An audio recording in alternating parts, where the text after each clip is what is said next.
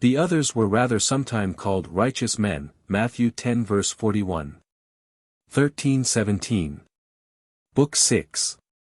Containing the interval of 32 years. From the death of Eli to the death of Saul. Chapter 1. The destruction that came upon the Philistines, and upon their land, by the wrath of God on account of their having carried the ark away captive, and after what manner they sent it back to the Hebrews. 1. When the Philistines had taken the ark of the Hebrews captive, as I said a little before, they carried it to the city of Ashdod, and put it by their own god, who was called Dagon, as one of their spoils. But when they went into his temple the next morning to worship their god, they found him paying the same worship to the ark, for he lay along, as having fallen down from the basis whereon he had stood, so they took him up and set him on his basis again, and were much troubled at what had happened. And as they frequently came to Dagon and found him still lying along, in a posture of adoration to the ark, they were in very great distress and confusion. At length God sent a very destructive disease upon the city and country of Ashdod, for they died of the dysentery or flux, a sore distemper, that brought death upon them very suddenly. For before the soul could, as usual in easy deaths, be well loosed from the body, they brought up their entrails, and vomited up what they had eaten, and what was entirely corrupted by the disease. And as to the fruits of their country, a great multitude of mice arose out of the earth and hurt them, and spared neither the plants nor the fruits. Now while the people of Ashdod were under these misfortunes, and were not able to support themselves under their calamities, they perceived that they suffered thus because of the ark, and that the victory they had gotten, and their having taken the ark captive, had not happened for their good. They therefore sent to the people of Askelon, and desired that they would receive the ark among them. This desire of the people of Ashdod was not disagreeable to those of Askelon, so they granted them that favor. But when they had gotten the ark, they were in the same miserable condition, for the ark carried along with it the disasters that the people of Ashdod had suffered, to those who received it from them. Those of Askelon also sent it away from themselves to others, nor did it stay among those others neither, for since they were pursued by the same disasters, they still sent it to the neighboring cities. So that the ark went round, after this manner, to the 5 cities of the Philistines, as though it exacted these disasters as a tribute to be paid it for its coming among them. 2. When those that had experienced these miseries were tired out with them, and when those that heard of them were taught thereby not to admit the ark among them, since they paid so dear a tribute for it, at length they sought for some contrivance and method how they might get free from it, so the governors of the 5 cities, Gath, and Ekron, and Askelon, as also of Gaza, and Ashdod, met together, and considered what was fit to be done. And at first they thought proper to send the ark back to its own people, as allowing that God had avenged its cause. That the miseries they had undergone came along with it, and that these were sent on their cities upon its account, and together with it. However, there were those that said they should not do so, nor suffer themselves to be deluded, as ascribing the cause of their miseries to it, because it could not have such power and force upon them. For, had God had such a regard to it, it would not have been delivered into the hands of men.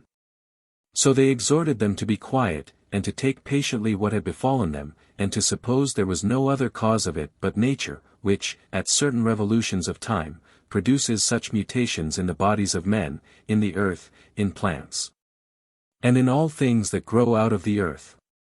But the counsel that prevailed over those already described, was that of certain men, who were believed to have distinguished themselves in former times for their understanding and prudence, and who, in their present circumstances, seemed above all the rest to speak properly.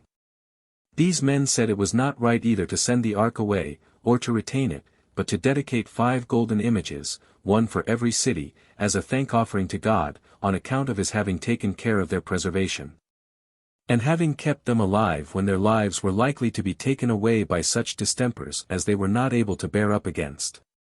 They also would have them make 5 golden mice like to those that devoured and destroyed their country, to put them in a bag, and lay them upon the ark.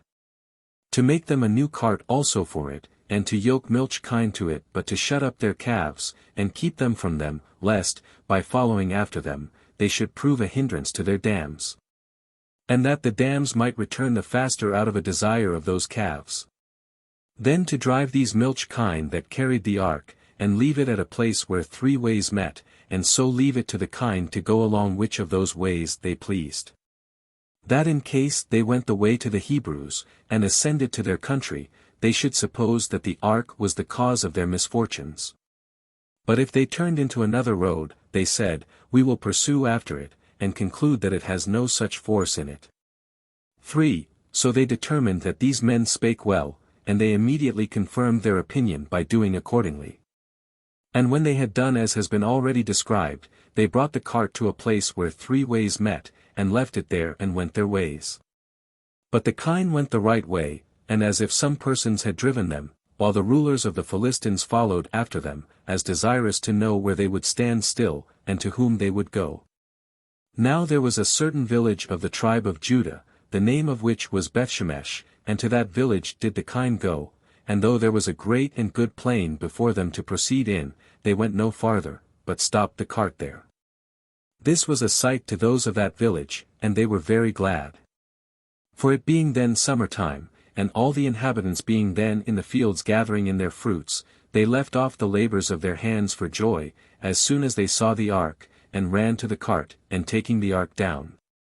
And the vessel that had the images in it, and the mice, they set them upon a certain rock which was in the plain. And when they had offered a splendid sacrifice to God, and feasted, they offered the cart and the kine as a burnt offering, and when the lords of the Philistines saw this, they returned back. 4.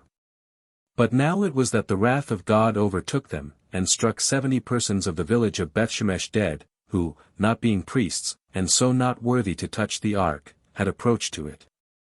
Those of that village wept for these that had thus suffered, and made such a lamentation as was naturally to be expected on so great a misfortune that was sent from God, and every one mourned for his own relation. And since they acknowledged themselves unworthy of the ark's abode with them, they sent to the public senate of the Israelites, and informed them that the ark was restored by the Philistines. Which when they knew, they brought it away to Kirjathjearim, a city in the neighborhood of Bethshemesh. In this city lived one Abinadab, by birth a Levite, and who was greatly commended for his righteous and religious course of life. So they brought the ark to his house, as to a place fit for God himself to abide in, since therein did inhabit a righteous man.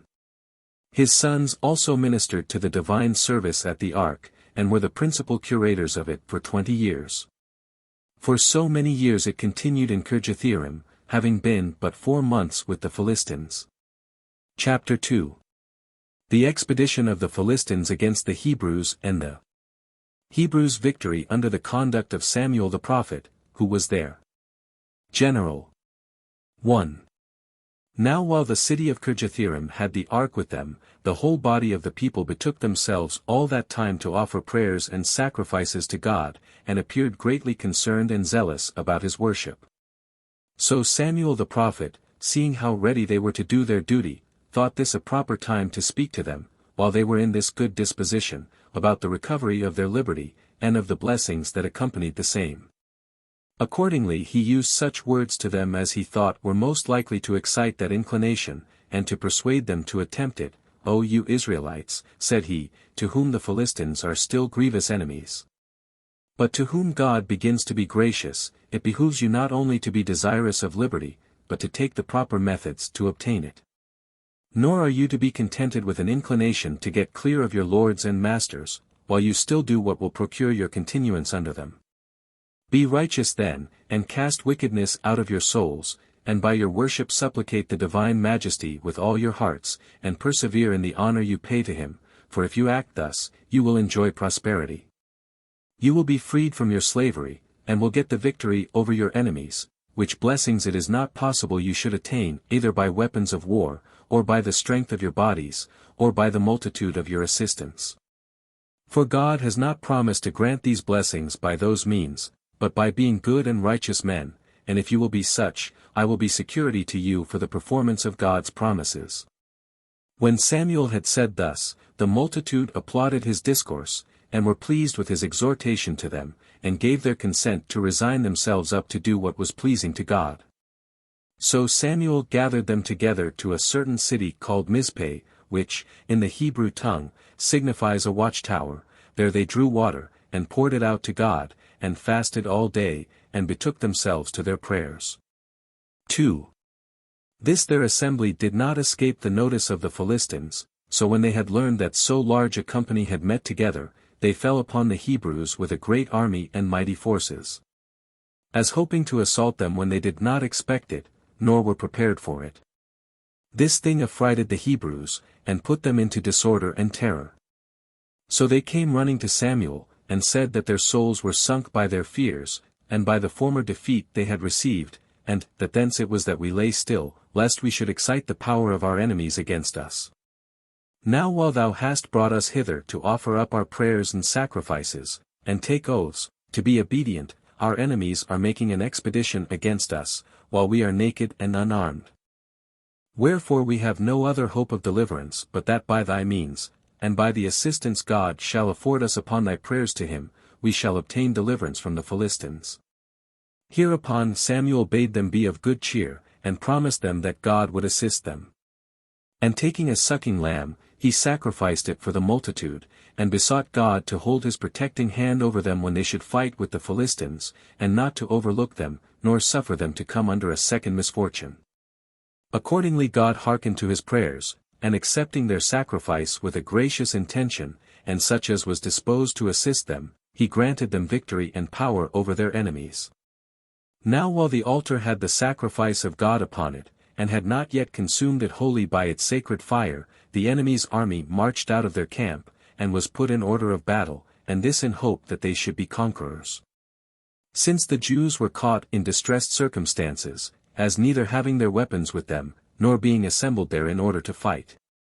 But things so fell out, that they would hardly have been credited though they had been foretold by anybody, for, in the first place, God disturbed their enemies with an earthquake, and moved the ground under them to such a degree, that he caused it to tremble, and made them to shake, insomuch that by its trembling, he made some unable to keep their feet, and made them fall down, and by opening its chasms, he caused that others should be hurried down into them.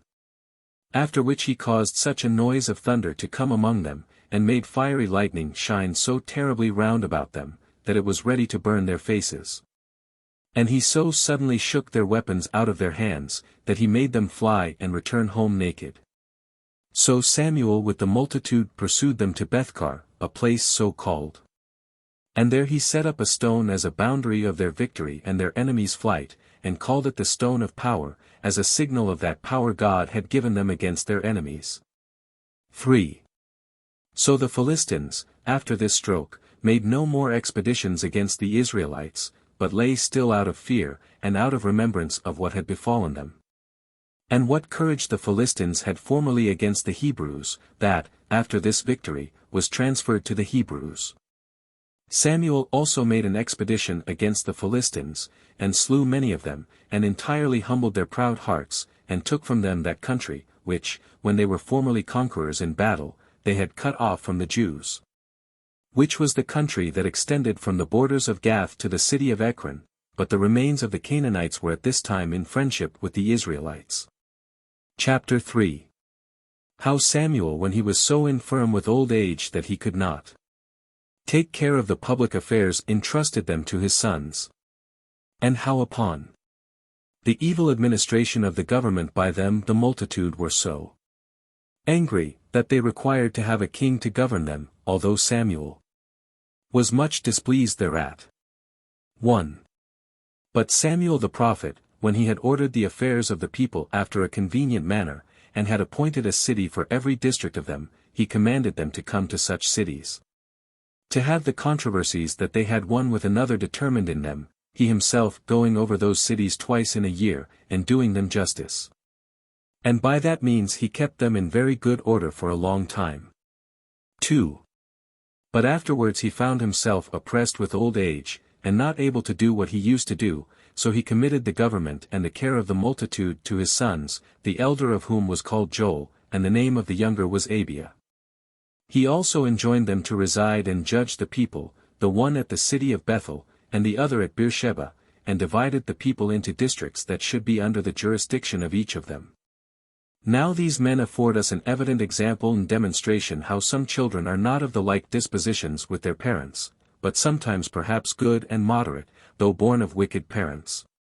And sometimes showing themselves to be wicked, though born of good parents, for these men turning aside from their fathers' good courses, and taking a course that was contrary to them, perverted justice for the filthy lucre of gifts and bribes. And made their determinations not according to truth, but according to bribery, and turned aside to luxury, and a costly way of living. So that as, in the first place, they practiced what was contrary to the will of God, so did they, in the second place, what was contrary to the will of the prophet their father, who had taken a great deal of care, and made a very careful provision that the multitude should be righteous. 3. But the people, upon these injuries offered to their former constitution and government by the prophet's sons, were very uneasy at their actions, and came running to the prophet, who then lived at the city Ramah, and informed him of the transgressions of his sons, and said, that as he was himself old already, and too infirm by that age of his to oversee their affairs in the manner he used to do, so they begged of him, and entreated him, to appoint some person to be king over them, who might rule over the nation, and avenge them of the Philistines, who ought to be punished for their former oppressions. These words greatly afflicted Samuel, on account of his innate love of justice, and his hatred to kingly government, for he was very fond of an aristocracy, as what made the men that used it of a divine and happy disposition. Nor could he either think of eating or sleeping, out of his concern and torment of mind at what they had said, but all the night long did he continue awake and revolve these notions in his mind. 4. While he was thus disposed, God appeared to him, and comforted him, saying, that he ought not to be uneasy at what the multitude desired, because it was not he, but himself whom they so insolently despised, and would not have to be alone their king. That they had been contriving these things from the very day that they came out of Egypt, that however in no long time they would sorely repent of what they did, which repentance yet could not undo what was thus done for futurity. That they would be sufficiently rebuked for their contempt, and the ungrateful conduct they have used towards me, and towards thy prophetic office. So I command thee to ordain them such a one as I shall name beforehand to be their king, when thou hast first described what mischiefs kingly government will bring upon them, and openly testified before them into what a great change of affairs they are hasting. 5. When Samuel had heard this, he called the Jews early in the morning, and confessed to them that he was to ordain them a king. But he said that he was first to describe to them what would follow, what treatment they would receive from their kings, and with how many mischiefs they must struggle. For know ye, said he, that, in the first place, they will take your sons away from you, and they will command some of them to be drivers of their chariots, and some to be their horsemen, and the guards of their body, and others of them to be runners before them, and captains of thousands, and captains of hundreds. They will also make them their artificers, makers of armor, and of chariots, and of instruments. They will make them their husbandmen also, and the curators of their own fields, and the diggers of their own vineyards. Nor will there be anything which they will not do at their commands, as if they were slaves bought with money. They will also appoint your daughters to be confectioners, and cooks, and bakers. And these will be obliged to do all sorts of work which women slaves, that are in fear of stripes and torments, submit to. They will, besides this, take away your possessions, and bestow them upon their eunuchs, and the guards of their bodies, and will give the herds of your cattle to their own servants, and to say briefly all at once, you, and all that is yours, will be servants to your king, and will become no way superior to his slaves. And when you suffer thus, you will thereby be put in mind of what I now say. And when you repent of what you have done, you will beseech God to have mercy upon you, and to grant you a quick deliverance from your kings. But he will not accept your prayers, but will neglect you, and permit you to suffer the punishment your evil conduct has deserved. 6. But the multitude was still so foolish as to be deaf to these predictions of what would befall them, and too peevish to suffer a determination which they had injudiciously once made, to be taken out of their mind.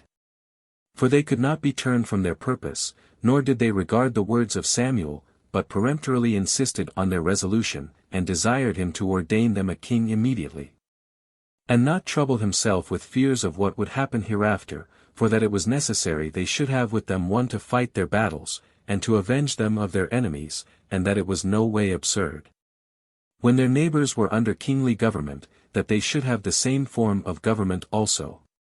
So when Samuel saw that what he had said had not diverted them from their purpose, but that they continued resolute, he said, Go you every one home for the present. When it is fit I will send for you, as soon as I shall have learned from God who it is that he will give you for your king. Chapter 4. The appointment of a king over the Israelites, whose name was Saul. And this by the command of God. 1. There was one of the tribe of Benjamin, a man of a good family, and of a virtuous disposition, his name was Kish.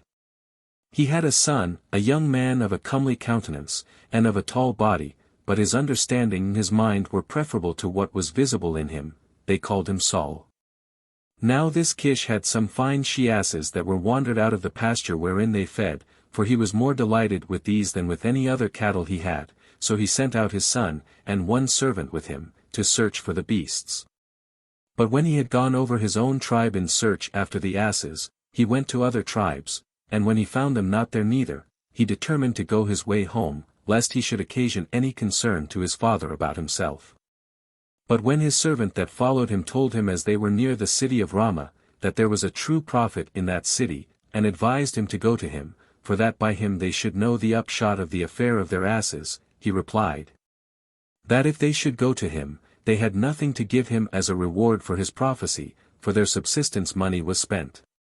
The servant answered, that he had still the fourth part of a shekel, and he would present him with that, for they were mistaken out of ignorance, as not knowing that the prophet received no such reward, so they went to him.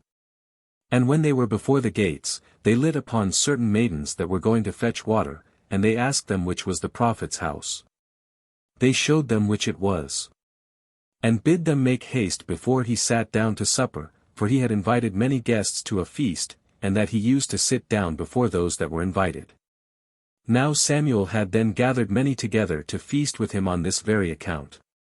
For while he every day prayed to God to tell him beforehand whom he would make king, he had informed him of this man the day before, for that he would send him a certain young man out of the tribe of Benjamin about this hour of the day. And he sat on the top of the house in expectation of that time's being come. And when the time was completed, he came down and went to supper, so he met with Saul, and God discovered to him that this was he who should rule over them.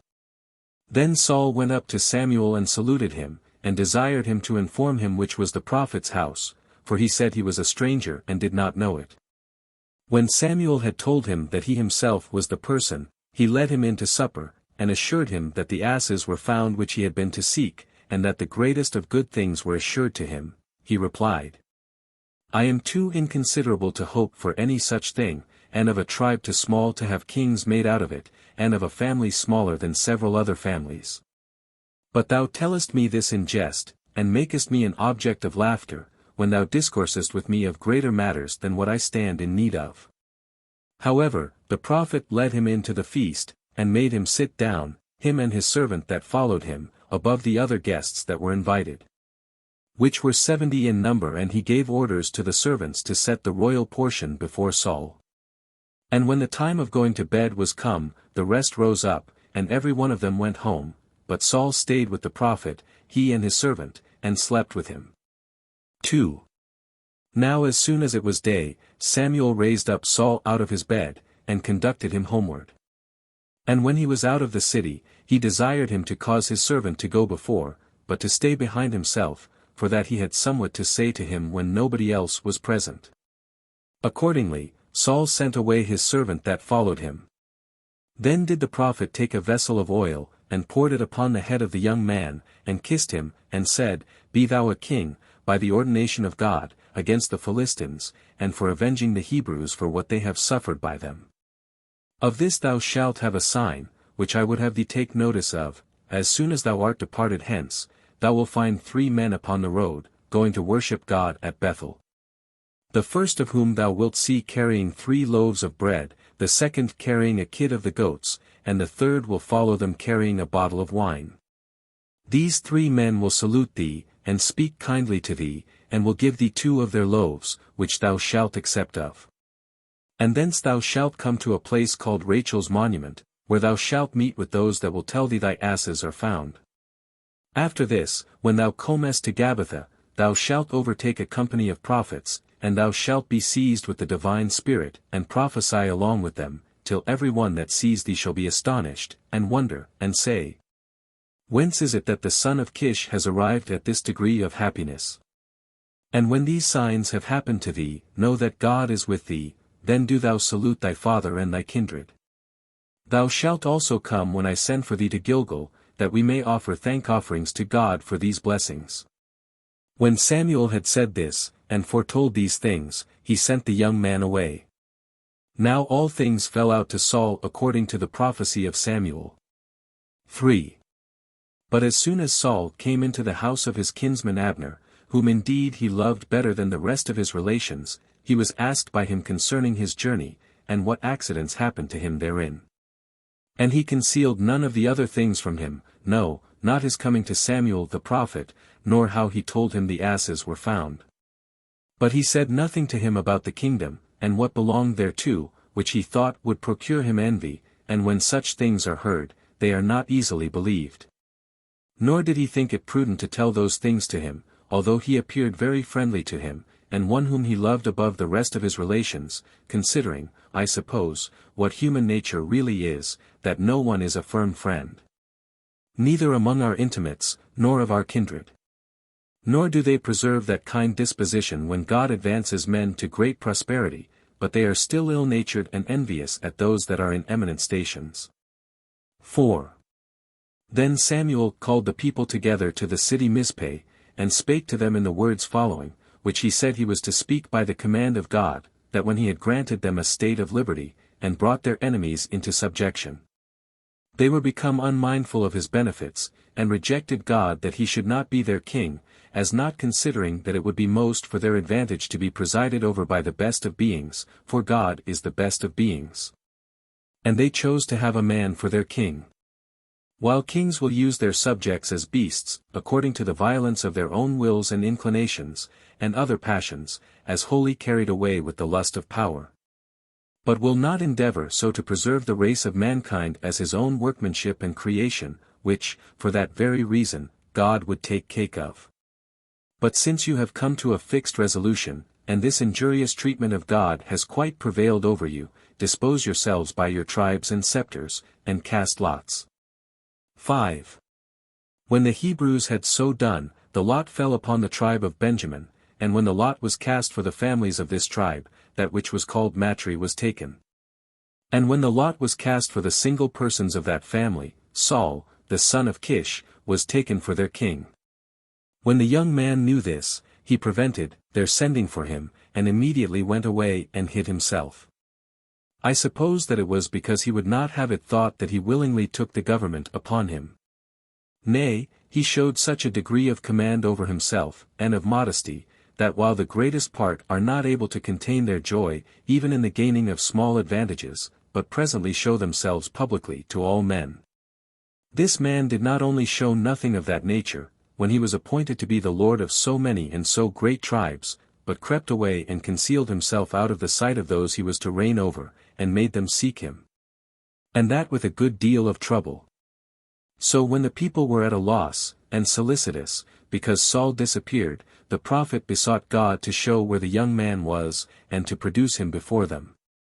So when they had learned of God the place where Saul was hidden, they sent men to bring him, and when he was come, they set him in the midst of the multitude. Now he was taller than any of them, and his stature was very majestic. 6. Then said the prophet, God gives you this man to be your king, see how he is higher than any of the people, and worthy of this dominion. So as soon as the people had made acclamation, God save the king, the prophet wrote down what would come to pass in a book, and read it in the hearing of the king, and laid up the book in the tabernacle of God, to be a witness to future generations of what he had foretold. So when Samuel had finished this matter, he dismissed the multitude, and came himself to the city Rinah, for it was his own country. Saul also went away to Gibeah, where he was born. And many good men there were who paid him the respect that was due to him. But the greater part were ill men, who despised him and derided the others, who neither did bring him presents, nor did they in affection, or even in words, regard to please him. Chapter 5. Saul's expedition against the nation of the Ammonites and victory over them and the spoils he took from them. 1. After 1 month, the war which Saul had with Nahash, the king of the Ammonites, obtained him respect from all the people. For this Nahash had done a great deal of mischief to the Jews that lived beyond Jordan by the expedition he had made against them with a great and warlike army.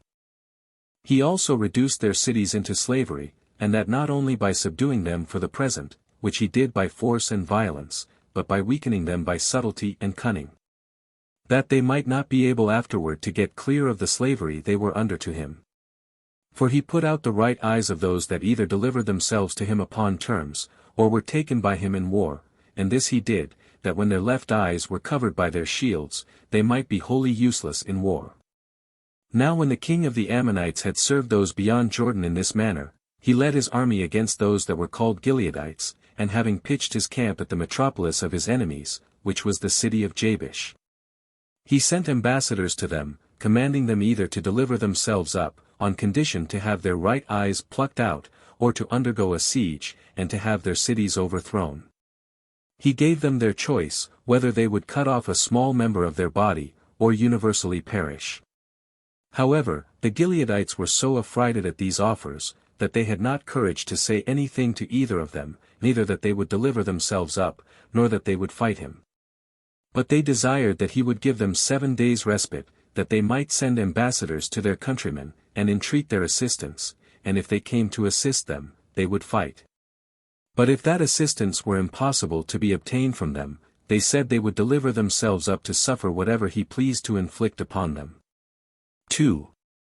So Nahash, contemning the multitude of the Gileadites and the answer they gave, allowed them a respite, and gave them leave to send to whomsoever they pleased for assistance.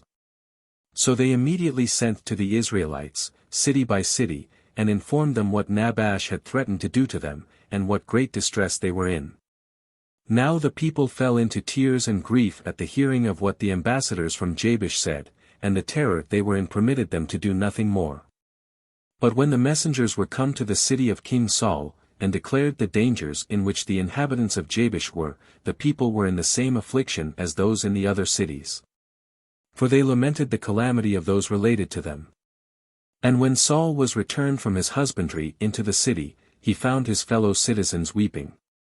And when, upon inquiry, he had learned the cause of the confusion and sadness they were in, he was seized with a divine fury, and sent away the ambassadors from the inhabitants of Jabesh, and promised them to come to their assistance on the 3rd day, and to beat their enemies before sunrising, that the sun upon its rising might see that they had already conquered, and were freed from the fears they were under, but he bid some of them stay to conduct them the right way to Jabesh.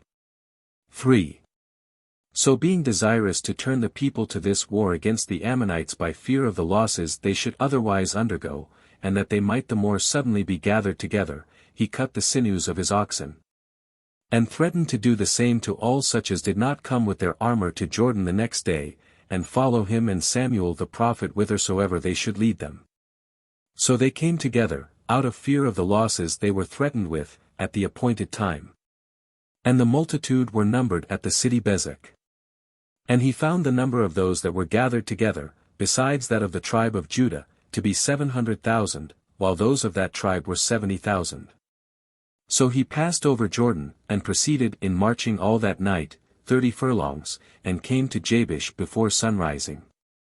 So he divided the army into 3 companies, and fell upon their enemies on every side on the sudden, and when they expected no such thing, and joining battle with them, they slew a great many of the Ammonites, as also their king Nahash.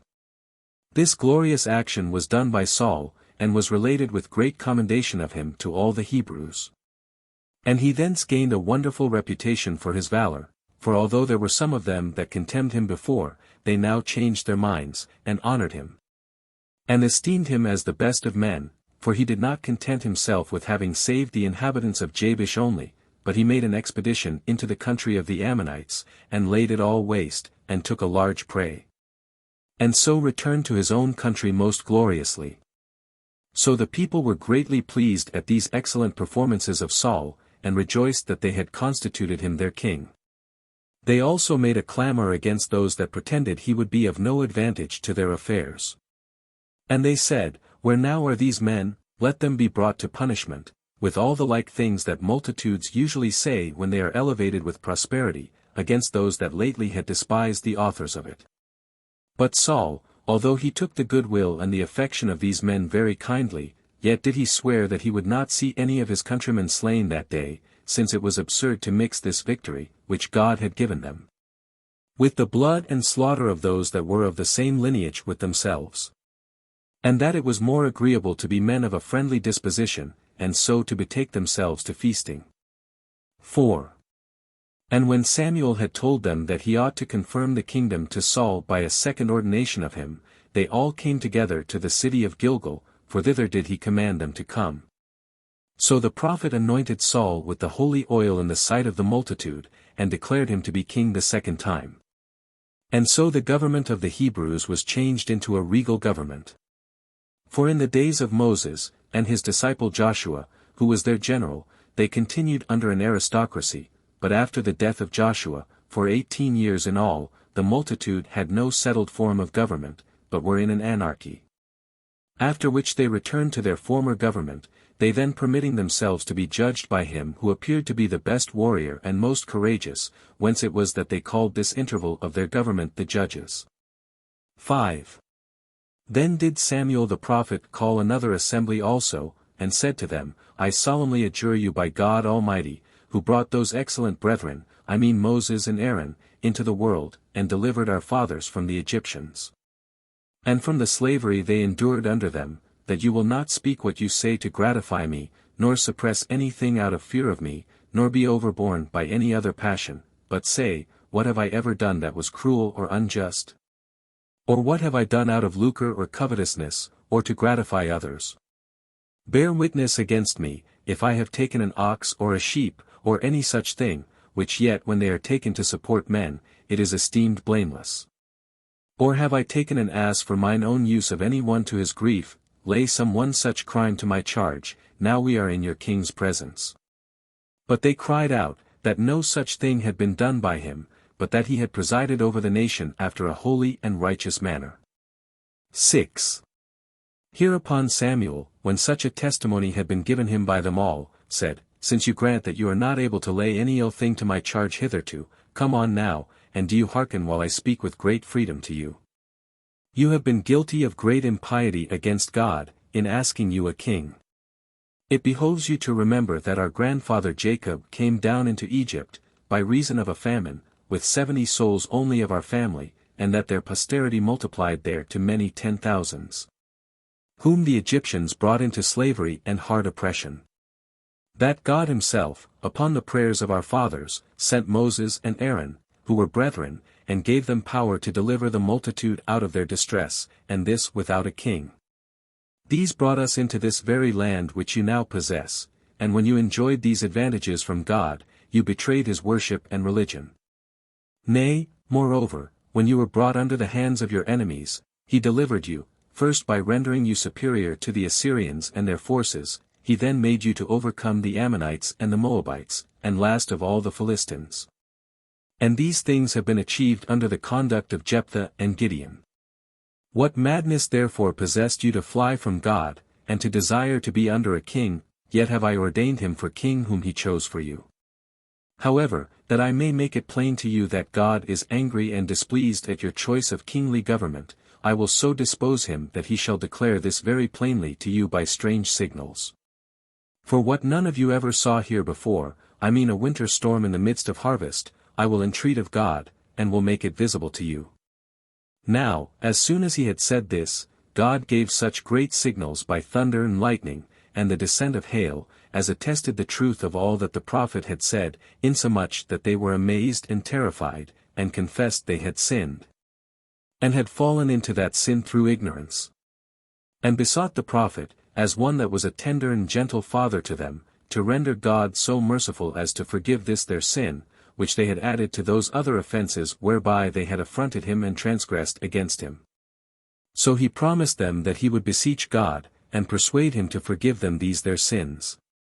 However, he advised them to be righteous, and to be good, and ever to remember the miseries that had befallen them on account of their departure from virtue, as also to remember the strange signs God had shown them.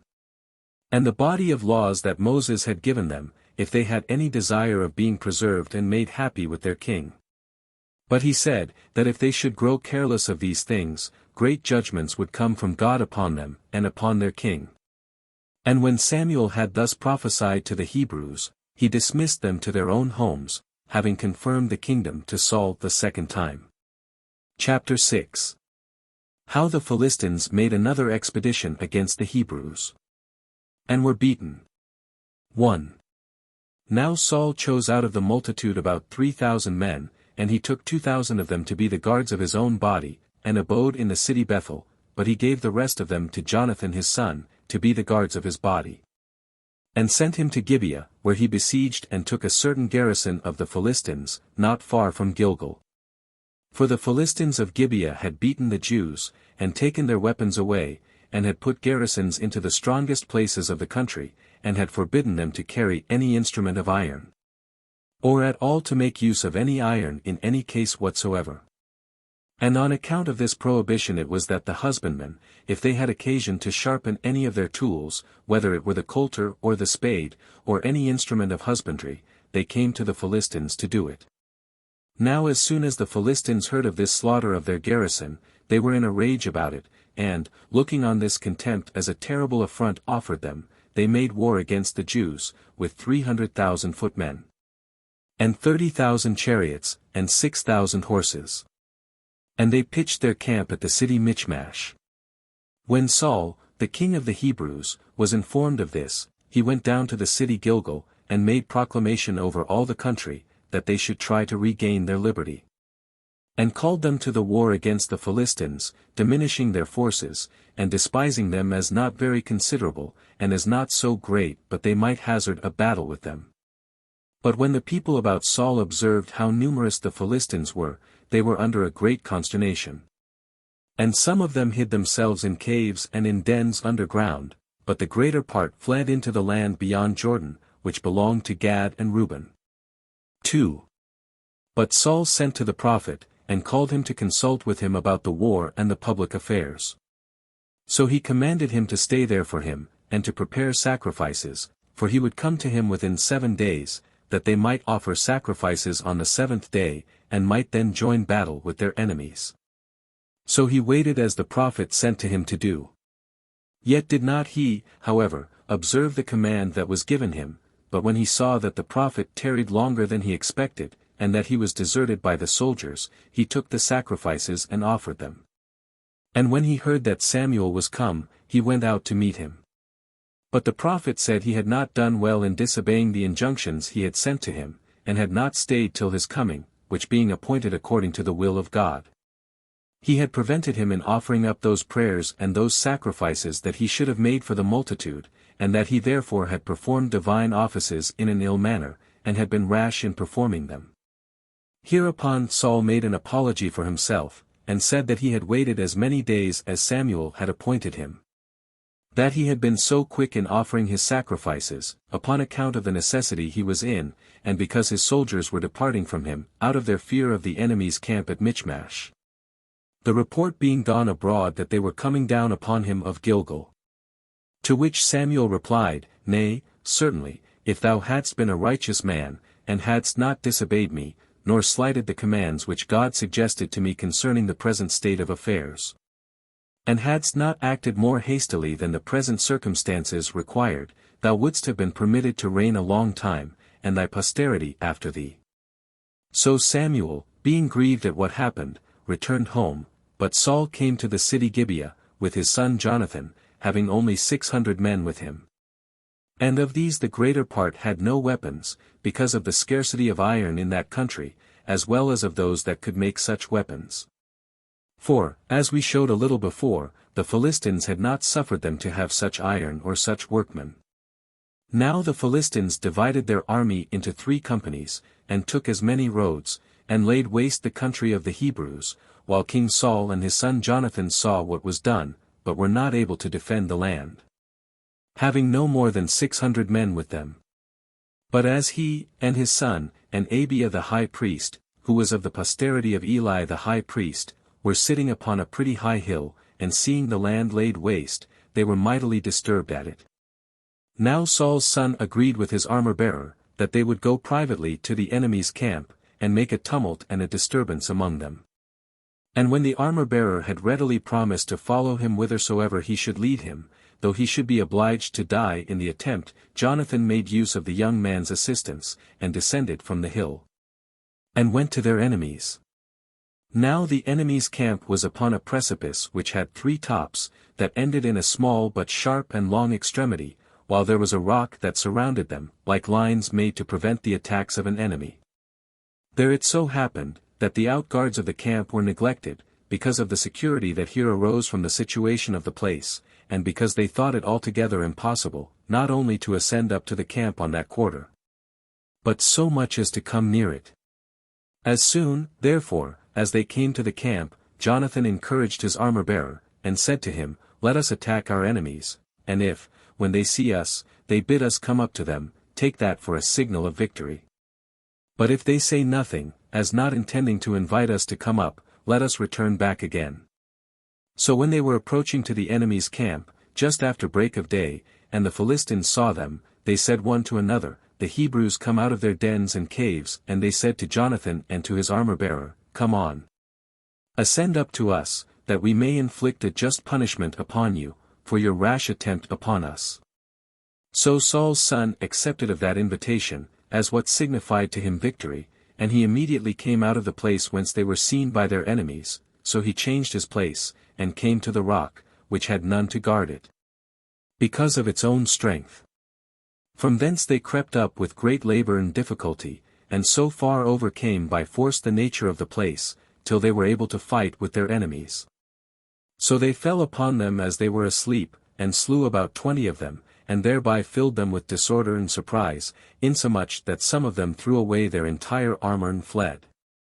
But the greatest part, not knowing one another, because they were of different nations, suspected one another to be enemies, for they did not imagine there were only 2 of the Hebrews that came up, and so they fought one against another.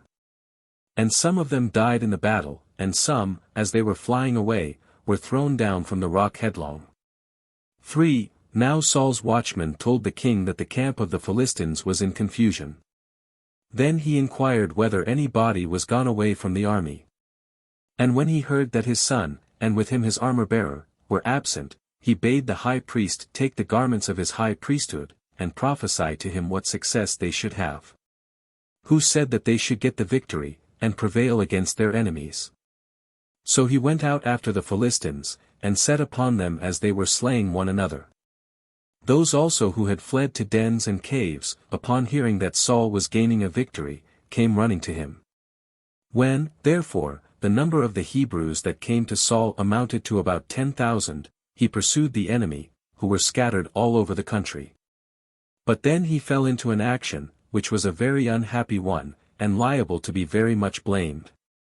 For, whether out of ignorance or whether out of joy for a victory gained so strangely, for it frequently happens that persons so fortunate are not then able to use their reason consistently, as he was desirous to avenge himself, and to exact a due punishment of the Philistines, he denounced a curse upon the Hebrews, that if any one put a stop to his slaughter of the enemy, and fell on eating, and left off the slaughter or the pursuit before the night came on, and obliged them so to do, he should be accursed. Now after Saul had denounced this curse, since they were now in a wood belonging to the tribe of Ephraim, which was thick and full of bees, Saul's son, who did not hear his father denounce that curse, nor hear of the approbation the multitude gave to it, broke off a piece of a honeycomb, and ate part of it.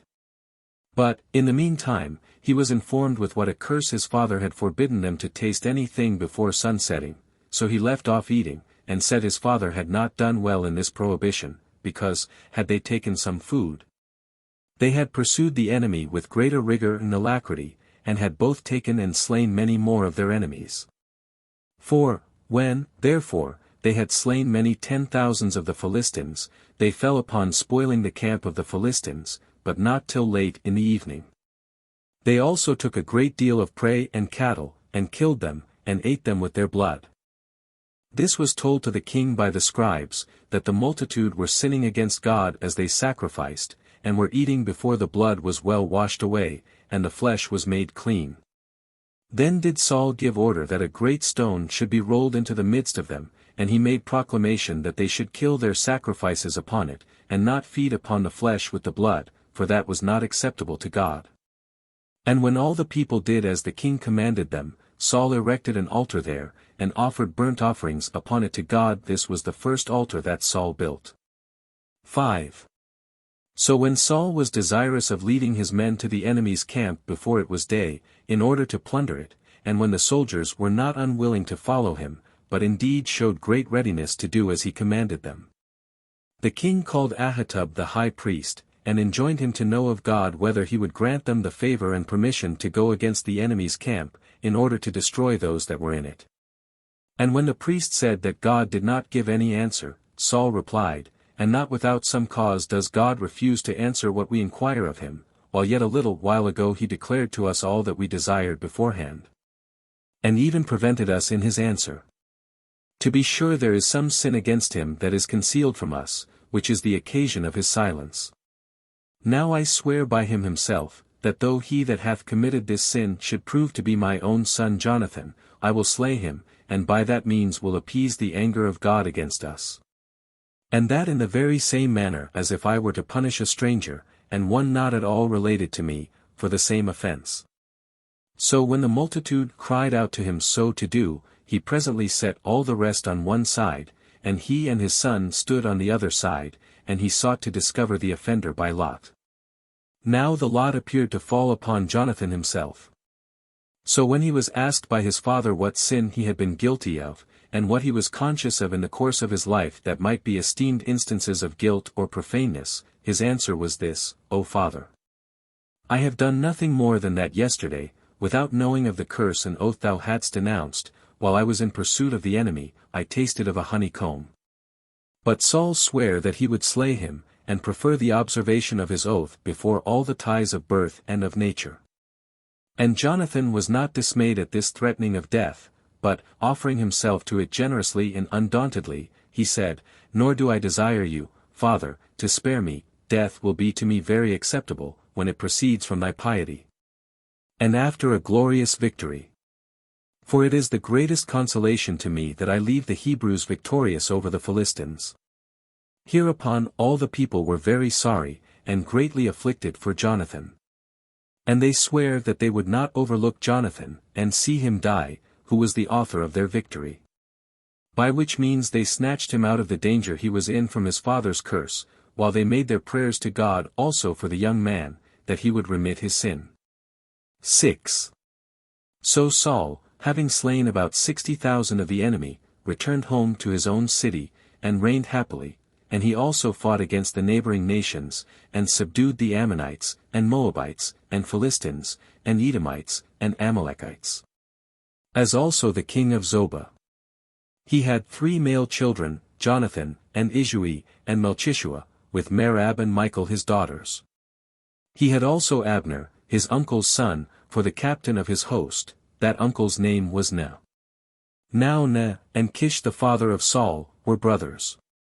Saul had also a great many chariots and horsemen, and against whomsoever he made war he returned conqueror, and advanced the affairs of the Hebrews to a great degree of success and prosperity, and made them superior to other nations. And he made such of the young men as were remarkable for tallness and comeliness the guards of his body. Chapter 7. Saul's war with the Amalekites, and conquest of them. 1. Now Samuel came unto Saul, and said to him, that he was sent by God to put him in mind that God had preferred him before all others, and ordained him king. That he therefore ought to be obedient to him, and to submit to his authority, as considering, that though he had the dominion over the other tribes, yet that God had the dominion over him, and over all things. That accordingly God said to him, that, because the Amalekites did the Hebrews a great deal of mischief while they were in the wilderness, and when, upon their coming out of Egypt, they were making their way to that country which is now their own. I enjoin thee to punish the Amalekites, by making war upon them. And when thou hast subdued them, to leave none of them alive, but to pursue them through every age, and to slay them, beginning with the women and the infants. And to require this as a punishment to be inflicted upon them for the mischief they did to our forefathers. To spare nothing, neither asses nor other beasts, nor to reserve any of them for your own advantage and possession, but to devote them universally to God, and, in obedience to the commands of Moses, to blot out the name of Amalek entirely. 2. So Saul promised to do what he was commanded. And supposing that his obedience to God would be shown, not only in making war against the Amalekites, but more fully in the readiness and quickness of his proceedings, he made no delay, but immediately gathered together all his forces. And when he had numbered them in Gilgal, he found them to be about 400,000 of the Israelites, besides the tribe of Judah, for that tribe contained by itself 30,000. Accordingly, Saul made an irruption into the country of the Amalekites, and set many men in several parties in ambush at the river, that so he might not only do them a mischief by open fighting, but might fall upon them unexpectedly in the ways. And might thereby compass them round about, and kill them. And when he had joined battle with the enemy, he beat them, and pursuing them as they fled, he destroyed them all. And when that undertaking had succeeded, according as God had foretold, he set upon the cities of the Amalekites. He besieged them, and took them by force, partly by warlike machines, partly by mines dug underground, and partly by building walls on the outsides. Some they starved out with famine, and some they gained by other methods. And after all, he betook himself to slay the women and the children, and thought he did not act therein either barbarously or inhumanly. First, because they were enemies whom he thus treated, and, in the next place, because it was done by the command of God, whom it was dangerous not to obey. He also took Agag, the enemy's king, captive, the beauty and tallness of whose body he admired so much, that he thought him worthy of preservation. Yet was not this done however according to the will of God, but by giving way to human passions, and suffering himself to be moved with an unseasonable commiseration, in a point where it was not safe for him to indulge it. For God hated the nation of the Amalekites to such a degree, that he commanded Saul to have no pity on even those infants which we by nature chiefly compassionate. But Saul preserved their king and governor from the miseries which the Hebrews brought on the people, as if he preferred the fine appearance of the enemy to the memory of what God had sent him about. The multitude were also guilty, together with Saul, for they spared the herds and the flocks, and took them for a prey, when God had commanded they should not spare them.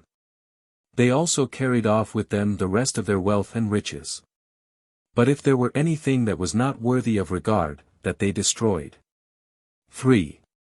But when Saul had conquered all these Amalekites that reached from Pelusium of Egypt to the Red Sea, he laid waste all the rest of the enemy's country, but for the nation of the Shechemites, he did not touch them. Although they dwelt in the very middle of the country of Midian. For before the battle, Saul had sent to them, and charged them to depart thence, lest they should be partakers of the miseries of the Amalekites.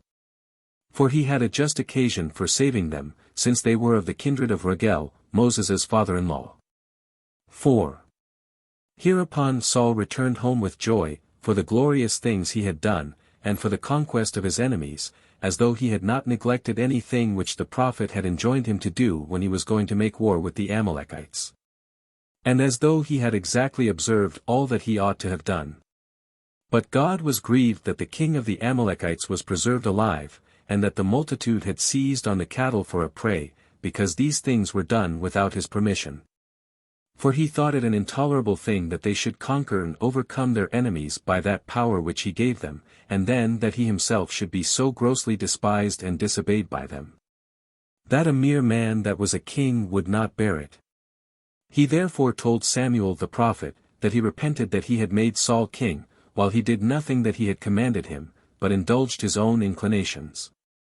When Samuel heard that, he was in confusion, and began to beseech God all that night to be reconciled to Saul, and not to be angry with him. But he did not grant that forgiveness to Saul which the prophet asked for, as not deeming it a fit thing to grant forgiveness of such sins at his entreaties. since injuries do not otherwise grow so great as by the easy tempers of those that are injured. Or while they hunt after the glory of being thought gentle and good-natured, before they are aware they produce other sins. As soon therefore as God had rejected the intercession of the prophet, and it plainly appeared he would not change his mind, at break of day Samuel came to Saul at Gilgal.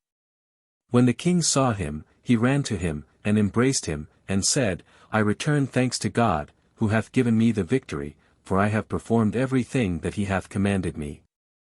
To which Samuel replied, How is it then that I hear the bleating of the sheep and the lowing of the greater cattle in the camp? Saul made answer, that the people had reserved them for sacrifices.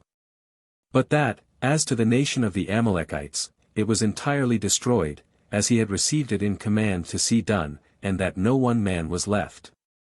But that he had saved alive the king alone, and brought him to him, concerning whom, he said, they would advise together what should be done with him. But the prophet said, God is not delighted with sacrifices, but with good and with righteous men, who are such as follow his will and his laws, and never think that anything is well done by them but when they do it as God had commanded them.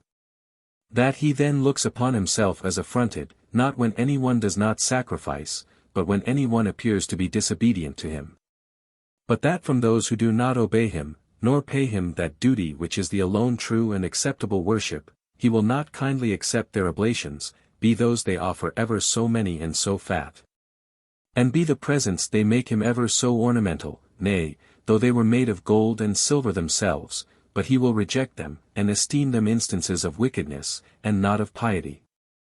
And that he is delighted with those that still bear in mind this one thing, and this only, how to do that, whatsoever it be, which God pronounces or commands for them to do, and to choose rather to die than to transgress any of those commands. Nor does he require so much as a sacrifice from them. And when these do sacrifice, though it be a mean oblation, he better accepts of it as the honor of poverty, than such oblations as come from the richest men that offer them to him. Wherefore take notice, that thou art under the wrath of God, for thou hast despised and neglected what he commanded thee. How dost thou then suppose that he will respect a sacrifice out of such things as he hath doomed to destruction?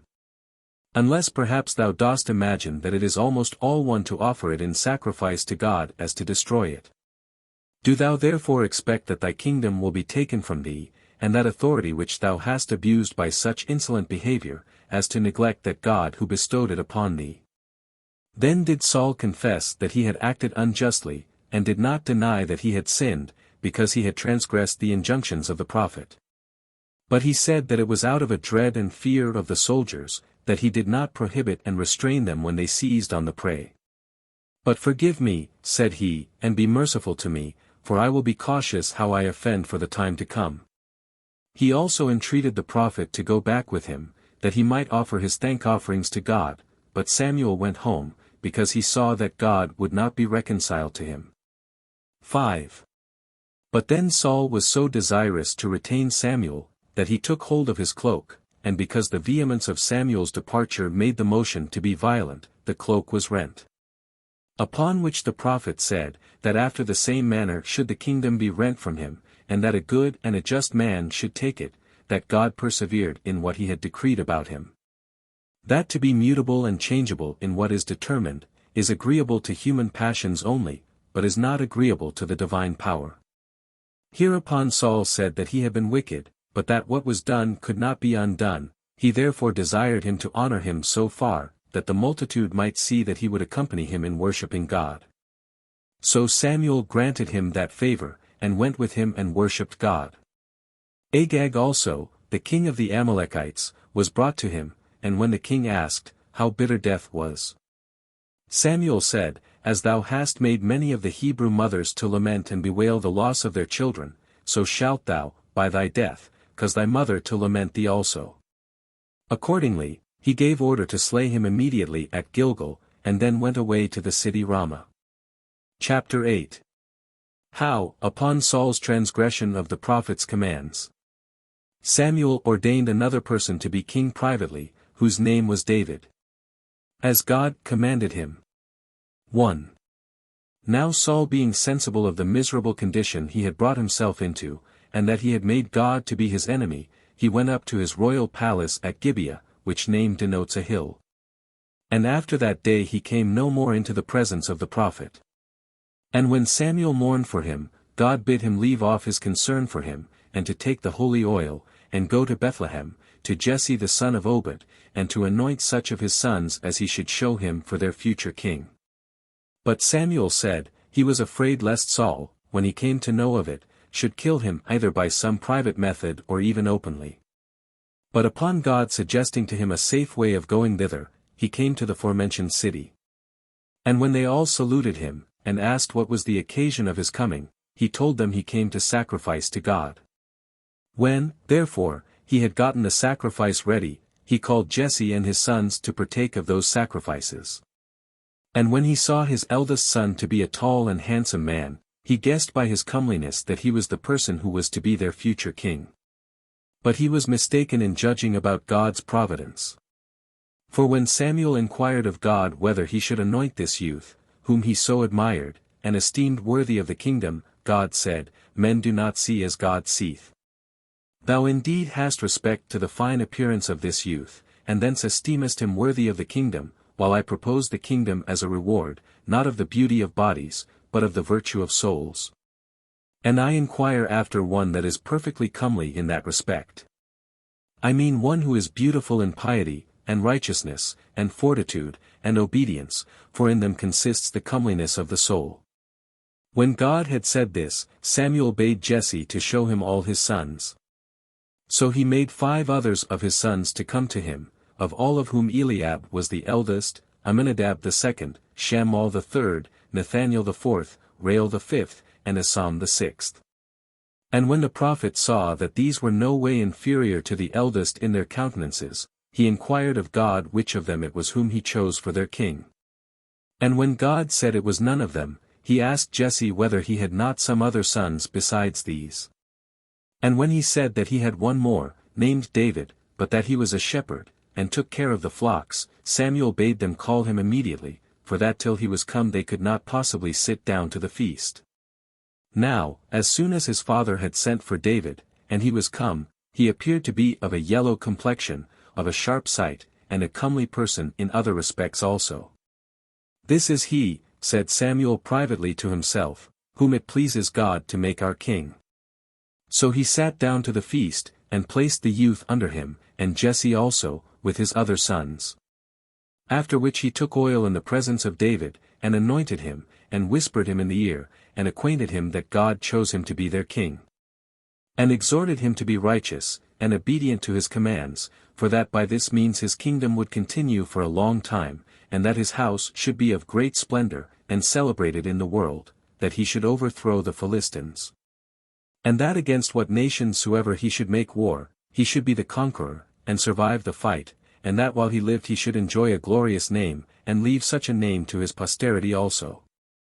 2. So Samuel, when he had given him these admonitions, went away. But the divine power departed from Saul, and removed to David, who, upon this removal of the divine spirit to him, began to prophesy. But as for Saul, some strange and demoniacal disorders came upon him, and brought upon him such suffocations as were ready to choke him. For which the physicians could find no other remedy but this, that if any person could charm those passions by singing, and playing upon the harp, they advised them to inquire for such a one. And to observe when these demons came upon him and disturbed him, and to take care that such a person might stand over him, and play upon the harp, and recite hymns to him. Accordingly Saul did not delay, but commanded them to seek out such a man.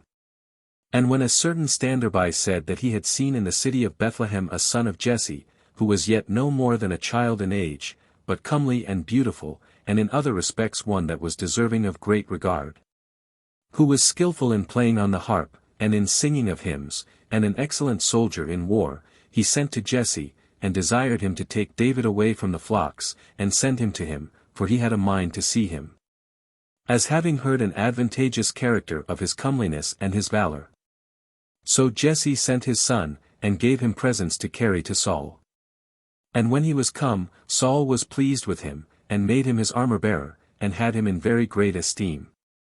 For he charmed his passion, and was the only physician against the trouble he had from the demons, whensoever it was that it came upon him, and this by reciting of hymns, and playing upon the harp, and bringing Saul to his right mind again. However, he sent to Jesse, the father of the child, and desired him to permit David to stay with him, for that he was delighted with his sight and company. Which stay, that he might not contradict Saul, he granted. Chapter 9.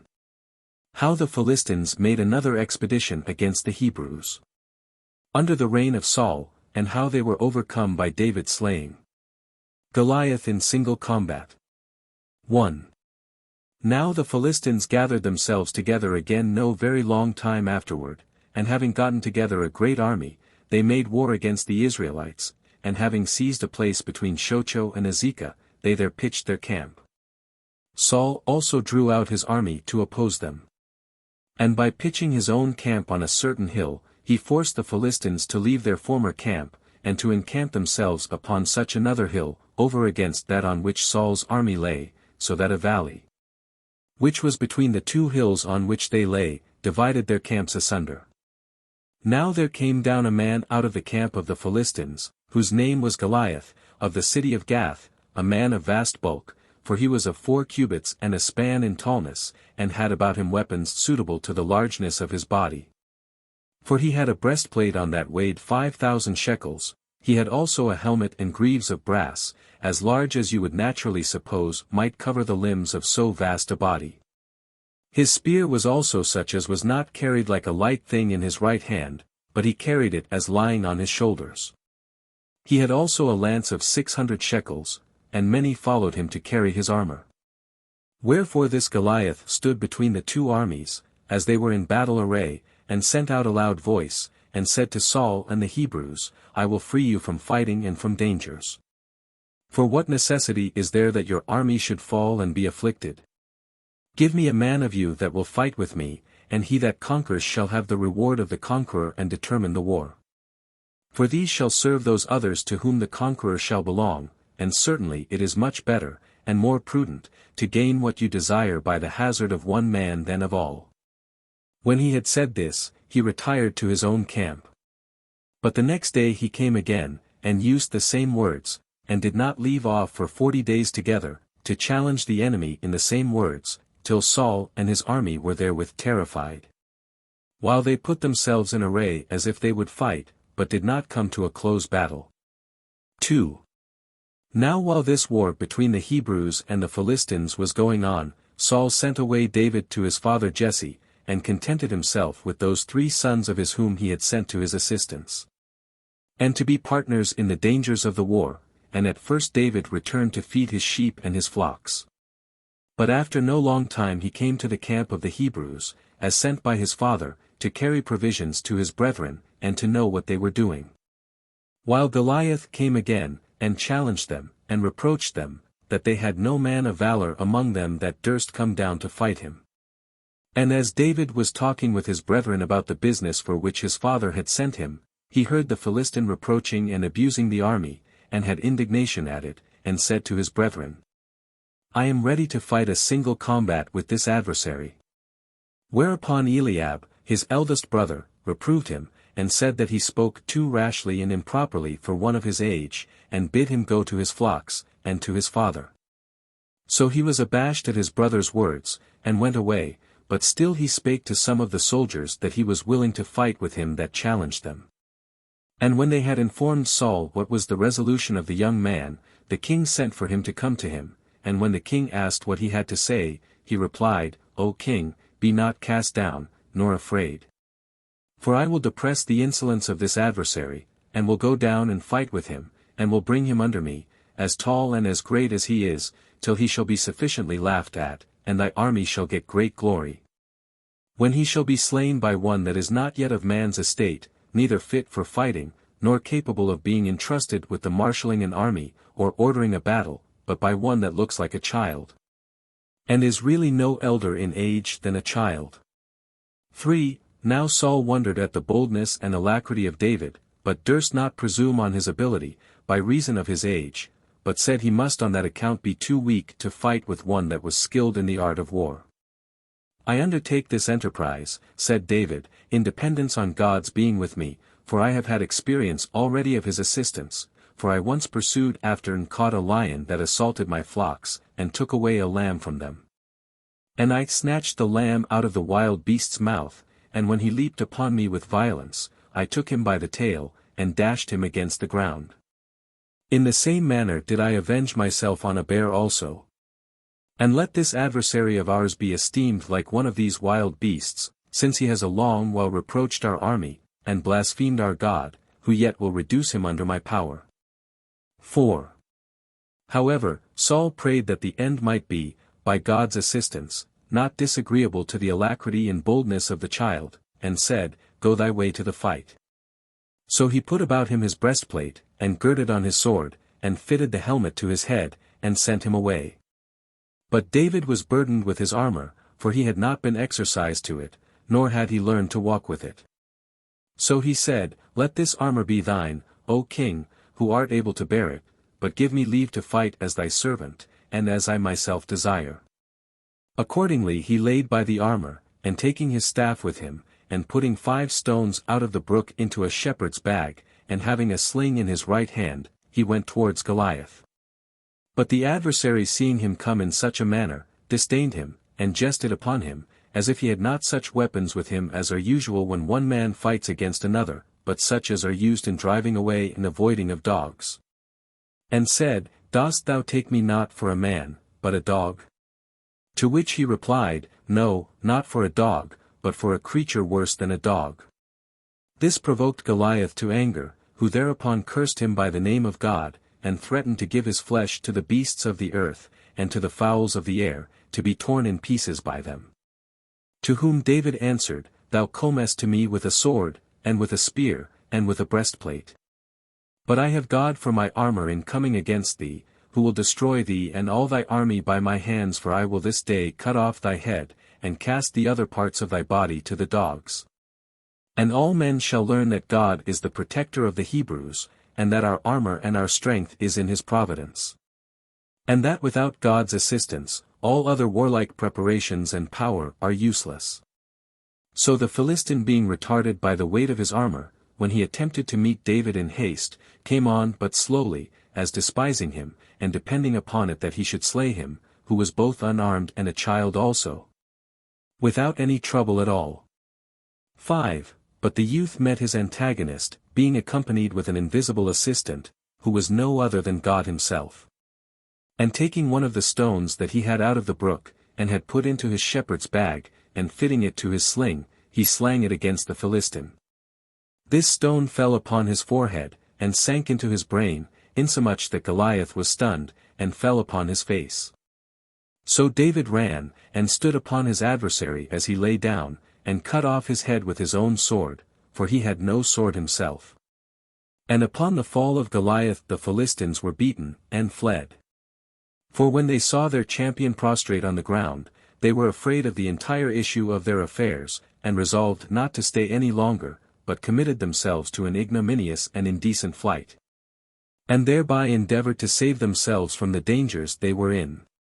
But Saul and the entire army of the Hebrews made a shout, and rushed upon them, and slew a great number of them, and pursued the rest to the borders of Garb, and to the gates of Ekron. So that there were slain of the Philistines 30,000, and twice as many wounded. But Saul returned to their camp, and pulled their fortification to pieces, and burnt it. But David carried the head of Goliath into his own tent, but dedicated his sword to God, at the tabernacle. Chapter 10. Saul envies David for his glorious success, and takes an occasion of entrapping him, from the promise he made him of giving him his daughter in marriage. But this upon condition of his bringing him 600 heads of the Philistines. 1. Now the women were an occasion of Saul's envy and hatred to David. For they came to meet their victorious army with cymbals, and drums, and all demonstrations of joy, and sang thus. The wives said, that Saul had slain his many thousands of the Philistines. The virgins replied, that David had slain his 10,000s. Now, when the king heard them singing thus, and that he had himself the smallest share in their commendations, and the greater number, the 10,000s, were ascribed to the young man. And when he considered with himself that there was nothing more wanting to David, after such a mighty applause, but the kingdom, he began to be afraid and suspicious of David. Accordingly he removed him from the station he was in before, for he was his armor-bearer, which, out of fear, seemed to him much too near a station for him. And so he made him captain over 1,000, and bestowed on him a post better indeed in itself, but, as he thought, more for his own security. For he had a mind to send him against the enemy, and into battles, as hoping he would be slain in such dangerous conflicts. 2.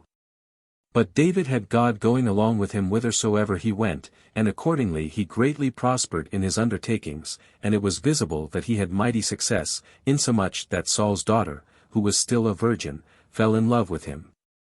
And her affection so far prevailed over her, that it could not be concealed, and her father became acquainted with it. Now Saul heard this gladly, as intending to make use of it for a snare against David, and he hoped that it would prove the cause of destruction and of hazard to him. So he told those that informed him of his daughter's affection, that he would willingly give David the virgin in marriage, and said, I engage myself to marry my daughter to him if he will bring me 600 heads of my enemies, supposing that when a reward so ample was proposed to him, and when he should aim to get him great glory. By undertaking a thing so dangerous and incredible, he would immediately set about it, and so perish by the Philistines. And my designs about him will succeed finely to my mind, for I shall be freed from him, and get him slain, not by myself, but by another man. So he gave order to his servants to try how David would relish this proposal of marrying the damsel. Accordingly, they began to speak thus to him, that King Saul loved him, as well as did all the people, and that he was desirous of his affinity by the marriage of this damsel. To which he gave this answer, Seemeth it to you a light thing to be made the king's son-in-law? It does not seem so to me, especially when I am one of a family that is low, and without any glory or honor. Now when Saul was informed by his servants what answer David had made, he said, Tell him that I do not want any money nor dowry from him, which would be rather to set my daughter to sale than to give her in marriage. But I desire only such a son-in-law as hath in him fortitude, and all other kinds of virtue, of which he saw David was possessed, and that his desire was to receive of him, on account of his marrying his daughter, neither gold nor silver. Nor that he should bring such wealth out of his father's house, but only some revenge on the Philistines, and indeed 600 of their heads, than which a more desirable or a more glorious present could not be brought him. And that he had much rather obtain this, than any of the accustomed dowries for his daughter, viz. That she should be married to a man of that character, and to one who had a testimony as having conquered his enemies. 3. When these words of Saul were brought to David, he was pleased with them, and supposed that Saul was really desirous of this affinity with him. So that without bearing to deliberate any longer, or casting about in his mind whether what was proposed was possible, or was difficult or not, he and his companions immediately set upon the enemy, and went about doing what was proposed as the condition of the marriage. Accordingly, because it was God who made all things easy and possible to David, he slew many of the Philistines, and cut off the heads of 600 of them, and came to the king, and by showing him these heads of the Philistines, required that he might have his daughter in marriage. Accordingly, Saul, having no way of getting off his engagements, as thinking it a base thing either to seem a liar when he promised him this marriage, or to appear to have acted treacherously by him, in putting him upon what was in a manner impossible, in order to have him slain, he gave him his daughter in marriage. Her name was Michal. Chapter 11. How David, upon Saul's laying snares for him, did yet escape. The dangers he was in by the affection and care of Jonathan, and the contrivances of his wife Michal, and how he came to Samuel the prophet. 1. However, Saul was not disposed to persevere long in the state wherein he was, for when he saw that David was in great esteem, both with God and with the multitude, he was afraid. And being not able to conceal his fear as concerning great things, his kingdom and his life, to be deprived of either of which was a very great calamity, he resolved to have David slain. And commanded his son Jonathan and his most faithful servants to kill him, but Jonathan wondered at his father's change with relation to David, that it should be made to so great a degree, from showing him no small goodwill, to contrive how to have him killed. Now, because he loved the young man, and reverenced him for his virtue, he informed him of the secret charge his father had given, and what his intentions were concerning him. However, he advised him to take care and be absent the next day, for that he would salute his father, and, if he met with a favorable opportunity, he would discourse with him about him, and learn the cause of his disgust, and show how little ground there was for it, and that for it he ought not to kill a man that had done so many good things to the multitude, and had been a benefactor to himself, on account of which he ought in reason to obtain pardon, had he been guilty of the greatest crimes. And I will then inform thee of my father's resolution. Accordingly David complied with such an advantageous advice, and kept himself then out of the king's sight. 2. On the next day Jonathan came to Saul, as soon as he saw him in a cheerful and joyful disposition, and began to introduce a discourse about David. What unjust action, O father, either little or great, hast thou found so exceptionable in David, as to induce thee to order us to slay a man who hath been of great advantage to thy own preservation, and of still greater to the punishment of the Philistines? A man who hath delivered the people of the Hebrews from reproach and derision, which they underwent for 40 days together, when he alone had courage enough to sustain the challenge of the adversary. And after that brought as many heads of our enemies as he was appointed to bring, and had, as a reward for the same, my sister in marriage. Insomuch that his death would be very sorrowful to us, not only on account of his virtue, but on account of the nearness of our relation. For thy daughter must be injured at the same time that he is slain, and must be obliged to experience widowhood, before she can come to enjoy any advantage from their mutual conversation. Consider these things, and change your mind to a more merciful temper, and do no mischief to a man, who, in the first place, hath done us the greatest kindness of preserving thee. For when an evil spirit and demons had seized upon thee, he cast them out, and procured rest to thy soul from their incursions, and, in the second place, hath avenged us of our enemies, for it is a base thing to forget such benefits. So Saul was pacified with these words, and sware to his son that he would do David no harm, for a righteous discourse proved too hard for the king's anger and fear. So Jonathan sent for David, and brought him good news from his father, that he was to be preserved. He also brought him to his father, and David continued with the king as formerly. 3.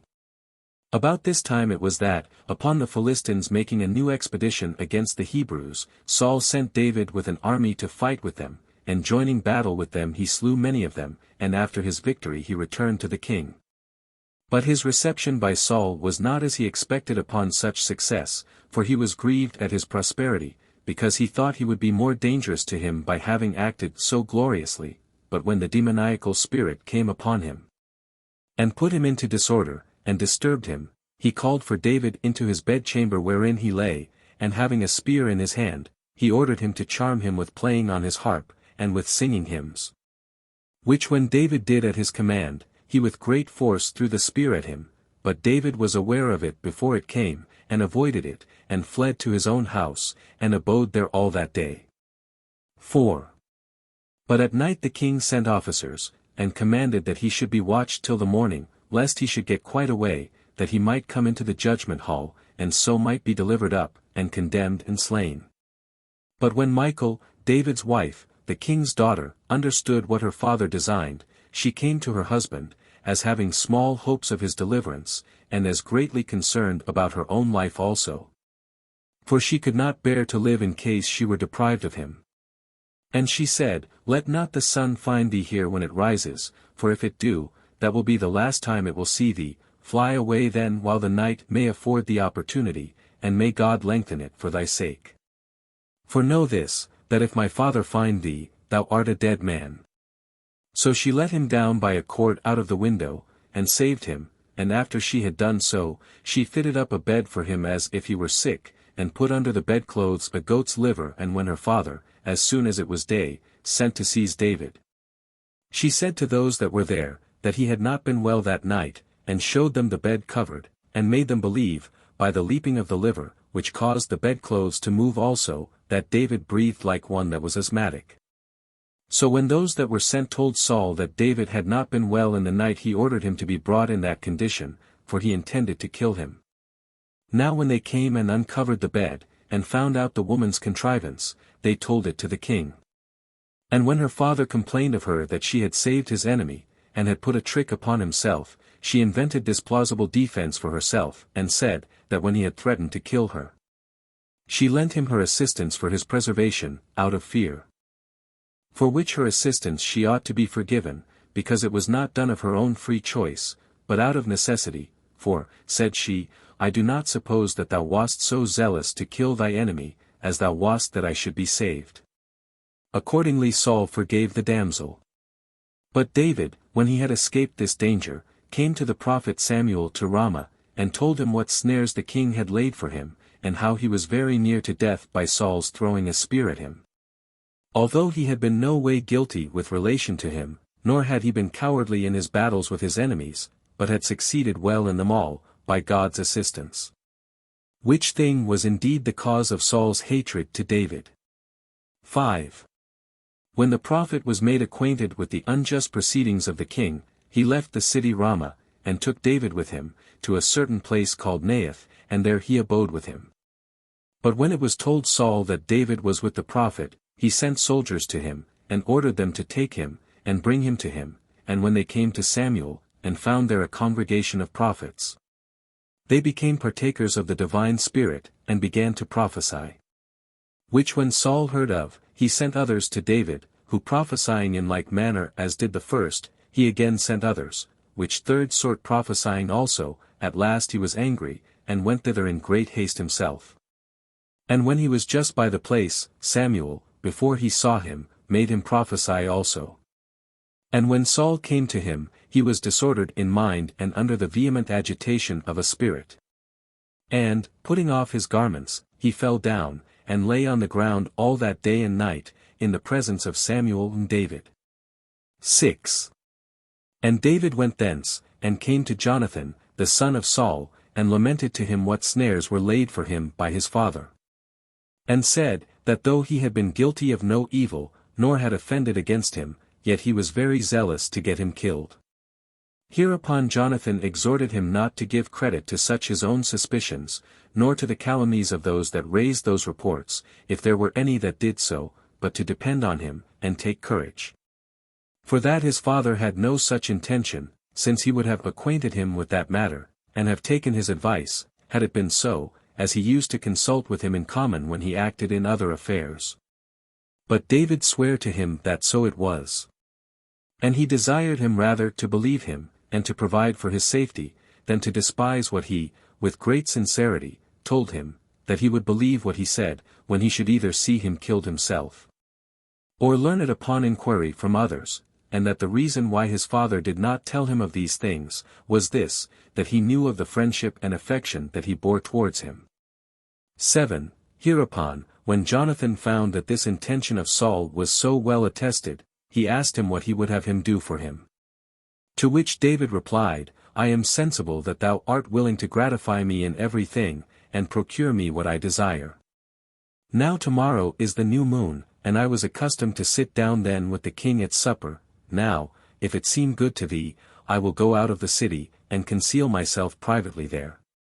And if Saul inquire why I am absent, tell him that I am gone to my own city Bethlehem, to keep a festival with my own tribe, and add this also, that thou gavest me leave so to do. And if he say, as is usually said in the case of friends that are gone abroad, it is well that he went, then assure thyself that no latent mischief or enmity may be feared at his hand.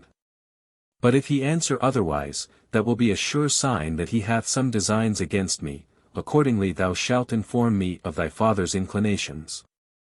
And that out of pity to my case and out of thy friendship for me, as instances of which friendship thou hast vouchsafed to accept of the assurances of my love to thee, and to give the like assurances to me, that is, those of a master to his servant.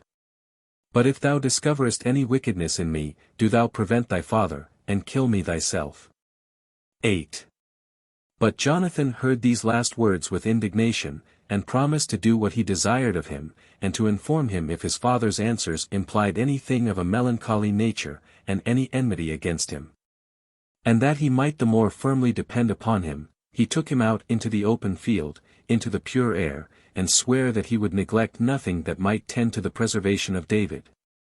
And he said, I appeal to that God, who, as thou sayest, is diffused everywhere, and knoweth this intention of mine, before I explain it in words, as the witness of this my covenant with thee.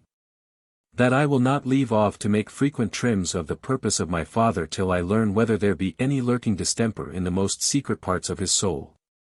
And when I have learnt it, I will not conceal it from thee, but will discover it to thee, whether he be gently or peevishly disposed. For this God himself knows, that I pray he may always be with thee, for he is with thee now, and will not forsake thee, and will make thee superior to thine enemies, whether my father be one of them, or whether I myself be such. Do thou only remember what we now do, and if it fall out that I die, preserve my children alive, and requite what kindness thou hast now received to them. When he had thus sworn, he dismissed David, bidding him go to a certain place of that plain wherein he used to perform his exercises, for that, as soon as he knew the mind of his father, he would come thither to him, with one servant only. And if, says he, I shoot 3 darts at the mark, and then bid my servant to carry these 3 darts away, for they are before him, know thou that there is no mischief to be feared from my father. But if thou hearest me say the contrary, expect the contrary from the king. However, thou shalt gain security by my means, and shalt by no means suffer any harm. But see thou dost not forget what I have desired of thee in the time of thy prosperity, and be serviceable to my children. Now David, when he had received these assurances from Jonathan, went his way to the place appointed. 9.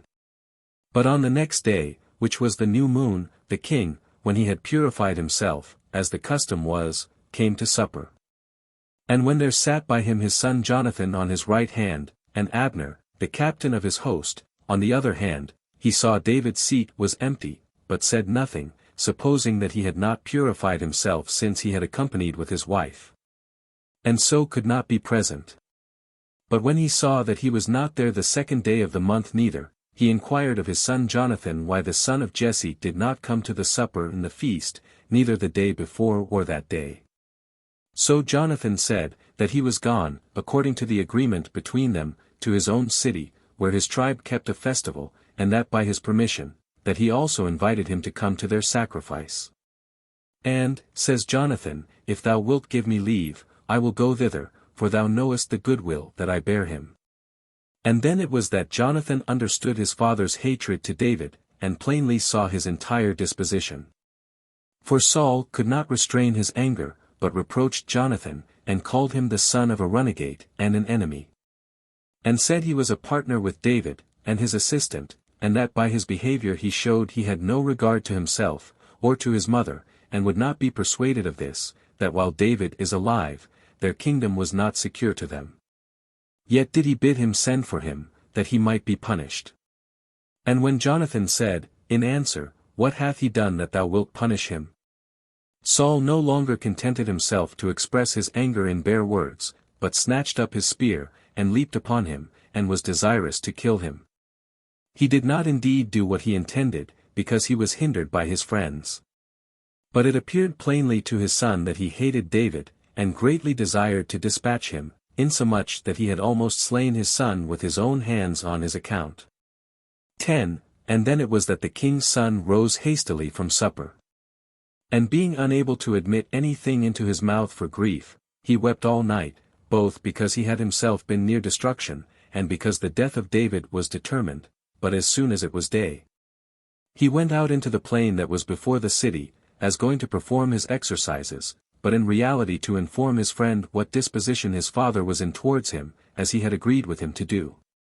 And when Jonathan had done what had been thus agreed, he dismissed his servant that followed him, to return to the city, but he himself went into the desert, and came into his presence, and communed with him. So David appeared and fell at Jonathan's feet, and bowed down to him, and called him the preserver of his soul, but he lifted him up from the earth, and they mutually embraced one another, and made a long greeting, and that not without tears. They also lamented their age, and that familiarity which envy would deprive them of, and that separation which must now be expected, which seemed to them no better than death itself. So recollecting themselves at length from their lamentation, and exhorting one another to be mindful of the oaths they had sworn to each other, they parted asunder. Chapter 12. How David fled to Ahimelech and afterwards to the kings of the Philistines and of the Moabites, and how Saul slew Ahimelech and his family. 1. But David fled from the king, and that death he was in danger of by him, and came to the city Nob, to Ahimelech the priest, who, when he saw him coming all alone, and neither a friend nor a servant with him, he wondered at it, and desired to learn of him the cause why there was nobody with him. To which David answered, that the king had commanded him to do a certain thing that was to be kept secret, to which, if he had a mind to know so much, he had no occasion for any one to accompany him. However, I have ordered my servants to meet me at such and such a place. So he desired him to let him have somewhat to eat. And that in case he would supply him, he would act the part of a friend, and be assisting to the business he was now about, and when he had obtained what he desired, he also asked him whether he had any weapons with him, either sword or spear. Now there was at Nob a servant of Saul, by birth a Syrian, whose name was Dog, one that kept the king's mules. The high priest said that he had no such weapons. But, he added, here is the sword of Goliath, which, when thou hadst slain the Philistine, thou didst dedicate to God. 2. When David had received the sword, he fled out of the country of the Hebrews into that of the Philistines, over which Achish reigned. And when the king's servants knew him, and he was made known to the king himself, the servants informing him that he was that David who had killed many 10,000s of the Philistines, David was afraid lest the king should put him to death, and that he should experience that danger from him which he had escaped from Saul. So he pretended to be distracted and mad, so that his spittle ran out of his mouth, and he did other the like actions before the king of Gath, which might make him believe that they proceeded from such a distemper. Accordingly the king was very angry at his servants that they had brought him a madman, and he gave orders that they should eject David immediately out of the city. 3. So when David had escaped in this manner out of Gath, he came to the tribe of Judah, and abode in a cave by the city of Adullam. Then it was that he sent to his brethren, and informed them where he was, who then came to him with all their kindred, and as many others as were either in want or in fear of King Saul, came and made a body together, and told him they were ready to obey his orders. They were in all about 400. Whereupon he took courage, now such a force and assistance was come to him. So he removed thence and came to the king of the Moabites, and desired him to entertain his parents in his country, while the issue of his affairs were in such an uncertain condition. The king granted him this favor, and paid great respect to David's parents all the time they were with him. 4. As for himself, upon the prophets commanding him to leave the desert, and to go into the portion of the tribe of Judah, and abide there, he complied therewith, and coming to the city Hereth, which was in that tribe, he remained there. Now when Saul heard that David had been seen with a multitude about him, he fell into no small disturbance and trouble. But as he knew that David was a bold and courageous man, he suspected that somewhat extraordinary would appear from him, and that openly also, which would make him weep and put him into distress. So he called together to him his friends, and his commanders, and the tribe from which he was himself derived, to the hill where his palace was. And sitting upon a place called Arura, his courtiers that were in dignities, and the guards of his body, being with him, he spake thus to them, You that are men of my own tribe, I conclude that you remember the benefits that I have bestowed upon you, and that I have made some of you owners of land, and made you commanders, and bestowed posts of honor upon you, and set some of you over the common people, and others over the soldiers. I ask you, therefore, whether you expect greater and more donations from the son of Jesse? For I know that you are all inclinable to him, even my own son Jonathan himself is of that opinion, and persuades you to be of the same. For I am not unacquainted with the oaths and the covenants that are between him and David, and that Jonathan is a counselor and an assistant to those that conspire against me, and none of you are concerned about these things. But you keep silence and watch, to see what will be the upshot of these things. When the king had made this speech, not one of the rest of those that were present made any answer. But Doeg the Syrian, who fed his mules, said, that he saw David when he came to the city Nob to Ahimelech the high priest, and that he learned future events by his prophesying. That he received food from him, and the sword of Goliath, and was conducted by him with security to such as he desired to go to. 5. Saul therefore sent for the high priest, and for all his kindred. And said to them, What terrible or ungrateful tiring hast thou suffered from me, that thou hast received the son of Jesse, and hast bestowed on him both food and weapons, when he was contriving to get the kingdom? And further, why didst thou deliver oracles to him concerning futurities? For thou couldst not be unacquainted that he was fled away from me, and that he hated my family. But the high priest did not betake himself to deny what he had done, but confessed boldly that he had supplied him with these things, not to gratify David, but Saul himself, and he said, I did not know that he was thy adversary. But a servant of thine, who was very faithful to thee, and a captain over 1,000 of thy soldiers, and, what is more than these, thy son-in-law, and kinsman. Men do not choose to confer such favors on their adversaries, but on those who are esteemed to bear the highest goodwill and respect to them. Nor is this the first time that I prophesied for him, but I have done it often, and at other times as well as now. And when he told me that he was sent by thee in great haste to do somewhat, if I had furnished him with nothing that he desired, I should have thought that it was rather in contradiction to thee than to him. Wherefore do not thou entertain any ill opinion of me, nor do thou have a suspicion of what I then thought an act of humanity, from what is now told thee of David's attempts against thee, for I did then to him as to thy friend and son-in-law. And captain of 1,000, and not as to thine adversary. 6. When the high priest had spoken thus, he did not persuade Saul, his fear was so prevalent, that he could not give credit to an apology that was very just. So he commanded his armed men that stood about him to kill him, and all his kindred. But as they durst not touch the high priest, but were more afraid of disobeying God than the king, he ordered Doeg the Syrian to kill them. Accordingly, he took to his assistance such wicked men as were like himself, and slew Ahimelech and all his family, who were in all 385. Saul also sent to Nob, the city of the priests, and slew all that were there, without sparing either women or children, or any other age, and burnt it, only there was one son of Ahimelech, whose name was Abiathar, who escaped. However, these things came to pass as God had foretold to Eli the high priest, when he said that his posterity should be destroyed, on account of the transgression of his 2 sons. 7.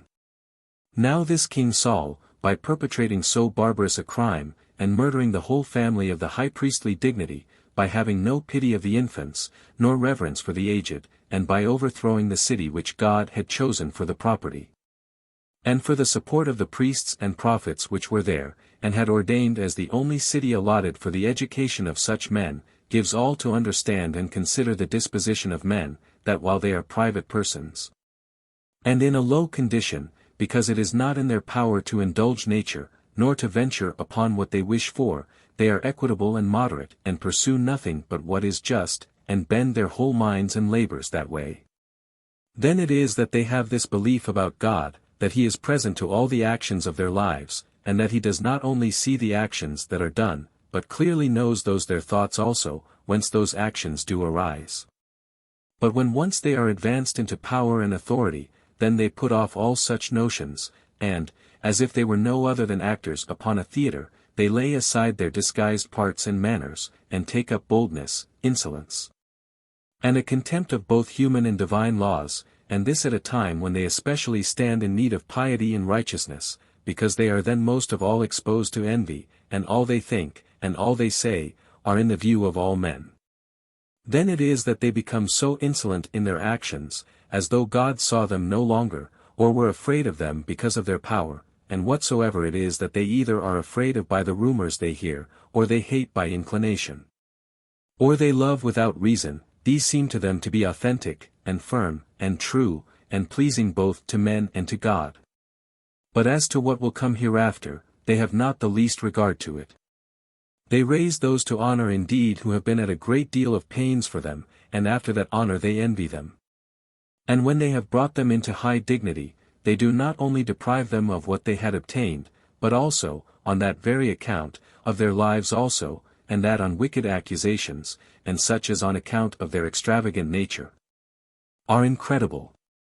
They also punish men for their actions, not such as deserve condemnation, but from calumnies and accusations without examination, and this extends not only to such as deserve to be punished, but to as many as they are able to kill.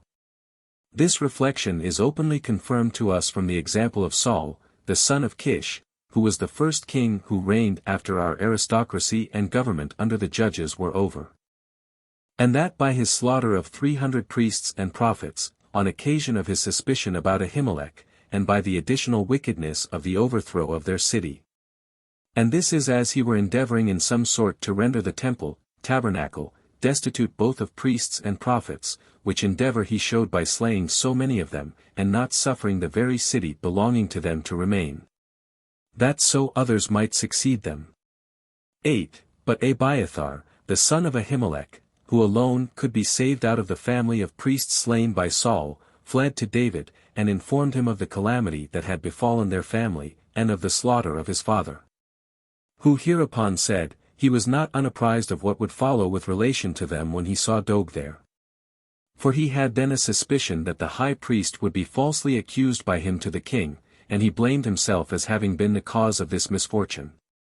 But he desired him to stay there, and abide with him, as in a place where he might be better concealed than anywhere else. Chapter 13. How David, when he had twice the opportunity of killing Saul, did not kill him.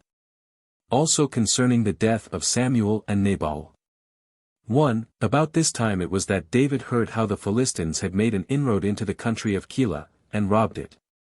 So he offered himself to fight against them, if God, when he should be consulted by the prophet, would grant him the victory.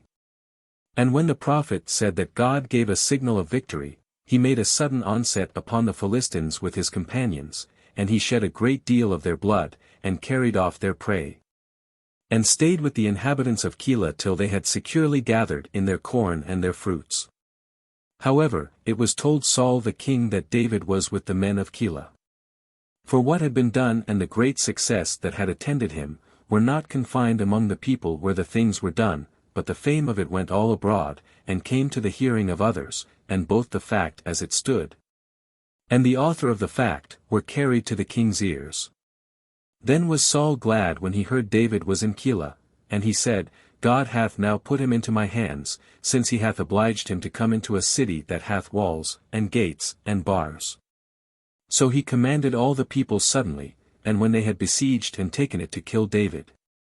But when David perceived this, and learned of God that if he stayed there the men of Keilah would deliver him up to Saul, he took his 400 men and retired into a desert that was over against a city called Engedi. So that when the king heard he was fled away from the men of Keilah, he left off his expedition against him. 2. Then David removed thence, and came to a certain place called the New Place, belonging to Ziph. Where Jonathan, the son of Saul, came to him, and saluted him, and exhorted him to be of good courage, and to hope well as to his condition hereafter, and not to despond at his present circumstances, for that he should be king, and have all the forces of the Hebrews under him. He told him that such happiness uses to come with great labor and pains. They also took oaths, that they would, all their lives long, continue in goodwill and fidelity one to another. And he called God to witness, as to what execrations he had made upon himself if he should transgress his covenant, and should change to a contrary behavior. So Jonathan left him there, having rendered his cares and fears somewhat lighter, and returned home. Now the men of Ziph, to gratify Saul, informed him that David abode with them, and assured him, that if he would come to them, they would deliver him up, for that if the king would seize on the straits of Ziph, David would not escape to any other people. So the king commended them, and confessed that he had reason to thank them, because they had given him information of his enemy, and he promised them, that it should not be long ere he would requite their kindness. He also sent men to seek for David, and to search the wilderness wherein he was, and he promised that he himself would follow them.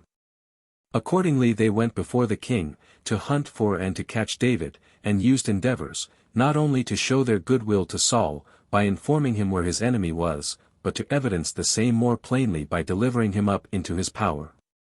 But these men failed of those their unjust and wicked desires, who, while they underwent no hazard by not discovering such an ambition of revealing this to Saul, yet did they falsely accuse and promise to deliver up a man beloved of God.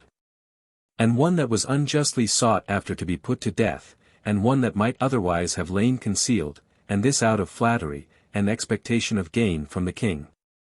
For when David was apprised of the malignant intentions of the men of Ziph, and the approach of Saul, he left the straits of that country, and fled to the great rock that was in the wilderness of Maon. 3. Hereupon Saul made haste to pursue him thither, for, as he was marching, he learned that David was gone away from the straits of Ziph, and Saul removed to the other side of the rock.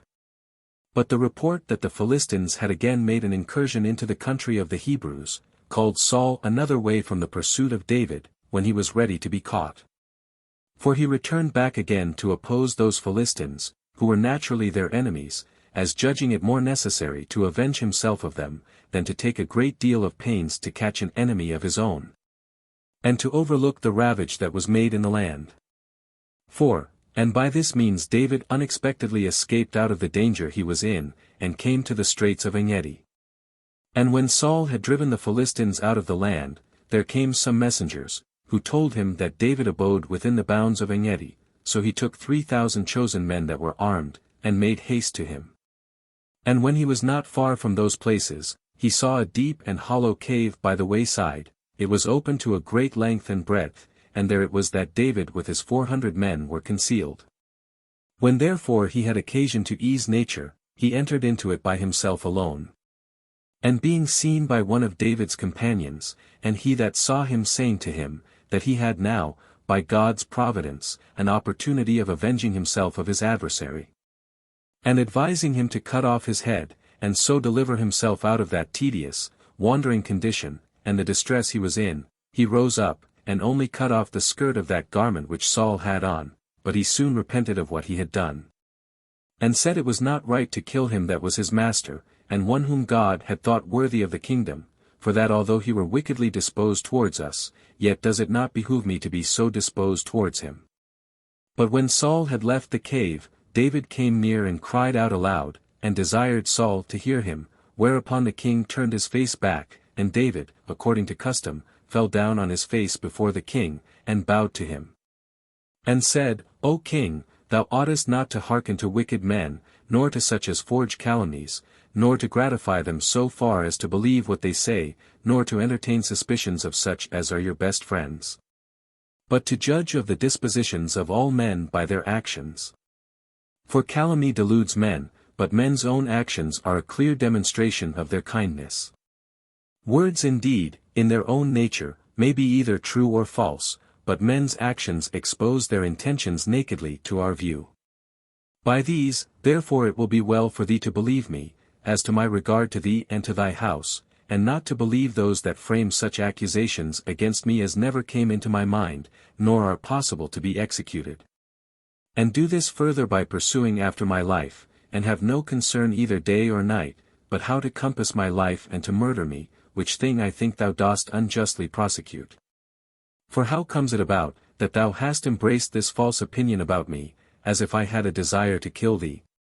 Or how canst thou escape the crime of impiety towards God, when thou wishest thou couldst kill, and deemest thine adversary, a man who had it in his power this day to avenge himself, and to punish thee, but would not do it? Nor make use of such an opportunity, which, if it had fallen out to thee against me, thou hadst not let it slip, for when I cut off the skirt of thy garment, I could have done the same to thy head. So he showed him the piece of his garment, and thereby made him agree to what he said to be true, and added, For certain, have abstained from taking a just revenge upon thee, yet art thou not ashamed to prosecute me with unjust hatred. May God do justice, and determine about each of our dispositions. But Saul was amazed at the strange delivery he had received, and being greatly affected with the moderation and the disposition of the young man, he groaned. And when David had done the same, the king answered that he had the justest occasion to groan, for thou hast been the author of good to me, as I have been the author of calamity to thee. And thou hast demonstrated this day, that thou possessest the righteousness of the ancients, who determined that men ought to save their enemies, though they caught them in a desert place. I am now persuaded that God reserves the kingdom for thee, and that thou wilt obtain the dominion over all the Hebrews. Give me then assurances upon oath, that thou wilt not root out my family, nor, out of remembrance of what evil I have done thee, destroy my posterity, but save and preserve my house. So David sware as he desired, and sent back Saul to his own kingdom, but he, and those that were with him, went up the straits of Mastheroth. 5. About this time Samuel the prophet died. He was a man whom the Hebrews honored in an extraordinary degree, for that lamentation which the people made for him, and this during a long time, manifested his virtue, and the affection which the people bore for him. As also did the solemnity and concern that appeared about his funeral, and about the complete observation of all his funeral rites. They buried him in his own city of Ramah, and wept for him a very great number of days, not looking on it as a sorrow for the death of another man, but as that in which they were every one themselves concerned. He was a righteous man, and gentle in his nature. And on that account he was very dear to God. Now he governed and presided over the people alone, after the death of Eli the high priest, 12 years, and 18 years together with Saul the king. And thus we have finished the history of Samuel. 6. There was a man that was a Ziphite, of the city of Maon, who was rich, and had a vast number of cattle, for he fed a flock of 3,000 sheep, and another flock of 1,000 goats. Now David had charged his associates to keep these flocks without hurt and without damage, and to do them no mischief, neither out of covetousness, nor because they were in want, nor because they were in the wilderness. And so could not easily be discovered, but to esteem freedom from injustice above all other motives, and to look upon the touching of what belonged to another man as a horrible crime, and contrary to the will of God. These were the instructions he gave, thinking that the favors he granted this man were granted to a good man, and one that deserved to have such care taken of his affairs. This man was Nabal, for that was his name, a harsh man, and of a very wicked life, being like a cynic in the course of his behavior, but still had obtained for his wife a woman of a good character, wise and handsome. To this Nabal, therefore, David sent 10 men of his attendants at the time when he sheared his sheep, and by them saluted him. And also wished he might do what he now did for many years to come, but desired him to make him a present of what he was able to give him, since he had, to be sure, learned from his shepherds that we had done them no injury, but had been their guardians a long time together, while we continued in the wilderness. And he assured him he should never repent of giving anything to David. When the messengers had carried this message to Nabal, he accosted them after an inhuman and rough manner, for he asked them who David was. And when he heard that he was the son of Jesse, he said, Now is the time that fugitives grow insolent, and make a figure, and leave their masters. When they told David this, he was wroth, and commanded 400 armed men to follow him, and left 200 to take care of the stuff, for he had already 600. And went against Nabal. He also swore that he would that night utterly destroy the whole house and possessions of Nabal. For that he was grieved, not only that he had proved ungrateful to them, without making any return for the humanity they had shown him, but that he had also reproached them, and used ill language to them, when he had received no cause of disgust from them. 7. Hereupon one of those that kept the flocks of Nabal, said to his mistress, Nabal's wife, that when David sent to her husband he had received no civil answer at all from him. But that her husband had moreover added very reproachful language, while yet David had taken extraordinary care to keep his flocks from harm, and that what had passed would prove very pernicious to his master. When the servant had said this, Abigail, for that was his wife's name, saddled her asses, and loaded them with all sorts of presents. And, without telling her husband anything of what she was about, for he was not sensible on account of his drunkenness, she went to David. She was then met by David as she was descending a hill, who was coming against Nabal with 400 men. When the woman saw David, she leaped down from her ass, and fell on her face, and bowed down to the ground, and entreated him not to bear in mind the words of Nabal, since he knew that he resembled his name. Now Nabal, in the Hebrew tongue, signifies folly. So she made her apology, that she did not see the messengers whom he sent. Forgive me, therefore, said she, and thank God, who hath hindered thee from shedding human blood. For so long as thou keepest thyself innocent, he will avenge thee of wicked men, for what miseries await Nabal, they will fall upon the heads of thine enemies. Be thou gracious to me, and think me so far worthy as to accept of these presents from me. And, out of regard to me, remit that wrath and that anger which thou hast against my husband in his house, for mildness and humanity become thee, especially as thou art to be our king. Accordingly, David accepted her presents, and said, Nay, but, O woman, it was no other than God's mercy which brought thee to us today, for, otherwise, thou hadst never seen another day, I having sworn to destroy Nabal's house this very night. And to leave alive not one of you who belonged to a man that was wicked and ungrateful to me and my companions. But now hast thou prevented me, and seasonably mollified my anger, as being thyself under the care of God's providence. But as for Nabal, although for thy sake he now escape punishment, he will not always avoid justice. For his evil conduct, on some other occasion, will be his ruin. 8. When David had said this, he dismissed the woman. But when she came home and found her husband feasting with a great company, and oppressed with wine, she said nothing to him then about what had happened. But on the next day, when he was sober, she told him all the particulars, and made his whole body to appear like that of a dead man by her words, and by that grief which arose from them. So Nabal survived 10 days, and no more, and then died. And when David heard of his death, he said that God had justly avenged him of this man, for that Nabal had died by his own wickedness, and had suffered punishment on his account, while he had kept his own hands clean. At which time he understood that the wicked are prosecuted by God, that he does not overlook any man, but bestows on the good what is suitable to them, and inflicts a deserved punishment on the wicked. So he sent to Nabal's wife, and invited her to come to him, to live with him, and to be his wife.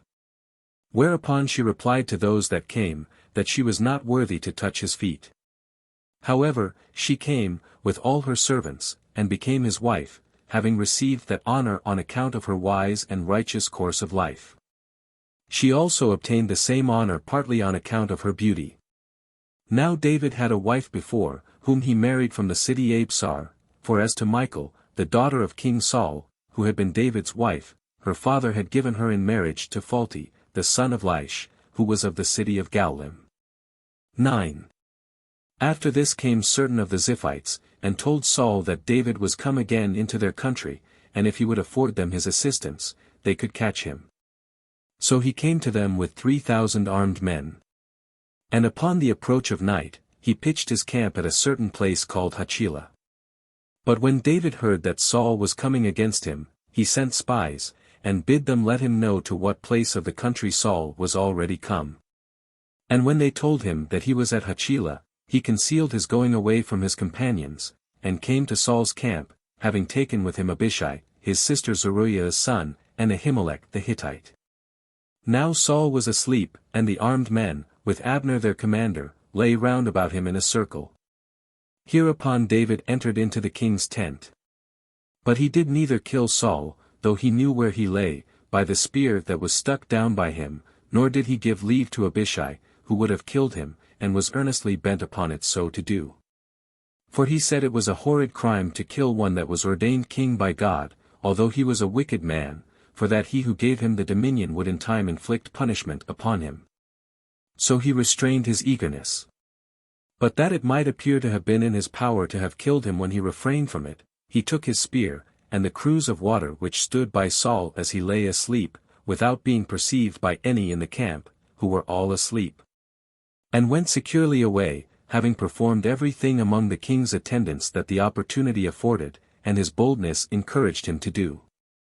So when he had passed over a brook, and was gotten up to the top of a hill, whence he might be sufficiently heard, he cried aloud to Saul's soldiers, and to Abner their commander, and awaked them out of their sleep. And called both to him and to the people.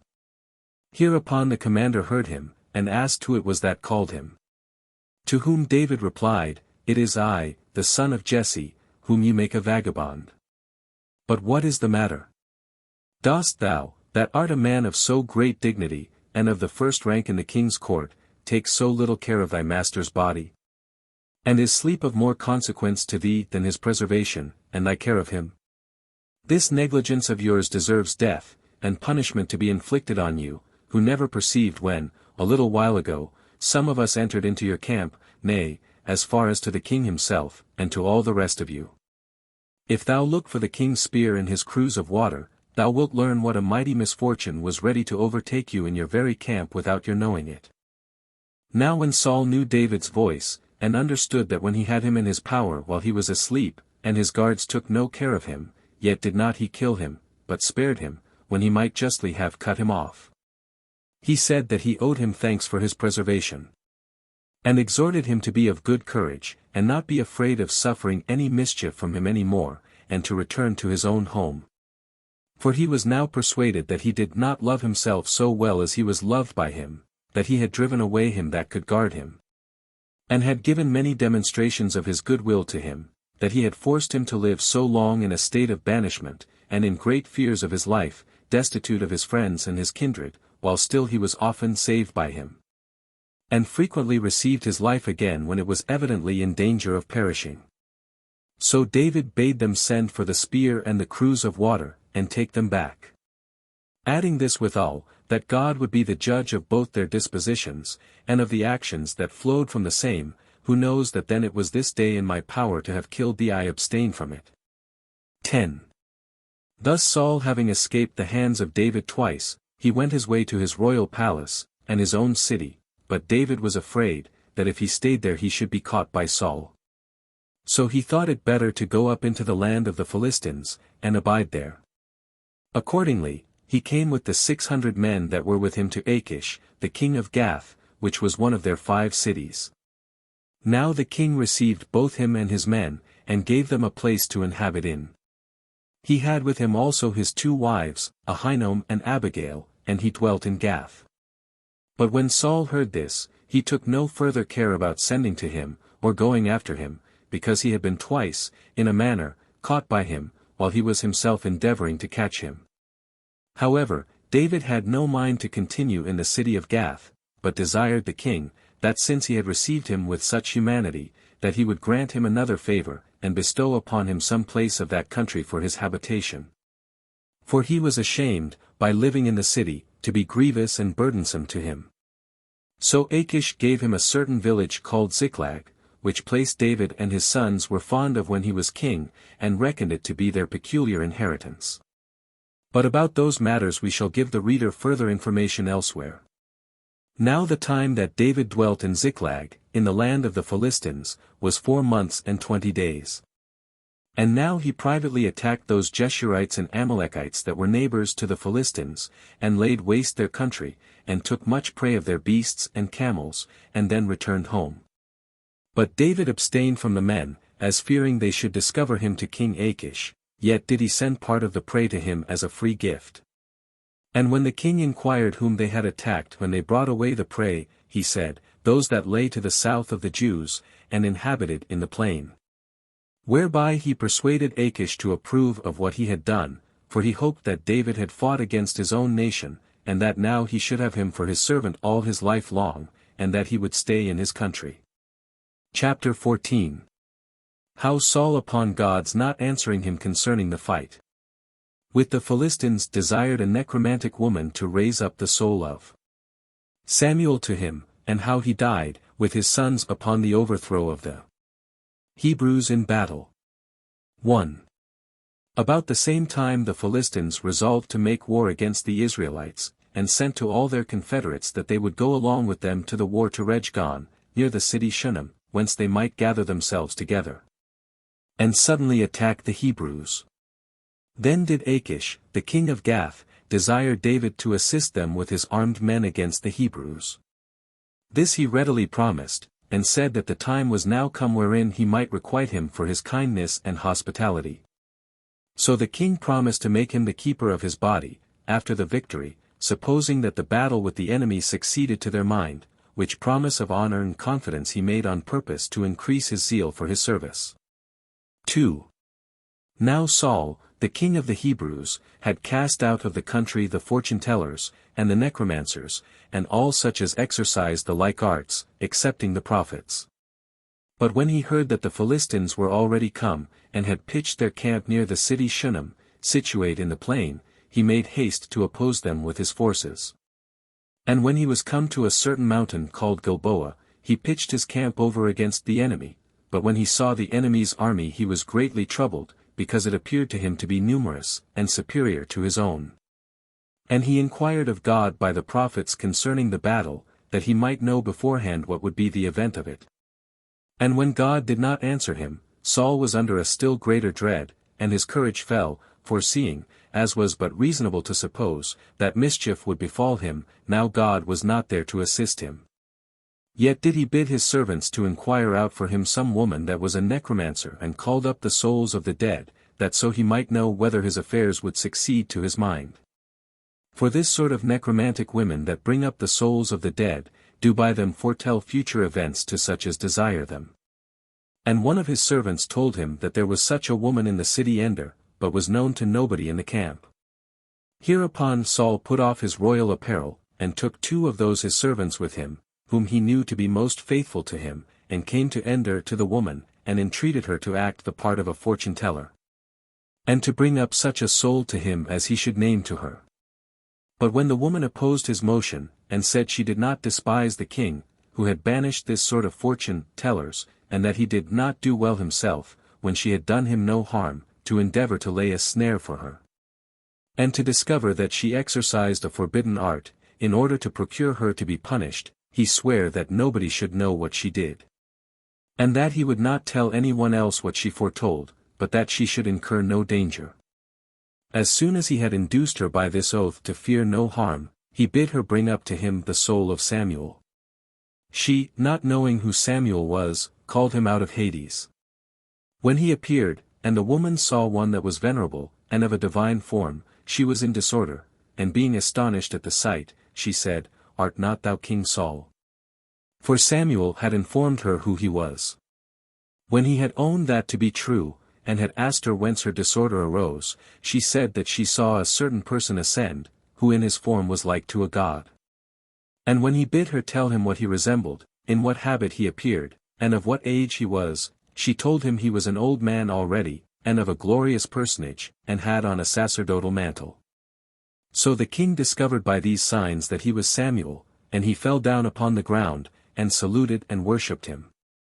And when the soul of Samuel asked him why he had disturbed him, and caused him to be brought up, he lamented the necessity he was under, for he said, that his enemies pressed heavily upon him. That he was in distress what to do in his present circumstances, that he was forsaken of God, and could obtain no prediction of what was coming, neither by prophets nor by dreams.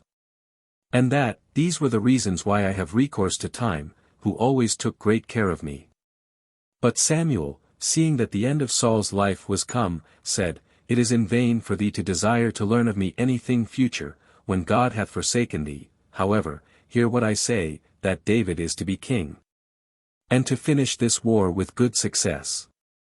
And thou art to lose thy dominion and thy life, because thou didst not obey God in the war with the Amalekites, and hast not kept his commandments, as I foretold thee while I was alive.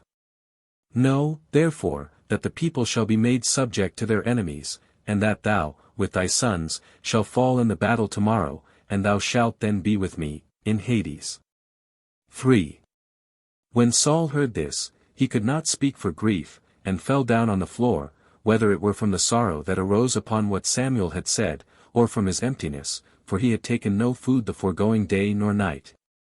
He easily fell quite down, and when with difficulty he had recovered himself, the woman would force him to eat, begging this of him as a favor on account of her concern in that dangerous instance of fortune-telling, which it was not lawful for her to have done, because of the fear she was under of the king, while she knew not who he was, yet did she undertake it, and go through with it.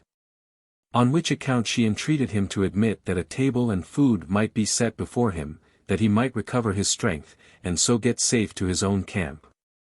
And when he opposed her motion, and entirely rejected it, by reason of his anxiety, she forced him, and at last persuaded him to it. Now she had one calf that she was very fond of, and one that she took a great deal of care of, and fed it herself. For she was a woman that got her living by the labor of her own hands, and had no other possession but that one calf. This she killed, and made ready its flesh, and set it before his servants and himself. So Saul came to the camp while it was yet night. 4. Now it is but just to recommend the generosity of this woman, because when the king had forbidden her to use that art whence her circumstances were bettered and improved, and when she had never seen the king before, she still did not remember to his disadvantage that he had condemned her sort of learning, and did not refuse him as a stranger, and one that she had had no acquaintance with. But she had compassion upon him, and comforted him, and exhorted him to do what he was greatly averse to, and offered him the only creature she had, as a poor woman, and that earnestly, and with great humanity. While she had no requital made her for her kindness, nor hunted after any future favor from him, for she knew he was to die. Whereas men are naturally either ambitious to please those that bestow benefits upon them, or are very ready to serve those from whom they may receive some advantage. It would be well therefore to imitate the example and to do kindnesses to all such as are in want, and to think that nothing is better, nor more becoming mankind, than such a general beneficence, nor what will sooner render God favorable and ready to bestow good things upon us. And so far may suffice to have spoken concerning this woman.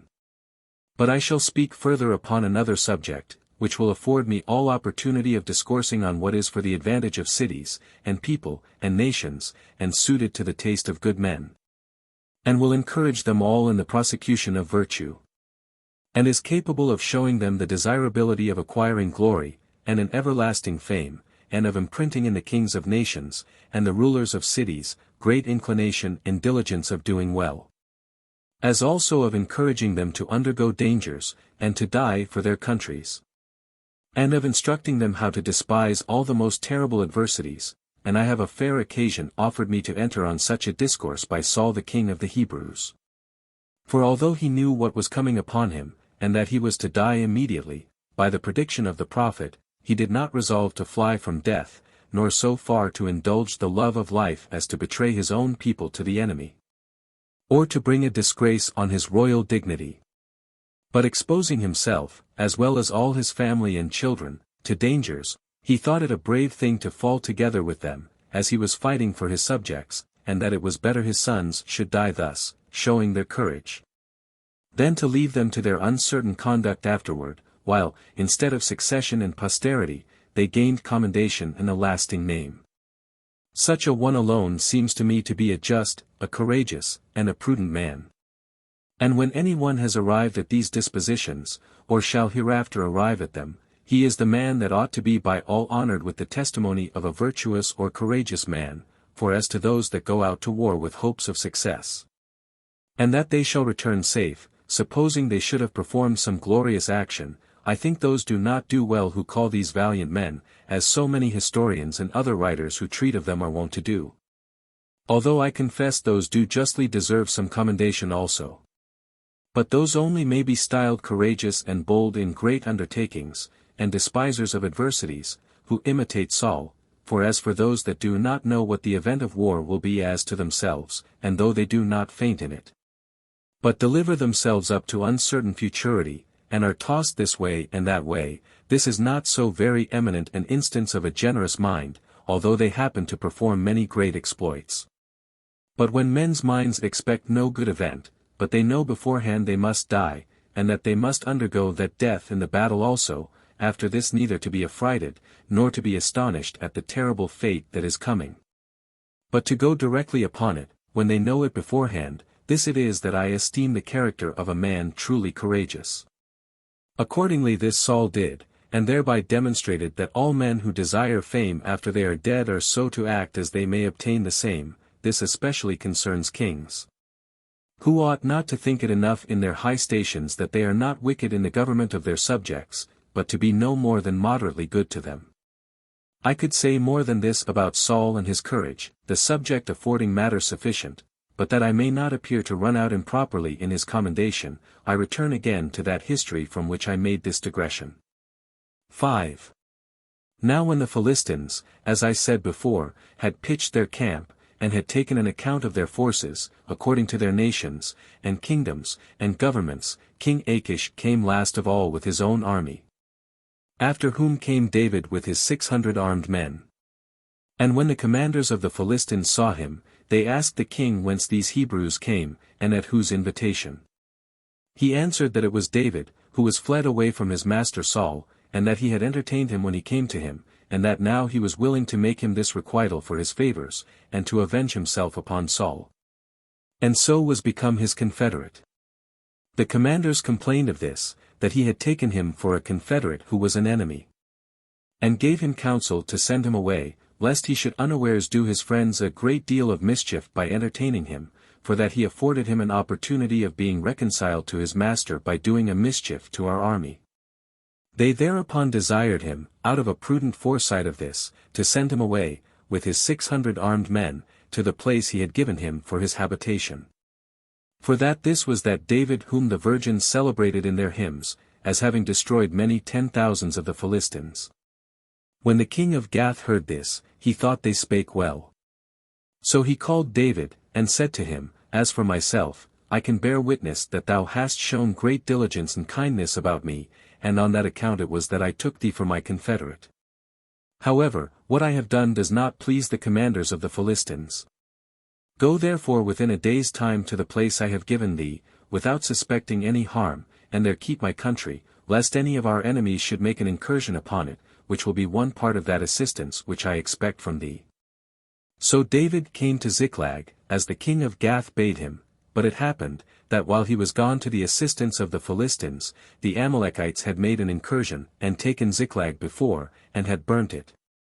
And when they had taken a great deal of other prey out of that place, and out of the other parts of the Philistines' country, they departed. 6. Now when David found that Ziklag was laid waste, and that it was all spoiled, and that as well his own wives, who were two, as the wives of his companions, with their children, were made captives, he presently rent his clothes. Weeping and lamenting, together with his friends. And indeed he was so cast down with these misfortunes, that at length tears themselves failed him. He was also in danger of being stoned to death by his companions, who were greatly afflicted at the captivity of their wives and children, for they laid the blame upon him of what had happened.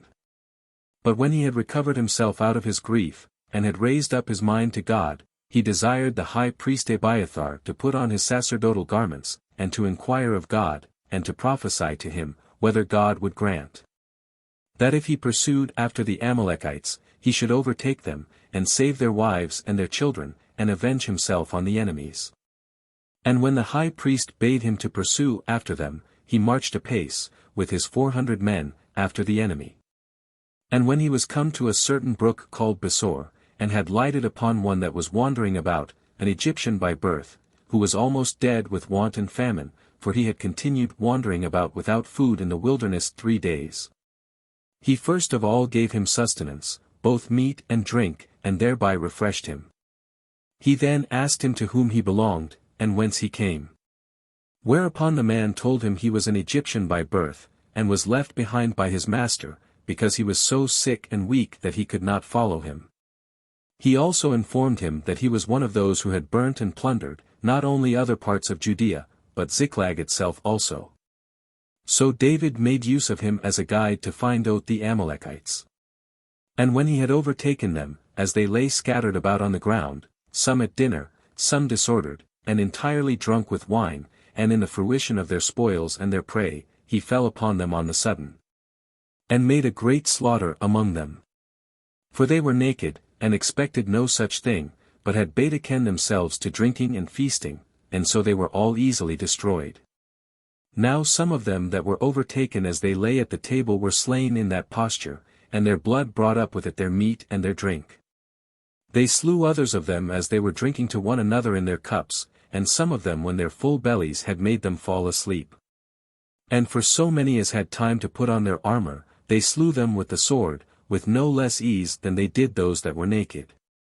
And for the partisans of David, they continued also the slaughter from the first hour of the day to the evening, so that there were not above 400 of the Amalekites left, and they only escaped by getting upon their dromedaries and camels.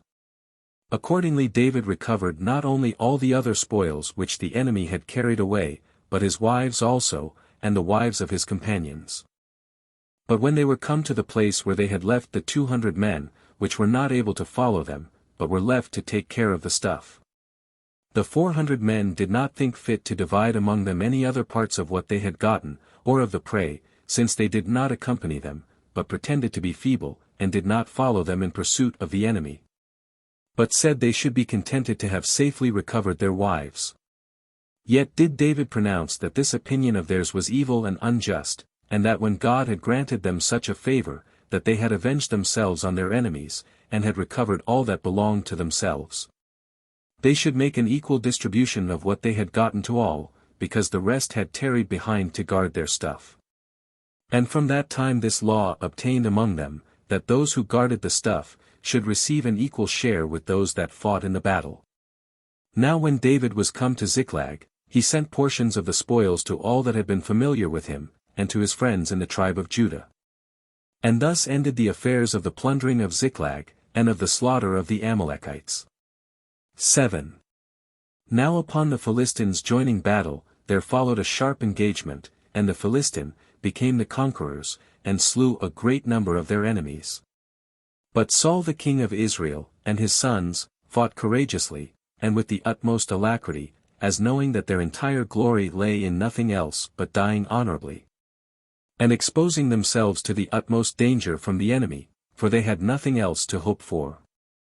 So they brought upon themselves the whole power of the enemy, till they were encompassed round and slain, but not before they had killed many of the Philistines. Now the sons of Saul were Jonathan, and Abinadab, and Malchishua.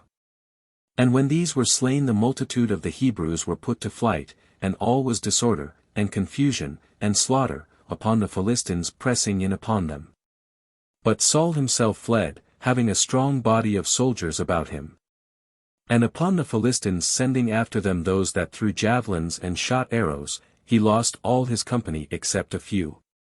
As for himself, he fought with great bravery. And when he had received so many wounds, that he was not able to bear up nor to oppose any longer, and yet was not able to kill himself, he bade his armor-bearer draw his sword, and run him through, before the enemy should take him alive. But his armor-bearer not daring to kill his master, he drew his own sword, and placing himself over against its point, he threw himself upon it. And when he could neither run it through him, nor, by leaning against it, make the sword pass through him, he turned him round, and asked a certain young man that stood by who he was.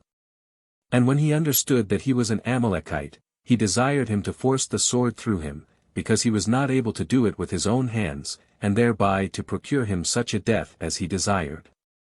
This the young man did accordingly. And he took the golden bracelet that was on Saul's arm, and his royal crown that was on his head, and ran away. And when Saul's armor-bearer saw that he was slain, he killed himself. Nor did any of the king's guards escape, but they all fell upon the mountain called Gilboa.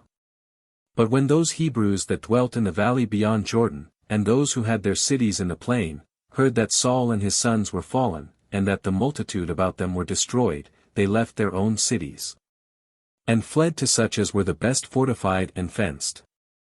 And the Philistines, finding those cities deserted, came and dwelt in them. 8. On the next day, when the Philistines came to strip their enemies that were slain, they got the bodies of Saul and of his sons, and stripped them, and cut off their heads. And they sent messengers all about their country, to acquaint them that their enemies were fallen. And they dedicated their armor in the temple of Astarte, but hung their bodies on crosses at the walls of the city Bethshan, which is now called Scythepoles. But when the inhabitants of Jabesh Gilead heard that they had dismembered the dead bodies of Saul and of his sons, they deemed it so horrid a thing to overlook this barbarity, and to suffer them to be without funeral rites, that the most courageous and hardy among them, and indeed that city had in it men that were very stout both in body and mind, journeyed all night, and came to Bethshan, and approached to the enemy's wall. And taking down the bodies of Saul and of his sons, they carried them to Jabesh, while the enemy were not able enough nor bold enough to hinder them, because of their great courage. So the people of Jabesh wept all in general, and buried their bodies in the best place of their country, which was named Aron. And they observed a public mourning for them 7 days, with their wives and children, beating their breasts, and lamenting the king and his sons, without either tasting meat or drink, till the evening. 9. To this his end did Saul come, according to the prophecy of Samuel, because he disobeyed the commands of God about the Amalekites, and on the account of his destroying the family of Ahimelech the high priest, with Ahimelech himself. And the city of the high priests. Now Saul, when he had reigned 18 years while Samuel was alive, and after his death 22, ended his life in this manner. Footnotes. 1. Dagon, a famous maritime god or idol, is generally supposed to have been like a man above the navel, and like a fish beneath it. 2. Spanheim informs us here, that upon the coins of Tenedos, and those of other cities, a field mouse is engraven, together with Apollo Smintheus, or Apollo, the driver away of field mice. On account of his being supposed to have freed certain tracts of ground from those mice. Which coins show how great a judgment such mice have sometimes been, and how the deliverance from them was then esteemed the effect of a divine power, which observations are highly suitable to this history. 3. This device of the Philistines, of having a yoke of kine to draw this cart, into which they put the ark of the Hebrews, is greatly illustrated by Sanchoniathos' account, under his 9th generation, that Agrueris, or Agrotes, the husbandman, had a much worshipped statue and temple, carried about by one or more yoke of oxen, or kine, in Phoenicia, in the neighborhood of these Philistines. See Cumberland Sanchoniatho, pages 27 and 247, an essay on the Old Testament, append. Page 172. 4. These 70 men, being not so much as Levites, touched the ark in a rash or profane manner, and were slain by the hand of God for such their rashness and profaneness, according to the divine threatenings, Numbers 4:15, 20. But how other copies come to add such an incredible number as 50,000 in this one town, or small city, I know not. See Dr. Wall's critical notes on 1 Samuel 6 verse 19.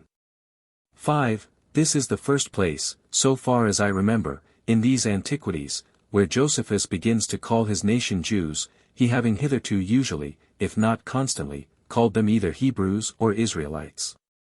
The second place soon follows. See also ch3, sect. 5. 6. Of this great mistake of Saul and his servant, as if true prophet of God would accept of a gift or present, for foretelling what was desired of him, see the note on B4. Ch6, sect. 3. 7. It seems to me not improbable that these 70 guests of Samuel, as here, with himself at the head of them, were a Jewish Sanhedrim, and that hereby Samuel intimated to Saul that these 71 were to be his constant counselors. And that he was to act not like a sole monarch, but with the advice and direction of these 71 members of that Jewish Sanhedrim upon all occasions, which yet we never read that he consulted afterward. 8. An instance of this divine fury we have after this in Saul, ch5, sect. 2, 3, 1 Samuel 11 verse 6. See the like, Judges 3 verse 10, 6 verse 34, 11 verse 29, 13 verse 25, and 14:6.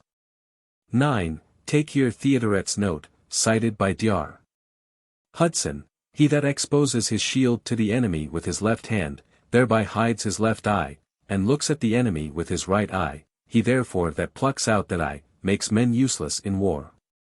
10. Mr. Reland observes here, and proves elsewhere in his note on Antique, B3. Ch1, sect. 6. That although thunder and lightning with us usually happen in summer, yet in Palestine and Syria they are chiefly confined to winter. Josephus takes notice of the same thing again, war, B4. Ch4, sect. 5. 11. Saul seems to have stayed till near the time of the evening sacrifice, on the 7th day, which Samuel the prophet of God had appointed him, but not till the end of that day, as he ought to have done. And Samuel appears, by delaying to come to the full time of the evening sacrifice on that 7th day, to have tried him, who seems to have been already for some time declining from his strict and bounden subordination to God and his prophet.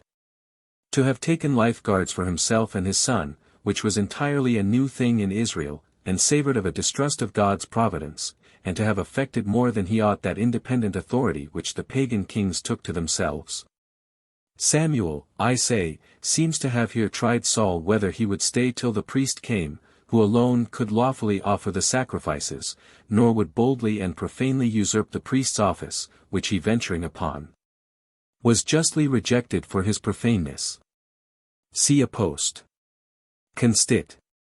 B. 2. Ch. 27. And, indeed, since Saul had accepted kingly power, which naturally becomes ungovernable and tyrannical, as God foretold, and the experience of all ages has shown, the divine settlement by Moses had soon been laid aside under the kings, had not God, by keeping strictly to his laws, and severely executing the threatenings therein contained, restrained Saul and other kings in some degree of obedience to himself. Nor was even this severity sufficient to restrain most of the future kings of Israel and Judah from the grossest idolatry and impiety. Of the advantage of which strictness, in the observing divine laws, and inflicting their threatened penalties, see Antique, B. 6. Ch. 12, Sect. 7, and against Apion, B. 2. Sect. 30, where Josephus speaks of that matter. Though it must be noted that it seems, at least in 3 instances, that good men did not always immediately approve of such divine severity. There seems to be one instance, 1 Samuel 6 verses 19 and 20, another, 1 Samuel 15 verse 11, and a third, 2 Samuel 6 verses 8 and 9. Antique, B. 6. Ch. 7, Sect.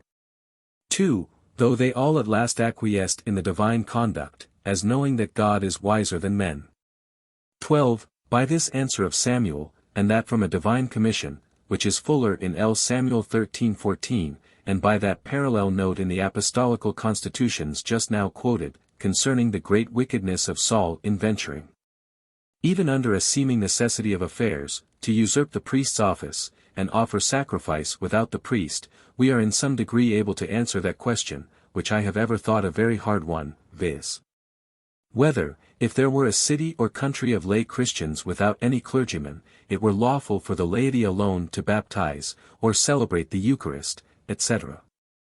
Or indeed whether they alone could ordain themselves either bishops, priests, or deacons, for the due performance of such sacerdotal ministrations. Or whether they ought not rather, till they procure clergymen to come among them, to confine themselves within those bounds of piety and Christianity which belong alone to the laity. Such particularly as are recommended in the first book of the Apostolical Constitutions, which peculiarly concern the laity, and are intimated in Clement's undoubted epistle, Sect. 40, to which latter opinion I incline. 13. This rash vow or curse of Saul, which Josephus says was confirmed by the people, and yet not executed, I suppose principally because Jonathan did not know of it, is very remarkable. It being of the essence of the obligation of all laws, that they be sufficiently known and promulgated, otherwise the conduct of providence, as to the sacredness of solemn oaths and vows. In God's refusing to answer by Urim till this breach of Saul's vow or curse was understood and set right, and God propitiated by public prayer, is here very remarkable, as indeed it is everywhere else in the Old Testament. 14. Here we have still more indications of Saul's affectation of despotic power, and of his entrenching upon the priesthood, and making and endeavoring to execute a rash vow or curse, without consulting Samuel or the Sanhedrin. In this view it is also that I look upon this erection of a new altar by Saul, and his offering of burnt offerings himself upon it, and not as any proper instance of devotion or religion, with other commentators. 15. The reason of this severity is distinctly given, 1 Samuel 15 verse 18, Go and utterly destroy the sinners the Amalekites, nor indeed do we ever meet with these Amalekites but as very cruel and bloody people, and particularly seeking to injure and utterly to destroy the nation of Israel. See Exodus 17 verses 8 to 16, Numbers 14:45, Deuteronomy 25 verses 17 to 19, Judges 6 verses 3 and 6, 1 Samuel 15 verse 33, Psalms 83 verse 7. And, above all, the most barbarous of all cruelties, that of Haman the Agagite, or one of the posterity of Agag, the old king of the Amalekites, Esther 3 verses 1-15. 16. Spanheim takes notice here that the Greeks had such singers of hymns, and that usually children or youths were picked out for that service, as also, that those called singers to the harp, did the same that David did here, i.e. join their own vocal and instrumental music together. 17. Josephus says thrice in this chapter, and twice afterwards, ch 11, sect. 2, and b. 7. ch 1, sect. 4, i.e. 5 times in all, that Saul required not a bare 100 of the foreskins of the Philistines, but 600 of their heads. The Septuagint have 100 foreskins, but the Syriac and Arabic 200. Now that these were not foreskins, with our other copies, but heads, with Josephus's copy, seems somewhat probable, from 1 Samuel 29 verse 4. Where all copies say that it was with the heads of such Philistines that David might reconcile himself to his master, Saul.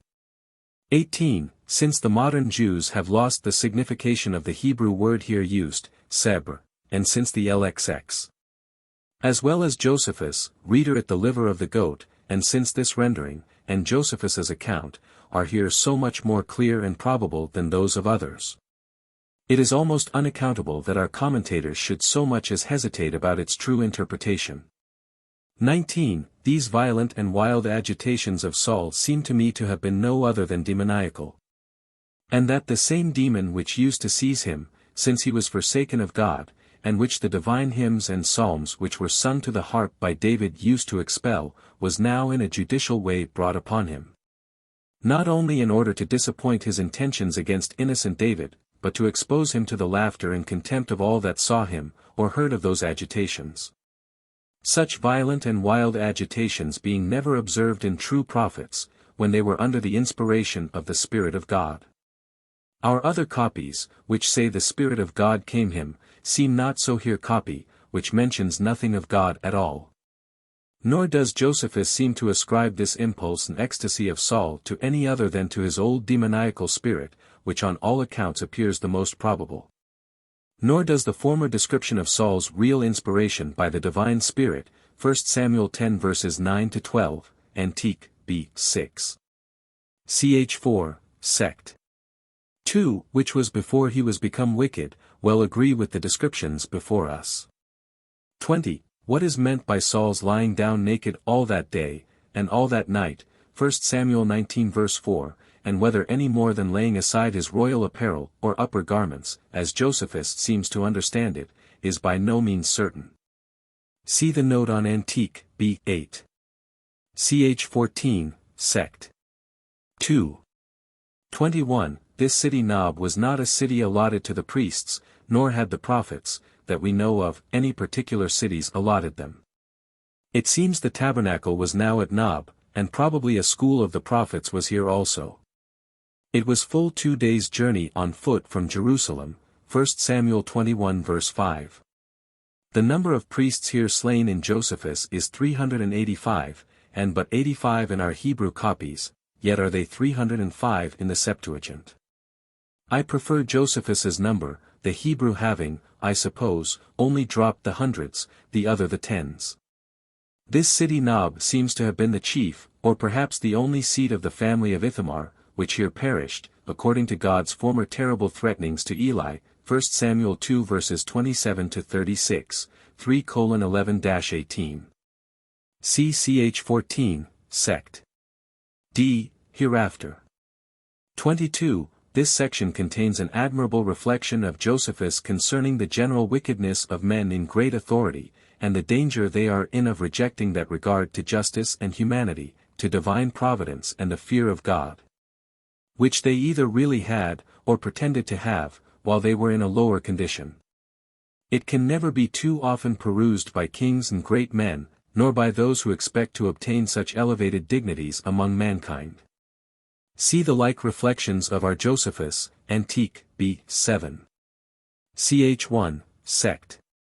5, at the end, and b. 8. Ch 10, sect.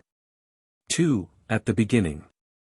They are to the like purport with one branch of Agga's prayer, one thing have I required of thee, deny it me not before I die, give me not riches, lest I be full, and deny thee, and say, Who is the Lord? Proverbs 30 verses 7-9. 23. The phrase in David's speech to Saul, as set down in Josephus, that he had abstained from just revenge, puts me in mind of the like words in the Apostolical Constitutions, VIII. Ch. 2. That revenge is not evil, but that patience is more honorable. 24. The number of men that came first to David, are distinctly in Josephus, and in our common copies, but 400. When he was at Keilah still but 400, both in Josephus and in the LXXX, but 600 in our Hebrew copies, 1 Samuel 23 verse 3, c. 30:9, 10. Now the 600 there mentioned are here estimated by Josephus to have been so many, only by an augmentation of 200 afterward, which I suppose is the true solution of this seeming disagreement. 25. In this and the two next sections, we may perceive how Josephus, nay, how Abigail herself, would understand, the not avenging ourselves, but heaping coals of fire on the head of the injurious, Proverbs 25 verse 22.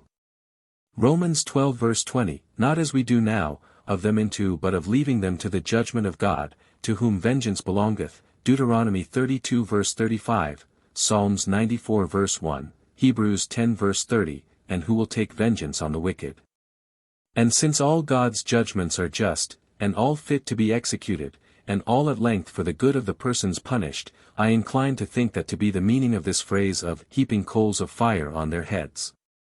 26. We may note here, that how sacred soever an oath was esteemed among the people of God in old times, they did not think it obligatory where the action was plainly unlawful. For so we see it was in this case of David, who, although he had sworn to destroy Nabal and his family, yet does he here, and 1 Samuel 25 verses 32-41, bless God for preventing his keeping his oath, and shedding of blood, which he had swore to do.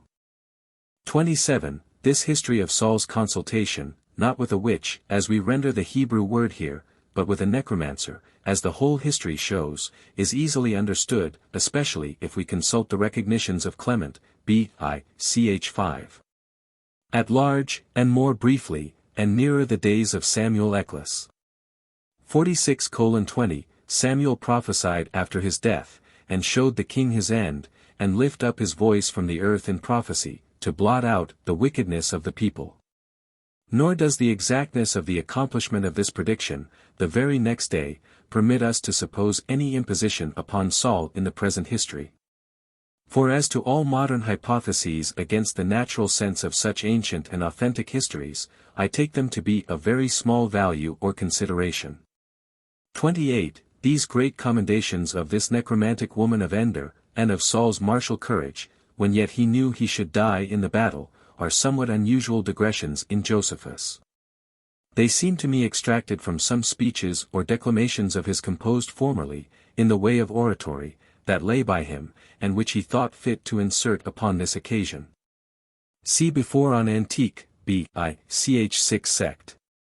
8. 29. This way of speaking in Josephus, of fasting 7 days without meat or drink, is almost like that of St. Paul, Acts 27 verse 33, This day is the 14th day that ye have tarried, and continued fasting, having taken nothing, and as the nature of the thing, and the impossibility of strictly fasting so long, require us here to understand both Josephus and the sacred author of this history, 1 Samuel 30 verse 13, from whom he took it, of only fasting till the evening. So must we understand St. Paul, either that this was really the 14th day that they had taken nothing till the evening, or else that this was the 14th day of their tempestuous weather in the Adriatic Sea, as ver. 27, and that on this 14th day alone they had continued fasting, and had taken nothing before that evening. The mention of their long abstinence, ver. 21, inclines me to believe the former explication to be the truth, and that the case was then for a fortnight what it was here for a week, that they kept all those days entirely as lasts till the evening, but not longer. See Judges 20 verse 26, 21 verse 2. 1 Samuel 14 verse 24, 2 Samuel 1 verse 12, Antique, B. 7. Ch. 7, Sect. 4. Book 7. Containing the interval of 40 years. From the death of Saul to the death of David. Chapter 1. How David reigned over one tribe at Hebron while the son of Saul reigned over the rest of the multitude, and how, in the civil war which then arose, Asahel and Abner were slain. 1. This fight proved to be on the same day whereon David was come back to Ziklag, after he had overcome the Amalekites. Now when he had been already 2 days at Ziklag, there came to him the man who slew Saul, which was the 3rd day after the fight. He had escaped out of the battle which the Israelites had with the Philistines, and had his clothes rent, and ashes upon his head. And when he made his obeisance to David, he inquired of him whence he came. He replied, From the battle of the Israelites, and he informed him that the end of it was unfortunate, many 10,000s of the Israelites having been cut off, and Saul, together with his sons, slain. He also said that he could well give him this information, because he was present at the victory gained over the Hebrews, and was with the king when he fled. Nor did he deny that he had himself slain the king, when he was ready to be taken by the enemy, and he himself exhorted him to do it, because, when he was fallen on his sword, his great wounds had made him so weak that he was not able to kill himself. He also produced demonstrations that the king was slain, which were the golden bracelets that had been on the king's arms, and his crown, which he had taken away from Saul's dead body, and had brought them to him. So David, having no longer any room to call in question the truth of what he said, but seeing most evident marks that Saul was dead, he rent his garments, and continued all that day with his companions in weeping and lamentation. This grief was augmented by the consideration of Jonathan, the son of Saul, who had been his most faithful friend, and the occasion of his own deliverance. He also demonstrated himself to have such great virtue, and such great kindness for Saul, as not only to take his death to heart, though he had been frequently in danger of losing his life by his means, but to punish him that slew him. For when David had said to him that he was become his own accuser, as the very man who had slain the king, and when he had understood that he was the son of an Amalekite, he commanded him to be slain. He also committed to writing some lamentations and funeral commendations of Saul and Jonathan, which have continued to my own age. 2. Now when David had paid these honors to the king, he left off his mourning, and inquired of God by the prophet which of the cities of the tribe of Judah he would bestow upon him to dwell in, who answered that he bestowed upon him Hebron. So he left Ziklag, and came to Hebron, and took with him his wives, who were in number 2, and his armed men, whereupon all the people of the forementioned tribe came to him, and ordained him their king.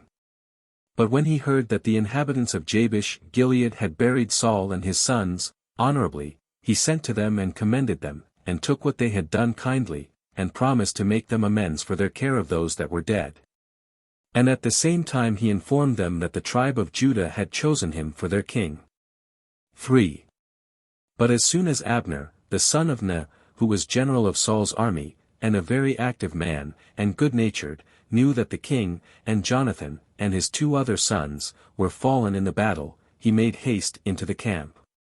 And taking away with him the remaining son of Saul, whose name was Ishbosheth, he passed over to the land beyond Jordan, and ordained him the king of the whole multitude, excepting the tribe of Judah.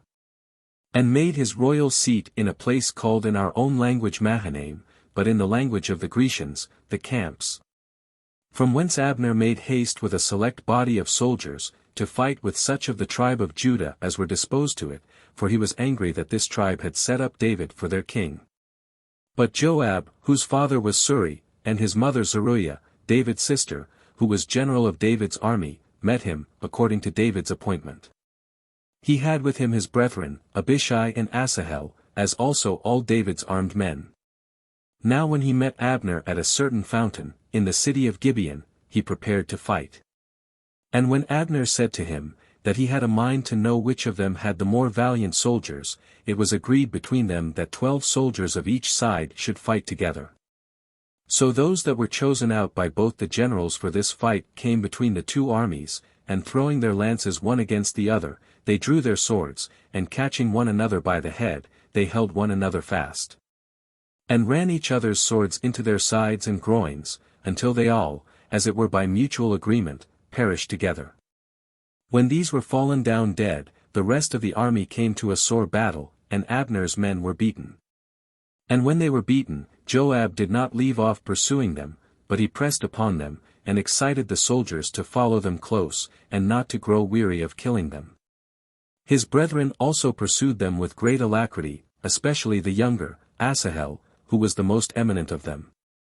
He was very famous for his swiftness of foot, for he could not only be too hard for men, but is reported to have overrun a horse, when they had a race together. This Asahel ran violently after Abner, and would not turn in the least out of the straight way, either to the one side or to the other. Hereupon Abner turned back, and attempted artfully to avoid his violence. Sometimes he bade him leave off the pursuit, and take the armor of one of his soldiers. And sometimes, when he could not persuade him so to do, he exhorted him to restrain himself, and not to pursue him any longer, lest he should force him to kill him. And he should then not be able to look his brother in the face.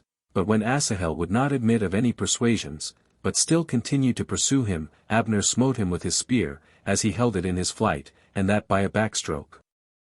And gave him a deadly wound, so that he died immediately.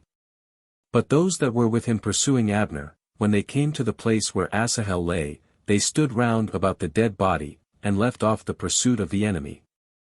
However, both Joab himself, and his brother Abishai, ran past the dead corpse, and making their anger at the death of Asahel an occasion of greater zeal against Abner, they went on with incredible haste and alacrity.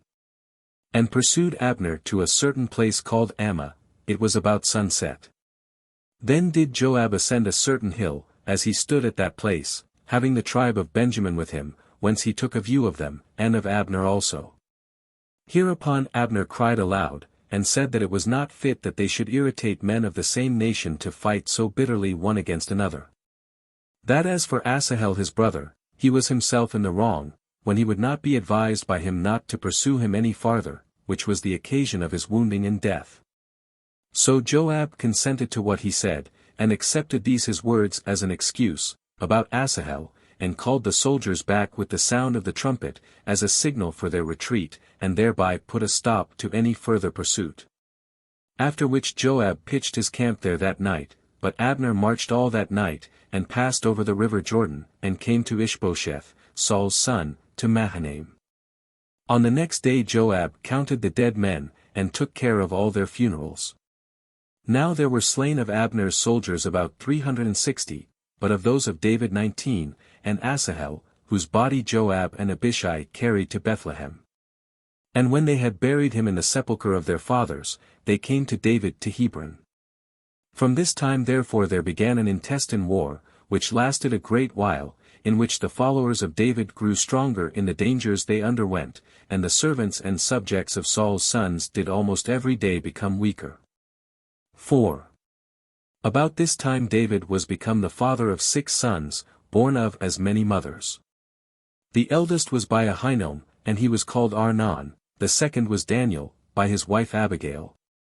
The name of the third was Absalom, by Maacah, the daughter of Talmai, king of Geshur. The fourth he named Adonijah, by his wife Haggith. The fifth was Shephatiah, by Abital. The sixth he called Ithream, by Eglah. Now while this intestine war went on, and the subjects of the 2 kings came frequently to action and to fighting, it was Abner, the general of the host of Saul's son, who, by his prudence, and the great interest he had among the multitude, made them all continue with Ishbosheth. And indeed it was a considerable time that they continued of his party, but afterwards Abner was blamed, and an accusation was laid against him, that he went in unto Saul's concubine. Her name was Rizpah, the daughter of Aiah. So when he was complained of by Ishbosheth, he was very uneasy and angry at it, because he had not justice done him by Ishbosheth, to whom he had shown the greatest kindness. Whereupon he threatened to transfer the kingdom to David, and demonstrate that he did not rule over the people beyond Jordan by his own abilities and wisdom, but by his warlike conduct and fidelity in leading his army.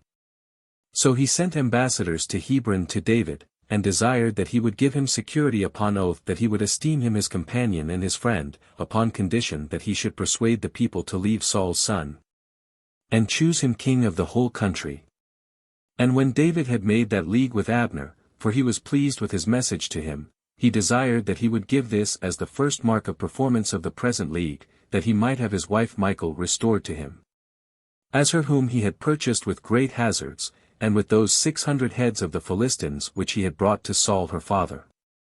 So Abner took Michal from Phaltiel, who was then her husband, and sent her to David, Ishbosheth himself affording him his assistance, for David had written to him that of right he ought to have this his wife restored to him.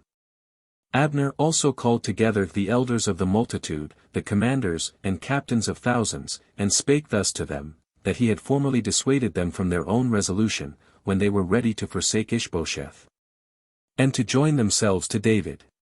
That, however, he now gave them leave so to do, if they had a mind to it, for they knew that God had appointed David to be king of all the Hebrews by Samuel the prophet, and had foretold that he should punish the Philistines, and overcome them, and bring them under.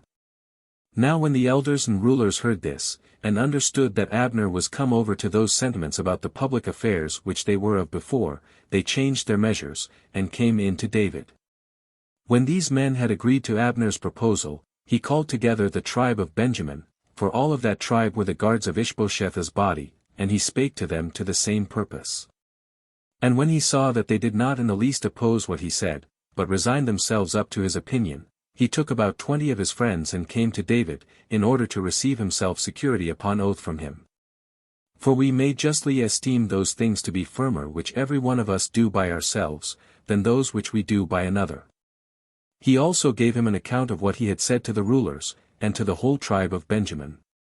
And when David had received him in a courteous manner, and had treated him with great hospitality for many days, Abner, when he was dismissed, desired him to bring the multitude with him, that he might deliver up the government to him. When David himself was present, and a spectator of what was done.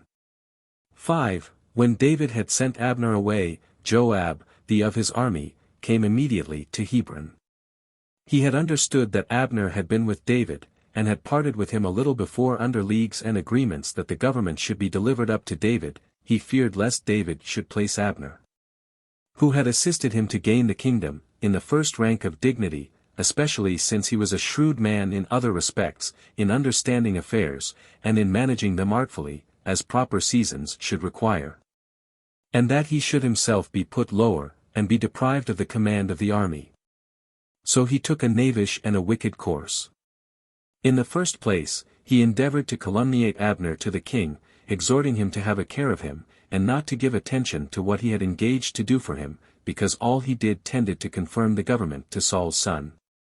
That he came to him deceitfully and with guile, and was gone away in hopes of gaining his purpose by this management, but when he could not thus persuade David, nor saw him at all exasperated, he betook himself to a project bolder than the former. He determined to kill Abner.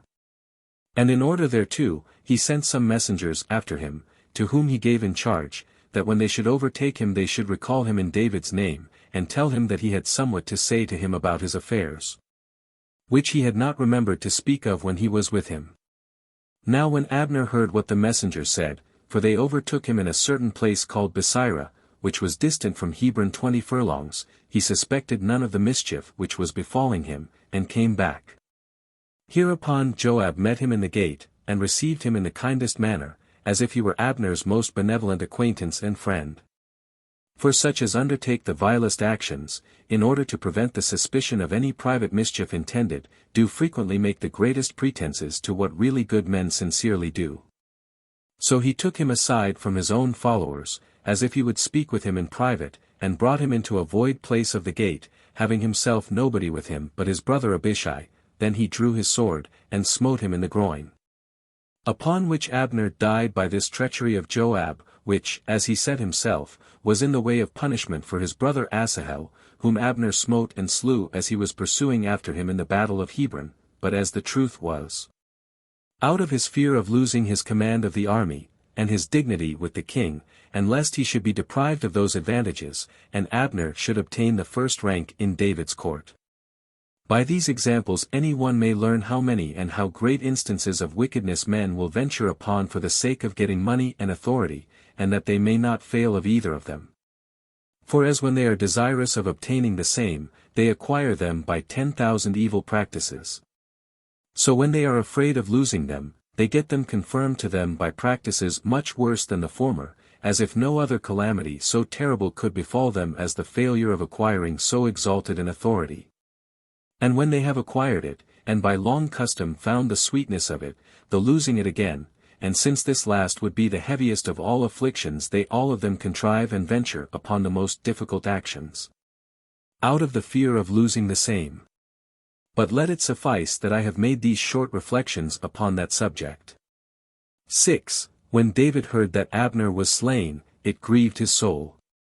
And he called all men to witness, with stretching out his hands to God, and crying out that he was not a partaker in the murder of Abner, and that his death was not procured by his command or approbation. He also wished the heaviest curses might light upon him that slew him and upon his whole house, and he devoted those that had assisted him in this murder to the same penalties on its account. For he took care not to appear to have had any hand in this murder, contrary to the assurances he had given and the oaths he had taken to Abner. However, he commanded all the people to weep and lament this man, and to honor his dead body with the usual solemnities. That is, by rending their garments, and putting on sackcloth, and that things should be the habit in which they should go before the bier. After which he followed it himself, with the elders and those that were rulers, lamenting Abner, and by his tears demonstrating his goodwill to him while he was alive, and his sorrow for him now he was dead. And that he was not taken off with his consent. So he buried him at Hebron in a magnificent manner, and indited funeral elegies for him. He also stood first over the monument weeping, and caused others to do the same. Nay, so deeply did the death of Abner disorder him, that his companions could by no means force him to take any food, but he affirmed with an oath that he would taste nothing till the sun was set. This procedure gained him the goodwill of the multitude. For such as had an affection for Abner were mightily satisfied with the respect he paid him when he was dead, and the observation of that faith he had plighted to him, which was shown in his vouchsafing him all the usual ceremonies, as if he had been his kinsman and his friend, and not suffering him to be neglected and injured with a dishonorable burial, as if he had been his enemy. Insomuch that the entire nation rejoiced at the king's gentleness and mildness of disposition, every one being ready to suppose that the king would have taken the same care of them in the like circumstances, which they saw be showed in the burial of the dead body of Abner. And indeed David principally intended to gain a good reputation, and therefore he took care to do what was proper in this case, whence none had any suspicion that he was the author of Abner's death. He also said this to the multitude, that he was greatly troubled at the death of so good a man, and that the affairs of the Hebrews had suffered great detriment by being deprived of him, who was of so great abilities to preserve them by his excellent advice, and by the strength of his hands in war. But he added, that God, who hath a regard to all men's actions, will not suffer this man, Joab, to go off unrevenged, but know ye, that I am not able to do anything to these sons of Zeruiah, Joab and Abishai, who have more power than I have. But God will requite their insolent attempts upon their own heads. And this was the fatal conclusion of the life of Abner. Chapter 2. That upon the slaughter of Ishbosheth by the treachery of his friends, David received the whole kingdom. 1. When Ishbosheth, the son of Saul, had heard of the death of Abner, he took it to heart to be deprived of a man that was of his kindred, and had indeed given him the kingdom, but was greatly afflicted, and Abner's death very much troubled him. Nor did he himself outlive any long time, but was treacherously set upon by the sons of Rimmon, Baanah and Rechab were their names, and was slain by them. For these being of a family of the Benjamites, and of the first rank among them, thought that if they should slay Ishbosheth, they should obtain large presents from David, and be made commanders by him, or, however, should have some other trust committed to them. So when they once found him alone, and asleep at noon, in an upper room, when none of his guards were there, and when the woman that kept the door was not watching, but was fallen asleep also, partly on account of the labor she had undergone, and partly on account of the heat of the day, these men went into the room in which Ishbosheth, Saul's son, lay asleep, and slew him. They also cut off his head, and took their journey all that night, and the next day, as supposing themselves flying away from those they had injured, to one that would accept of this action as a favor, and would afford them security. So they came to Hebron, and showed David the head of Ishbosheth, and presented themselves to him as his well-wishers, and such as had killed one that was his enemy and antagonist. Yet David did not relish what they had done as they expected, but said to them, "You vile wretches, you shall immediately receive the punishment you deserve. Did not you know what vengeance I executed on him that murdered Saul, and brought me his crown of gold, and this while he who made this slaughter did it as a favor to him, that he might not be caught by his enemies? Or do you imagine that I am altered in my disposition, and suppose that I am not the same man I then was, but am pleased with men that are wicked doers, and esteem your vile actions, when you are become murderers of your master, as grateful to me? When you have slain a righteous man upon his bed, who never did evil to any body, and treated you with great goodwill and respect? Wherefore you shall suffer the punishment due on his account, and the vengeance I ought to inflict upon you for killing Ishbosheth, and for supposing that I should take his death kindly at your hands. For you could not lay a greater blot on my honor, than by making such a supposal." When David had said this, he tormented them with all sorts of torments, and then put them to death. And he bestowed all accustomed rites on the burial of the head of Ishbosheth, and laid it in the grave of Abner. 2. When these things were brought to this conclusion, all the principal men of the Hebrew people came to David to Hebron, with the heads of thousands, and other rulers, and delivered themselves up to him.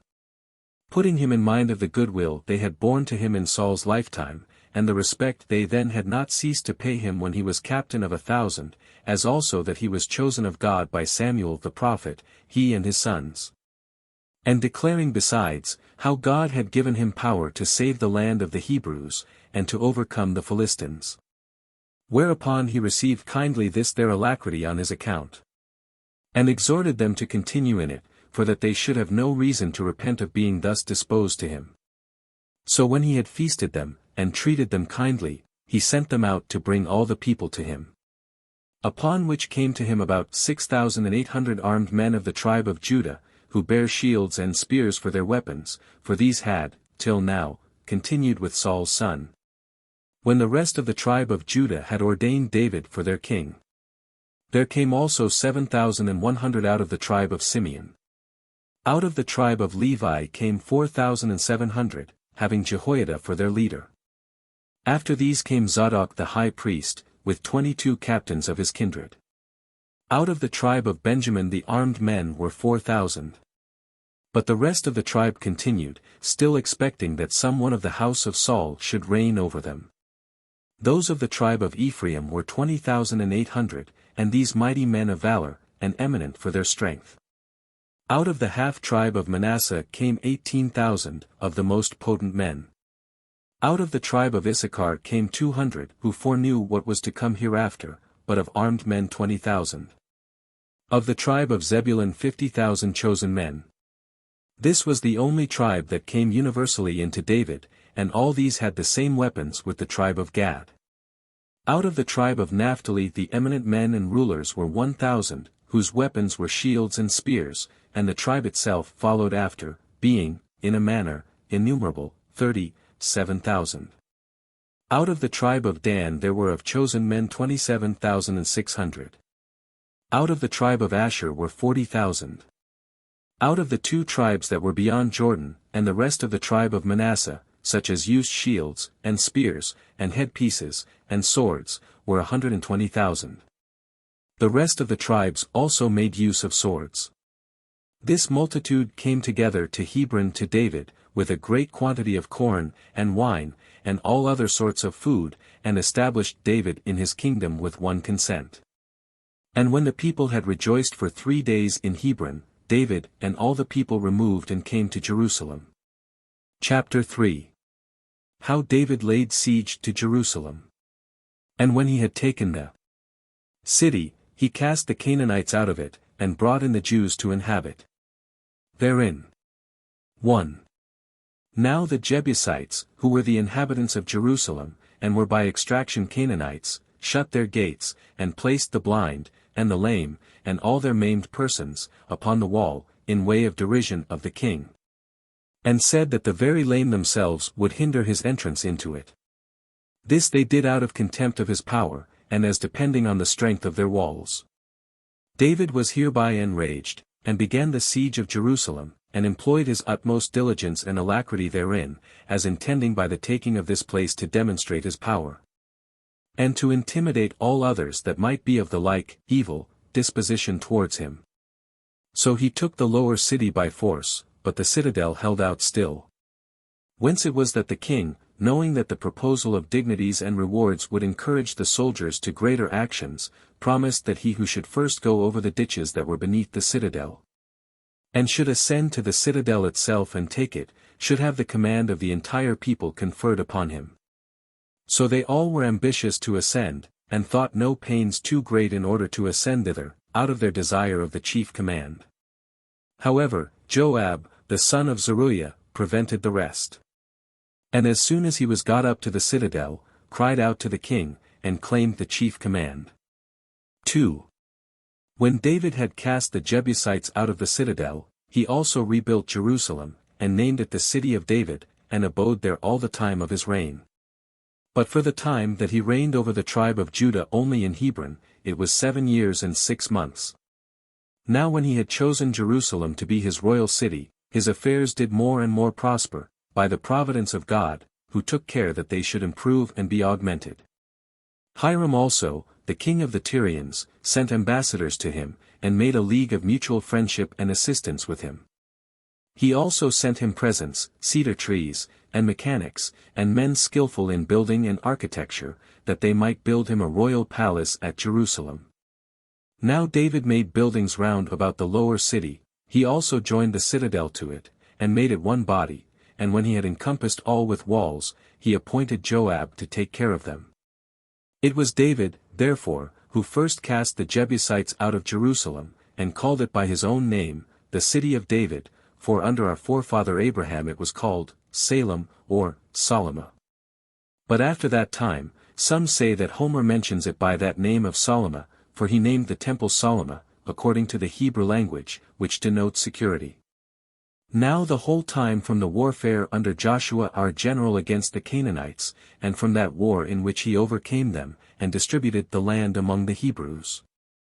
Nor could the Israelites ever cast the Canaanites out of Jerusalem until this time, when David took it by siege, this whole time was 515 years.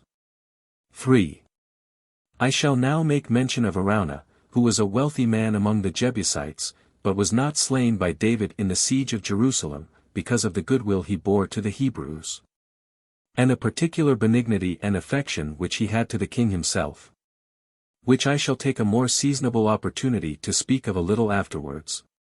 Now David married other wives over and above those which he had before, he had also concubines. The sons whom he had were in number 11, whose names were Amnon, Emnos, Eben, Nathan, Solomon, Jeben, Elian, Phalna, Enaphan, Jeneh, Eliphale, and a daughter, Tamar. 9 of these were born of legitimate wives, but the 2 last named of concubines, and Tamar had the same mother with Absalom. Chapter 4. That when David had conquered the Philistines who made war against him at Jerusalem, he removed the ark to Jerusalem and had a mind to build a temple. 1. When the Philistines understood that David was made king of the Hebrews, they made war against him at Jerusalem. And when they had seized upon that valley which is called the Valley of the Giants, and is a place not far from the city, they pitched their camp therein. But the king of the Jews, who never permitted himself to do anything without prophecy, and the command of God and without depending on him as a security for the time to come, bade the high priest to foretell to him what was the will of God, and what would be the event of this battle. And when he foretold that he should gain the victory and the dominion, he led out his army against the Philistines. And when the battle was joined, he came himself behind, and fell upon the enemy on the sudden, and slew some of them, and put the rest to flight.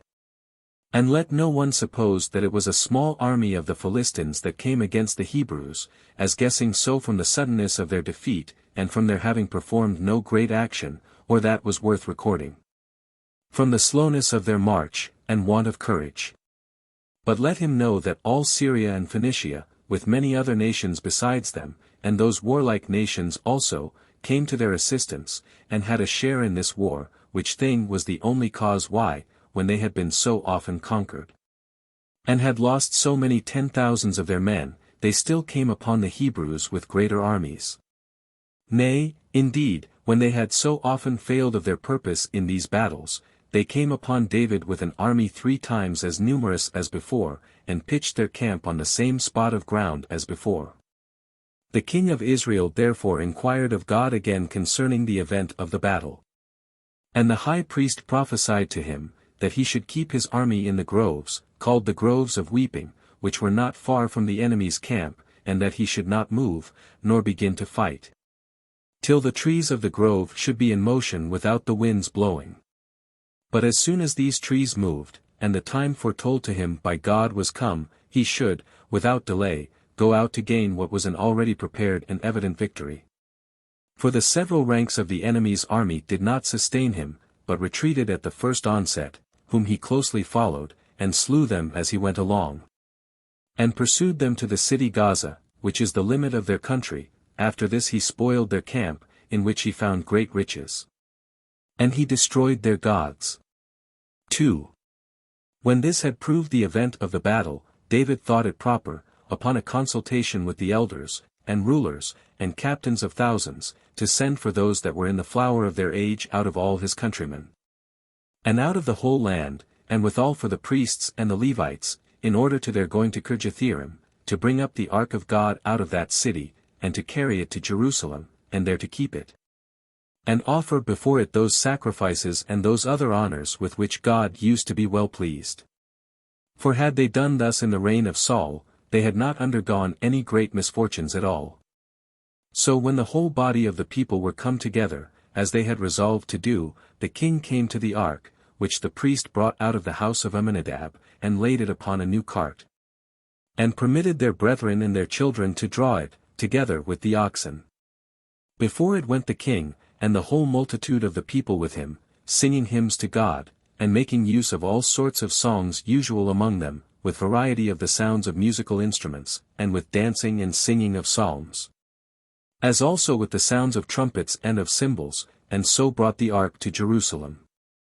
But as they were come to the threshing floor of Chidon, a place so called, Uzzah was slain by the anger of God, for as the oxen shook the ark, he stretched out his hand, and would needs take hold of it. Now, because he was not a priest and yet touched the ark, God struck him dead. Hereupon both the king and the people were displeased at the death of Uzzah, and the place where he died is still called the breach of Uzzah unto this day. So David was afraid. And supposing that if he received the ark to himself into the city, he might suffer in the like manner as Uzzah had suffered, who, upon his bare putting out his hand to the ark, died in the manner already mentioned. He did not receive it to himself into the city, but he took it aside unto a certain place belonging to a righteous man, whose name was Obededom, who was by his family a Levite, and deposited the ark with him. And it remained there 3 entire months. This augmented the house of Obededom, and conferred many blessings upon it. And when the king heard what had befallen Obededom, how he was become, of a poor man in a low estate, exceeding happy, and the object of envy to all those that saw or inquired after his house, he took courage, and, hoping that he should meet with no misfortune thereby, he transferred the ark to his own house. The priests carrying it, while 7 companies of singers, who were set in that order by the king, went before it, and while he himself played upon the harp, and joined in the music, insomuch, that when his wife Michal, the daughter of Saul, who was our first king, saw him so doing, she laughed at him. But when they had brought in the ark, they placed it under the tabernacle which David had pitched for it, and he offered costly sacrifices and peace offerings, and treated the whole multitude, and dealt both to the women and the men, and the infants a loaf of bread and a cake, and another cake baked in a pan, with the portion of the sacrifice. So when he had thus feasted the people, he sent them away, and he himself returned to his own house. 3. But when Michal his wife, the daughter of Saul, came and stood by him, she wished him all other happiness, and entreated that whatsoever he should further desire, to the utmost possibility, might be given him by God. and that he might be favorable to him.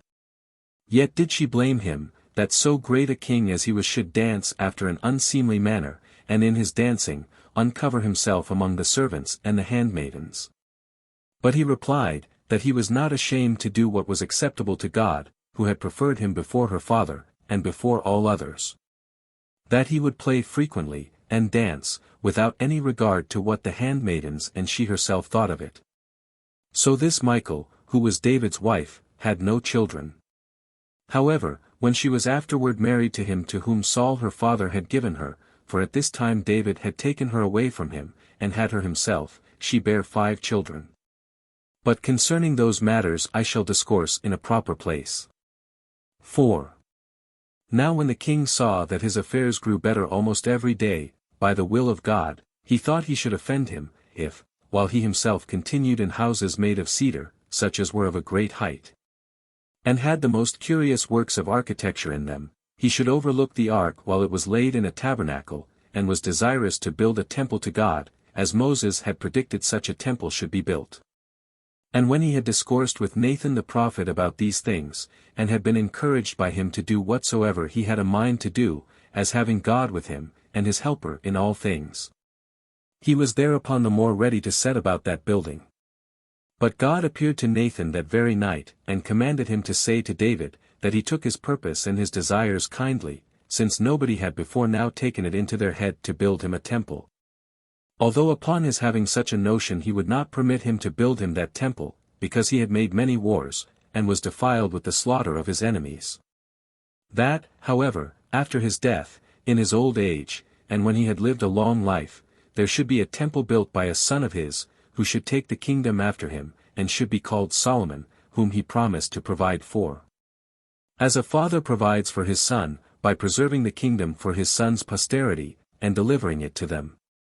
But that he would still punish him, if he sinned, with diseases and barrenness of land.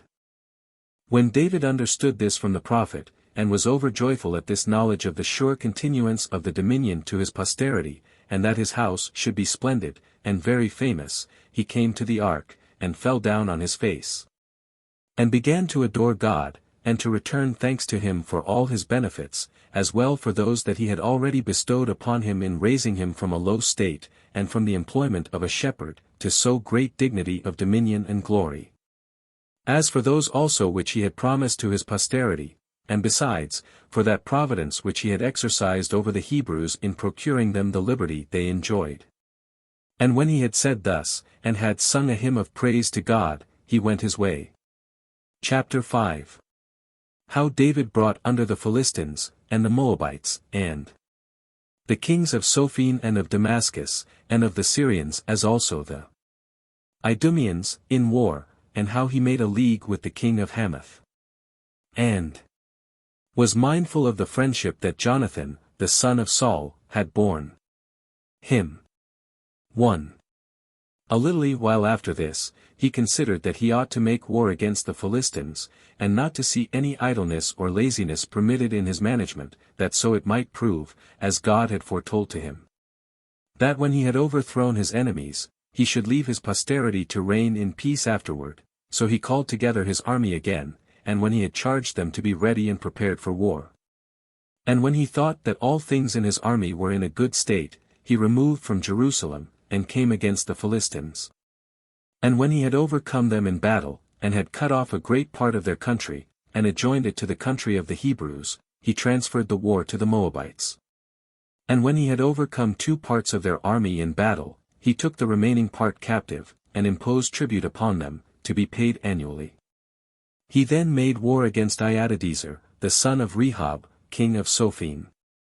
And when he had joined battle with him at the river Euphrates, he destroyed 20,000 of his footmen, and about 7,000 of his horsemen. He also took 1,000 of his chariots, and destroyed the greatest part of them, and ordered that no more than 100 should be kept. 2. Now when Hadad, king of Damascus and of Syria, heard that David fought against Hadadezer, who was his friend, he came to his assistance with a powerful army, in hopes to rescue him. And when he had joined battle with David at the river Euphrates, he failed of his purpose, and lost in the battle a great number of his soldiers, for there were slain of the army of Hadad 20,000, and all the rest fled. Nicelens also, of Damascus, makes mention of this king in the 4th book of his histories, where he speaks thus: A great while after these things had happened, there was one of that country whose name was Hadad, who was become very potent. He reigned over Damascus, and the other parts of Syria, excepting Phoenicia. He made war against David, the king of Judea, and tried his fortune in many battles, and particularly in the last battle at Euphrates, wherein he was beaten. He seemed to have been the most excellent of all their kings in strength and manhood. Nay, besides this, he says of his posterity, that they succeeded one another in his kingdom, and in his name. Where he thus speaks: When Hadad was dead, his posterity reigned for 10 generations, each of his successors receiving from his father that his dominion, and this his name, as did the Ptolemies in Egypt. But the third was the most powerful of them all, and was willing to avenge the defeat his forefather had received, so he made an expedition against the Jews, and laid waste the city which is now called Samaria. Nor did he err from the truth. For this is that Hadad who made the expedition against Samaria, in the reign of Ahab, king of Israel, concerning whom we shall speak in due place hereafter. 3. Now when David had made an expedition against Damascus, and the other parts of Syria, and had brought it all into subjection, and had placed garrisons in the country, and appointed that they should pay tribute, he returned home.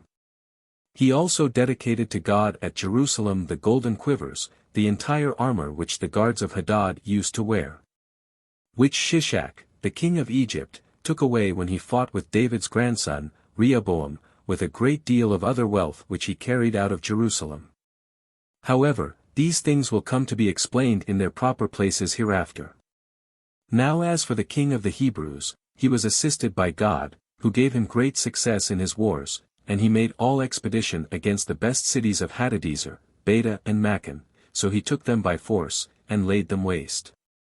Therein was found a very great quantity of gold and silver, besides that sort of brass which is said to be more valuable than gold.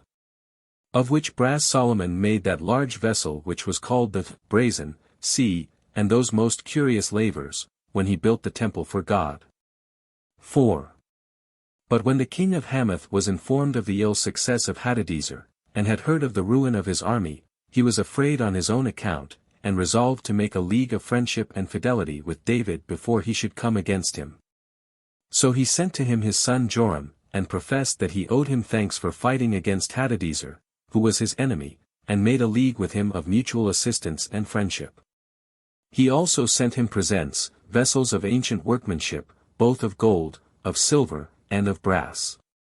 So when David had made this league of mutual assistance with Toi, for that was the name of the king of Hamath, and had received the presents he sent him, he dismissed his son with that respect which was due on both sides. But then David brought those presents that were sent by him, as also the rest of the gold and silver which he had taken of the cities whom he had conquered, and dedicated them to God. Nor did God give victory and success to him only when he went to the battle himself, and led his own army, but he gave victory to Abishai, the brother of Joab, general of his forces, over the Idumeans, and by him to David. When he sent him with an army into Idumea, for Abishai destroyed 18,000 of them in the battle. Whereupon the king of Israel placed garrisons through all Idumea, and received the tribute of the country, and of every head among them. Now David was in his nature just, and made his determination with regard to truth. He had for the general of his whole army Joab, and he made Jehoshaphat, the son of Ahilud, recorder. He also appointed Zadok, of the family of Phinehas, to be high priest, together with Abiathar, for he was his friend. He also made Sison the scribe, and committed the command over the guards of his body to Benaiah, the son of Jehoiada. His elder sons were near his body, and had the care of it also. 5. He also called to mind the covenants and the oaths he had made with Jonathan, the son of Saul, and the friendship and affection Jonathan had for him. For besides all the rest of his excellent qualities with which he was endowed, he was also exceeding mindful of such as had at other times bestowed benefits upon him. He therefore gave order that inquiry should be made, whether any of Jonathan's lineage were living, to whom he might make return of that familiar acquaintance which Jonathan had had with him, and for which he was still debtor. And when one of Saul's freed men was brought to him, who was acquainted with those of his family that were still living, he asked him whether he could tell him of any one belonging to Jonathan that was now alive, and capable of a requital of the benefits which he had received from Jonathan. And he said, that a son of his was remaining, whose name was Mephibosheth, but that he was lame of his feet. For that when his nurse heard that the father and grandfather of the child were fallen in the battle, she snatched him up, and fled away, and let him fall from her shoulders, and his feet were lamed. So when he had learned where and by whom he was brought up, he sent messengers to Machir, to the city of Lodabar, for with him was the son of Jonathan brought up, and sent for him to come to him. So when Mephibosheth came to the king, he fell on his face and worshipped him, but David encouraged him, bade him be of good cheer, and expect better times. So he gave him his father's house, and all the estate which his grandfather Saul was in possession of, and bade him come and diet with him at his own table, and never to be absent one day from that table. And when the youth had worshipped him on account of his words and gifts given to him, he called for Ziba, and told him that he had given the youth his father's house, and all Saul's estate. He also ordered that Ziba should cultivate his land, and take care of it, and bring him the prophets of all to Jerusalem. Accordingly, David brought him to his table every day, and bestowed upon the youth, Ziba and his sons, who were in number 15, and his servants, who were in number 20. When the king had made these appointments, and Ziba had worshipped him, and promised to do all that he had bidden him, he went his way. So that this son of Jonathan dwelt at Jerusalem, and dieted at the king's table, and had the same care that a son could claim taken of him. He also had himself a son, whom he named Micah. Chapter 6. How the war was waged against the Ammonites and happily concluded. 1. This were the honors that such as were left of Saul's and Jonathan's lineage received from David. About this time died Nahash, the king of the Ammonites, who was a friend of David's, and when his son had succeeded his father in the kingdom, David sent ambassadors to him to comfort him, and exhorted him to take his father's death patiently, and to expect that he would continue the same kindness to himself which he had shown to his father. But the princes of the Ammonites took this message in evil part, and not as David's kind dispositions gave reason to take it, and they excited the king to resent it, and said that David had sent men to spy out the country, and what strength it had, under the pretense of humanity and kindness. They further advised him to have a care, and not to give heed to David's words, lest he should be deluded by him, and so fall into an inconsolable calamity. Accordingly Nahash's son, the king of the Ammonites, thought these princes spake what was more probable than the truth would admit, and so abused the ambassadors after a very harsh manner. For he shaved the one half of their beards, and cut off one half of their garments, and sent his answer, not in words, but in deeds. When the king of Israel saw this, he had indignation at it, and showed openly that he would not overlook this injurious and contumelious treatment, but would make war with the Ammonites, and would avenge this wicked treatment of his ambassadors on their king. So that king's intimate friends and commanders, understanding that they had violated their league, and were liable to be punished for the same, made preparations for war. They also sent 1,000 talents to the Syrian king of Mesopotamia, and endeavored to prevail with him to assist them for that pay, and Shobach. Now these kings had 20,000 footmen. They also hired the king of the country called Maacah, and a fourth king, by name Ishtab, which last had 12,000 armed men. 2. But David was under no consternation at this confederacy, nor at the forces of the Ammonites. And putting his trust in God, because he was going to war in a just cause, on account of the injurious treatment he had met with, he immediately sent Joab, the captain of his host, against them, and gave him the flower of his army, who pitched his camp by Rabbah, the metropolis of the Ammonites. Whereupon the enemy came out, and set themselves in array, not all of them together, but in 2 bodies, for the auxiliaries were set in array in the plain by themselves, but the army of the Ammonites at the gates over against the Hebrews.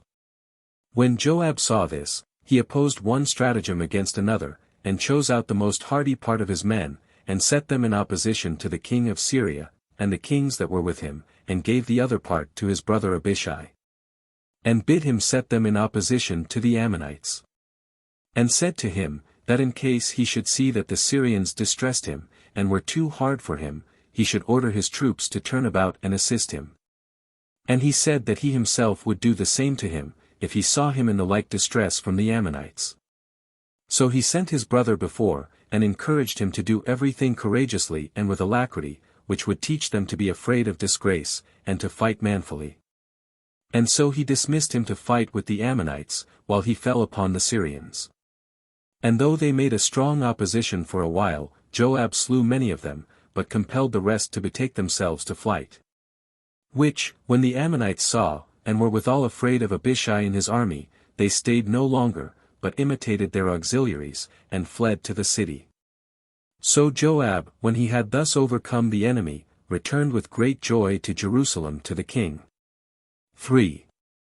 This defeat did not still induce the Ammonites to be quiet, nor to own those that were superior to them to be so, and be still, but they sent to Calaman, the king of the Syrians, beyond Euphrates, and hired him for an auxiliary. He had Shobach for the captain of his host, with 80,000 footmen, and 10,000 horsemen.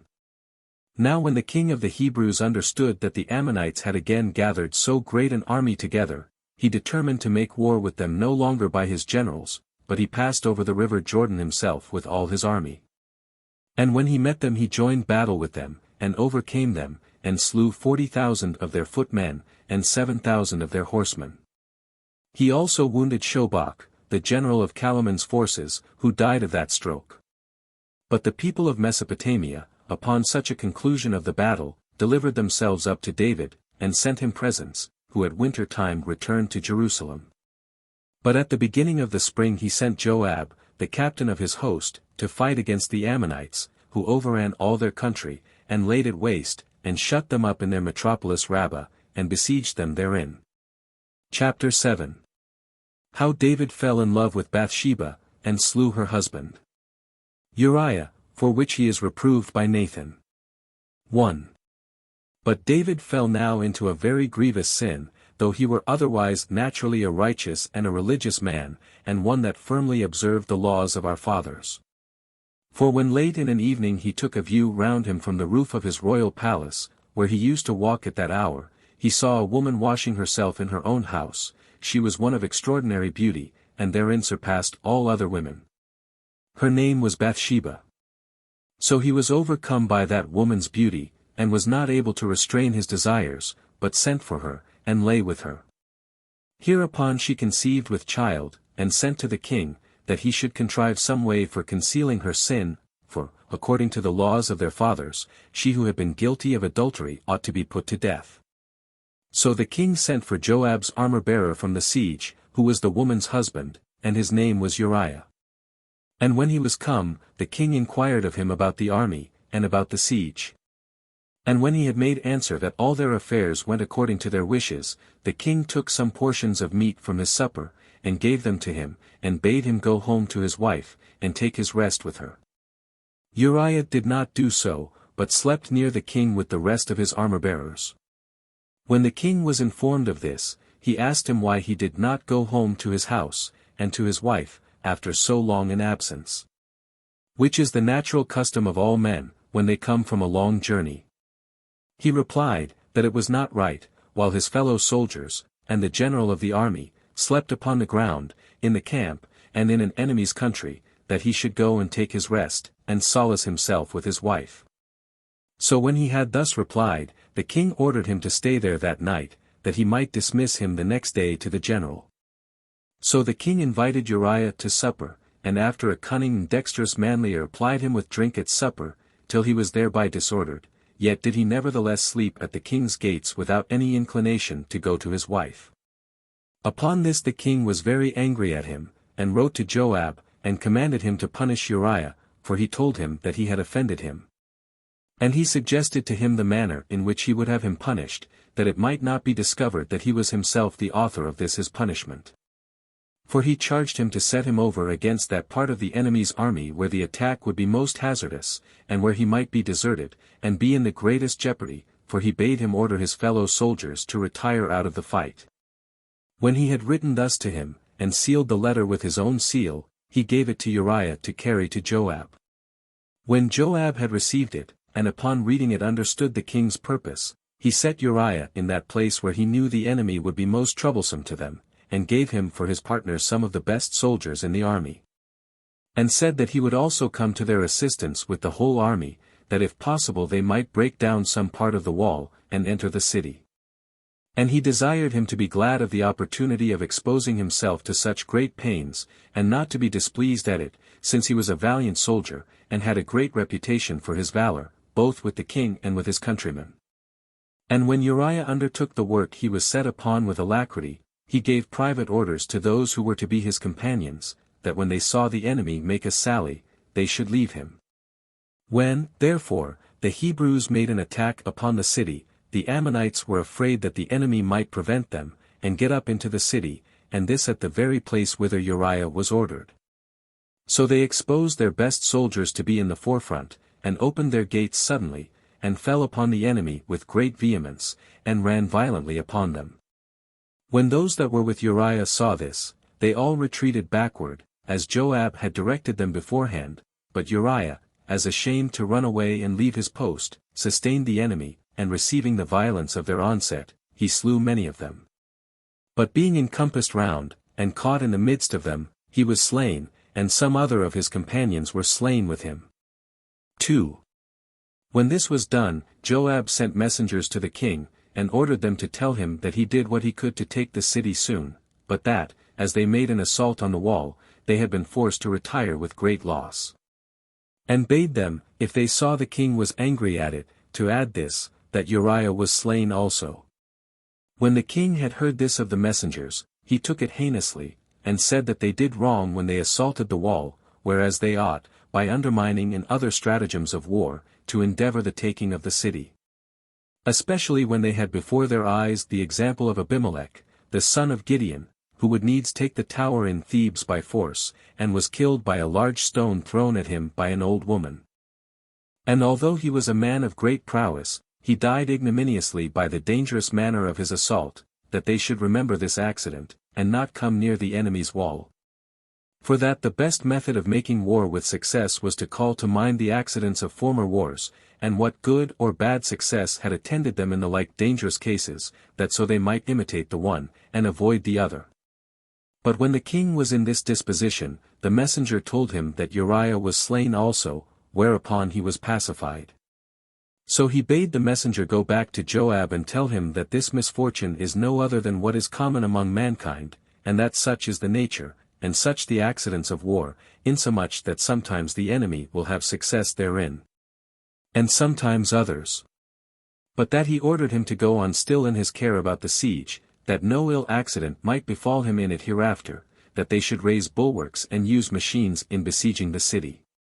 And when they have gotten it, to overturn its very foundations, and to destroy all those that are in it.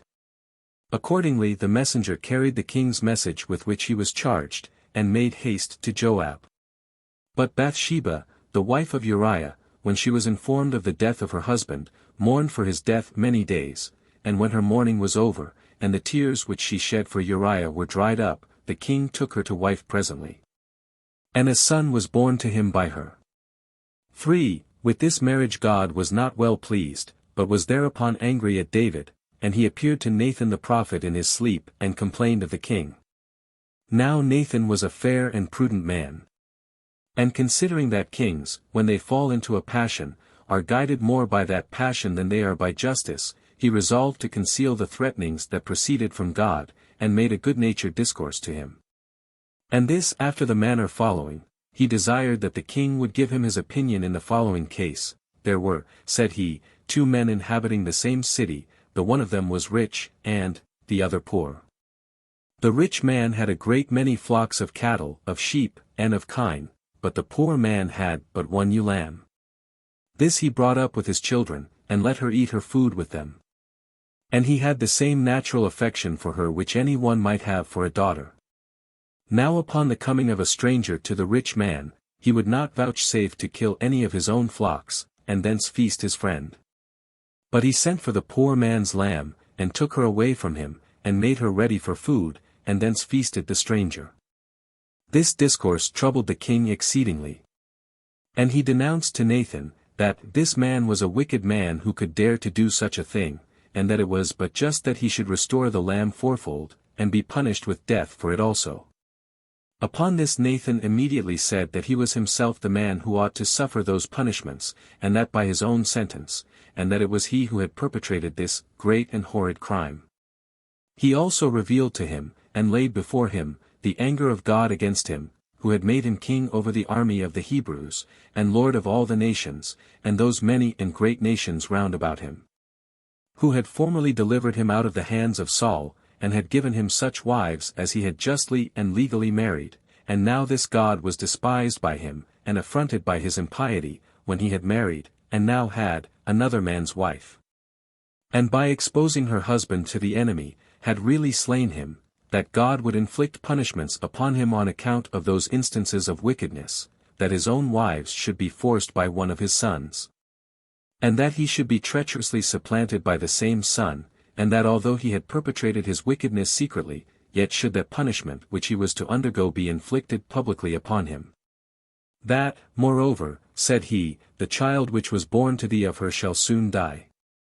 When the king was troubled at these messages, and sufficiently confounded, and said with tears and sorrow that he had sinned, for he was without controversy a pious man, and guilty of no sin at all in his whole life. Excepting those in the matter of Uriah, God had compassion on him, and was reconciled to him, and promised that he would preserve to him both his life and his kingdom.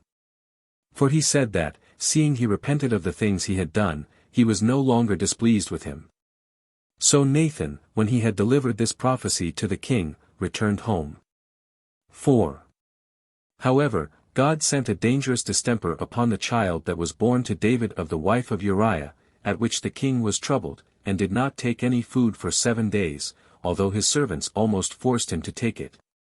But he clothed himself in a black garment, and fell down, and lay upon the ground in sackcloth, and trusting God for the recovery of the child, for he vehemently loved the child's mother.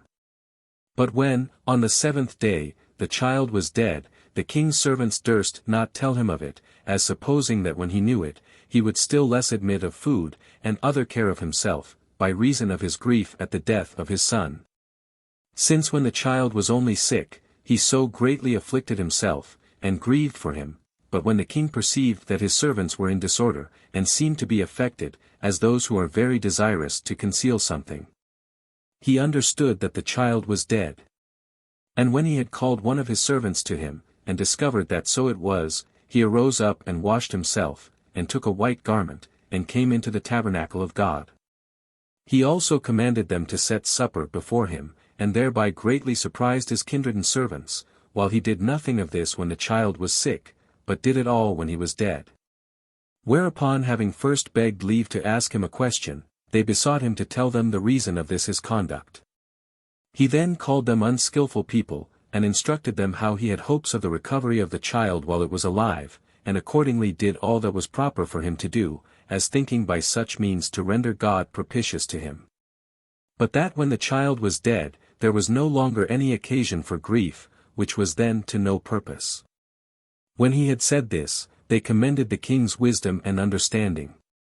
He then went in unto Bathsheba his wife, and she conceived and bare a son, and by the command of Nathan the prophet called his name Solomon. 5. But Joab sorely distressed the Ammonites in the siege, by cutting off their waters, and depriving them of other means of subsistence, till they were in the greatest want of meat and drink, for they depended only on one small well of water. And this they durst not drink of too freely, lest the fountain should entirely fail them. So he wrote to the king, and informed him thereof, and persuaded him to come himself to take the city, that he might have the honor of the victory. Upon this letter of Joab's, the king accepted of his goodwill and fidelity, and took with him his army, and came to the destruction of Rabbah, and when he had taken it by force, he gave it to his soldiers to plunder it. But he himself took the king of the Ammonites' crown, whose weight was a talent of gold, and it had in its middle a precious stone called a sardonyx, which crown David ever after wore on his own head. He also found many other vessels in the city, and those both splendid and of great price, but as for the men, he tormented them, and then destroyed them. And when he had taken the other cities of the Ammonites by force, he treated them after the same manner. Chapter 8. How Absalom murdered Amnon, who had forced his own sister, and how he was banished and afterwards recalled by David. 1. When the king was returned to Jerusalem, a sad misfortune befell his house. On the occasion following, he had a daughter, who was yet a virgin, and very handsome, insomuch that she surpassed all the most beautiful women. Her name was Tamar. She had the same mother with Absalom. Now Amnon, David's eldest son, fell in love with her, and being not able to obtain his desires, on account of her virginity, and the custody she was under, was so much out of order, nay, his grief so eat up his body, that he grew lean. And his color was changed. Now there was one Jenadab, a kinsman and friend of his, who discovered this his passion, for he was an extraordinary wise man, and of great sagacity of mind. When, therefore, he saw that every morning Amnon was not in body as he ought to be, he came to him, and desired him to tell him what was the cause of it. However, he said that he guessed that it arose from the passion of love. Amnon confessed his passion, that he was in love with a sister of his, who had the same father with himself. So Jenadab suggested to him by what method and contrivance he might obtain his desires. For he persuaded him to pretend sickness, and bade him, when his father should come to him, to beg of him that his sister might come and minister to him, for if that were done, he should be better, and should quickly recover from his distemper. So Amnon lay down on his bed, and pretended to be sick, as Jonadab had suggested. When his father came, and inquired how he did, he begged of him to send his sister to him. Accordingly, he presently ordered her to be brought to him. And when she was come, Amnon bade her make cakes for him, and fry them in a pan, and do it all with her own hands, because he should take them better from her hand, than from any one's else. So she kneaded the flour in the sight of her brother, and made him cakes, and baked them in a pan, and brought them to him. But at that time he would not taste them, but gave order to his servants to send all that were there out of his chamber, because he had a mind to repose himself, free from tumult and disturbance. As soon as what he had commanded was done, he desired his sister to bring his supper to him into the inner parlor, which, when the damsel had done, he took hold of her, and endeavored to persuade her to lie with him. Whereupon the damsel cried out, and said, Nay, brother, do not force me, nor be so wicked as to transgress the laws, and bring upon thyself the utmost confusion. Curb this thy unrighteous and impure lust, from which our house will get nothing but reproach and disgrace. She also advised him to speak to his father about this affair, for he would permit him to marry her. This she said, as desirous to avoid her brother's violent passion at present. But he would not yield to her. But, inflamed with love and blinded with the vehemency of his passion, he forced his sister, but as soon as Amnon had satisfied his lust, he hated her immediately, and giving her reproachful words, bade her rise up and be gone. And when she said that this was a more injurious treatment than the former, if, now he had forced her, he would not let her stay with him till the evening, but bid her go away in the day time, and while it was light, that she might meet with people that would be witnesses of her shame, he commanded his servant to turn her out of his house. Whereupon she was sorely grieved at the injury and violence that had been offered to her, and rent her loose coat, for the virgins of old time wore such loose coats tied at the hands, and let down to the ankles, that the inner coats might not be seen, and sprinkled ashes on her head. And went up the middle of the city, crying out and lamenting for the violence that had been offered her. Now Absalom, her brother, happened to meet her, and asked her what sad thing had befallen her, that she was in that plight. And when she had told him what injury had been offered her, he comforted her, and desired her to be quiet, and take all patiently, and not to esteem her being corrupted by her brother as an injury. So she yielded to his advice, and left off her crying out, and discovering the force offered her to the multitude, and she continued as a widow with her brother Absalom a long time. 2. When David his father knew this, he was grieved at the actions of Amnon, but because he had an extraordinary affection for him, for he was his eldest son, he was compelled not to afflict him. But Absalom watched for a fit opportunity of revenging this crime upon him, for he thoroughly hated him. Now the 2nd year after this wicked affair about his sister was over, and Absalom was about to go to shear his own sheep at Baalhazor, which is a city in the portion of Ephraim, he besought his father, as well as his brethren, to come and feast with him. But when David excused himself, as not being willing to be burdensome to him, Absalom desired he would however send his brethren, whom he did send accordingly. Then Absalom charged his own servants, that when they should see Amnon disordered and drowsy with wine, and he should give them a signal, they should fear nobody, but kill him. 3. When they had done as they were commanded, the rest of his brethren were astonished and disturbed, and were afraid for themselves, so they immediately got on horseback, and rode away to their father. But somebody there was who prevented them, and told their father they were all slain by Absalom, whereupon he was overcome with sorrow, as for so many of his sons that were destroyed at once, and that by their brother also. And by this consideration, that it was their brother that appeared to have slain them, he aggravated his sorrow for them. So he neither inquired what was the cause of this slaughter, nor stayed to hear anything else, which yet it was but reasonable to have done, when so very great, and by that greatness so incredible, a misfortune was related to him. He rent his clothes and threw himself upon the ground, and there lay lamenting the loss of all his sons, both those who, as he was informed, were slain, and of him who slew them. But Jonadab, the son of his brother Shemiah, entreated him not to indulge his sorrow so far, for as to the rest of his sons he did not believe that they were slain, for he found no cause for such a suspicion. But he said it might deserve inquiry as to Amnon, for it was not unlikely that Absalom might venture to kill him on account of the injury he had offered to Tamar. In the meantime, a great noise of horses, and a tumult of some people that were coming, turned their attention to them. They were the king's sons, who were fled away from the feast.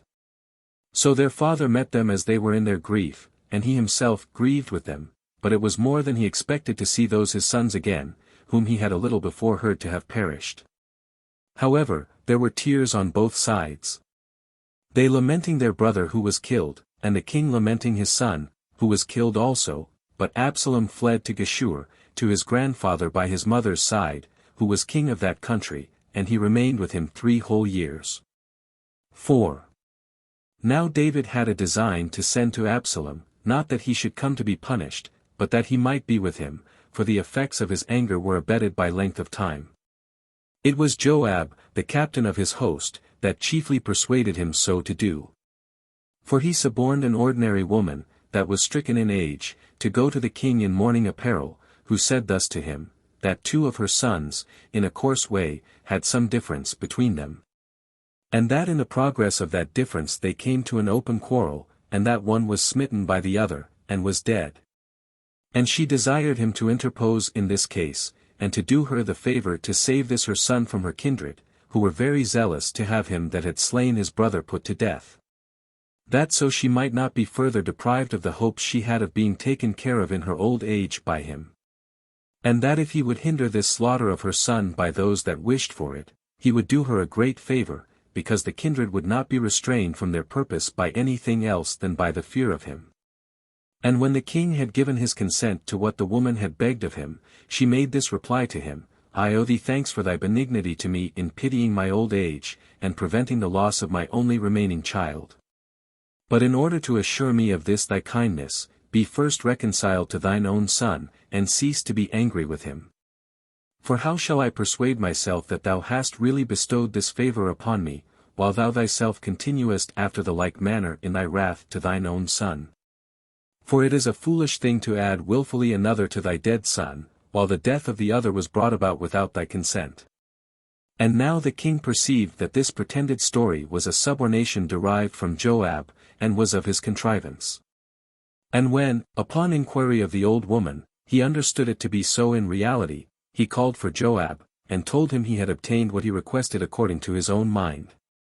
And he bid him bring Absalom back, for he was not now displeased, but had already ceased to be angry with him. So Joab bowed himself down to the king, and took his words kindly, and went immediately to Geshur, and took Absalom with him, and came to Jerusalem. 5. However, The king sent a message to his son beforehand, as he was coming, and commanded him to retire to his own house, for he was not yet in such a disposition as to think fit at present to see him. Accordingly, upon the father's command, he avoided coming into his presence, and contented himself with the respects paid him by his own family only. Now his beauty was not impaired, either by the grief he had been under, or by the want of such care as was proper to be taken of a king's son, for he still surpassed and excelled all men in the tallness of his body, and was more eminent, in a fine appearance, than those that dieted the most luxuriously. And indeed such was the thickness of the hair of his head, that it was with difficulty that he was pulled every 8th day, and his hair weighed 200 shekels, which are 5 pounds. However, he dwelt in Jerusalem 2 years, and became the father of 3 sons, and 1 daughter, which daughter was a very great beauty, and which Rehoboam, the son of Solomon, took to wife afterward, and had by her a son named Abijah. But Absalom sent to Joab, and desired him to pacify his father entirely towards him, and to beseech him to give him leave to come to him to see him, and speak with him. But when Joab neglected so to do, he sent some of his own servants, and set fire to the field adjoining to him, which, when Joab understood, he came to Absalom, and accused him of what he had done, and asked him the reason why he did so. To which Absalom replied, that I have found out this stratagem that might bring thee to us, while thou hast taken no care to perform the injunction I laid upon thee, which was this, to reconcile my father to me. And I really beg it of thee, now thou art here, to pacify my father as to me, since I esteem my coming hither to be more grievous than my banishment, while my father's wrath against me continues. Hereby Joab was persuaded, and pitied the distress that Absalom was in, and became an intercessor with the king for him. And when he had discoursed with his father, he soon brought him to that amicable disposition towards Absalom, that he presently sent for him to come to him. And when he had cast himself down upon the ground, and had begged for the forgiveness of his offenses, the king raised him up, and promised him to forget what he had formerly done. Chapter 9. Concerning the insurrection of Absalom against David, and concerning Ahithophel and Hushai, and concerning Ziba and Shimei, and how Ahithophel hanged himself. 1. Now Absalom, upon this his success with the king, procured to himself a great many horses, and many chariots, and that in a little time also. He had moreover 50 armor-bearers that were about him. And he came early every day to the king's palace, and spake what was agreeable to such as came for justice and lost their causes, as if that happened for want of good counselors about the king. Or perhaps because the judges mistook in that unjust sentence they gave. Whereby he gained the goodwill of them all. He told them, that had he but such authority committed to him, he would distribute justice to them in a most equitable manner. When he had made himself so popular among the multitude, he thought he had already the goodwill of the people secured to him. But when 4 years had passed since his father's reconciliation to him, he came to him, and besought him to give him leave to go to Hebron, and pay a sacrifice to God, because he vowed it to him when he fled out of the country. So when David had granted his request, he went thither, and great multitudes came running together to him, for he had sent to a great number so to do. 2. Among them came Ahithophel the Gilonite, a counselor of David's, and 200 men out of Jerusalem itself, who knew not his intentions, but were sent for as to a sacrifice. So he was appointed king by all of them, which he obtained by this stratagem. As soon as this news was brought to David, and he was informed of what he did not expect from his son, he was affrighted at this his impious and bold undertaking. And wondered that he was so far from remembering how his offense had been so lately forgiven him, that he undertook much worse and more wicked enterprises. First, to deprive him of that kingdom which was given him of God, and secondly, to take away his own father's life. He therefore resolved to fly to the parts beyond Jordan, so he called his most intimate friends together, and communicated to them all that he had heard of his son's madness. He committed himself to God, to judge between them about all their actions. And left the care of his royal palace to his 10 concubines, and went away from Jerusalem, being willingly accompanied by the rest of the multitude, who went hastily away with him, and particularly by those 600 armed men, who had been with him from his first flight in the days of Saul. But he persuaded Abiathar and Zadok, the high priests, who had determined to go away with him, as also all the Levites, who were with the ark, to stay behind, as hoping that God would deliver him without its removal. But he charged them to let him know privately how all things went on, and he had their sons, Ahimaaz the son of Zadok, and Jonathan the son of Abiathar, for faithful ministers in all things. But Ittai the Gitrite went out with him whether David would let him or not, for he would have persuaded him to stay, and on that account he appeared the more friendly to him. But as he was ascending the Mount of Olives barefooted, and all his company were in tears, it was told him that Ahithophel was with Absalom, and was of his side. This hearing augmented his grief. And he besought God earnestly to alienate the mind of Absalom from Ahithophel, for he was afraid that he should persuade him to follow his pernicious counsel, for he was a prudent man, and very sharp in seeing what was advantageous. When David was gotten upon the top of the mountain, he took a view of the city, and prayed to God with abundance of tears, as having already lost his kingdom, and here it was that a faithful friend of his, whose name was Hushai, met him. When David saw him with his clothes rent, and having ashes all over his head, and in lamentation for the great change of affairs, he comforted him, and exhorted him to leave off grieving. Nay, at length he besought him to go back to Absalom, and appear as one of his party, and to fish out the secretest counsels of his mind, and to contradict the counsels of Ahithophel. For that he could not do him so much good by being with him as he might by being with Absalom. So he was prevailed on by David, and left him, and came to Jerusalem, whither Absalom himself came also a little while afterward. 3. When David was gone a little farther, there met him Ziba, the servant of Mephibosheth, whom he had sent to take care of the possessions which had been given him, as the son of Jonathan, the son of Saul, with a couple of asses, loaden with provisions, and desired him to take as much of them as he and his followers stood in need of. And when the king asked him where he had left Mephibosheth, he said he had left him in Jerusalem, expecting to be chosen king in the present confusions, in remembrance of the benefits Saul had conferred upon them. At this the king had great indignation, and gave to Ziba all that he had formerly bestowed on Mephibosheth, for he determined that it was much fitter that he should have them than the other, at which Ziba greatly rejoiced. 4. When David was at Bahurim, a place so called, there came out a kinsman of Saul's, whose name was Shimei, and threw stones at him, and gave him reproachful words. And as his friends stood about the king and protected him, he persevered still more in his reproaches, and called him a bloody man, and the author of all sorts of mischief. He bade him also go out of the land as an impure and accursed wretch. And he thanked God for depriving him of his kingdom, and causing him to be punished for what injuries he had done to his master, Saul, and this by the means of his own son. Now when they were all provoked against him, and angry at him, and particularly Abishai, who had a mind to kill Shimei, David restrained his anger.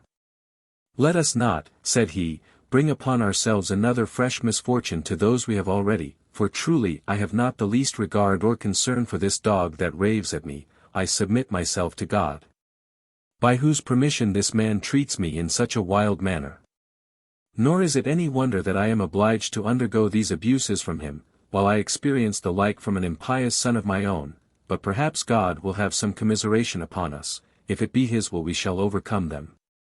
So he went on his way without troubling himself with Shimei, who ran along the other side of the mountain, and threw out his abusive language plentifully. But when David was come to Jordan, he allowed those that were with him to refresh themselves, for they were weary. 5. But when Absalom, and Ahithophel his counselor, were come to Jerusalem, with all the people, David's friend, Hushai, came to them.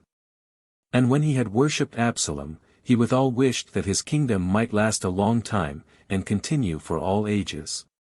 But when Absalom said to him, How comes this, that he who was so intimate a friend of my father's, and appeared faithful to him in all things, is not with him now, but hath left him, and is come over to me?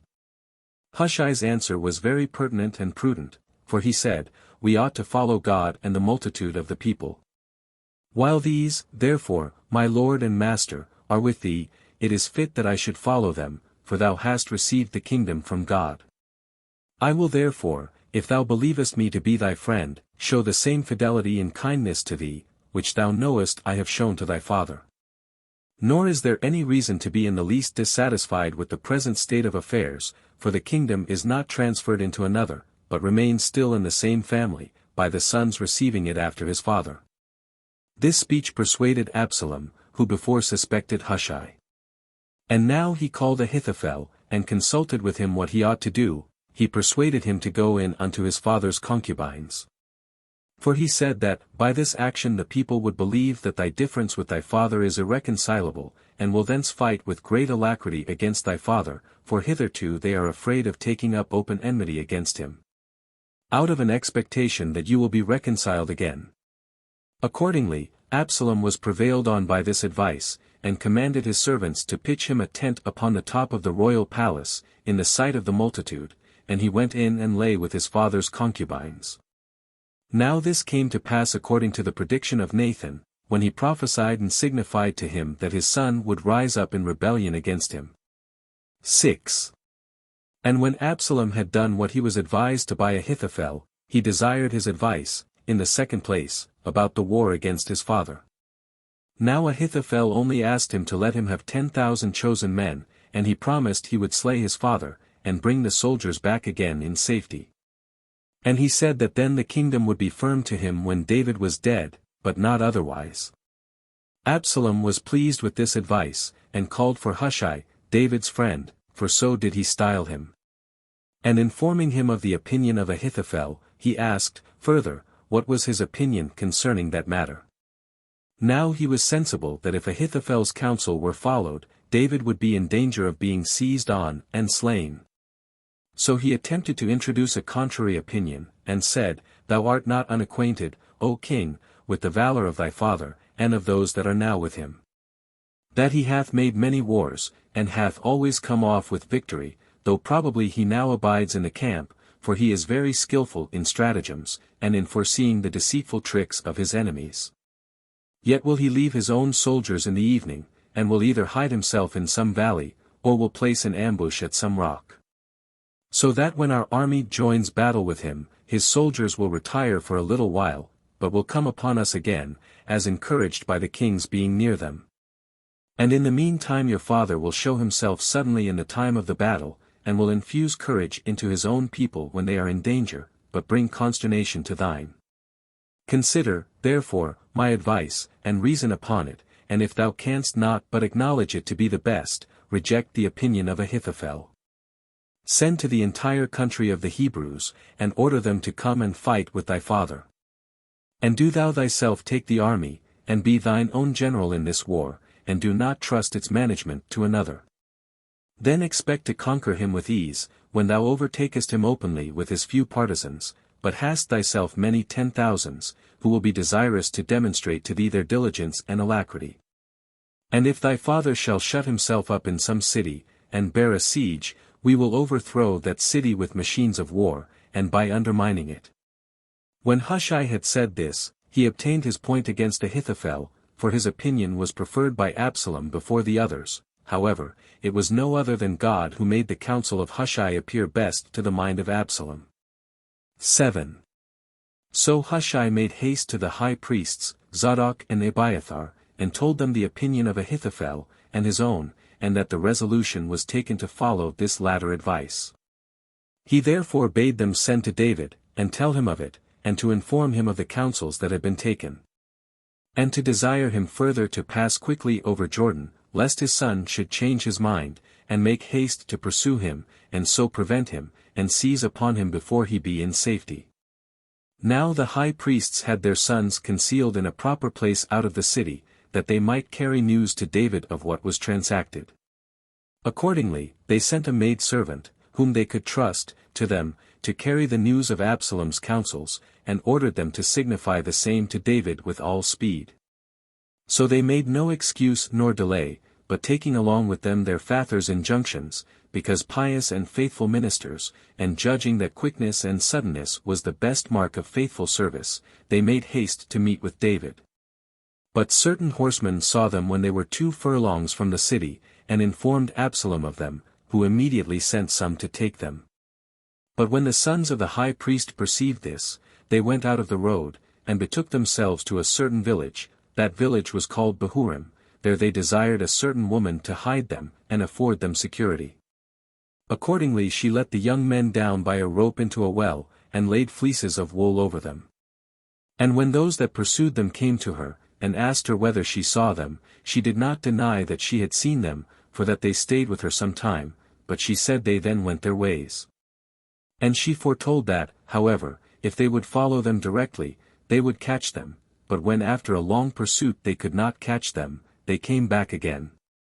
And when the woman saw those men were returned, and that there was no longer any fear of the young men's being caught by them, she drew them up by the rope, and bade them go on their journey accordingly.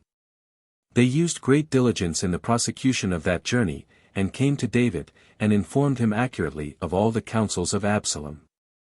So he commanded those that were with him to pass over Jordan while it was night, and not to delay at all on that account. 8. But Ahithophel, on rejection of his advice, got upon his ass, and rode away to his own country, Gilon. And, calling his family together, he told them distinctly what advice he had given Absalom. And since he had not been persuaded by it, he said he would evidently perish, and this in no long time, and that David would overcome him, and return to his kingdom again. So he said it was better that he should take his own life away with freedom and magnanimity, than expose himself to be punished by David, in opposition to whom he had acted entirely for Absalom. When he had discoursed thus to them, he went into the inmost room of his house, and hanged himself, and thus was the death of Ahithophel, who was self-condemned. And when his relations had taken him down from the halter, they took care of his funeral. Now, as for David, he passed over Jordan, as we have said already, and came to Mahanaim, every fine and very strong city. And all the chief men of the country received him with great pleasure, both out of the shame they had that he should be forced to flee away from Jerusalem, and out of the respect they bare him while he was in his former prosperity. These were Barzillai the Gileadite, and Siphar the ruler among the Ammonites, and Machir the principal man of Gilead. And these furnished him with plentiful provisions for himself and his followers, insomuch that they wanted no beds nor blankets for them, nor loaves of bread, nor wine. Nay, they brought them a great many cattle for slaughter, and afforded them what furniture they wanted for their refreshment when they were weary, and for food, with plenty of other necessaries. Chapter 10. How, when Absalom was beaten, he was caught in a tree by his hair and was slain. 1. And this was the state of David and his followers, but Absalom got together a vast army of the Hebrews to oppose his father, and passed therewith over the river Jordan, and sat down not far off Mahanaim, in the country of Gilead. He appointed Amasa to be captain of all his host, instead of Joab his kinsman. His father was Ithra and his mother Abigail. Now she and Zeruiah, the mother of Joab, were David's sisters.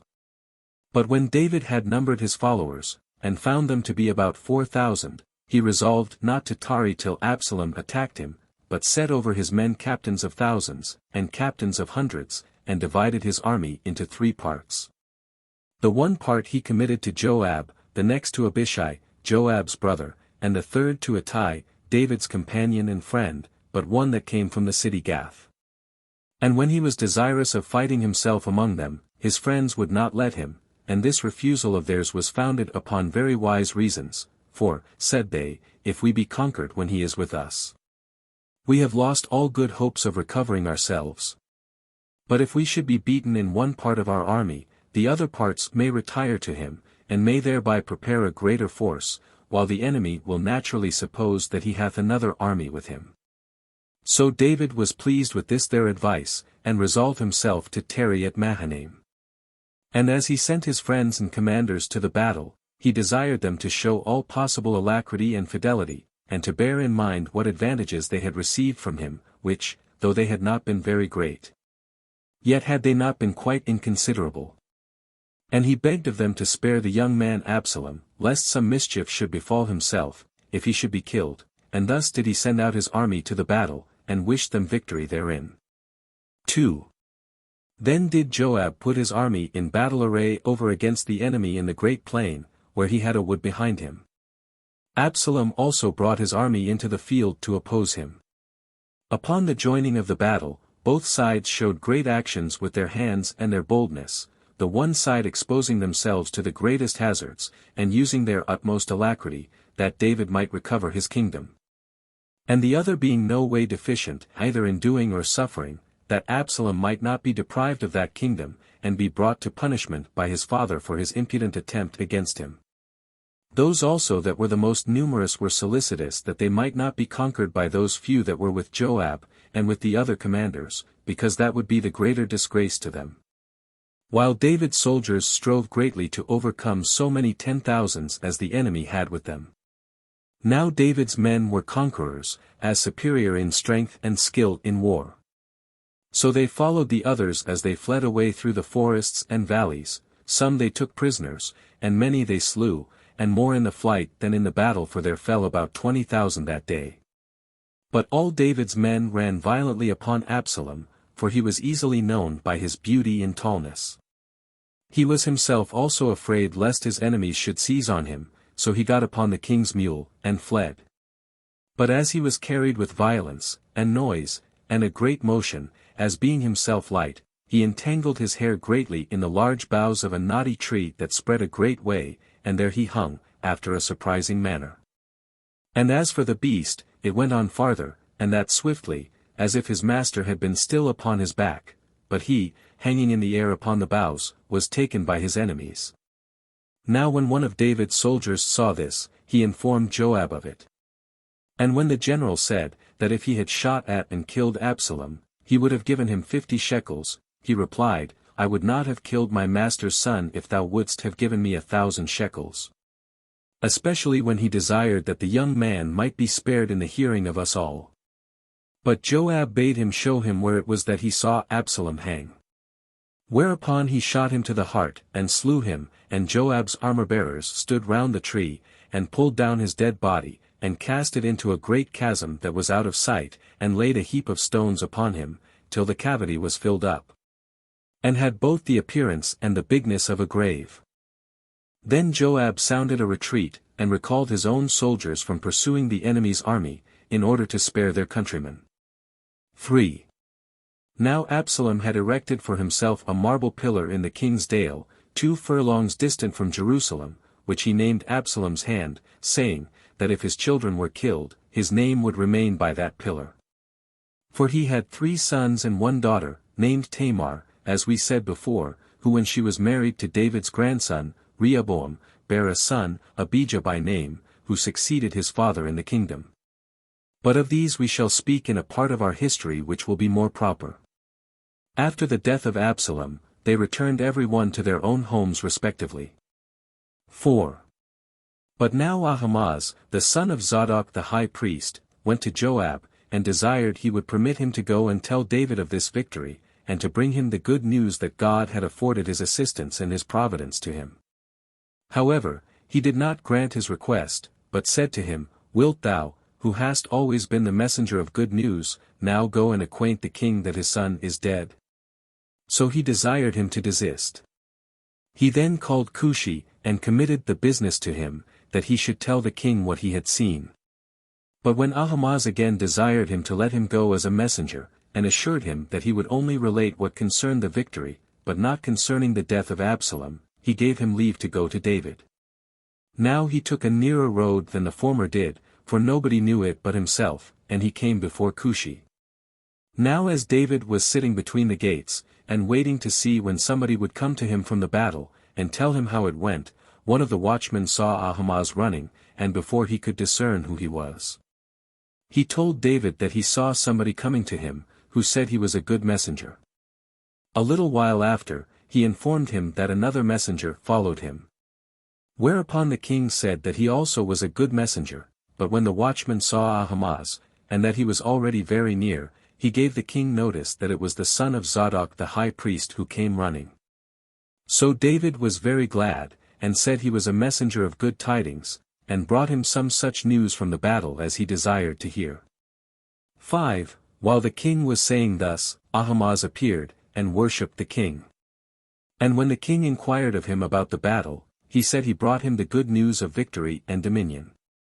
And when he inquired what he had to say concerning his son, he said that he came away on the sudden as soon as the enemy was defeated, but that he heard a great noise of those that pursued Absalom, and that he could learn no more. Because of the haste he made when Joab sent him to inform him of the victory.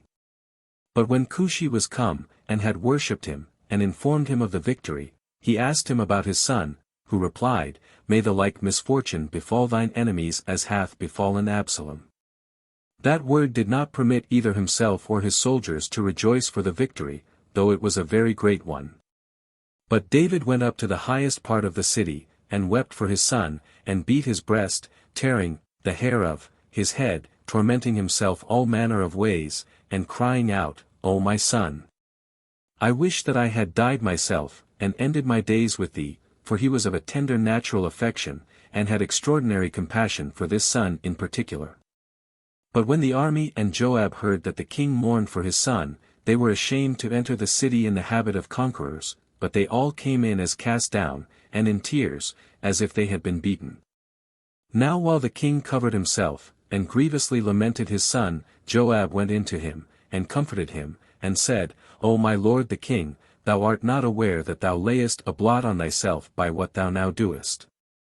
For thou seemest to hate those that love thee, and undergo dangers for thee, nay, to hate thyself and thy family, and to love those that are thy bitter enemies, and to desire the company of those that are no more, and who have been justly slain.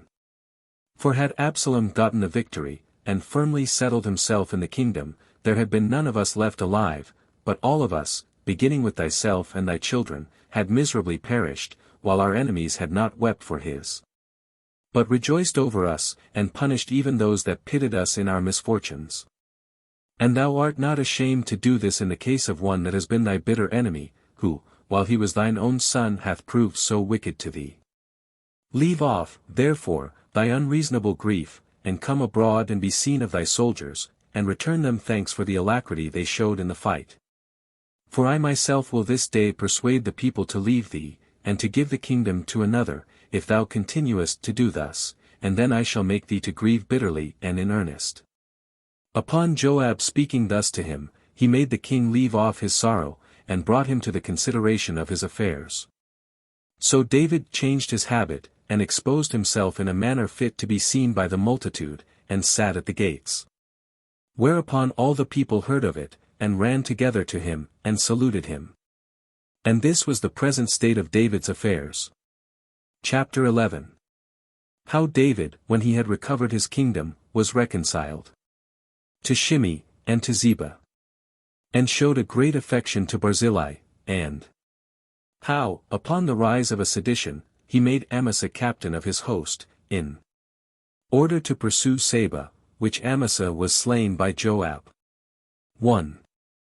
Now those Hebrews that had been with Absalom, and had retired out of the battle, when they were all returned home, sent messengers to every city to put them in mind of what benefits David had bestowed upon them, and of that liberty which he had procured them, by delivering them from many and great wars.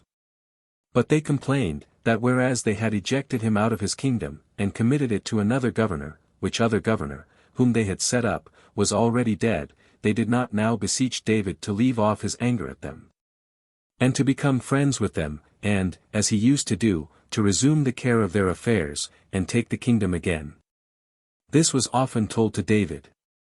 And, this notwithstanding, David sent to Zadok and Abiathar the high priests, that they should speak to the rulers of the tribe of Judah after the manner following, that it would be a reproach upon them to permit the other tribes to choose David for their king before their tribe, and this, said he, while you are akin to him, and of the same common blood.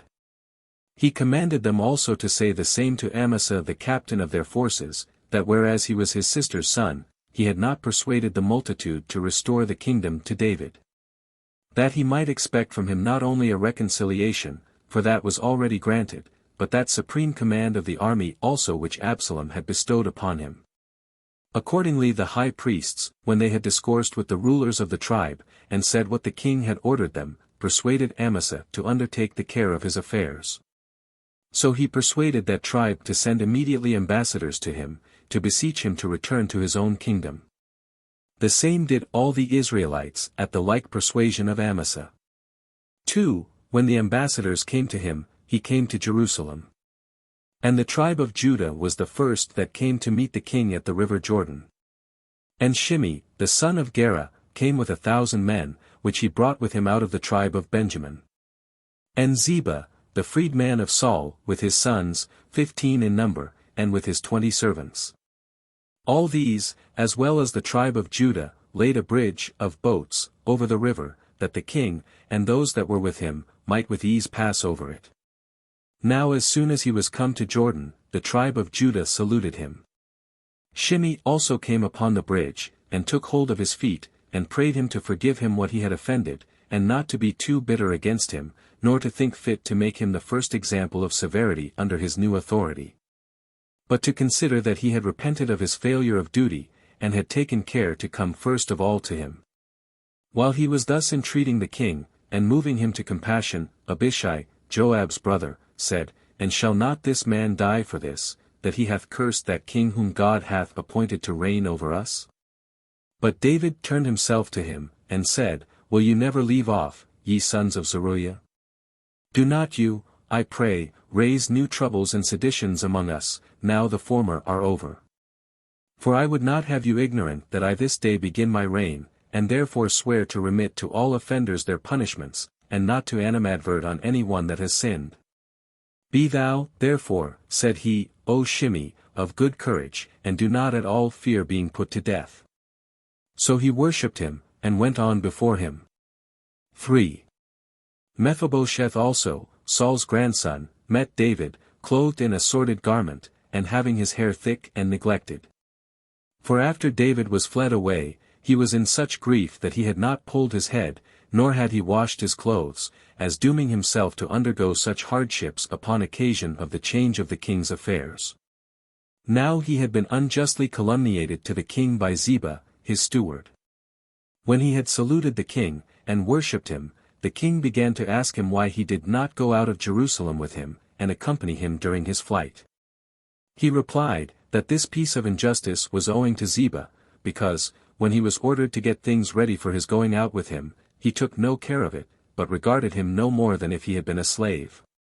And, indeed, had I had my feet sound and strong, I had not deserted thee, for I could then have made use of them in my flight, but this is not all the injury that Ziba has done me, as to my duty to thee, my lord and master. But he hath calumniated me besides, and told lies about me of his own invention. But I know thy mind will not admit of such calumnies, but is righteously disposed, and a lover of truth, which it is also the will of God should prevail. For when thou wast in the greatest danger of suffering by my grandfather, and when, on that account, our whole family might justly have been destroyed, thou wast moderate and merciful, and didst then especially forget all those injuries, when, if thou hadst remembered them, thou hadst the power of punishing us for them. But thou hast judged me to be thy friend, and hast set me every day at thine own table, nor have I wanted any thing which one of thine own kinsmen, of greatest esteem with thee, could have expected. When he had said this, David resolved neither to punish Mephibosheth, nor to condemn Ziba, as having belied his master. But said to him, that as he had, before, granted all his estate to Ziba, because he did not come along with him, so he, now, promised to forgive him, and ordered that the one half of his estate should be restored to him. Whereupon Mephibosheth said, Nay, let Ziba take all, it suffices me that thou hast recovered thy kingdom. 4. But David desired Barzillai the Gileadite, that great and good man, and one that had made a plentiful provision for him at Mahanaim, and had conducted him as far as Jordan, to accompany him to Jerusalem. For he promised to treat him in his old age with all manner of respect, to take care of him, and provide for him. But Barzillai was so desirous to live at home, that he entreated him to excuse him from attendance on him.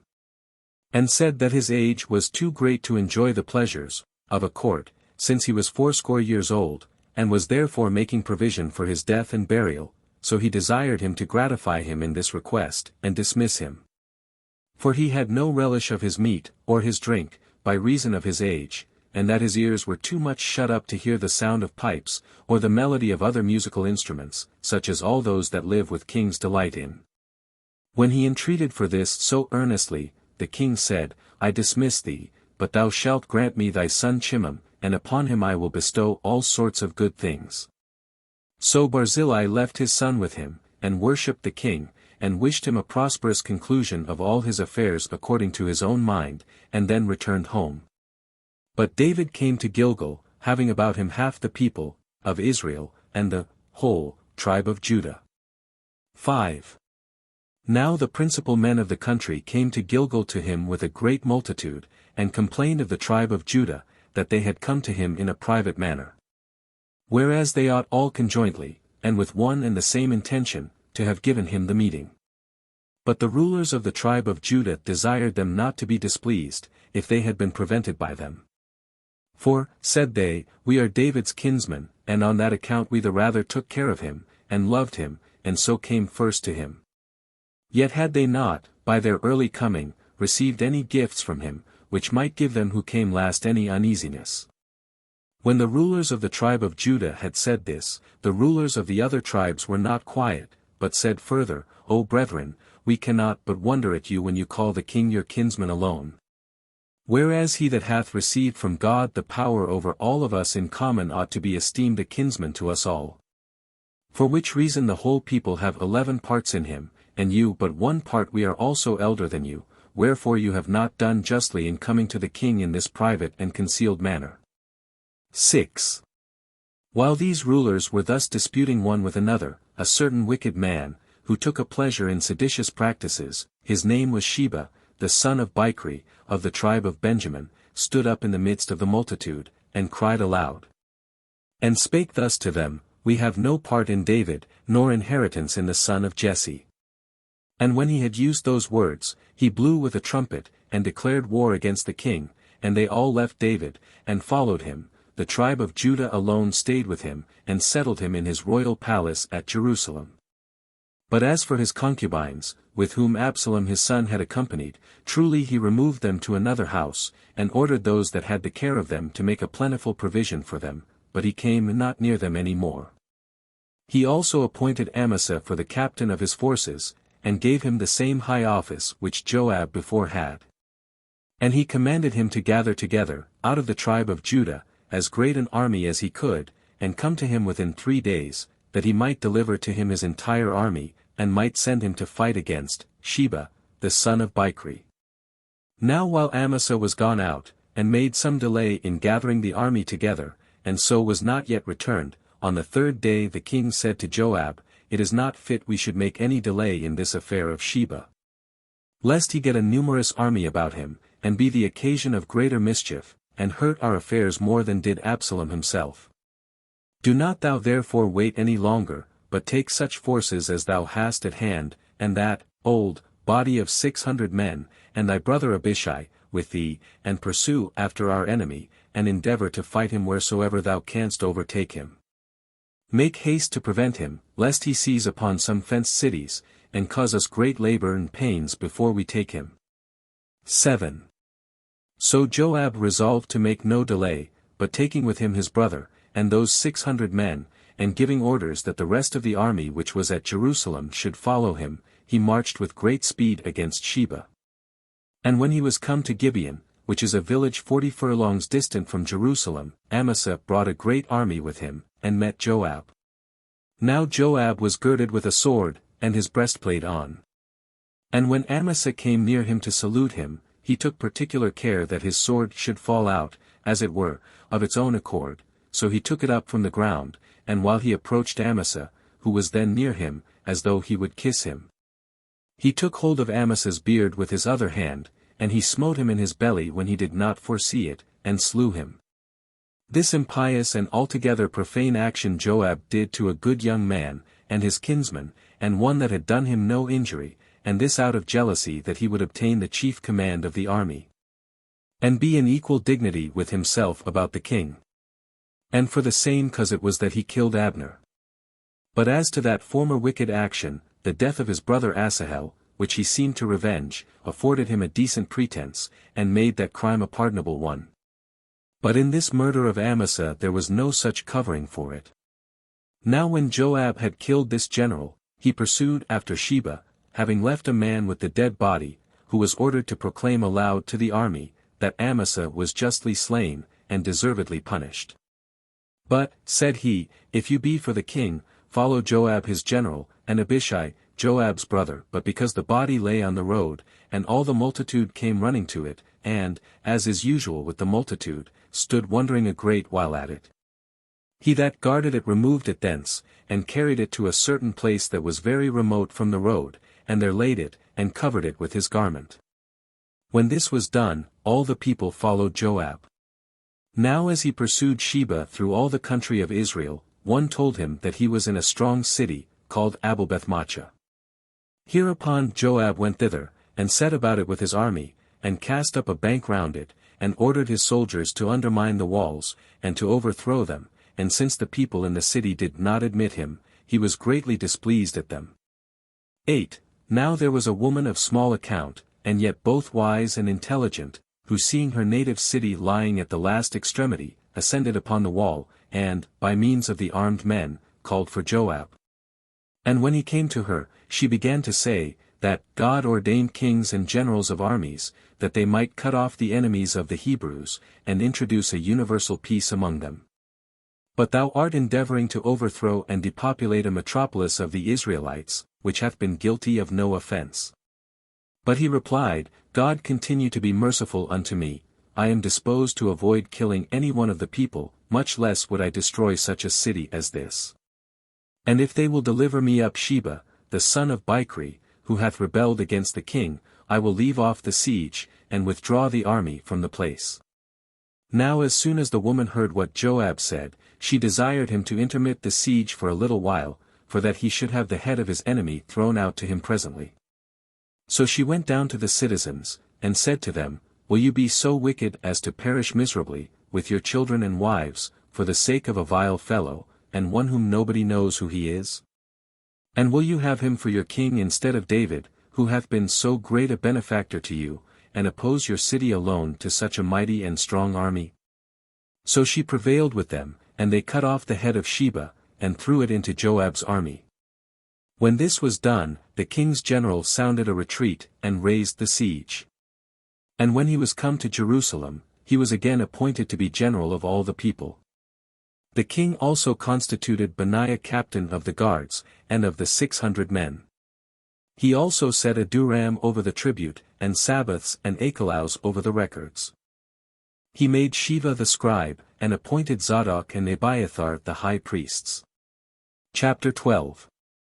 How the Hebrews were delivered from a famine when the Gibeonites had caused punishment to be inflicted for those of them that had been slain, as also, what great actions were performed against the Philistines by David, and the men of valor about him. 1. After this, when the country was greatly afflicted with a famine, David besought God to have mercy on the people, and to discover to him what was the cause of it, and how a remedy might be found for that distemper. And when the prophets answered, that God would have the Gibeonites avenged whom Saul the king was so wicked as to betray to slaughter, and had not observed the oath which Joshua the general and the Senate had sworn to them, if, therefore, said God, the king would permit such vengeance to be taken for those that were slain as the Gibeonites should desire, he promised that he would be reconciled to them, and free the multitude from their miseries. As soon therefore as the king understood that this it was which God sought, he sent for the Gibeonites, and asked them what it was they should have. And when they desired to have 7 sons of Saul delivered to them to be punished, he delivered them up, but spared Mephibosheth the son of Jonathan. So when the Gibeonites had received the men, they punished them as they pleased. Upon which God began to send rain, and to recover the earth to bring forth its fruits as usual, and to free it from the foregoing drought, so that the country of the Hebrews flourished again. A little afterward the king made war against the Philistines, and when he had joined battle with them, and put them to flight, he was left alone, as he was in pursuit of them.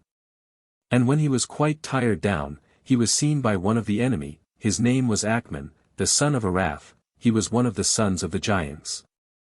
He had a spear, the handle of which weighed 300 shekels, and a breastplate of chainwork, and a sword. He turned back, and ran violently to slay David, their enemy's king, for he was quite tired out with labor.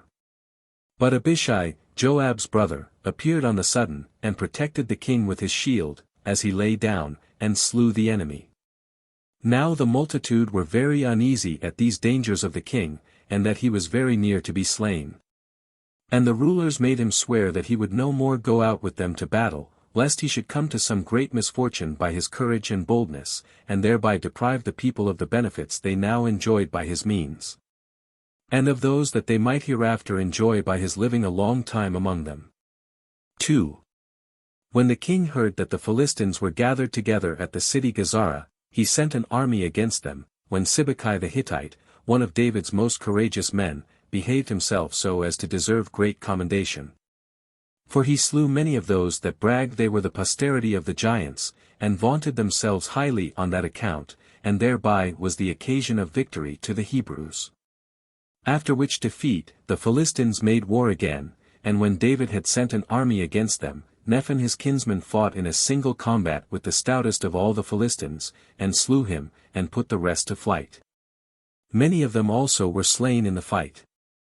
Now a little while after this, the Philistines pitched their camp at a city which lay not far off the bounds of the country of the Hebrews. They had a man who was 6 cubits tall, and had on each of his feet and hands one more toe and finger than men naturally have. Now the person who was sent against them by David out of his army was Jonathan, the son of Shemaiah, who fought this man in a single combat, and slew him. And as he was the person who gave the turn to the battle, he gained the greatest reputation for courage therein. This man also vaunted himself to be of the sons of the giants. But after this fight the Philistines made war no more against the Israelites. 3. And now David being freed from wars and dangers, and enjoying for the future a profound peace, composed songs and hymns to God of several sorts of meter.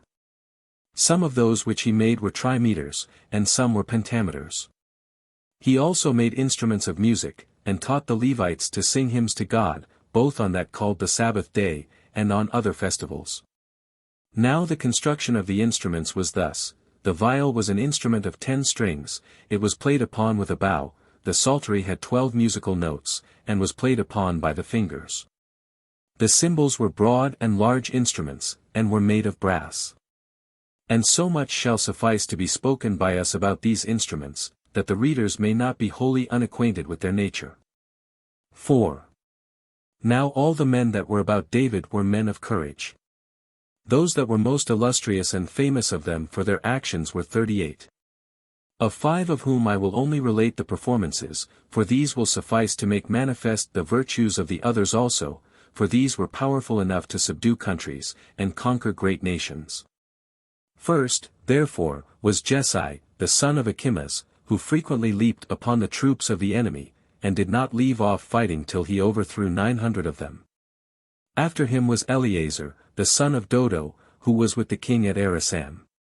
This man, when once the Israelites were under a consternation at the multitude of the Philistines, and were running away, stood alone, and fell upon the enemy, and slew many of them, till his sword clung to his hand by the blood he had shed. Until the Israelites, seeing the Philistines retire by his means, came down from the mountains and pursued them, and at that time won a surprising and a famous victory, while Eleazar slew the men. And the multitude followed and spoiled their dead bodies. The third was Sheba, the son of Elos. Now this man, when, in the wars against the Philistines, they pitched their camp at a place called Lehi, and when the Hebrews were again afraid of their army, and did not stay, he stood still alone, as an army in a body of men. And some of them he overthrew, and some who were not able to abide his strength and force he pursued. These are the works of the hands, and of fighting, which these 3 performed. Now at the time when the king was once at Jerusalem, and the army of the Philistines came upon him to fight him, David went up to the top of the citadel, as we have already said, to inquire of God concerning the battle. While the enemy's camp lay in the valley that extends to the city Bethlehem, which is 20 furlongs distant from Jerusalem. Now David said to his companions, "We have excellent water in my own city, especially that which is in the pit near the gate," wondering if anyone would bring him some of it to drink. But he said that he would rather have it than a great deal of money. When these 3 men heard what he said, they ran away immediately, and burst through the midst of their enemy's camp, and came to Bethlehem. And when they had drawn the water, they returned again through the enemy's camp to the king, insomuch that the Philistines were so surprised at their boldness and alacrity, that they were quiet, and did nothing against them, as if they despised their small number. But when the water was brought to the king, he would not drink it, saying, that it was brought by the danger and the blood of men, and that it was not proper on that account to drink it. But he poured it out to God, and gave him thanks for the salvation of the men. Next to these was Abishai, Joab's brother, for he in one day slew 600. The fifth of these was Benaiah, by lineage a priest. For being challenged by 2 eminent men in the country of Moab, he overcame them by his valor. Moreover, there was a man, by nation an Egyptian, who was of a vast bulk, and challenged him, yet did he, when he was unarmed, kill him with his own spear, which he threw at him. For he caught him by force, and took away his weapons while he was alive and fighting, and slew him with his own weapons. One may also add this to the forementioned actions of the same man, either as the principal of them in alacrity, or as resembling the rest. When God sent a snow, there was a lion who slipped and fell into a certain pit, and because the pit's mouth was narrow it was evident he would perish, being enclosed with the snow, so when he saw no way to get out and save himself, he roared. When Benaiah heard the wild beast, he went towards him, and coming at the noise he made, he went down into the mouth of the pit and smote him, as he struggled, with a stake that lay there, and immediately slew him. The other 33 were like these in valor also. Chapter 13. That when David had numbered the people, they were punished. And how the divine compassion restrained that punishment. 1. Now King David was desirous to know how many 10,000s there were of the people, but forgot the commands of Moses, who told them beforehand, that if the multitude were numbered, they should pay half a shekel to God for every head. Accordingly the king commanded Joab, the captain of his host, to go and number the whole multitude. But when he said there was no necessity for such enumeration, he was not persuaded, to countermand it, but he enjoined him to make no delay, but to go about the numbering of the Hebrews immediately. So Joab took with him the heads of the tribes, and the scribes, and went over the country of the Israelites, and took notice how numerous the multitude were, and returned to Jerusalem to the king, after 9 months and 20 days. And he gave into the king the number of the people, without the tribe of Benjamin, for he had not yet numbered that tribe, no more than the tribe of Levi, for the king repented of his having sinned against God. Now the number of the rest of the Israelites was 900,000 men, who were able to bear arms and go to war, but the tribe of Judah, by itself, was 400,000 men. 2. Now when the prophets had signified to David that God was angry at him, he began to entreat him, and to desire he would be merciful to him, and forgive his sin. But God sent Nathan the prophet to him, to propose to him the election of 3 things, that he might choose which he liked best, whether he would have famine come upon the country for 7 years, or would have a war, and be subdued 3 months by his enemies, or whether God should send a pestilence and a distemper upon the Hebrews for 3 days. But as he was fallen to a fatal choice of great miseries, he was in trouble, and sorely confounded. And when the prophet had said that he must of necessity make his choice, and had ordered him to answer quickly, that he might declare what he had chosen to God, the king reasoned with himself, that in case he should ask for famine, he would appear to do it for others, and without danger to himself, since he had a great deal of corn hoarded up, but to the harm of others. That in case he should choose to be overcome, by his enemies, for 3 months, he would appear to have chosen war, because he had valiant men about him, and strong holds. And that therefore he feared nothing therefrom, so he chose that affliction which is common to kings and to their subjects, and in which the fear was equal on all sides. And said this beforehand, that it was much better to fall into the hands of God, than into those of his enemies. 3. When the prophet had heard this, he declared it to God, who thereupon sent a pestilence and a mortality upon the Hebrews. Nor did they die after one in the same manner, nor so that it was easy to know what the distemper was. Now the miserable disease was one indeed, but it carried them off by 10,000 causes and occasions, which those that were afflicted could not understand. For one died upon the neck of another, and the terrible malady seized them before they were aware, and brought them to their end suddenly, some giving up the ghost immediately with very great pains and bitter grief. And some were worn away by their distempers, and had nothing remaining to be buried, but as soon as ever they fell were entirely macerated. Some were choked, and greatly lamented their case, as being also stricken with a sudden darkness. Some there were who, as they were burying a relation, fell down dead, without finishing the rites of the funeral. Now there perished of this disease, which began with the morning, and lasted till the hour of dinner, 70,000. Nay, the angel stretched out his hand over Jerusalem, as sending this terrible judgment upon it. But David had put on sackcloth, and lay upon the ground, entreating God, and begging that the distemper might now cease, and that he would be satisfied with those that had already perished. And when the king looked up into the air, and saw the angel carried along thereby into Jerusalem, with his sword drawn, he said to God, that he might justly be punished, who was their shepherd, but that the sheep ought to be preserved, as not having sinned at all. And he implored God that he would send his wrath upon him, and upon all his family, but spare the people. 4. When God heard his supplication, he caused the pestilence to cease, and sent Gad the prophet to him, and commanded him to go up immediately to the thrashing floor of Araunah the Jebusite, and build an altar there to God, and offer sacrifices. When David heard that, he did not neglect his duty, but made haste to the place appointed him. Now Araunah was thrashing wheat. And when he saw the king and all his servants coming to him, he ran before, and came to him and worshipped him. He was by his lineage a Jebusite, but a particular friend of David's. And for that cause it was that, when he overthrew the city, he did him no harm, as we informed the reader a little before. Now Araunah inquired, Wherefore is my lord come to his servant? He answered, To buy of him the thrashing floor, that he might therein build an altar to God, and offer a sacrifice.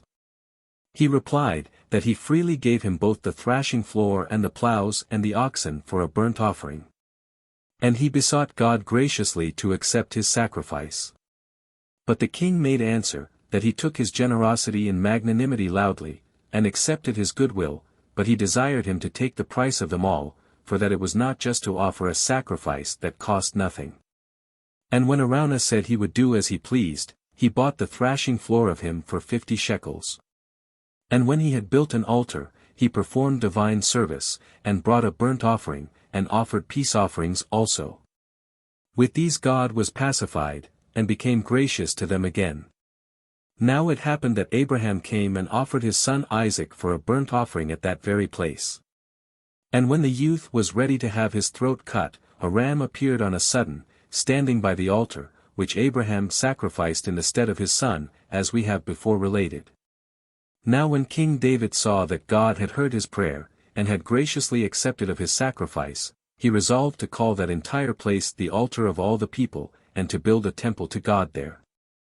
Which words he uttered very appositely to what was to be done afterward, for God sent the prophet to him, and told him that there should his son build him an altar, that son who was to take the kingdom after him. Chapter 14. That David made great preparations for the house of God, and that, upon Adonijah's attempt to gain the kingdom, he appointed Solomon to reign. 1. After the delivery of this prophecy, the king commanded the strangers to be numbered. And they were found to be 180,000, of these he appointed 80,000 to be hewers of stone, and the rest of the multitude to carry the stones, and of them he set over the workmen 3,500.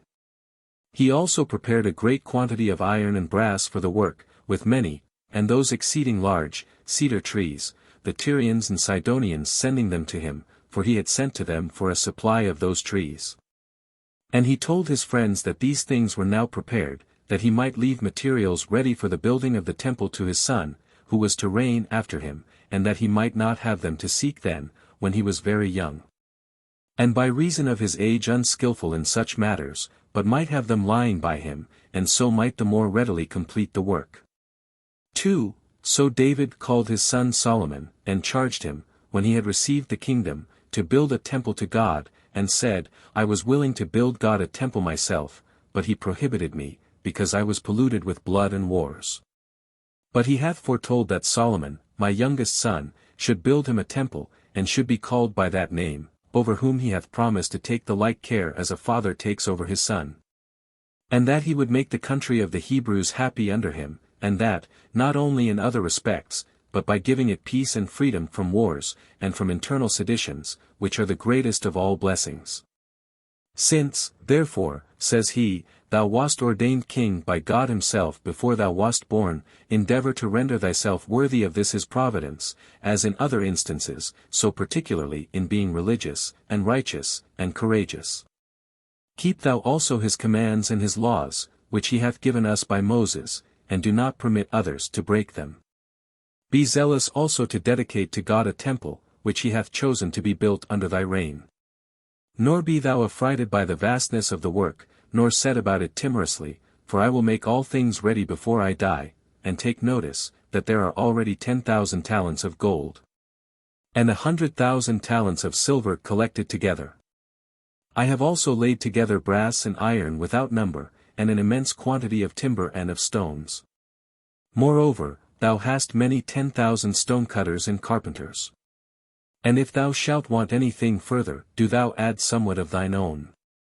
Wherefore, if thou performest this work, thou wilt be acceptable to God, and have him for thy patron. David also further exhorted the rulers of the people to assist his son in this building, and to attend to the divine service, when they should be free from all their misfortunes, for that they by this means should enjoy, instead of them, peace and a happy settlement, with which blessings God rewards such men as are religious and righteous. He also gave orders, that when the temple should be once built, they should put the ark therein, with the holy vessels. And he assured them that they ought to have had a temple long ago, if their fathers had not been negligent of God's commands, who had given it in charge, that when they had got the possession of this land, they should build him a temple. Thus did David discourse to the governors, and to his son. 3. David was now in years, and his body, by length of time, was become cold, and benumbed, insomuch that he could get no heat by covering himself with many clothes. And when the physicians came together, they agreed to this advice, that a beautiful virgin, chosen out of the whole country, should sleep by the king's side, and that this damsel would communicate heat to him, and be a remedy against his numbness. Now there was found in the city one woman, of a superior beauty to all other women. Her name was Abishag, who, sleeping with the king, did no more than communicate warmth to him. For he was so old that he could not know her as a husband knows his wife. But of this woman we shall speak more presently. For, now the fourth son of David was a beautiful young man, and tall, born to him of Haggith his wife. He was named Adonijah, and was in his disposition like to Absalom. And exalted himself as hoping to be king, and told his friends that he ought to take the government upon him. He also prepared many chariots and horses, and 50 men to run before him. When his father saw this, he did not reprove him, nor restrain him from his purpose, nor did he go so far as to ask wherefore he did so. Now Adonijah had for his assistants Joab the captain of the army, and Abiathar the high priest. And the only persons that opposed him were Zadok the high priest, and the prophet Nathan, and Benaiah, who was captain of the guards, and Shimei, David's friend, with all the other most mighty men.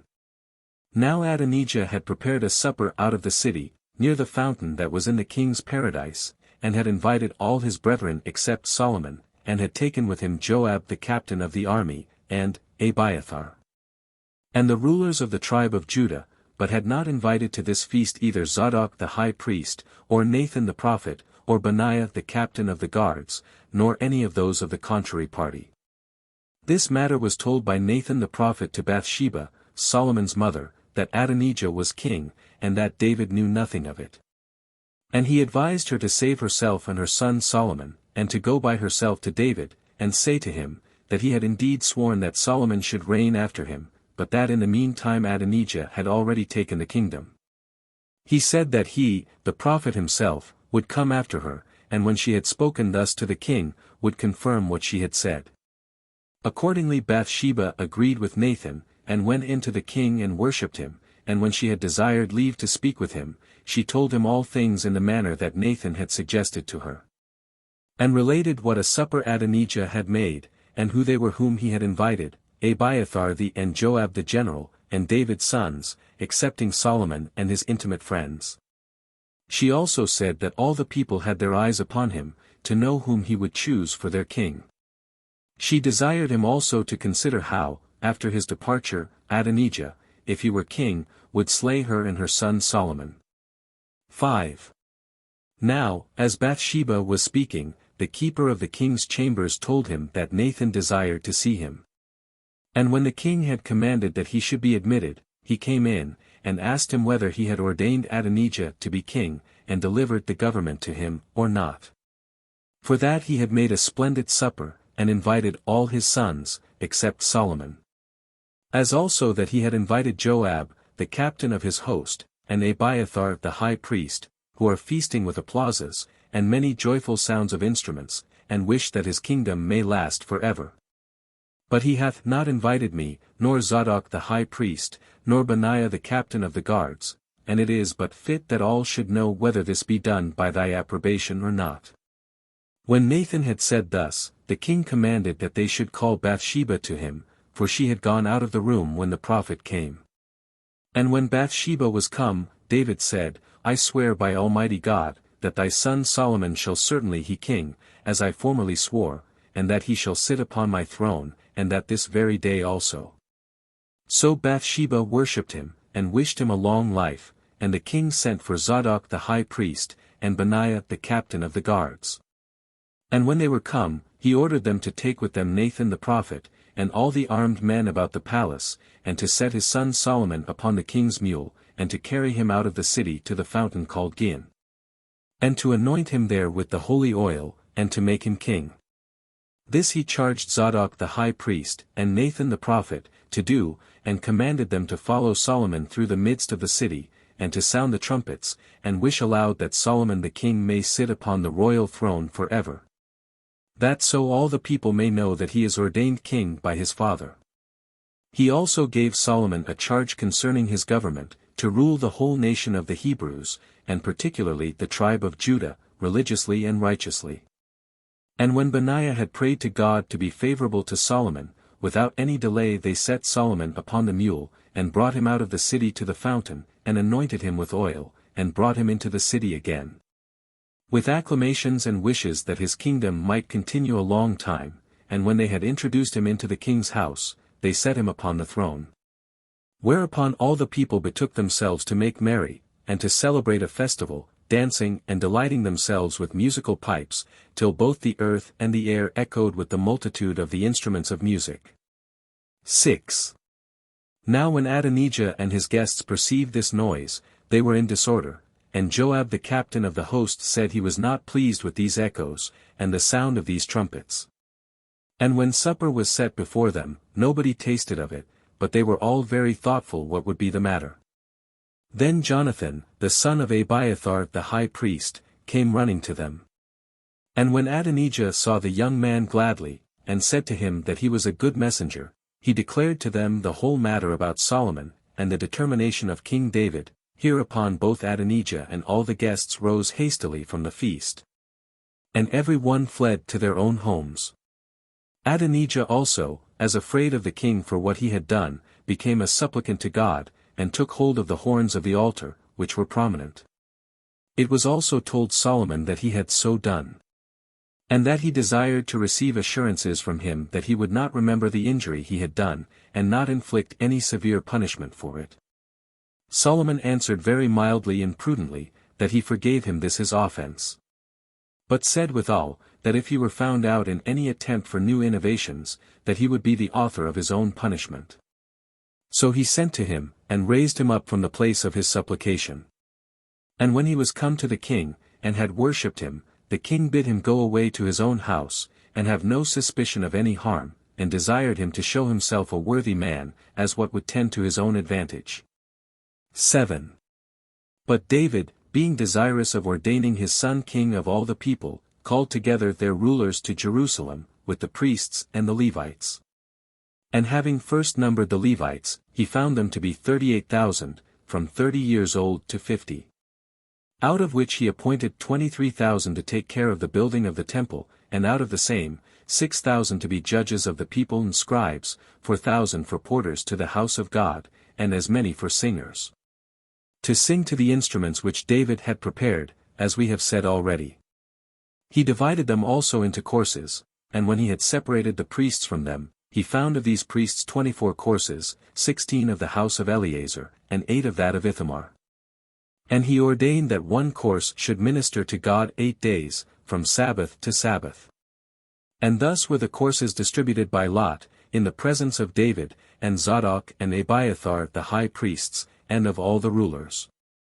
And that course which came up first was written down as the first, and accordingly the second, and so on to the 24th, and this partition hath remained to this day. He also made 24 parts of the tribe of Levi. And when they cast lots, they came up in the same manner for their courses of 8 days. He also honored the posterity of Moses, and made them the keepers of the treasures of God, and of the donations which the kings dedicated. He also ordained that all the tribe of Levi, as well as the priests, should serve God night and day, as Moses had enjoined them. 8. After this he parted the entire army into 12 parts, with their leaders, and captains of hundreds, and commanders. Now every part had 24,000, which were ordered to wait on Solomon, by 30 days at a time, from the first day till the last, with the captains of thousands and captains of hundreds. He also set rulers over every part, such as he knew to be good and righteous men. He set others also to take charge of the treasures, and of the villages, and of the fields, and of the beasts, whose names I do not think it necessary to mention. When David had ordered all these officers after the manner before mentioned, he called the rulers of the Hebrews, and their heads of tribes, and the officers over the several divisions, and those that were appointed over every work, and every possession. And standing upon a high pulpit, he said to the multitude as follows: My brethren and my people, I would have you know that I intended to build a house for God, and prepared a large quantity of gold, and 100,000 talents of silver. But God prohibited me by the prophet Nathan, because of the wars I had on your account, and because my right hand was polluted with the slaughter of our enemies. But he commanded that my son, who was to succeed me in the kingdom, should build a temple for him. Now therefore, since you know that of the 12 sons whom Jacob our forefather had, Judah was appointed to be king, and that I was preferred before my 6 brethren, and received the government from God, and that none of them were uneasy at it, so do I also desire that my sons be not seditious one against another. Now Solomon has received the kingdom, but to bear him cheerfully for their Lord, as knowing that God hath chosen him. For it is not a grievous thing to obey even a foreigner as a ruler, if it be God's will, but it is fit to rejoice when a brother hath obtained that dignity, since the rest partake of it with him. And I pray that the promises of God may be fulfilled, and that this happiness which he hath promised to bestow upon King Solomon, over all the country, may continue therein for all time to come. And these promises, O son, will be firm, and come to a happy end, if thou showest thyself to be a religious and a righteous man, and an observer of the laws of thy country, but if not, expect adversity upon thy disobedience to them. 9. Now when the king had said this, he left off, but gave the description and pattern of the building of the temple in the sight of them all to Solomon, of the foundations and of the chambers, inferior and superior, how many they were to be, and how large in height and in breadth, as also he determined the weight of the golden and silver vessels. Moreover, he earnestly excited them with his words to use the utmost alacrity about the work. He exhorted the rulers also, and particularly the tribe of Levi, to assist him, both because of his youth, and because God had chosen him to take care of the building of the temple, and of the government of the kingdom. He also declared to them that the work would be easy, and not very laborious to them, because he had prepared for it many talents of gold, and more of silver, with timber, and a great many carpenters and stone cutters, and a large quantity of emeralds, and all sorts of precious stones. And he said, that even now he would give of the proper goods of his own dominion 200 talents, and 300 other talents of pure gold, for the most holy place, and for the chariot of God, the cherubim, which are to stand over and cover the ark. Now when David had done speaking, there appeared great alacrity among the rulers, and the priests, and the Levites, who now contributed and made great and splendid promises for a future contribution. For they undertook to bring of gold 5,000 talents, and 10,000 drams, and of silver 10,000 talents, and many 10,000 talents of iron. And if any one had a precious stone he brought it, and bequeathed it to be put among the treasures, of which Jachiel, one of the posterity of Moses, had the care. 10. Upon this occasion all the people rejoiced, as in particular did David, when he saw the zeal and forward ambition of the rulers, and the priests, and of all the rest. And he began to bless God with a loud voice, calling him the Father and Parent of the universe, and the author of human and divine things, with which he had adorned Solomon, the patron and guardian of the Hebrew nation, and of its happiness. And of that kingdom which he hath given his Son. Besides this, he prayed for happiness to all the people, and to Solomon his son, a sound and a righteous mind, and confirmed in all sorts of virtue, and then he commanded the multitude to bless God. Upon which they all fell down upon the ground and worshipped him. They also gave thanks to David, on account of all the blessings which they had received ever since he had taken the kingdom. On the next day he presented sacrifices to God, 1,000 bullocks, and as many lambs, which they offered for burnt offerings. They also offered peace offerings, and slew many 10,000 sacrifices. And the king feasted all day, together with all the people, and they anointed Solomon a second time with the oil, and appointed him to be king, and Zadok to be the high priest of the whole multitude. And when they had brought Solomon to the royal palace, and had set him upon his father's throne, they were obedient to him from that day. Chapter 15. What charge David gave to his son Solomon at the approach of his death, and how many things he left him for the building of the temple. 1. A little afterward David also fell into a distemper, by reason of his age. And perceiving that he was near to death, he called his son Solomon, and discoursed to him thus, I am now, O my son, going to my grave, and to my father's, which is the common way which all men that now are, or shall be hereafter, must go. From which way it is no longer possible to return, and to know any thing that is done in this world. On which account I exhort thee, while I am still alive, though already very near to death, in the same manner as I have formerly said in my advice to thee, to be righteous towards thy subjects, and religious towards God. That hath given thee thy kingdom. To observe his commands and his laws, which he hath sent us by Moses, and neither do thou out of favor nor flattery allow any lust or other passion to weigh with thee to disregard them.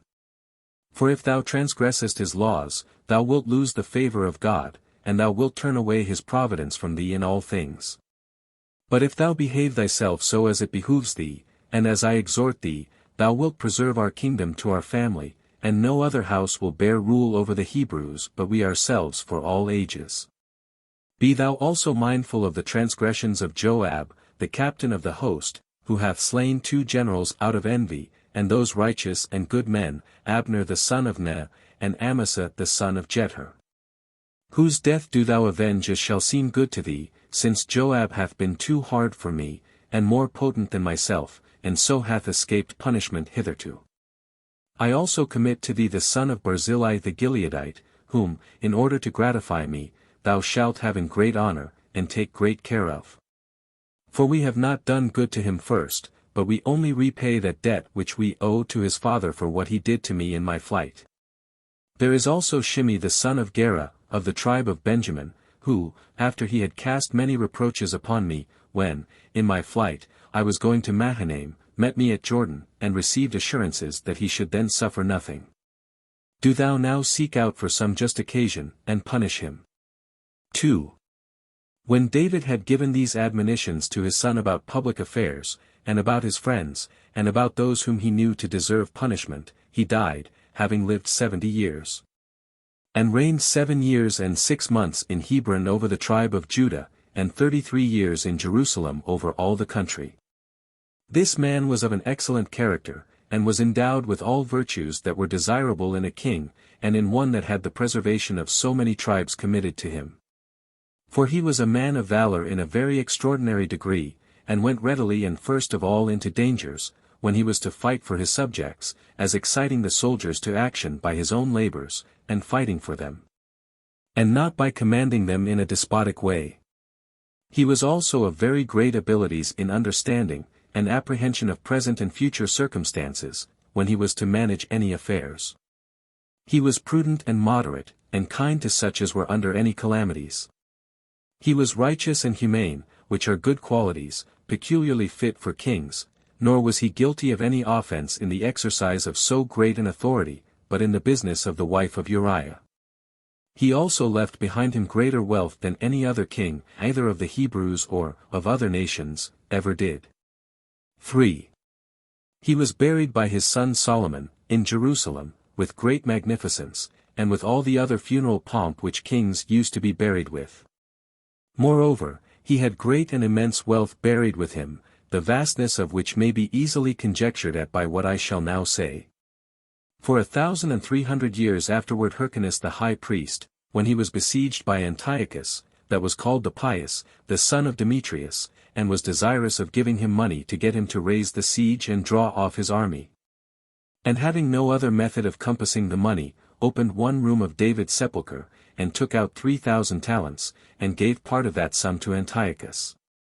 And by this means caused the siege to be raised, as we have informed the reader elsewhere. Nay, after him, and that many years, Herod the king opened another room, and took away a great deal of money, and yet neither of them came at the coffins of the kings themselves, for their bodies were buried under the earth so artfully, that they did not appear to even those that entered into their monuments. But so much shall suffice us to have said concerning these matters. Footnotes. 1. It ought to be here noted, that Joab, Abishai, and Asahel were all three David's nephews, the sons of his sister Zeruiah, as 1 Chronicles 2 verse 16. And that Amasa was also his nephew by his other sister Abigail, ver. 17. 2. This may be a true observation of Josephus's, that Samuel by command from God entailed the crown on David and his posterity.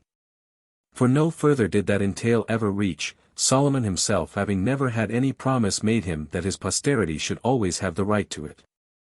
3. These words of Josephus concerning the tribe of Issachar, who foreknew what was to come hereafter, are best paraphrased by the parallel text. 1 Chronicles 12 verse 32, who had understanding of the times to know what Israel ought to do. That is, who had so much knowledge in astronomy as to make calendars for the Israelites, that they might keep their festivals, and plow and sow, and gather in their harvests and vintage, in due season. 4. What our other copies say of Mount Shaun, as alone properly called the city of David, 2 Samuel 5 verses 6-9, and of this its siege and conquest now by David, Josephus applies to the whole city Jerusalem, though including the citadel also. By what authority we do not now know perhaps, after David had united them together, or joined the citadel to the lower city, as sect. 2. Josephus esteemed them as one city. However, this notion seems to be confirmed by what the same Josephus says concerning David's and many other kings of Judah's sepulchres, which as the authors of the books of Kings and Chronicles say were in the city of David. So does Josephus still say they were in Jerusalem. The sepulchre of David seems to have been also a known place in the several days of Hyrcanus, of Herod, and of St. Peter, Antique, b. 13. Ch. 8. Sect. 4b. 16. Ch. 8. Sect. 1. Acts 2 verse 29. Now no such royal sepulchres have been found about Mount Shaun, but are found close by the north wall of Jerusalem, which I suspect, therefore, to be these very sepulchres. See the note on ch. 15. Sect. 3. In the meantime, Josephus's explication of the lame, and the blind, and the maimed, as set to keep this city or citadel, seems to be the truth, and gives the best light to that history in our Bible. Mr. Audius truly observes, up. Heerkamp, p. 305, that Josephus never mentions Mount Shaun by that name, as taking it for an appellative, as I suppose, and not for a proper name. He still either styles it the citadel, or the upper city, nor do I see any reason for Mr. Audius's evil suspicions about this procedure of Josephus. 5. Some copies of Josephus have here Salama, or Salem, and others Hierosolima, or Jerusalem. The latter best agree to what Josephus says elsewhere, of the war, B6. Ch. 10. That this city was called Solima, or Salem, before the days of Melchizedek, but was by him called Hierosolima, or Jerusalem. I rather suppose it to have been so called after Abraham had received that oracle Jehovah Jireh, the Lord will see, or provide, Genesis 22:14. The latter word, Jireh, with a little alteration, prefixed to the old name Salem, peace, will be Jerusalem, and since that expression, God will see, or rather, God will provide himself a lamb for a burnt offering, ver. 8:14, is there said to have been proverbial till the days of Moses. This seems to me the most probable derivation of that name, which will then denote that God would provide peace by that Lamb of God which was to take away the sins of the world. However, that which is put into brackets can hardly be supposed the genuine words of Josephus, as Dr. Hudson well judges. 6. It deserves here to be remarked, that Saul very rarely, and David very frequently, consulted God by Urim.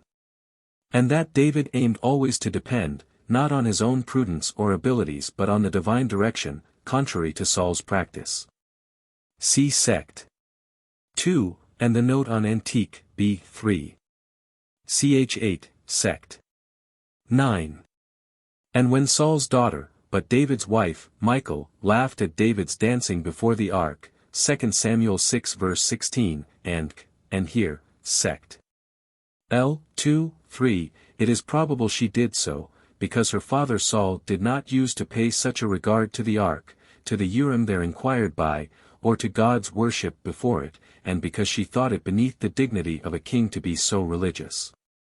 7. Josephus seems to be partly in the right, when he observes here that Uzzah was no priest, though perhaps he might be a Levite, and was therefore struck dead for touching the ark, contrary to the law. And for which profane rashness death was the penalty by that law, Numbers 4:15, 20. See the like before, Antique, B6. Ch. 1, Sect. 4. It is not improbable that the putting this ark in a cart, when it ought to have been carried by the priests or Levites, as it was presently here in Josephus so carried from Obed-Edom's house to David's, might be also an occasion of the anger of God on that breach of his law. See Numbers 4:15, 1 Chronicles 15 verse 13. 8. Josephus here informs us, that, according to his understanding of the sense of his copy of the Pentateuch, Moses had himself foretold the building of the temple, which yet is nowhere, that I know of, in our present copies. And that this is not a mistake set down by him unwarily, appears by what he observed before, on Antique, B4. Ch. 8, Sect. 46, how Moses foretold that, upon the Jews' future disobedience, their temple should be burnt and rebuilt, and that not once only, but several times afterward. See also Josephus's mention of God's former commands to build such a temple presently, ch. 14, Sect. 2. Contrary to our other copies, or at least to our translation of the Hebrew, 2 Samuel 7 verses 6 and 7, 1 Chronicles 17 verses 5 and 6. 9. Josephus seems, in this place, with our modern interpreters to confound the two distinct predictions which God made to David and to Nathan, concerning the building him a temple by one of David's posterity. The one belongeth to Solomon, the other to the Messiah, the distinction between which is of the greatest consequence to the Christian religion. 10. Whether Syria Zobah, 2 Samuel 3 verse 8, 1 Chronicles 18 verses 3-8, be Sophene, as Josephus here supposes. Which yet Ptolemy places beyond Euphrates, as Dr. Hudson observes here, whereas Zobah was on this side, or whether Josephus was not here guilty of a mistake in his geography, I cannot certainly determine. 11. David's reserving only 100 chariots for himself out of 1,000 he had taken from Hadadezer, was most probably in compliance with the law of Moses, which forbade a king of Israel to multiply horses to himself. Deuteronomy 17 verse 16. One of the principal uses of horses in Judea at that time being for drawing their chariots. See Joshua 12 verse 6, and Antique, B.V. ch. 1. Sect. 18. It deserves here to be remarked, that this Hadad, being a very great king, was conquered by David, whose posterity yet for several generations were called Benhadad, or the son of Hadad, till the days of Hazael. Whose son Adar or Ader is also in our Hebrew copy, 2 Kings 13 verse 24, written Benhadad, but in Josephus Adad or Adar. And strange it is, that the son of Hazael, said to be such in the same text, and in Josephus, Antique, b. 9. Ch. 8. Sect. 7, should still be called the son of Hadad. I would, therefore, here correct our Hebrew copy from Josephus's, which seems to have the true reading, nor does the testimony of Nicholas of Damascus, produced in this place by Josephus, seem to be faultless. When it says that he was the third of the Hadads, or second of the Benhadads, who besieged Samaria in the days of Ahab. He must rather have been the seventh or eighth, if there were 10 in all of that name, as we are assured there were. For this testimony makes all the Hadads or Benhadads of the same line, and to have immediately succeeded one another. Whereas Hazael was not of that line, nor is he called Hadad or Benhadad in any copy. And note, that from this Hadad, in the days of David, to the beginning of Hazael, were near 200 years, according to the exactest chronology of Josephus. 12. By this great victory over the Idumeans or Edomites, the posterity of Esau, and by the consequent tribute paid by that nation to the Jews, were the prophecies delivered to Rebekah before Jacob and Esau were born. And by old Isaac before his death, that the elder, Esau, or the Edomites, should serve and the younger, Jacob, or the Israelites, and Jacob, or the Israelites, should be Esau's, or the Edomites, Lord, remarkably fulfilled. See Antique, b. 8. Ch. 7. Sect. 6, Genesis 25, 9, 3, and the notes on Antique, b. I. Ch. 18. Sect. 5, 6. 13, that a talent of gold was about 7 pounds weight, see the description of the temple ch. 13. Nor could Josephus well estimate it higher, since he here says that David wore it on his head perpetually. 14, whether Josephus saw the words of our copies, 2 Samuel 12 verse 31, and 1 Chronicles 20 verse 3, that David put the inhabitants, or at least the garrison of Rabbah, and of the other Ammonite cities, which he besieged and took, under. Or cut them with saws, and under, or with harrows of iron, and under, or with axes of iron, and made them pass through the brick kiln, is not here directly expressed. If he saw them, as is most probable he did, he certainly expounded them of tormenting these Ammonites to death, who were none of those 7 nations of Canaan whose wickedness had rendered them incapable of mercy. Otherwise I should be inclinable to think that the meaning, at least as the words are in Samuel, might only be this, that they were made the lowest slaves, to work in sawing of timber or stone, in harrowing the fields, in hewing timber, in making and burning bricks, and the like hard services, but without taking away their lives. We never elsewhere, that I remember, meet with such methods of cruelty in putting men to death in all the Bible, or in any other ancient history whatsoever, nor do the words in Samuel seem naturally to refer to any such thing. 15. Of this weight of Absalom's hair, how in 20 or 30 years it might well amount to 200 shekels, or to somewhat above 6 pounds avoirdupois, see the literal accomplishment of prophecies, page 77, 78. But a late very judicious author thinks that the LXXX meant not its weight, but its value, was 20 shekels. Dr. Wall's Critical Notes on the Old Testament, upon 2 Samuel 14 verse 26. It does not appear what was Josephus's opinion. He sets the text down honestly as he found it in his copies, only he thought that, at the end of days, when Absalom polled or weighed his hair, was once a week. 16. This is one of the best corrections that Josephus's copy affords us of a text that in our ordinary copies is grossly corrupted. They say that this rebellion of Absalom was 40 years after what went before, footnote of his reconciliation to his father, whereas the series of the history shows it could not be more than 4 years after it, as here in Josephus, whose number is directly confirmed by that copy of the Septuagint version whence the Armenian translation was made, which gives us the small number of 4 years. 17. this reflection of Josephus's, that God brought to naught the dangerous counsel of Ahithophel, and directly infatuated wicked Absalom to reject it. Which infatuation is what the Scripture styles the judicial hardening the hearts and blinding the eyes of men, who, by their former voluntary wickedness, have justly deserved to be destroyed, and are thereby brought to destruction. Is a very just one, and in him not unfrequent. Nor does Josephus ever puzzle himself, or perplex his readers, with subtle hypotheses as to the manner of such judicial infatuations by God, while the justice of them is generally so obvious. That peculiar manner of the divine operations, or permissions, or the means God makes use of in such cases, is often impenetrable by us. Secret things belong to the Lord our God. But those things that are revealed belong to us, and to our children forever, that we may do all the words of this law. Deuteronomy 29 verse 29. Nor have all the subtleties of the moderns, as far as I see, given any considerable light in this, and many other the like points of difficulty relating either to divine or human operations. See the notes on Antique B. v. Ch. 1, Sect. 2, and Antique B. 9, Ch. 4, Sect. 3.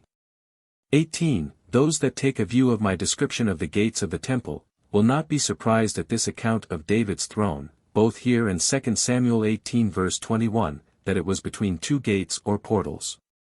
Gates being in cities, as well as at the temple, large open places, with a portal at the entrance, and another at the exit, between which judicial causes were heard, and public consultations taken, as is well known from several places of Scripture. 2 Chronicles 31 verse 2. Psalm 9 verse 14, 137 verse 5, Proverbs 1 verse 21, 8 verses 3 and 31, 31:23, and often elsewhere.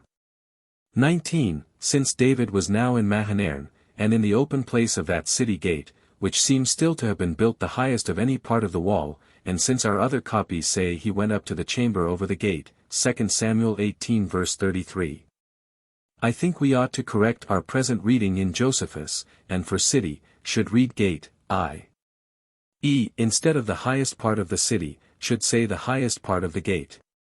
Accordingly we find David presently, in Josephus, as well as in our other copies, 2 Samuel 19 verse 8, sitting as before, in the gate of the city. 20. By David's disposal of half Mephibosheth's estate to Ziba, one would imagine that he was a good deal dissatisfied, and doubtful whether Mephibosheth's story were entirely true or not. Nor does David now invite him to diet with him, as he did before, but only forgives him, if he had been at all guilty. Nor is this odd way of mourning that Mephibosheth made use of here, and 2 Samuel 19 verse 24, wholly free from suspicion by hypocrisy. If Ziba neglected or refused to bring Mephibosheth an ass of his own, on which he might ride to David, it is half to suppose that so great a man as he was should not be able to procure some other beast for the same purpose. 21. I clearly prefer Josephus's reading here, when it supposes 11 tribes, including Benjamin, to be on the one side, and the tribe of Judah alone on the other, since Benjamin, in general, had been still father of the house of Saul, and less firm to David hitherto, than any of the rest, and so cannot be supposed to be joined with Judah at this time, to make it double, especially when the following rebellion was headed by a Benjamite. See Sect. 6, and 2 Samuel 20 verses 2 and 4. 22. This section is a very remarkable one, and shows that, in the opinion of Josephus, David composed the book of Psalms, not at several times before, as their present inscriptions frequently imply, but generally at the latter end of his life, or after his wars were over. Nor does Josephus, nor the authors of the known books of the Old and New Testament, nor the apostolical constitutions, seem to have ascribed any of them to any other author than to David himself. See Essay on the Old Testament, pages 174, 175.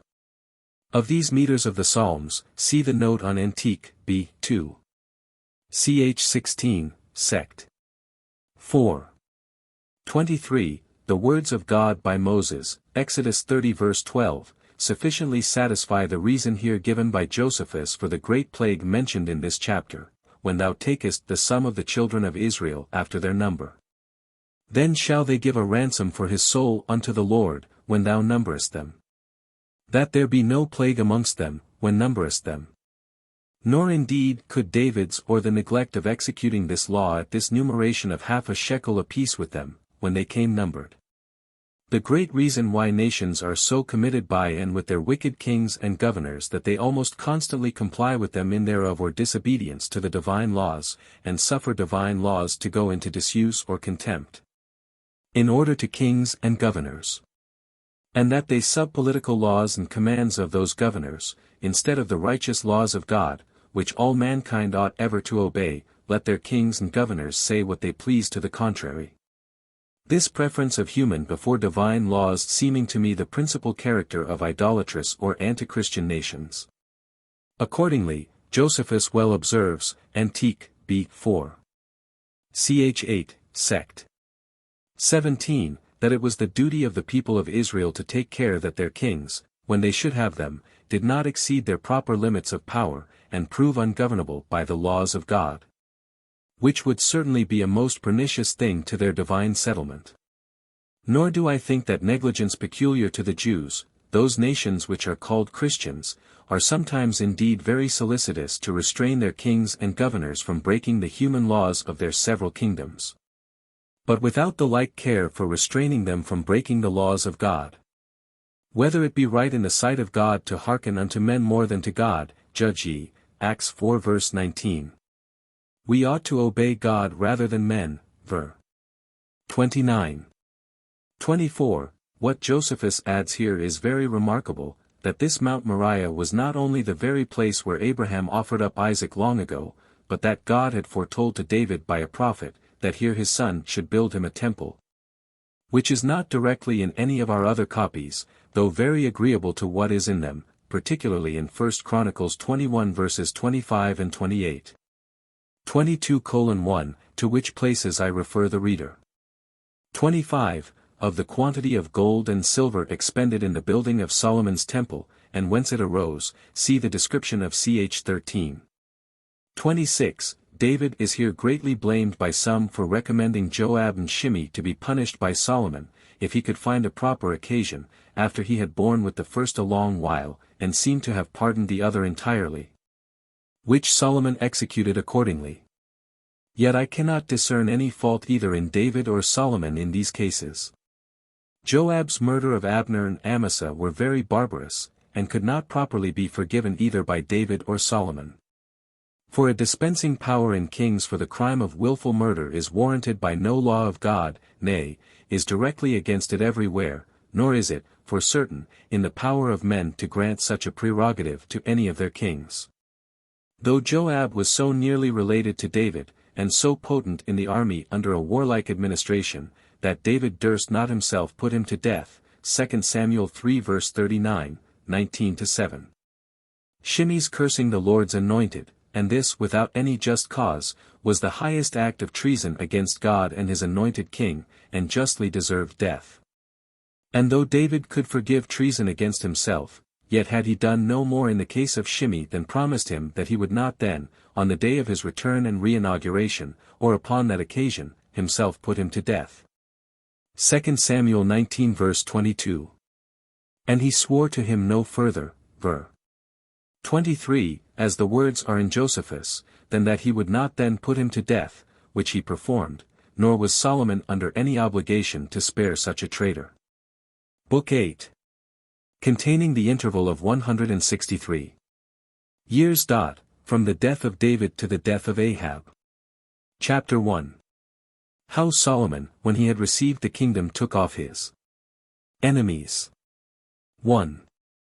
We have already treated of David, and his virtue, and of the benefits he was the author of to his countrymen, of his wars also and battles, which he managed with success, and then died an old man, in the foregoing book.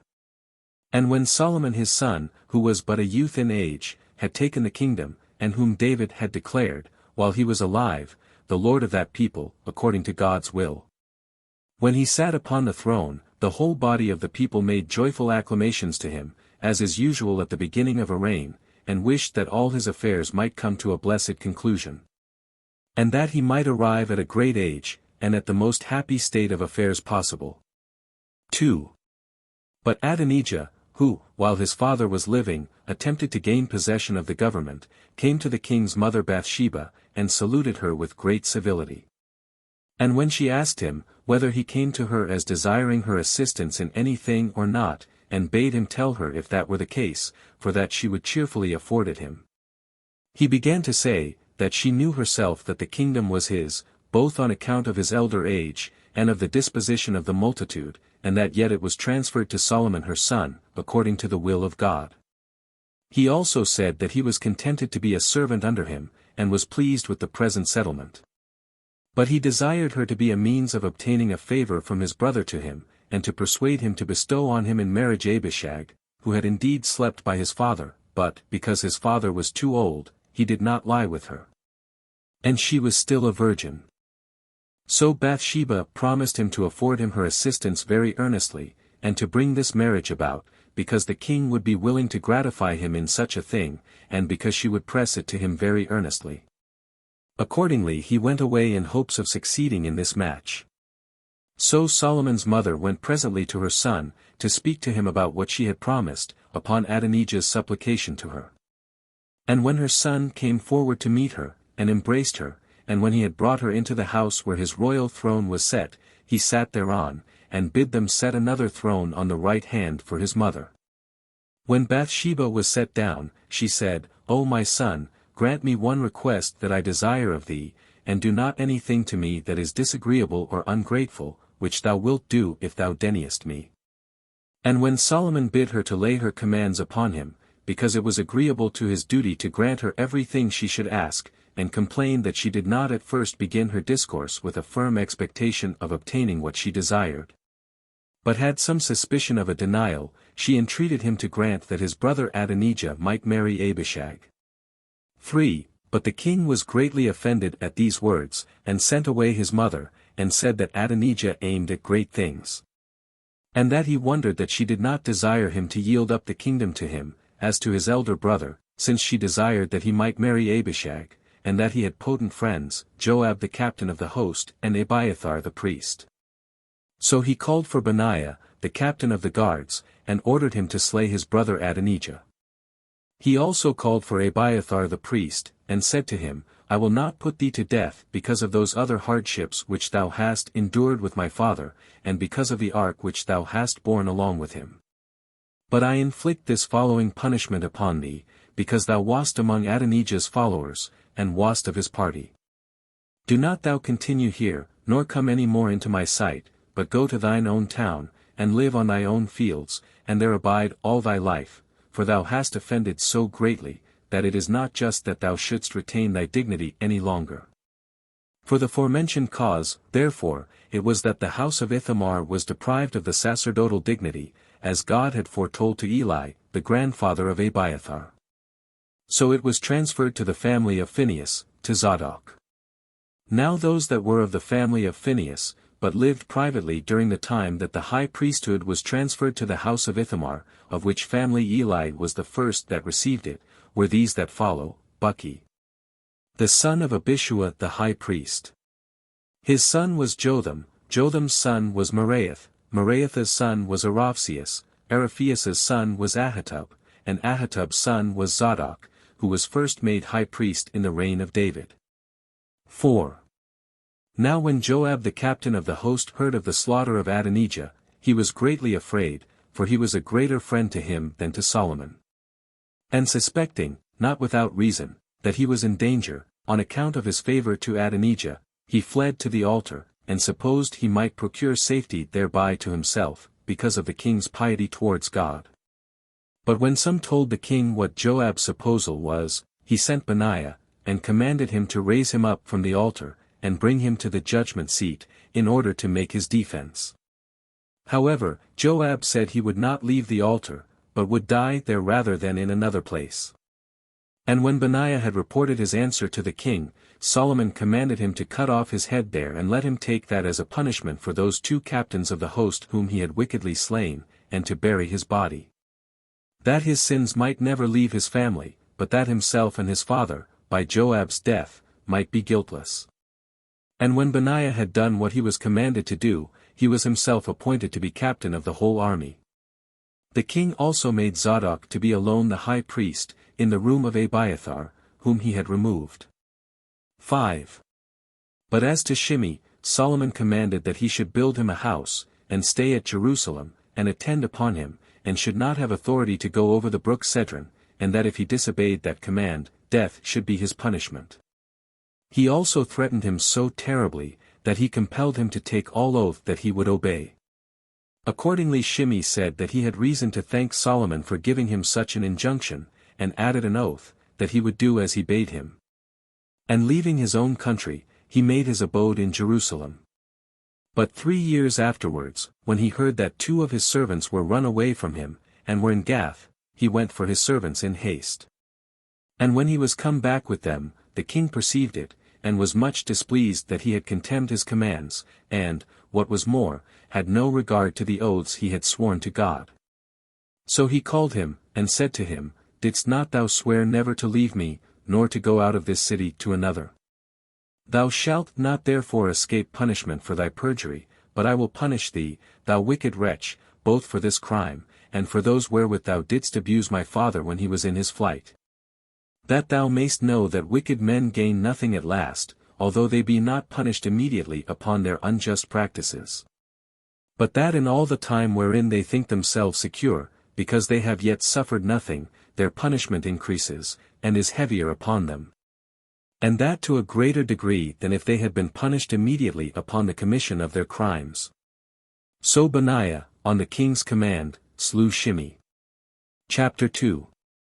Concerning the wife of Solomon, concerning his wisdom and riches, and concerning what he obtained of Hiram for the building of the temple. 1. Solomon having already settled himself firmly in his kingdom, and having brought his enemies to punishment, he married the daughter of Pharaoh king of Egypt, and built the walls of Jerusalem much larger and stronger than those that had been before. And thenceforward he managed public affairs very peaceably. Nor was his youth any hindrance in the exercise of justice, or in the observation of the laws, or in the remembrance of what charges his father had given him at his death. But he discharged every duty with great accuracy, that might have been expected from such as are aged, and of the greatest prudence. He now resolved to go to Hebron, and sacrifice to God upon the brazen altar that was built by Moses. Accordingly he offered their burnt offerings, in number 1,000, and when he had done this, he thought he had paid great honor to God. For as he was asleep that very night God appeared to him, and commanded him to ask of him some gifts which he was ready to give him as a reward for his piety. So Solomon asked of God what was most excellent, and of the greatest worth in itself, what God would bestow with the greatest joy, and what it was most profitable for man to receive. For he did not desire to have bestowed upon him either gold or silver, or any other riches, as a man in the youth might naturally have done, for these are the things that generally are esteemed by most men, as alone of the greatest worth. And the best gifts of God. But, said he, give me, O Lord, a sound mind, and a good understanding, whereby I may speak and judge the people according to truth and righteousness. With these petitions God was well pleased. And promised to give him all those things that he had not mentioned in his option, riches, glory, victory over his enemies. And, in the first place, understanding and wisdom, and this in such a degree as no other mortal man, neither kings nor ordinary persons, ever had. He also promised to preserve the kingdom to his posterity for a very long time, if he continued righteous and obedient to him, and imitated his father in those things wherein he excelled. When Solomon heard this from God, he presently leaped out of his bed, and when he had worshipped him, he returned to Jerusalem, and after he had offered great sacrifices before the tabernacle, he feasted all his own family. 2. In these days a hard cause came before him in judgment, which it was very difficult to find any end of. And I think it necessary to explain the fact about which the contest was, that such as light upon my writings may know what a difficult cause Solomon was to determine. And those that are concerned in such matters may take this sagacity of the king for a pattern, that they may the more easily give sentence about such questions. There were 2 women, who were harlots in the course of their lives, that came to him, of whom she that seemed to be injured began to speak first, and said, O king, I and this other woman dwell together in one room. Now it came to pass that we both bore a son at the same hour of the same day. And on the third day this woman overlaid her son, and killed it, and then took my son out of my bosom, and removed him to herself, and as I was asleep she laid her dead son in my arms. Now, when in the morning I was desirous to give the breast to the child, I did not find my own, but saw the woman's dead child lying by me, for I considered it exactly, and found it so to be. Hence it was that I demanded my son, and when I could not obtain him, I have recourse, my lord, to thy assistance. For since we were alone, and there was nobody there that could convict her, she cares for nothing, but perseveres in the stout denial of the fact. When this woman had told this her story, the king asked the other woman what she had to say in contradiction to that story.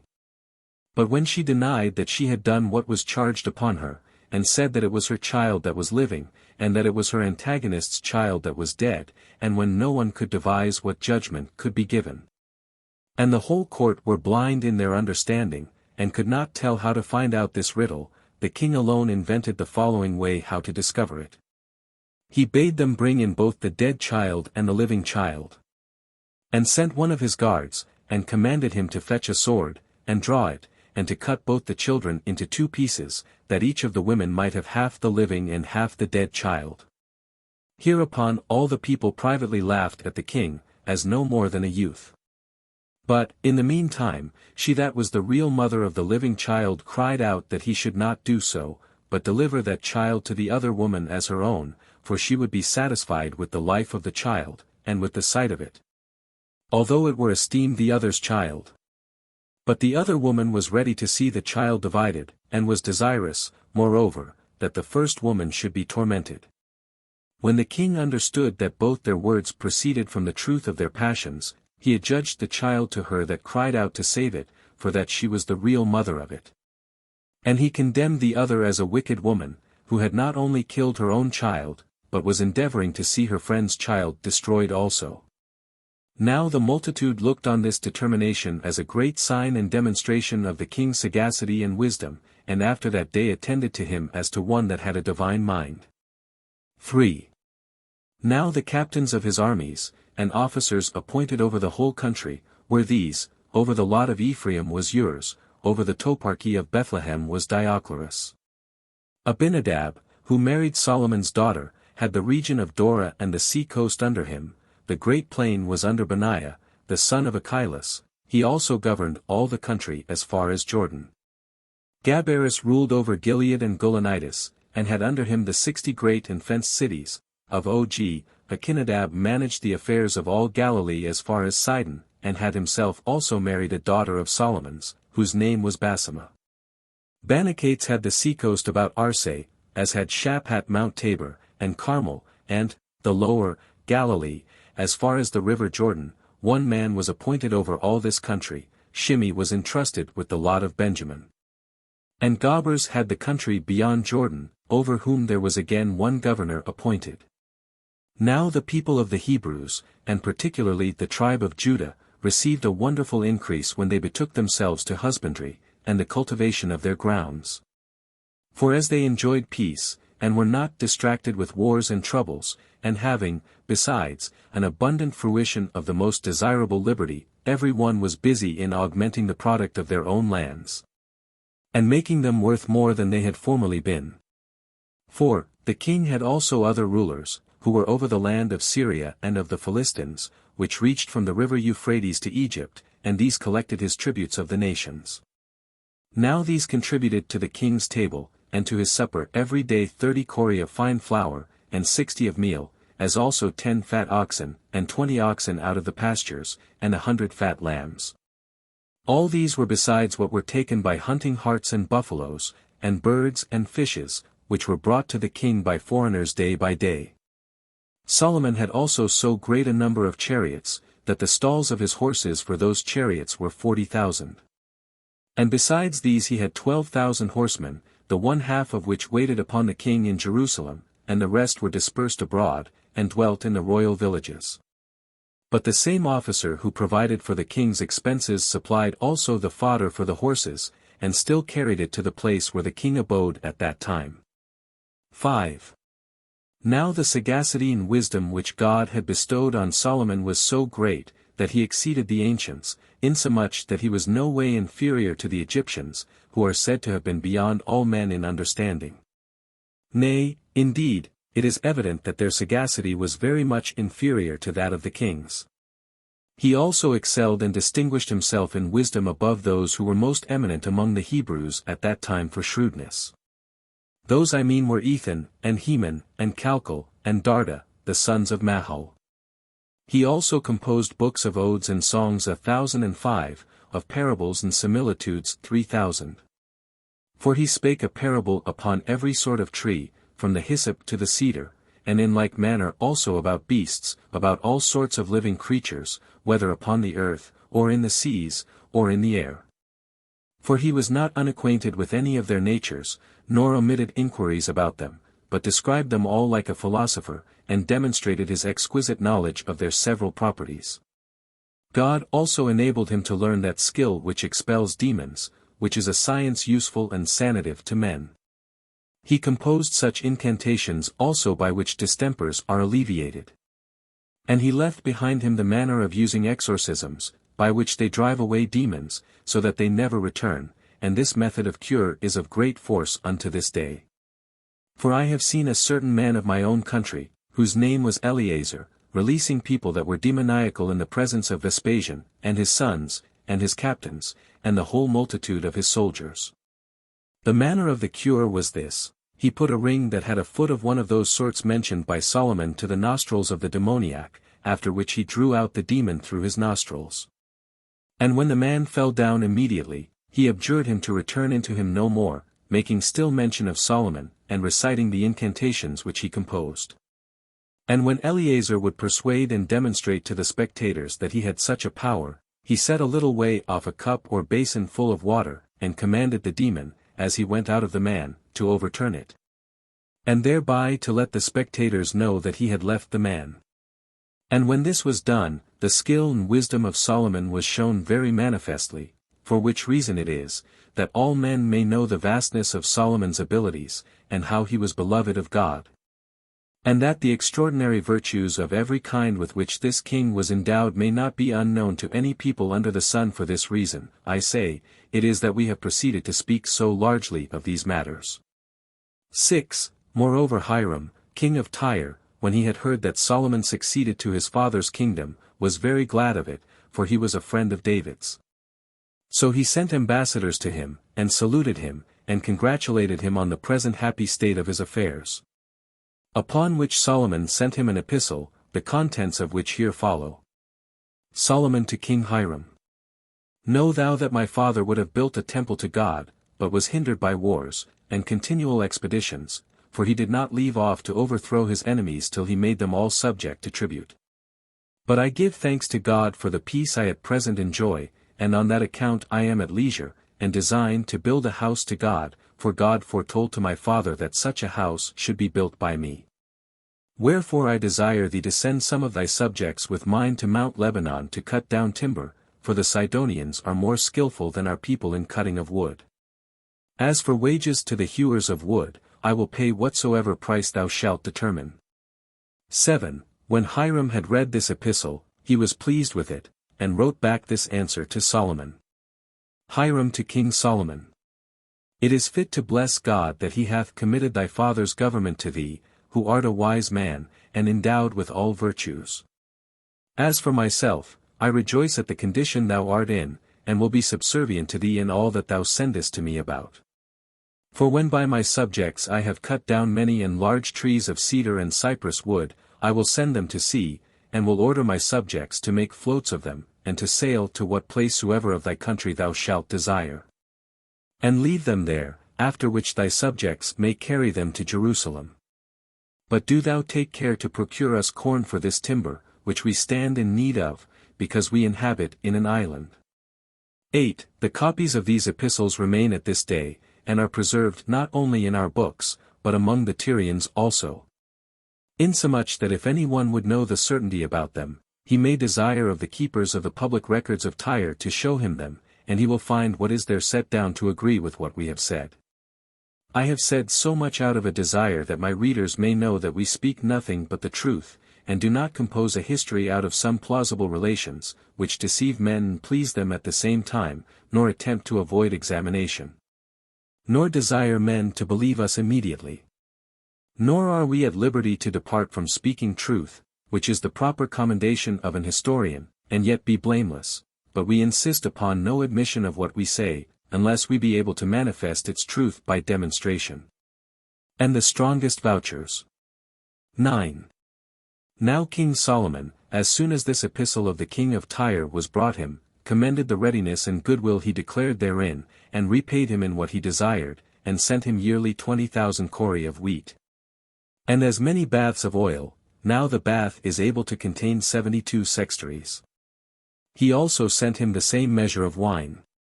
So the friendship between Hiram and Solomon hereby increased more and more, and they swore to continue it forever. And the king appointed a tribute to be laid on all the people, of 30,000 laborers, whose work he rendered easy to them by prudently dividing it among them, for he made 10,000 cut timber in Mount Lebanon for 1 month. And then to come home, and rest 2 months, until the time when the other 20,000 had finished their task at the appointed time.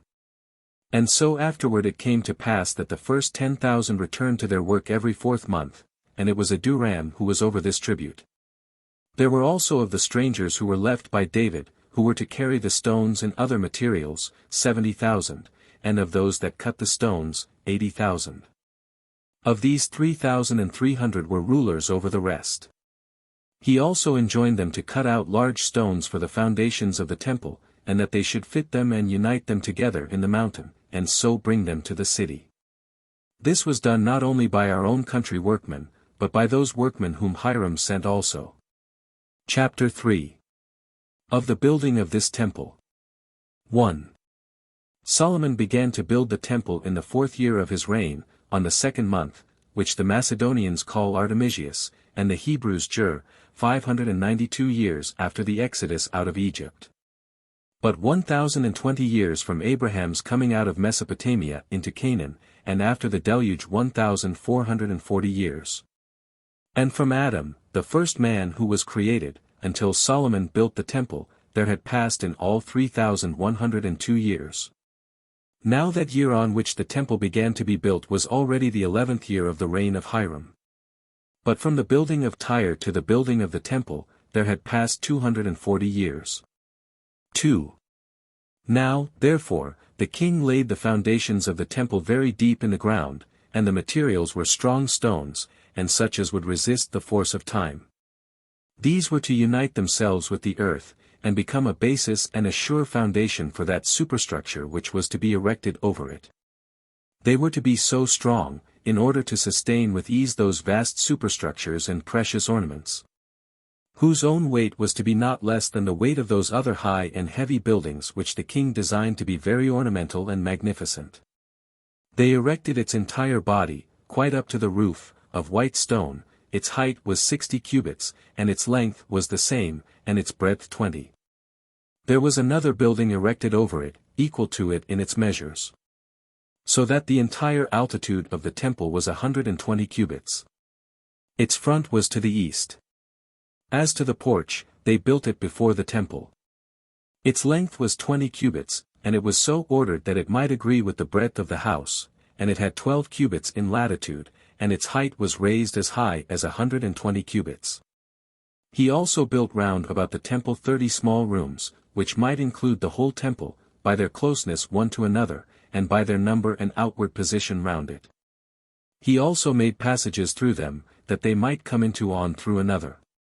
Every one of these rooms had 5 cubits in breadth, and the same in length, but in height 20. Above these there were other rooms, and others above them, equal, both in their measures and number, so that these reached to a height equal to the lower part of the house, for the upper part had no buildings about it. The roof that was over the house was of cedar, and truly every one of these rooms had a roof of their own, that was not connected with the other rooms. But for the other parts, there was a covered roof common to them all, and built with very long beams, that passed through the rest, and through the whole building, that so the middle walls, being strengthened by the same beams of timber, might be thereby made firmer, but as for that part of the roof that was under the beams, it was made of the same materials, and was all made smooth, and had ornaments proper for roofs, and plates of gold nailed upon them. And as he enclosed the walls with boards of cedar, so he fixed on them plates of gold, which had sculptures upon them. So that the whole temple shined, and dazzled the eyes of such as entered, by the splendor of the gold that was on every side of them. Now the whole structure of the temple was made with great skill of polished stones. And those laid together so very harmoniously and smoothly, that there appeared to the spectators no sign of any hammer, or other instrument of architecture. But as if, without any use of them, the entire materials had naturally united themselves together, that the agreement of one part with another seemed rather to have been natural, than to have arisen from the force of tools upon them. The king also had a fine contrivance for an ascent to the upper room over the temple, and that was by steps in the thickness of its wall. For it had no large door on the east end, as the lower house had, but the entrances were by the sides, through very small doors. He also overlaid the temple, both within and without, with boards of cedar, that were kept close together by thick chains, so that this contrivance was in the nature of a support and a strength to the building. 3. Now when the king had divided the temple into 2 parts, he made the inner house of 20 cubits, every way, to be the most secret chamber, but he appointed that of 40 cubits to be the sanctuary. And when he had cut a doorplace out of the wall, he put therein doors of cedar, and overlaid them with a great deal of gold, that had sculptures upon it. He also had veils of blue, and purple, and scarlet, and the brightest and softest linen, with the most curious flowers wrought upon them, which were to be drawn before those doors. He also dedicated for the most secret place, whose breadth was 20 cubits, and length the same, 2 cherubims of solid gold. The height of each of them was 5 cubits. They had each of them 2 wings stretched out as far as 5 cubits. Wherefore Solomon set them up not far from each other, that with one wing they might touch the southern wall of the secret place, and with another the northern. Their other wings, which joined to each other, were a covering to the ark, which was set between them. But nobody can tell, or even conjecture, what was the shape of these cherubims. He also laid the floor of the temple with plates of gold.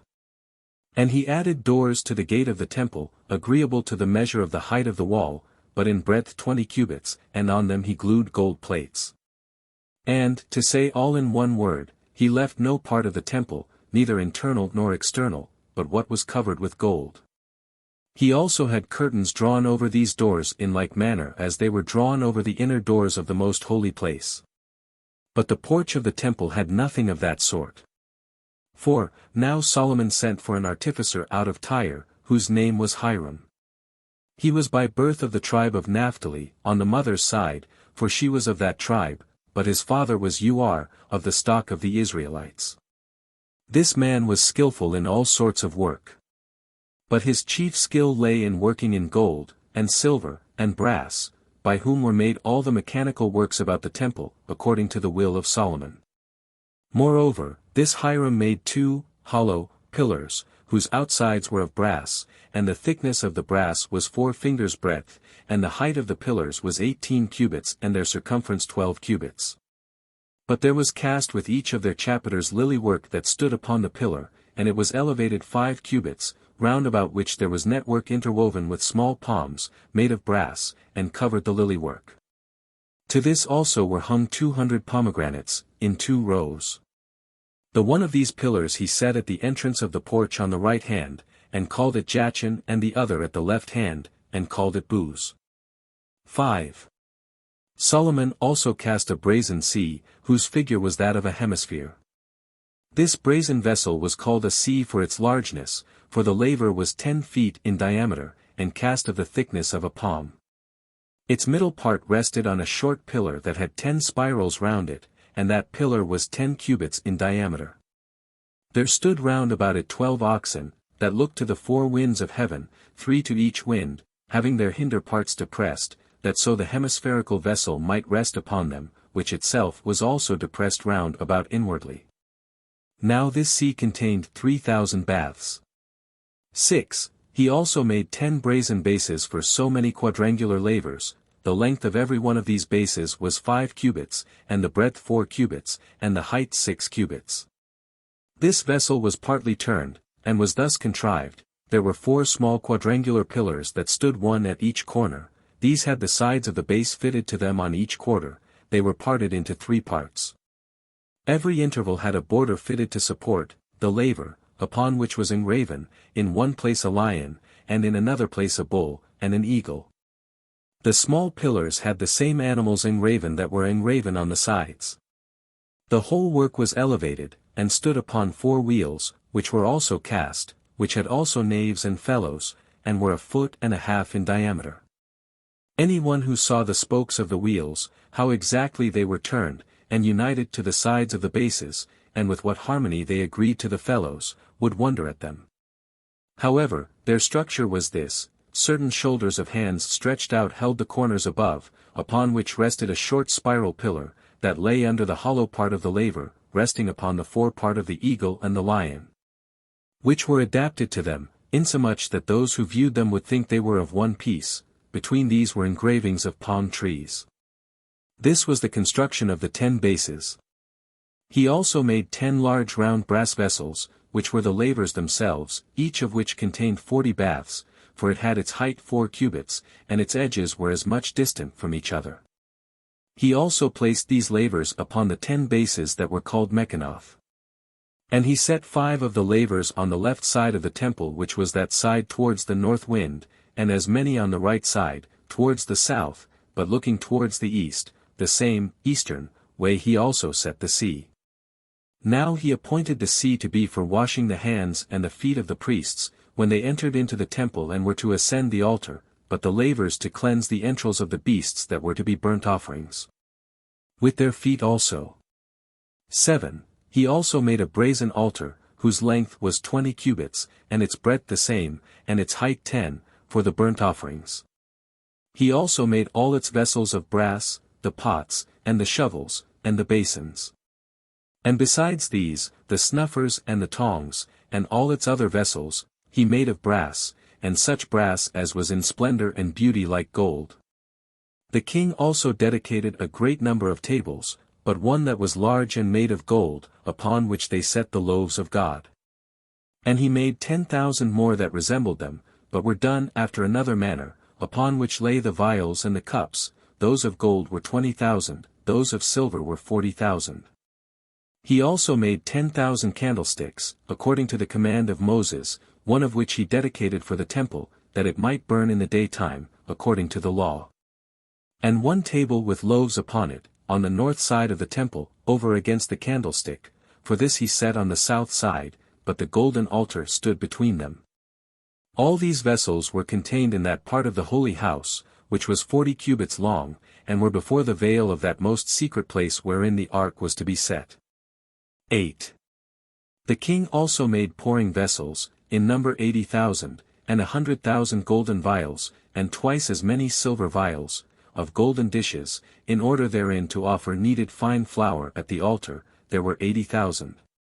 And twice as many of silver. Of large basins also, wherein they mixed fine flour with oil, 60,000 of gold, and twice as many of silver. Of the measures like those which Moses called the hin and the as Aaron, a tenth deal, there were 20,000 of gold, and twice as many of silver. The golden censers, in which they carried the incense to the altar, were 20,000. The other censers, in which they carried fire from the great altar to the little altar, within the temple, were 50,000. The sacerdotal garments which belonged to the high priest, with the long robes, and the oracle, and the precious stones, were 1,000. But the crown upon which Moses wrote, the name of God, was only one, and hath remained to this very day.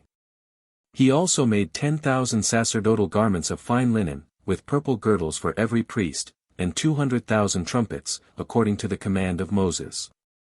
Also 200,000 garments of fine linen for the singers, that were Levites. And he made musical instruments, and such as were invented for singing of hymns, called nabli and sindri, psalteries and harps, which were made of electrum, the finest brass, 40,000. 9. Solomon made all these things for the honor of God, with great variety and magnificence, sparing no cost, but using all possible liberality in adorning the temple, and these things he dedicated to the treasures of God. He also placed a partition round about the temple, which in our tongue we call gyson, but it is called thrikos by the Greeks, and he raised it up to the height of 3 cubits. And it was for the exclusion of the multitude from coming into the temple, and showing that it was a place that was free and open only for the priests. He also built beyond this court a temple, whose figure was that of a quadrangle, and erected for it great and broad cloisters. This was entered into by very high gates, each of which had its front exposed to one of the 4 winds, and were shut by golden doors. Into this temple all the people entered that were distinguished from the rest by being pure and observant of the laws. But he made that temple which was beyond this a wonderful one indeed, and such as exceeds all description in words. Nay, if I may so say, is hardly believed upon sight. For when he had filled up great valleys with earth, which, on account of their immense depth, could not be looked on, when you bended down to see them, without pain, and had elevated the ground 400 cubits. He made it to be on a level with the top of the mountain, on which the temple was built, and by this means the outmost temple, which was exposed to the air, was even with the temple itself. He encompassed this also with a building of a double row of cloisters, which stood on high upon pillars of native stone, while the roofs were of cedar, and were polished in a manner proper for such high roofs. But he made all the doors of this temple of silver. Chapter 4. How Solomon removed the ark into the temple. How he made supplication to God, and offered public sacrifices to him. 1. When King Solomon had finished these works, these large and beautiful buildings, and had laid up his donations in the temple, and all this in the interval of 7 years, and had given a demonstration of his riches and alacrity therein, insomuch that any one who saw it would have thought it must have been an immense time ere it could have been finished, and would be surprised that so much should be finished in so short a time. Short, I mean, if compared with the greatness of the work. He also wrote to the rulers and elders of the Hebrews, and ordered all the people to gather themselves together to Jerusalem, both to see the temple which he had built, and to remove the ark of God into it. And when this invitation of the whole body of the people to come to Jerusalem was everywhere carried abroad, it was the 7th month before they came together, which month is by our countrymen called Tisri, but by the Macedonians Hyperberetoets. The Feast of Tabernacles happened to fall at the same time, which was celebrated by the Hebrews as a most holy and most eminent feast. So they carried the ark and the tabernacle which Moses had pitched, and all the vessels that were for ministration, to the sacrifices of God, and removed them to the temple. The king himself, and all the people and the Levites, went before, rendering the ground moist with sacrifices, and drink offerings, and the blood of a great number of oblations, and burning an immense quantity of incense. And this till the very air itself everywhere round about was so full of these odors, that it met, in a most agreeable manner, persons at a great distance, and was an indication of God's presence. And, as men's opinion was, of his habitation with them in this newly built and consecrated place, for they did not grow weary, either of singing hymns or of dancing, until they came to the temple, and in this manner did they carry the ark. But when they should transfer it into the most secret place, the rest of the multitude went away, and only those priests that carried it set it between the 2 cherubims, which embracing it with their wings. For so were they framed by the artificer, they covered it, as under a tent, or a cupola. Now the ark contained nothing else but those 2 tables of stone that preserved the 10 commandments, which God spake to Moses in Mount Sinai, and which were engraved upon them. But they set the candlestick, and the table, and the golden altar in the temple, before the most secret place, in the very same places wherein they stood till that time in the tabernacle. So they offered up the daily sacrifices. But for the brazen altar, Solomon set it before the temple, over against the door, that when the door was opened, it might be exposed to sight, and the sacred solemnities, and the richness of the sacrifices, might be thence seen. And all the rest of the vessels they gathered together, and put them within the temple. 2. Now as soon as the priests had put all things in order about the ark, and were gone out, there came down a thick cloud, and stood there, and spread itself, after a gentle manner, into the temple. Such a cloud it was as was diffused and temperate, not such a rough one as we see full of rain in the winter season. This cloud so darkened the place, that one priest could not discern another, but it afforded to the minds of all a visible image and glorious appearance of God's having descended into this temple, and of his having gladly pitched his tabernacle therein. So these men were intent upon this thought. But Solomon rose up, for he was sitting before, and used such words to God as he thought agreeable to the divine nature to receive, and fit for him to give. For he said, Thou hast an eternal house, O Lord, and such a one as thou hast created for thyself out of thine own works. We know it to be the heaven, and the air, and the earth, and the sea, which thou pervadest, nor art thou contained within their limits. I have indeed built this temple to thee, and thy name, that from thence, when we sacrifice, and perform sacred operations, we may send our prayers up into the air, and may constantly believe that thou art present, and art not remote from what is thine own.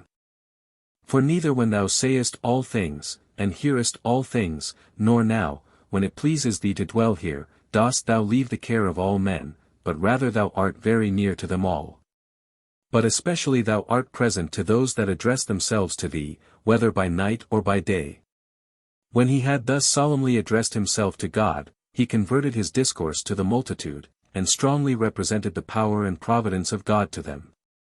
How he had shown all things that were come to pass to David his father, as many of those things had already come to pass, and the rest would certainly come to pass hereafter. And how he had given him his name, and told to David what he should be called before he was born. And foretold, that when he should be king after his father's death, he should build him a temple, which since they saw accomplished, according to his prediction, he required them to bless God, and by believing him, from the sight of what they had seen accomplished, never to despair of anything that he had promised for the future, in order to their happiness, or suspect that it would not come to pass. 3.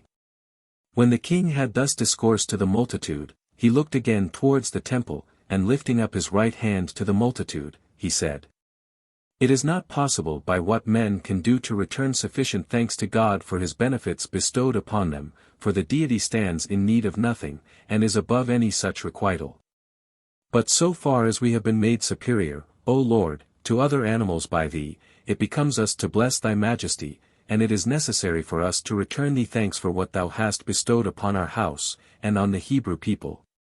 For with what other instrument can we better appease thee when thou art angry at us, or more properly preserve thy favor, than with our voice? Which, as we have it from the air, so do we know that by that air it ascends upwards, towards thee. I therefore ought myself to return thee thanks thereby, in the first place, concerning my father, whom thou hast raised from obscurity unto so great joy. And, in the next place, concerning myself, since thou hast performed all that thou hast promised unto this very day. And I beseech thee for the time to come to afford us whatsoever thou, O God, hast power to bestow on such as thou dost esteem. And to augment our house for all ages, as thou hast promised to David my father to do, both in his lifetime and at his death, that our kingdom shall continue, and that his posterity should successively receive it to 10,000 generations. Do not thou therefore fail to give us these blessings, and to bestow on my children that virtue in which thou delightest. And besides all this, I humbly beseech thee that thou wilt let some portion of thy Spirit come down and inhabit in this temple, that thou mayst appear to be with us upon earth. As to thyself, the entire heavens, and the immensity of the things that are therein, are but a small habitation for thee, much more is this poor temple so. But I entreat thee to keep it as thine own house, from being destroyed by our enemies forever, and to take care of it as thine own possession. But if this people be found to have sinned, and be thereupon afflicted by thee with any plague, because of their sin, as with dearth or pestilence, or any other affliction which thou usest to inflict on those that transgress any of thy holy laws, and if they fly all of them to this temple, beseeching thee, and begging of time to deliver them, then do thou hear their prayers, as being within thine house, and have mercy upon them, and deliver them from their afflictions. Nay, moreover, this help is what I implore of thee, not for the Hebrews only, when they are in distress, but when any shall come hither from any ends of the world whatsoever, and shall return from their sins and implore thy pardon. Do thou then pardon them, and hear their prayer.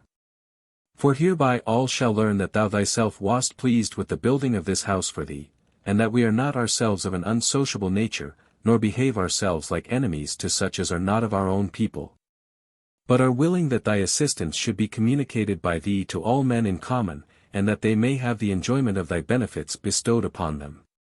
4. When Solomon had said this, and had cast himself upon the ground, and worshipped a long time, he rose up, and brought sacrifices to the altar. And when he had filled it with unblemished victims, he most evidently discovered that God had with pleasure accepted of all that he had sacrificed to him, for there came a fire running out of the air, and rushed with violence upon the altar, in the sight of all, and caught hold of and consumed the sacrifices. Now when this divine appearance was seen, the people supposed it to be a demonstration of God's abode in the temple, and were pleased with it, and fell down upon the ground and worshipped.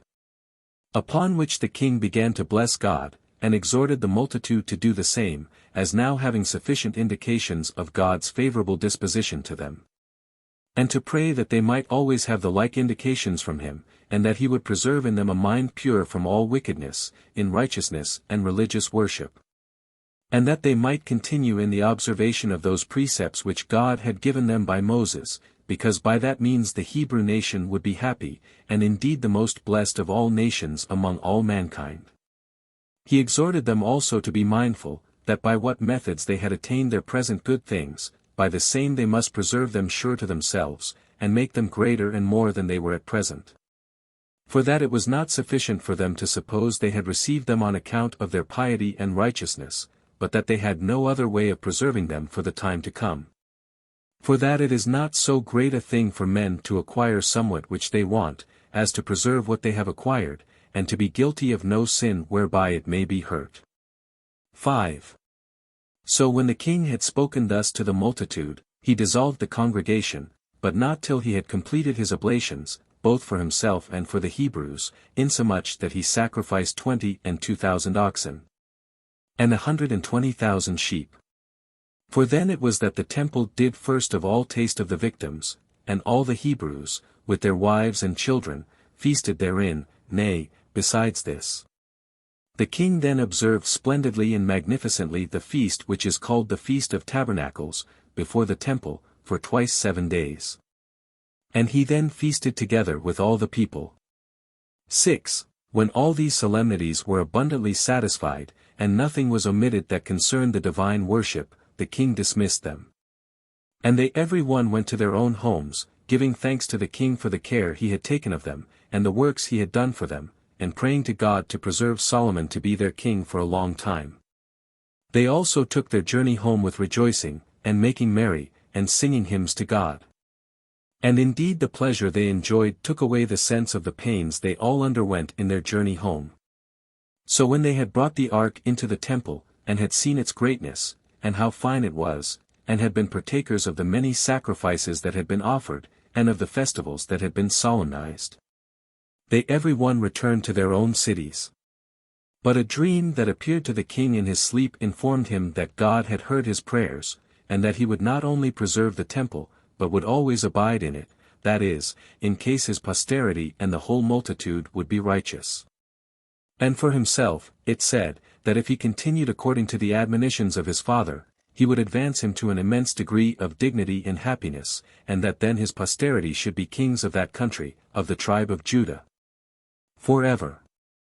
But that still, if he should be found a betrayer of the ordinances of the law, and forget them, and turn away to the worship of strange gods, he would cut him off by the roots, and would neither suffer any remainder of his family to continue, nor would overlook the people of Israel, or preserve them any longer from afflictions, but would utterly destroy them with 10,000 wars and misfortunes. Would cast them out of the land which he had given their fathers, and make them sojourners in strange lands. And deliver that temple which was now built to be burnt and spoiled by their enemies, and that city to be utterly overthrown by the hands of their enemies. And make their miseries deserve to be a proverb, and such as should very hardly be credited for their stupendous magnitude, till their neighbors, when they should hear of them, should wonder at their calamities.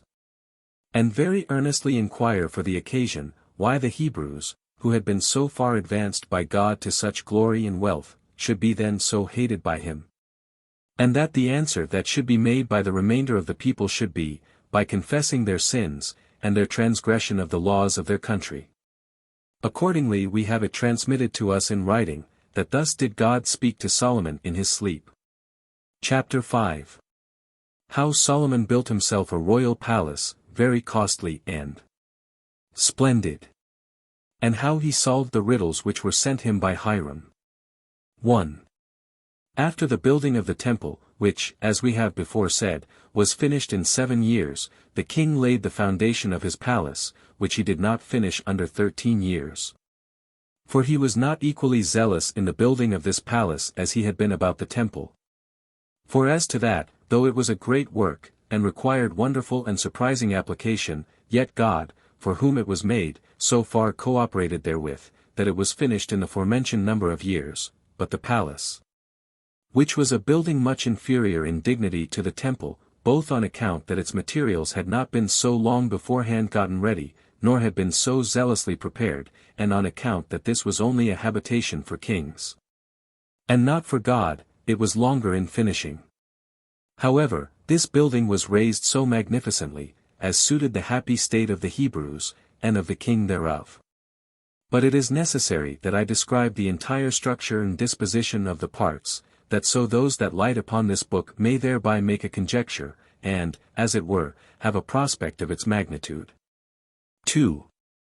This house was a large and curious building, and was supported by many pillars, which Solomon built to contain a multitude for hearing causes, and taking cognizance of suits. It was sufficiently capacious to contain a great body of men, who would come together to have their causes determined.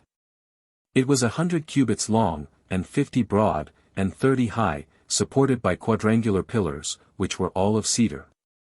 But its roof was according to the Corinthian order, with folding doors, and their adjoining pillars of equal magnitude, each fluted with 3 cavities, which building as at once firm, and very ornamental. There was also another house so ordered, that its entire breadth was placed in the middle, it was quadrangular, and its breadth was 30 cubits, having a temple over against it, raised upon massy pillars. In which temple there was a large and very glorious room, wherein the king sat in judgment.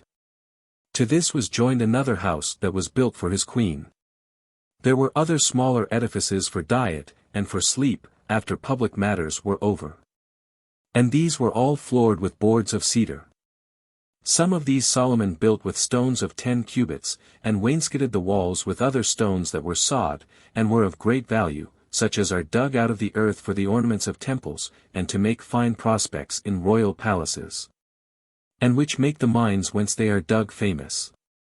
Now the contexture of the curious workmanship of these stones was in 3 rows, but the 4th row would make one admire its sculptures, whereby were represented trees, and all sorts of plants, with the shades that arose from their branches, and leaves that hung down from them.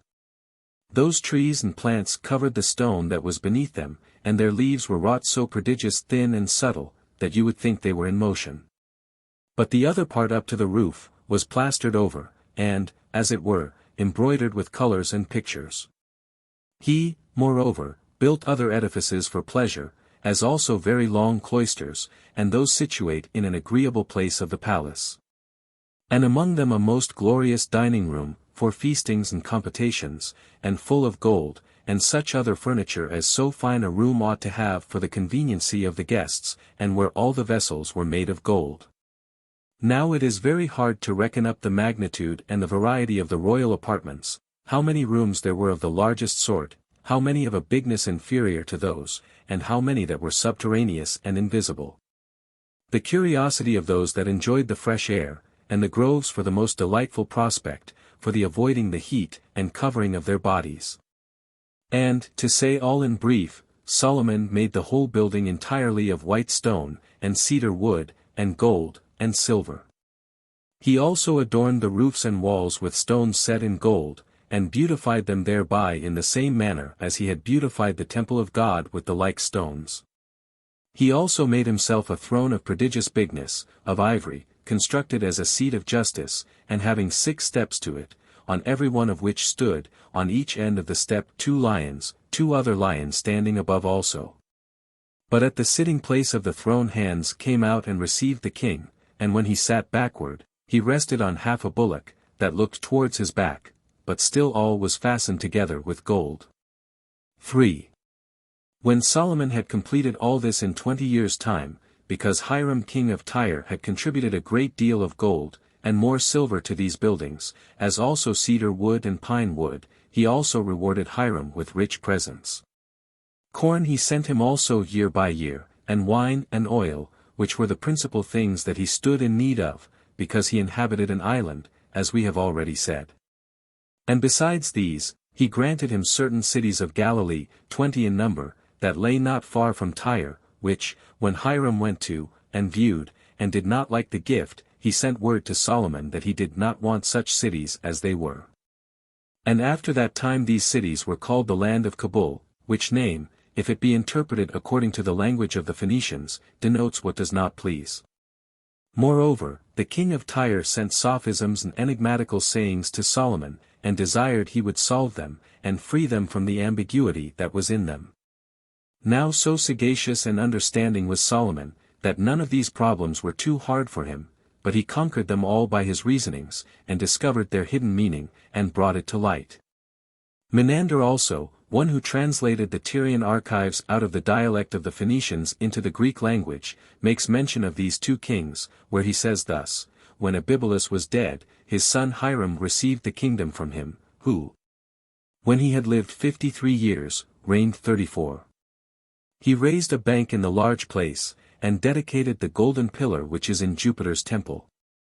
He also went and cut down materials of timber out of the mountain called Libanus, for the roof of temples. And when he had pulled down the ancient temples, he both built the temple of Hercules and that of Astarte, and he first set up the temple of Hercules in the month Parishus. He also made an expedition against the Utii, or Tidii, who did not pay their tribute, and when he had subdued them to himself he returned. Under this king there was Abdeman, a very youth in age, who always conquered the difficult problems which Solomon, king of Jerusalem, commanded him to explain. Jos also makes mention of him, where he says thus: when Abibalus was dead, his son Hiram reigned. He raised the eastern parts of the city higher, and made the city itself larger. He also joined the temple of Jupiter, which before stood by itself, to the city, by raising a bank in the middle between them, and he adorned it with donations of gold.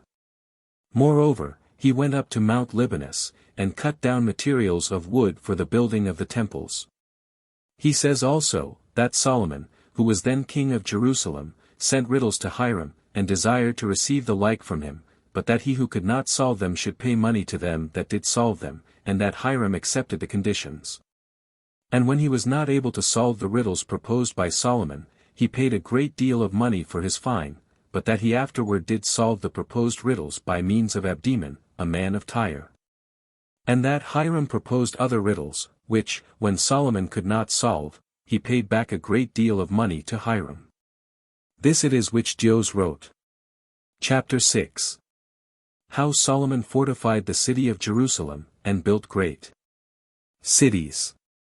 And how he brought some of the Canaanites into subjection, and entertained the queen of Egypt and of Ethiopia. 1.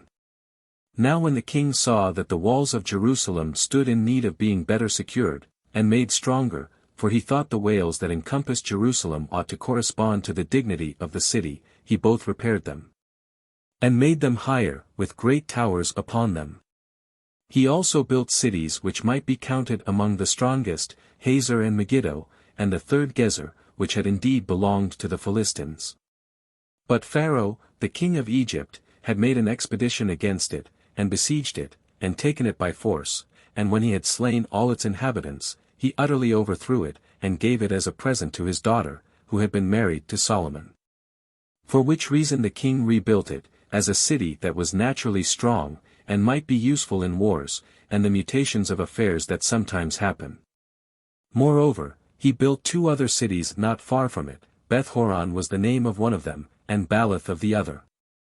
He also built other cities that lay conveniently for these, in order to the enjoyment of pleasures and delicacies in them, such as were naturally of a good temperature of the air, and agreeable for fruits ripe in their proper seasons, and well watered with springs. Nay, Solomon went as far as the desert above Syria, and possessed himself of it, and built there a very great city, which was distant 2 days' journey from Upper Syria, and 1 day's journey from Euphrates, and 6 long days' journey from Babylon the Great. Now the reason why this city lay so remote from the parts of Syria that are inhabited is this, that below there is no water to be had, and that it is in that place only that there are springs and pits of water. When he had therefore built this city, and encompassed it with very strong walls, he gave it the name of Tadmor, and that is the name it is still called by at this day among the Syrians, but the Greeks name it Palmyra. 2. Now Solomon the king was at this time engaged in building these cities.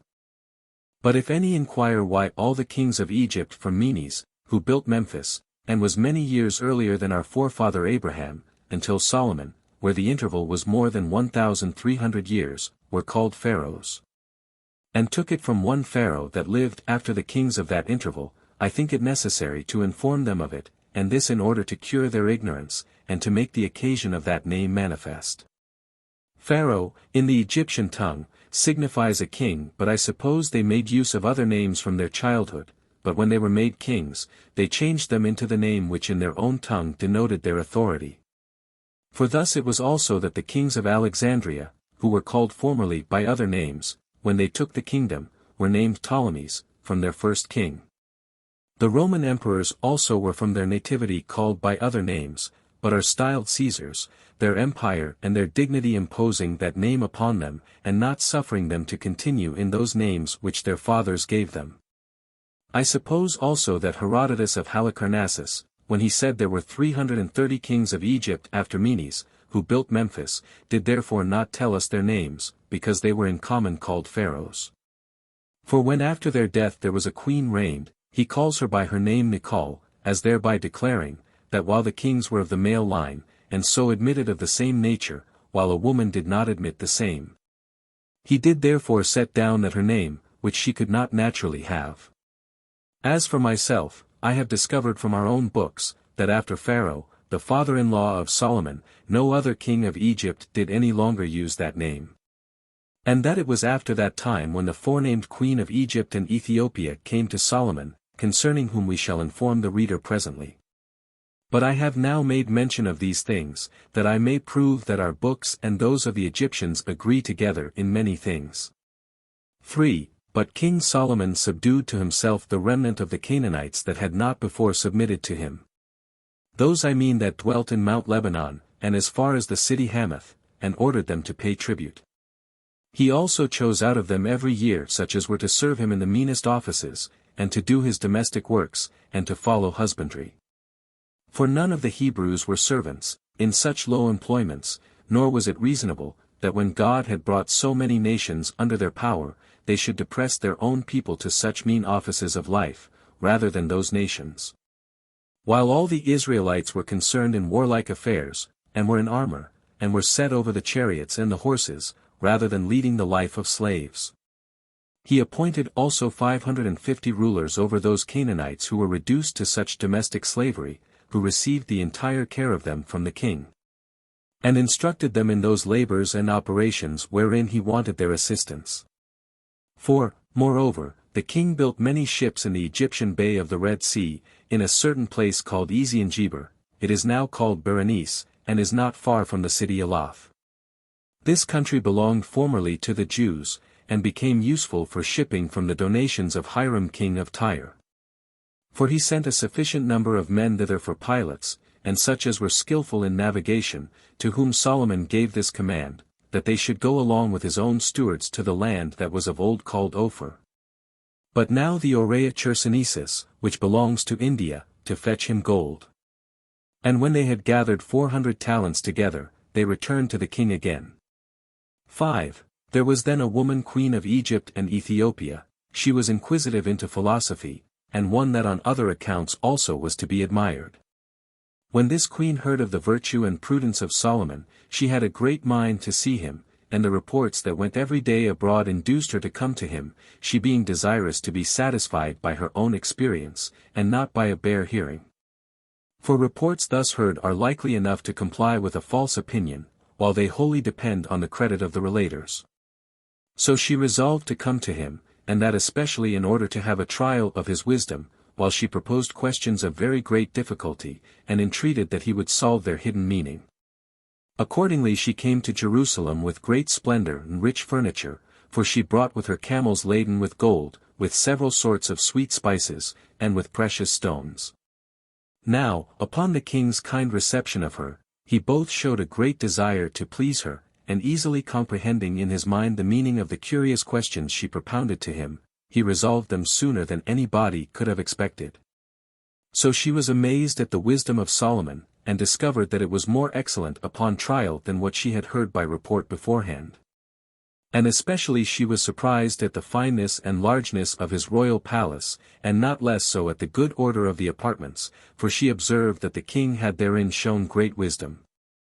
But she was beyond measure astonished at the house which was called the Forest of Lebanon, as also at the magnificence of his daily table, and the circumstances of its preparation and ministration, with the apparel of his servants that waited, and the skilful and decent management of their attendants. Nor was she less affected with those daily sacrifices which were offered to God, and the careful management which the priests and Levites used about them.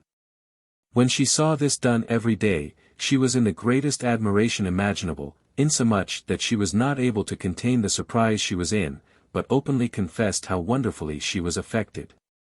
For she proceeded to discourse with the king, and thereby owned that she was overcome with admiration at the things before related. And said, all things indeed, O king, that came to our knowledge by report, came with uncertainty as to our belief of them. But as to those good things that to thee appertain, both such as thou thyself possessest, I mean wisdom and prudence, and the happiness thou hast from thy kingdom, certainly the same that came to us was no falsity. It was not only a true report, but it related thy happiness after a much lower manner than I now see it to be before my eyes. For as for the report, it only attempted to persuade our hearing, but did not so make known the dignity of the things themselves as does the sight of them, and being present among them. I indeed, who did not believe what was reported, by reason of the multitude and grandeur of the things I inquired about, do see them to be much more numerous than they were reported to be. Accordingly I esteem the Hebrew people, as well as thy servants and friends, to be happy, who enjoy thy presence and hear thy wisdom every day continually. One would therefore bless God, who hath so loved this country, and those that inhabit therein, as to make thee king over them. 6. Now when the queen had thus demonstrated in words how deeply the king had affected her, her disposition was known by certain presents, for she gave him 20 talents of gold, and an immense quantity of spices and precious stones. They say also that we possess the root of that balsam which our country still bears by this woman's gift. Solomon also repaid her with many good things, and principally by bestowing upon her what she chose of her own inclination, for there was nothing that she desired which he denied her. And as he was very generous and liberal in his own temper, so did he show the greatness of his soul in bestowing on her what she herself desired of him. So when this queen of Ethiopia had obtained what we have already given an account of, and had again communicated to the king what she brought with her, she returned to her own kingdom. Chapter 7. How Solomon grew rich, and fell desperately in love with women. And how God, being incensed at it, raised up Ader and Jeroboam against him. Concerning the death of Solomon. 1. About the same time there were brought to the king from the Aurea Chersonesus, a country so called, precious stones, and pine trees, and these trees he made use of for supporting the temple and the palace. As also for the materials of musical instruments, the harps and the psalteries, that the Levites might make use of them in their hymns to God. The wood which was brought to him at this time was larger and finer than any that had ever been brought before. But let no one imagine that these pine trees were like those which are now so named, and which take that their denomination from the merchants, who so call them, that they may procure them to be admired by those that purchase them. For those we speak of were to the sight like the wood of the fig tree, but were whiter, and more shining. Now we have said thus much, that nobody may be ignorant of the difference between these sorts of wood, nor unacquainted with the nature of the genuine pine tree. And we thought it both a seasonable and humane thing, when we mentioned it, and the uses the king made of it, to explain this difference so far as we have done. 2. Now the weight of gold that was brought him was 666 talents, not including in that sum what was brought by the merchants, nor what the toparchs and kings of Arabia gave him in presents. He also cast 200 targets of gold, each of them weighing 600 shekels. He also made 300 shields, every one weighing 3 pounds of gold, and he had them carried and put into that house which was called the Forest of Lebanon. He also made cups of gold, and of precious stones, for the entertainment of his guests, and had them adorned in the most artificial manner. And he contrived that all his other furniture of vessels should be of gold, for there was nothing then to be sold or bought for silver. For the king had many ships which lay upon the sea of Tarsus, these he commanded to carry out all sorts of merchandise unto the remotest nations, by the sale of which silver and gold were brought to the king, and a great quantity of ivory, and Ethiopians, and apes. And they finished their voyage, going and returning, in 3 years' time. 3. Accordingly there went a great fame all around the neighboring countries, which proclaimed the virtue and wisdom of Solomon, insomuch that all the kings everywhere were desirous to see him, as not giving credit to what was reported. On account of its being almost incredible, they also demonstrated the regard they had for him by the presents they made him. For they sent him vessels of gold, and silver, and purple garments, and many sorts of spices, and horses, and chariots, and as many mules for his carriages as they could find proper to please the king's eyes, by their strength and beauty. This addition that he made to those chariots and horses which he had before from those that were sent him, augmented the number of his chariots by above 400, for he had 1,000 before. And augmented the number of his horses by 2,000, for he had 20,000 before. These horses also were so much exercised, in order to their making a fine appearance, and running swiftly, that no others could, upon the comparison, appear either finer or swifter. But they were at once the most beautiful of all others, and their swiftness was incomparable also. Their riders also were a further ornament to them, being, in the first place, young men in the most delightful flower of their age, and being eminent for their largeness, and far taller than other men. They had also very long heads of hair hanging down, and were clothed in garments of Tyrian purple. They had also dust of gold every day sprinkled on their hair, so that their heads sparkled with the reflection of the sunbeams from the gold. The king himself rode upon a chariot in the midst of these men, who were still in armor, and had their bows fitted to them. He had on a white garment, and used to take his progress out of the city in the morning. There was a certain place about 50 furlongs distant from Jerusalem, which is called Etham, very pleasant it is in fine gardens, and abounding in rivulets of water, thither did he use to go out in the morning, sitting on high, in his chariot. 4. Now Solomon had a divine sagacity in all things, and was very diligent and studious to have things done after an elegant manner.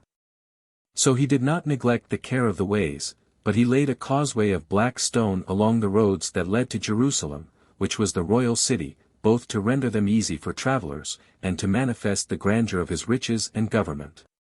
He also parted his chariots, and set them in a regular order, that a certain number of them should be in every city, still keeping a few about him, and those cities he called the cities of his chariots. And the king made silver as plentiful in Jerusalem as stones in the street, and so multiplied cedar trees in the plains of Judea, which did not grow there before, that they were like the multitude of common sycamore trees. He also ordained the Egyptian merchants that brought him their merchandise to sell him a chariot, with a pair of horses, for 600 drachmae of silver, and he sent them to the kings of Syria, and to those kings that were beyond Euphrates. 5. But although Solomon was become the most glorious of kings, and the best beloved by God, and had exceeded in wisdom and riches those that had been rulers of the Hebrews before him, yet did not he persevere in this happy state till he died. Nay, he forsook the observation of the laws of his fathers, and came to an end no way suitable to our foregoing history of him. He grew mad in his love of women, and laid no restraint on himself in his lusts. Nor was he satisfied with the women of his country alone, but he married many wives out of foreign nations, Sidonians, and Tyrians, and Ammonites, and Edomites. And he transgressed the laws of Moses, which forbade Jews to marry any but those that were of their own people. He also began to worship their gods, which he did in order to the gratification of his wives, and out of his affection for them. This very thing our legislator suspected, and so admonished us beforehand, that we should not marry women of other countries, lest we should be entangled with foreign customs, and apostatize from our own. Lest we should leave off to honor our own God, and should worship their gods. But Solomon was glen headlong into unreasonable pleasures, and regarded not those admonitions. For when he had married 700 wives, the daughters of princes and of eminent persons, and 300 concubines, and those besides the king of Egypt's daughter, he soon was governed by them, till he came to imitate their practices. He was forced to give them this demonstration of his kindness and affection to them, to live according to the laws of their countries. And as he grew into years, and his reason became weaker by length of time, it was not sufficient to recall to his mind the institutions of his own country. So he still more and more contemned his own God, and continued to regard the gods that his marriages had introduced. Nay, before this happened, he sinned, and fell into an error about the observation of the laws. When he made the images of brazen oxen that supported the brazen sea, and the images of lions about his own throne. For these he made, although it was not agreeable to piety so to do. And this he did, notwithstanding that he had his father as a most excellent and domestic pattern of virtue, and knew what a glorious character he had left behind him, because of his piety towards God. Nor did he imitate David, although God had twice appeared to him in his sleep, and exhorted him to imitate his father. So he died ingloriously. There came therefore a prophet to him, who was sent by God, and told him that his wicked actions were not concealed from God, and threatened him that he should not long rejoice in what he had done.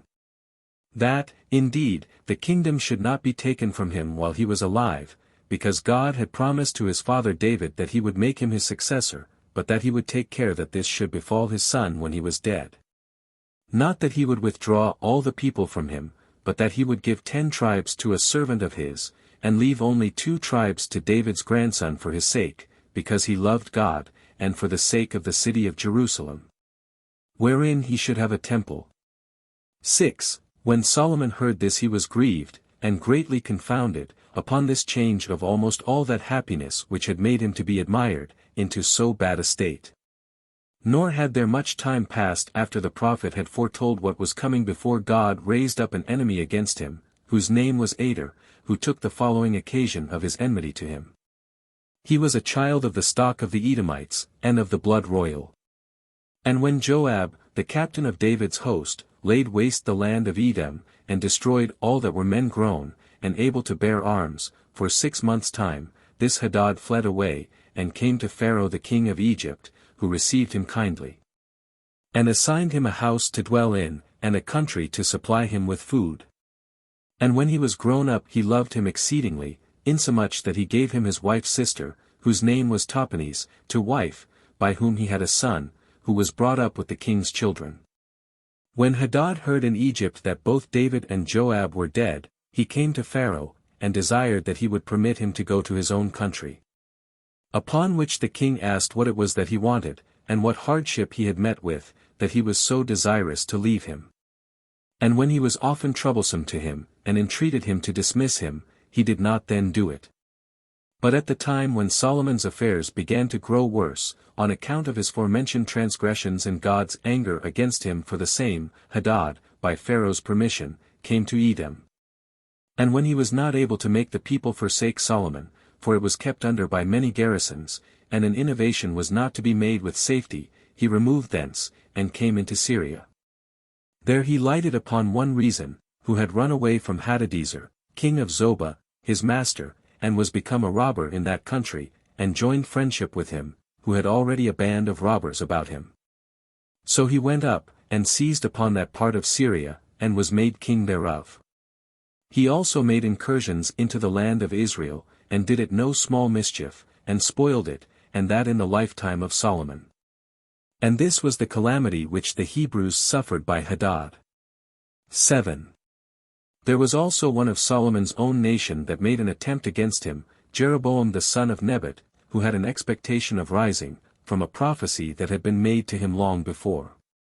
He was left a child by his father, and brought up by his mother, and when Solomon saw that he was of an active and bold disposition, he made him the curator of the walls which he built round about Jerusalem. And he took such care of those works, that the king approved of his behavior, and gave him, as a reward for the same, the charge of the tribe of Joseph. And when about that time Jeroboam was once going out of Jerusalem, a prophet of the city Shiloh, whose name was Ahijah, met him and saluted him. And when he had taken him a little aside to a place out of the way, where there was not one other person present, he rent the garment he had on into 12 pieces, and bid Jeroboam take 10 of them. And told him beforehand, that, this is the will of God. He will part the dominion of Solomon, and give one tribe, with that which is next it, to his son, because of the promise made to David for his succession, and will have 10 tribes to thee, because Solomon hath sinned against him.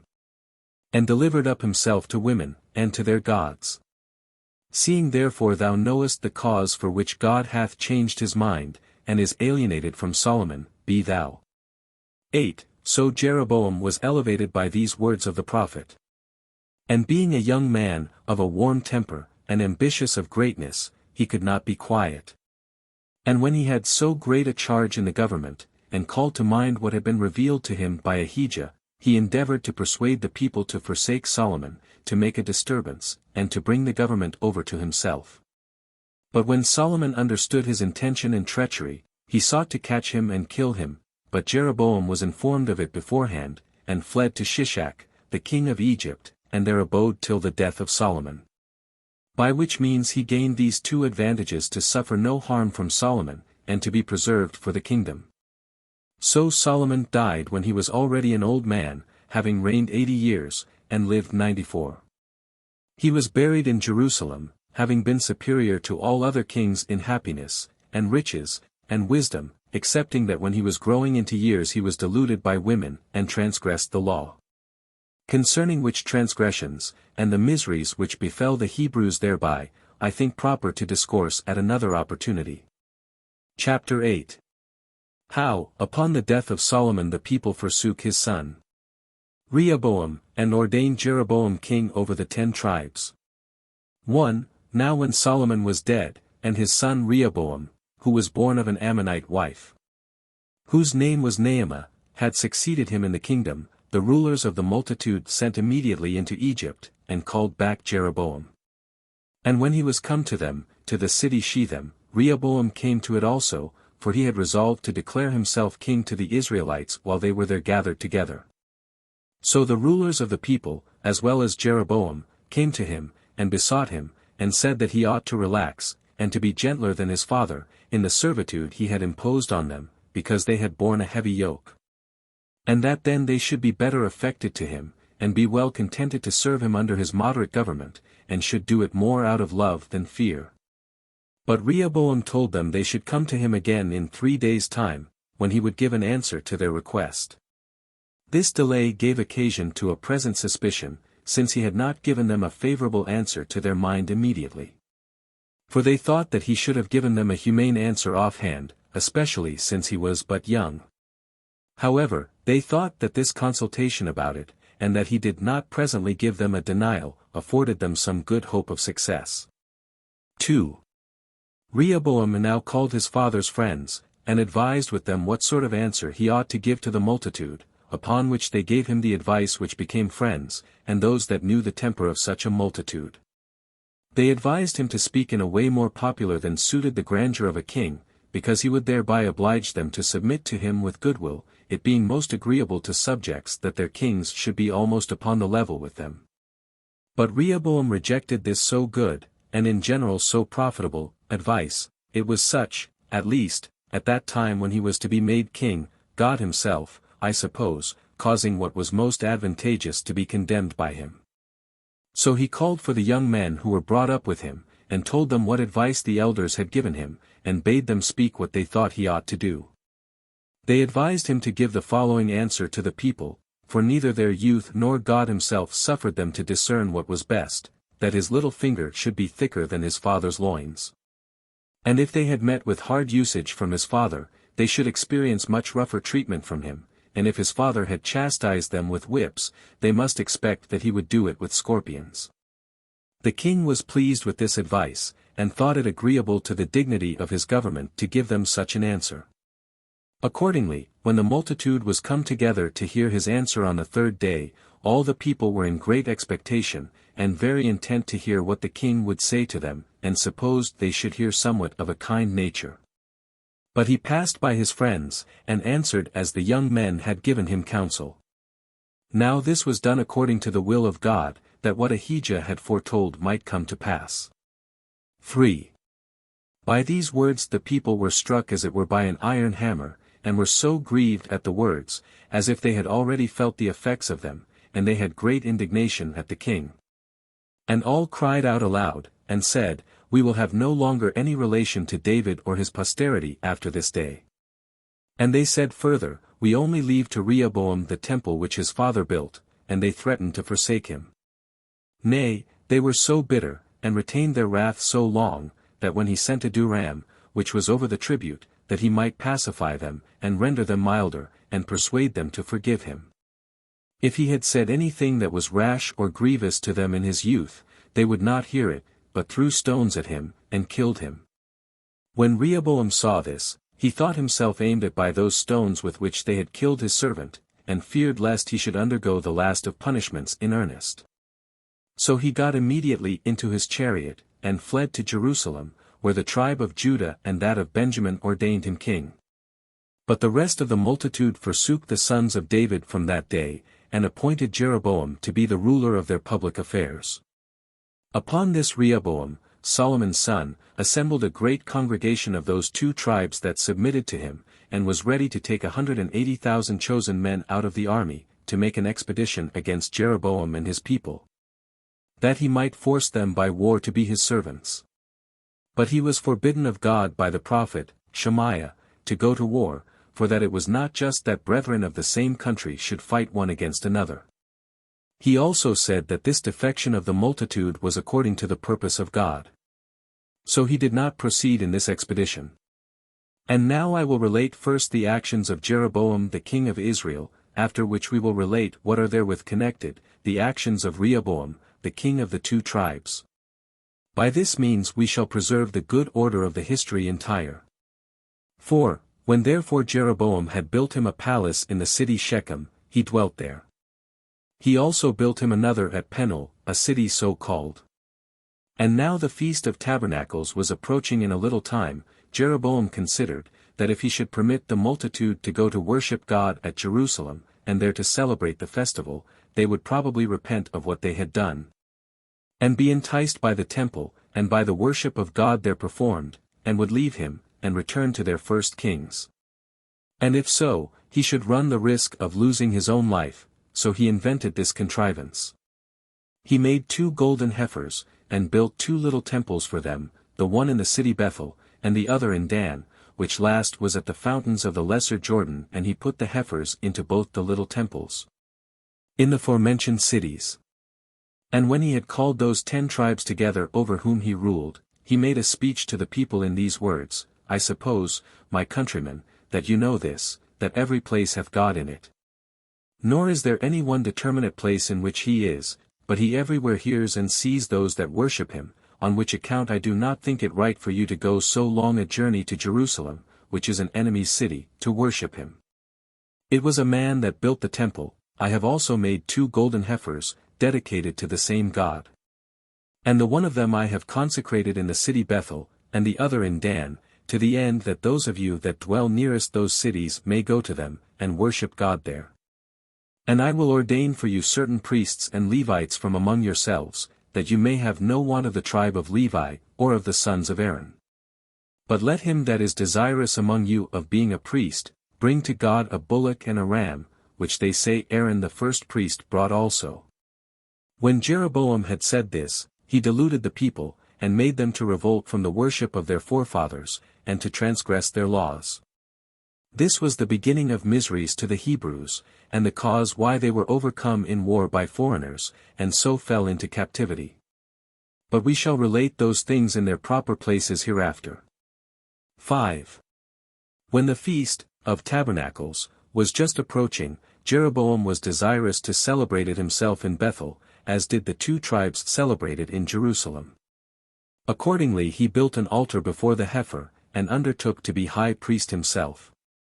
So he went up to the altar, with his own priests about him. But when he was going to offer the sacrifices and the burnt offerings, in the sight of all the people, a prophet, whose name was Jadon, was sent by God, and came to him from Jerusalem, who stood in the midst of the multitude. And in the hearing of the king, and directing his discourse to the altar, said thus, God foretells that there shall be a certain man of the family of David, Josiah by name, who shall slay upon thee those false priests that shall live at that time, and upon thee shall burn the bones of those deceivers of the people, those impostors and wicked wretches. However, that this people may believe that these things shall so come to pass, I foretell a sign to them that shall also come to pass. This altar shall be broken to pieces immediately, and all the fat of the sacrifices that is upon it shall be poured upon the ground. When the prophet had said this, Jeroboam fell into a passion, and stretched out his hand, and bid them lay hold of him. But that hand which he stretched out was enfeebled, and he was not able to pull it in again to him, for it was become withered, and hung down, as if it were a dead hand. The altar also was broken to pieces, and all that was upon it was poured out, as the prophet had foretold should come to pass. So the king understood that he was a man of veracity, and had a divine foreknowledge, and entreated him to pray to God that he would restore his right hand. Accordingly the prophet did pray to God to grant him that request.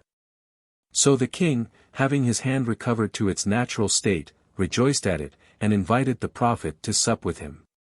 But Jadon said that he could not endure to come into his house, nor to taste of bread or water in this city, for that was a thing God had forbidden him to do. As also to go back by the same way which he came, but he said he was to return by another way.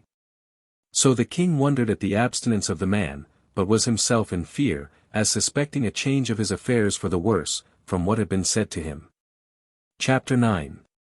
How Jadon the prophet was persuaded by another lying prophet, and returned to Bethel, and was afterward slain by a lion. As also what words the wicked prophet made use of to persuade the king, and thereby alienated his mind from God. 1. Now there was a certain wicked man in that city, who was a false prophet, whom Jeroboam had in great esteem, but was deceived by him and his flattering words. This man was bedrid, by reason or the infirmities of old age. However, he was informed by his sons concerning the prophet that was come from Jerusalem, and concerning the signs done by him. And how, when Jeroboam's right hand had been enfeebled, at the prophet's prayer he had it revived again. Whereupon he was afraid that this stranger and prophet should be in better esteem with the king than himself, and obtain greater honor from him, and he gave orders to his sons to saddle his ass presently, and make all ready that he might go out. Accordingly they made haste to do what they were commanded, and he got upon the ass and followed after the prophet. And when he had overtaken him, as he was resting himself under a very large oak tree that was thick and shady, he at first saluted him, but presently he complained of him, because he had not come into his house, and partaken of his hospitality. And when the other said that God had forbidden him to taste of any one's provision in that city, he replied, that for certain God had not forbidden that I should set food before thee, for I am a prophet as thou art, and worship God in the same manner that thou dost. And I am now come as sent by him, in order to bring thee into my house, and make thee my guest. Now Jadon gave credit to this lying prophet, and returned back with him. But when they were at dinner, and merry together, God appeared to Jadon, and said that he should suffer punishment for transgressing his commands.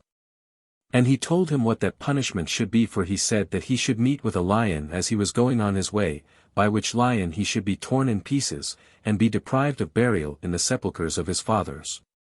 Which things came to pass, as I suppose, according to the will of God, that so Jeroboam might not give heed to the words of Jadon as of one that had been convicted of lying.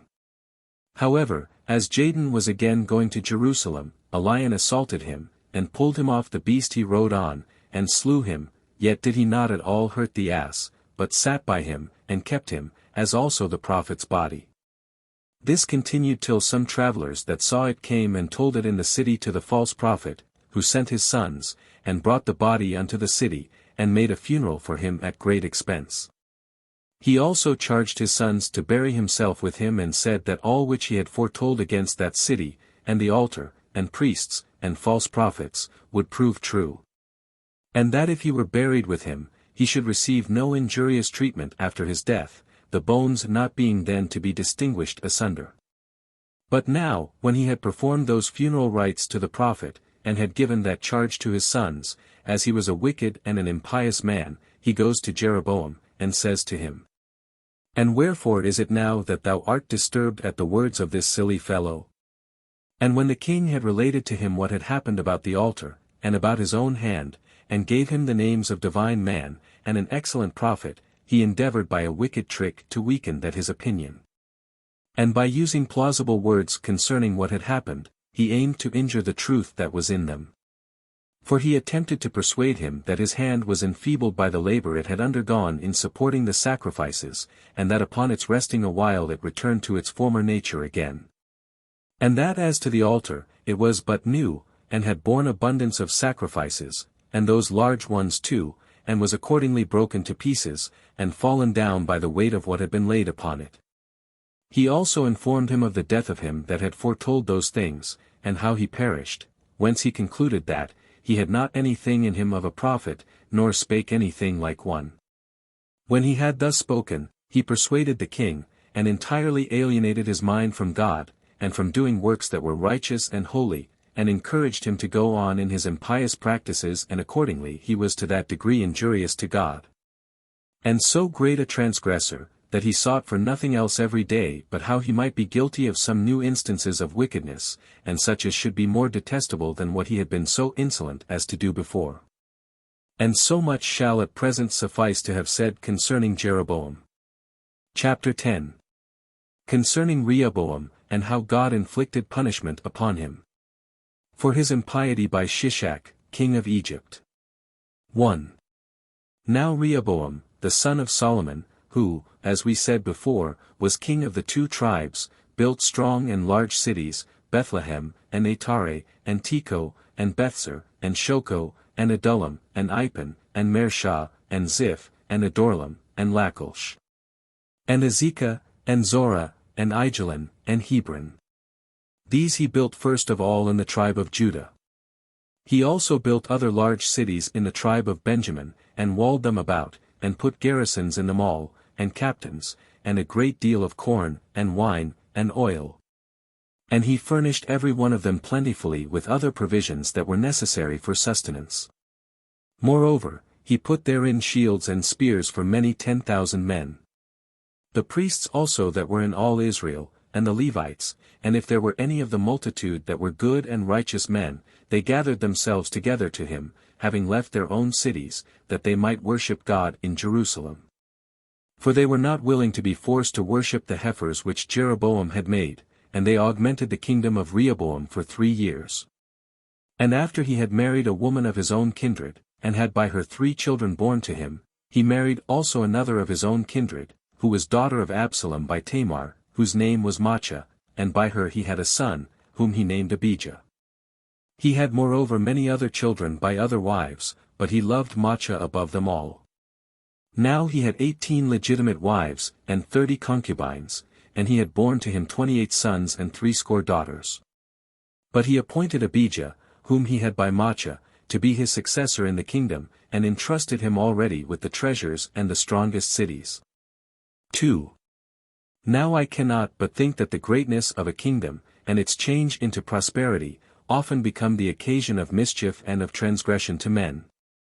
For when Rehoboam saw that his kingdom was so much increased, he went out of the right way unto unrighteous and irreligious practices, and he despised the worship of God.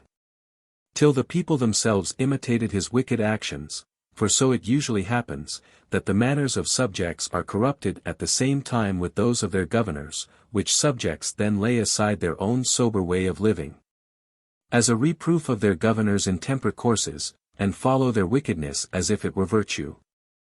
For it is not possible to show that men approve of the actions of their kings, unless they do the same actions with them.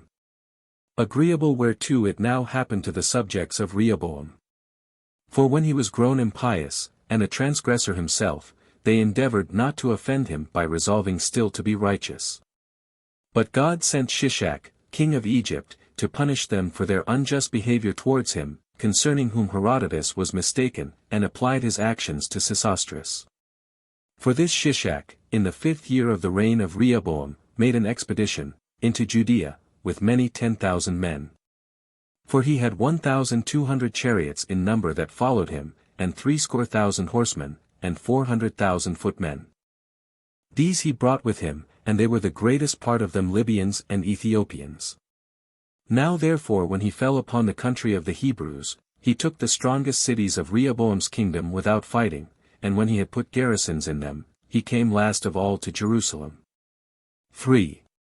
Now when Rehoboam, and the multitude with him, were shut up in Jerusalem by the means of the army of Shishak, and when they besought God to give them victory and deliverance, they could not persuade God to be on their side. But Shemaiah the prophet told them, that God threatened to forsake them, as they had themselves forsaken his worship. When they heard this, they were immediately in a consternation of mind. And seeing no way of deliverance, they all earnestly set themselves to confess that God might justly overlook them, since they had been guilty of impiety towards him, and had let his laws lie in confusion. So when God saw them in that disposition, and that they acknowledged their sins, he told the prophet that he would not destroy them, but that he would, however, make them servants to the Egyptians, that they may learn whether they will suffer less by serving men or God.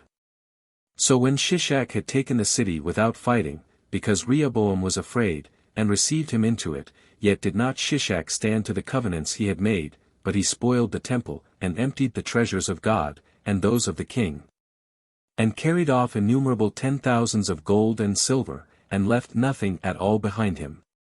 He also took away the bucklers of gold, and the shields, which Solomon the king had made, nay, he did not leave the golden quivers which David had taken from the king of Zobah, and had dedicated to God. And when he had thus done, he returned to his own kingdom.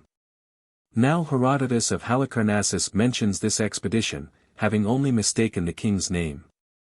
And, in saying that, he made war upon many other nations also, and brought Syria of Palestine into subjection, and took the men that were therein prisoners without fighting. Now it is manifest that he intended to declare that our nation was subdued by him. For he saith that he left behind him pillars in the land of those that delivered themselves up to him without fighting, and engraved upon them the secret parts of women. Now our king Rehoboam delivered up our city without fighting.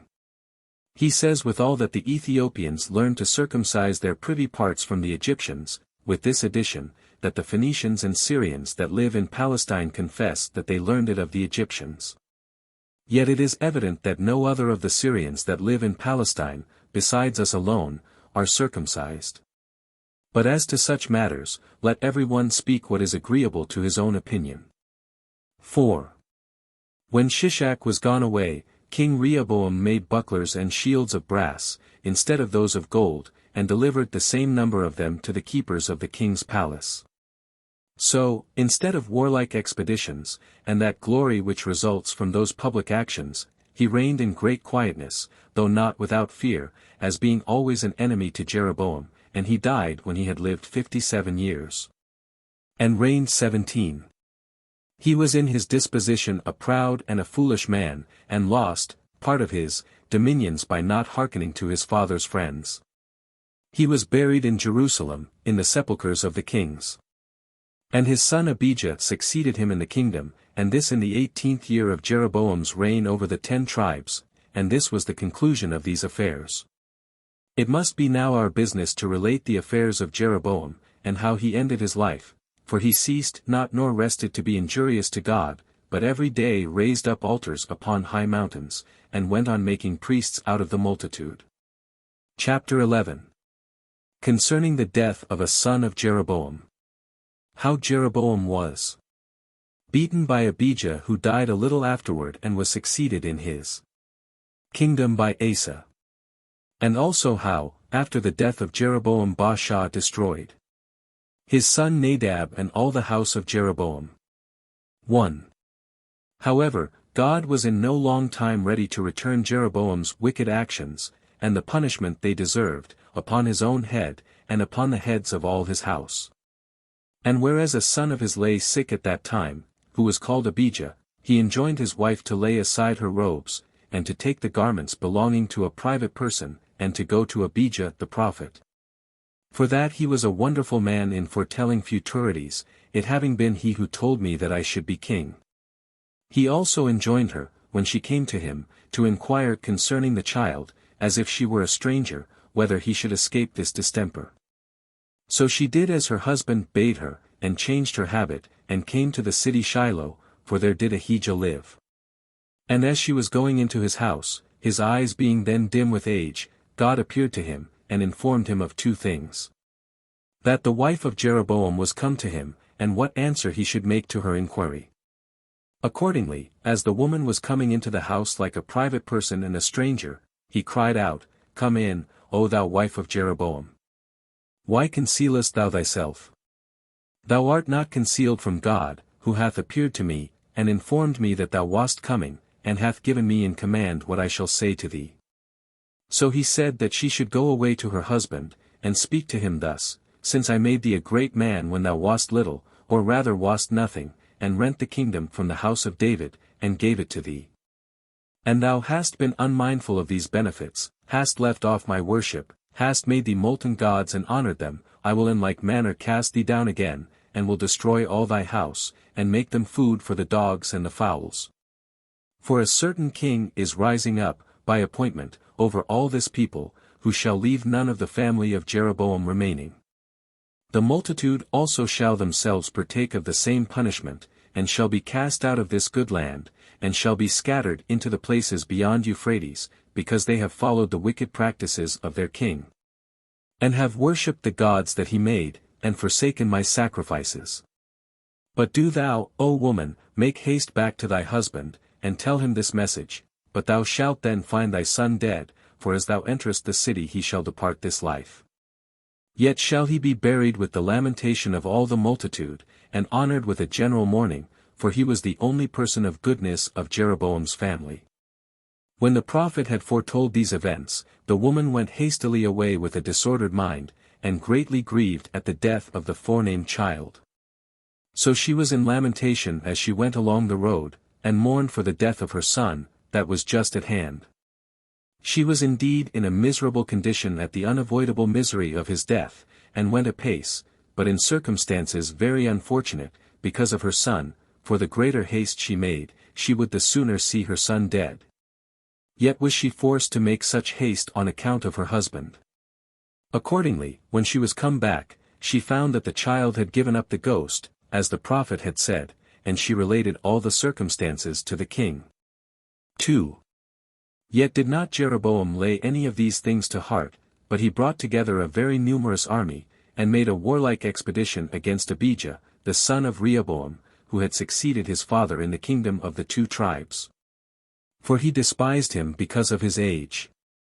But when he heard of the expedition of Jeroboam, he was not affrighted at it, but proved of a courageous temper of mind, superior both to his youth and to the hopes of his enemy. So he chose him an army out of the two tribes, and met Jeroboam at a place called Mount Zemaraim, and pitched his camp near the other, and prepared everything necessary for the fight. His army consisted of 400,000, but the army of Jeroboam was double to it. Now as the armies stood in array, ready for action and dangers, and were just going to fight, Abijah stood upon an elevated place, and beckoning with his hand. He desired the multitude and Jeroboam himself to hear first with silence what he had to say. And when silence was made, he began to speak, and told them, God had consented that David and his posterity should be their rulers for all time to come, and this you yourselves are not unacquainted with. But I cannot but wonder how you should forsake my father, and join yourselves to his servant Jeroboam, and are now here with him to fight against those who, by God's own determination, are to reign, and to deprive them of that dominion which they have still retained. For as to the greater part of it, Jeroboam is unjustly in possession of it. However, I do not suppose he will enjoy it any longer. But when he hath suffered that punishment which God thinks due to him for what is past, he will leave off the transgressions he hath been guilty of, and the injuries he hath offered to him, and which he hath still continued to offer, and hath persuaded you to do the same, yet when you were not any further unjustly treated by my father, than that he did not speak to you so as to please you. And this only in compliance with the advice of wicked men, you in anger forsook him, as you pretended, but, in reality, you withdrew yourselves from God, and from his laws. Although it had been right for you to have forgiven a man that was young in age, and not used to govern people, not only some disagreeable words, but if his youth and unskilfulness in affairs had led him into some unfortunate actions. And that for the sake of his father Solomon, and the benefits you received from him. For men ought to excuse the sins of posterity on account of the benefactions of parent, but you considered nothing of all this then, neither do you consider it now, but come with so great an army against us. And what is it you depend upon for victory? Is it upon these golden heifers, and the altars that you have on high places, which are demonstrations of your impiety, and not of religious worship? Or is it the exceeding multitude of your army which gives you such good hopes? Yet certainly there is no strength at all in an army of many 10,000s, when the war is unjust. For we ought to place our surest hopes of success against our enemies in righteousness alone, and in piety towards God. Which hope we justly have, since we have kept the laws from the beginning, and have worshipped our own God, who was not made by hands out of corruptible matter, nor was he formed by a wicked king, in order to deceive the multitude. But who is his own workmanship, and the beginning and end of all things? I therefore give you counsel even now to repent, and to take better advice, and to leave off the prosecution of the war. To call to mind the laws of your country, and to reflect what it hath been that hath advanced you to so happy a state as you are now in. 3. This was the speech which Abijah made to the multitude. But while he was still speaking, Jeroboam sent some of his soldiers privately to encompass Abijah round about, on certain parts of the camp that were not taken notice of. And when he was thus within the compass of the enemy, his army was affrighted, and their courage failed them, but Abijah encouraged them, and exhorted them to place their hopes on God, for that he was not encompassed by the enemy. So they all at once implored the divine assistance, while the priests sounded with the trumpet, and they made a shout, and fell upon their enemies, and God brake the courage and cast down the force of their enemies, and made Ahijah's army superior to them. For God vouchsafed to grant them a wonderful and very famous victory. And such a slaughter was now made of Jeroboam's army as is never recorded to have happened in any other war, whether it were of the Greeks or of the barbarians, for they overthrew, and slew, 500,000 of their enemies. And they took their strongest cities by force, and spoiled them. And besides those, they did the same to Bethel and her towns, and Jeshanah and her towns. And after this defeat Jeroboam never recovered himself during the life of Abijah, who yet did not long survive, for he reigned but 3 years, and was buried in Jerusalem in the sepulchres of his forefathers. He left behind him 22 sons, and 16 daughters, and he had also those children by 14 wives, and Asa his son succeeded in the kingdom, and the young man's mother was Micaiah. Under his reign the country of the Israelites enjoyed peace for 10 years. 4. And so far concerning Abijah, the son of Rehoboam, the son of Solomon, as his history hath come down to us. But Jeroboam, the king of the 10 tribes, died when he had governed them 22 years, whose son Nadab succeeded him, in the 2nd year of the reign of Asa. Now Jeroboam's son governed 2 years, and resembled his father in impiety and wickedness. In these 2 years he made an expedition against Gibbethon, a city of the Philistines, and continued the siege in order to take it. But he was conspired against while he was there by a friend of his, whose name was Baasha, the son of Ahijah, and was slain, which Baasha took the kingdom after the other's death, and destroyed the whole house of Jeroboam. It also came to pass, according as God had foretold, that some of Jeroboam's kindred that died in the city were torn to pieces and devoured by dogs, and that others of them that died in the fields were torn and devoured by the fowls. So the house of Jeroboam suffered the just punishment of his impiety, and of his wicked actions. Chapter 12. How Zerah, king of the Ethiopians, was beaten by Asa. And how Asa, upon Baasha's making war against him, invited the king of the Damascens to assist him, and how, on the destruction of the house of Baasha, Zimri got the kingdom as did his son Ahab after him. 1. Now Asa, the king of Jerusalem, was of an excellent character, and had a regard to God, and neither did nor designed any thing but what had relation to the observation of the laws. He made a reformation of his kingdom, and cut off whatsoever was wicked therein, and purified it from every impurity. Now he had an army of chosen men that were armed with targets and spears, out of the tribe of Judah 300,000. And out of the tribe of Benjamin, that bore shields and drew bows, 250,000. But when he had already reigned 10 years, Zerah, king of Ethiopia, made an expedition against him, with a great army, of 900,000 footmen, and 100,000 horsemen, and 300 chariots, and came as far as Mareshah, a city that belonged to the tribe of Judah. Now when Zerah had passed so far with his own army, Asa met him, and put his army in array over against him, in a valley called Zephathah, not far from the city. And when he saw the multitude of the Ethiopians, he cried out, and besought God to give him the victory, and that he might kill many 10,000s of the enemy, for, said he, I depend on nothing else but that assistance which I expect from thee, which is able to make the fewer superior to the more numerous, and the weaker to the stronger. And thence it is alone that I venture to meet Zerah, and fight him. 2. While Asa was saying this, God gave him a signal of victory, and joining battle cheerfully on account of what God had foretold about it, he slew a great many of the Ethiopians.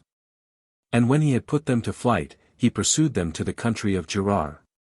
And when they left off killing their enemies, they betook themselves to spoiling them, for the city Gerar was already taken, and to spoiling their camp, so that they carried off much gold, and much silver, and a great deal of other prey, and camels, and great cattle, and flocks of sheep. Accordingly, when Asa and his army had obtained such a victory, and such wealth from God, they returned to Jerusalem. Now as they were coming, a prophet, whose name was Azariah, met them on the road, and bade them stop their journey a little, and began to say to them thus, that the reason why they had obtained this victory from God was this, that they had showed themselves righteous and religious men, and had done everything according to the will of God.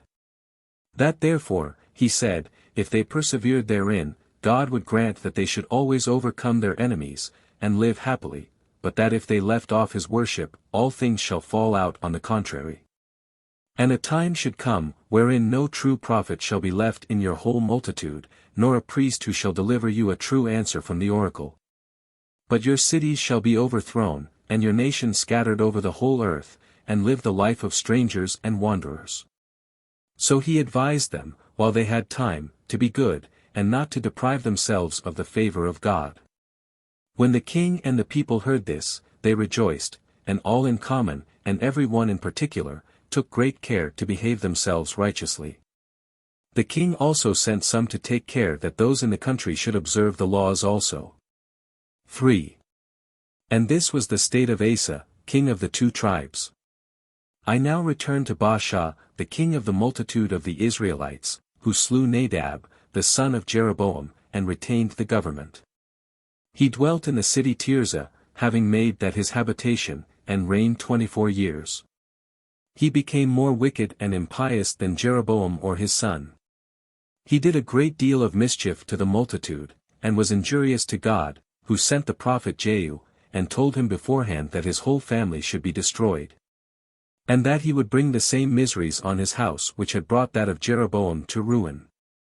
Because when he had been made king by him, he had not requited his kindness, by governing the multitude righteously and religiously. Which things, in the first place, tended to their own happiness, and, in the next place, were pleasing to God, that he had imitated this very wicked king Jeroboam.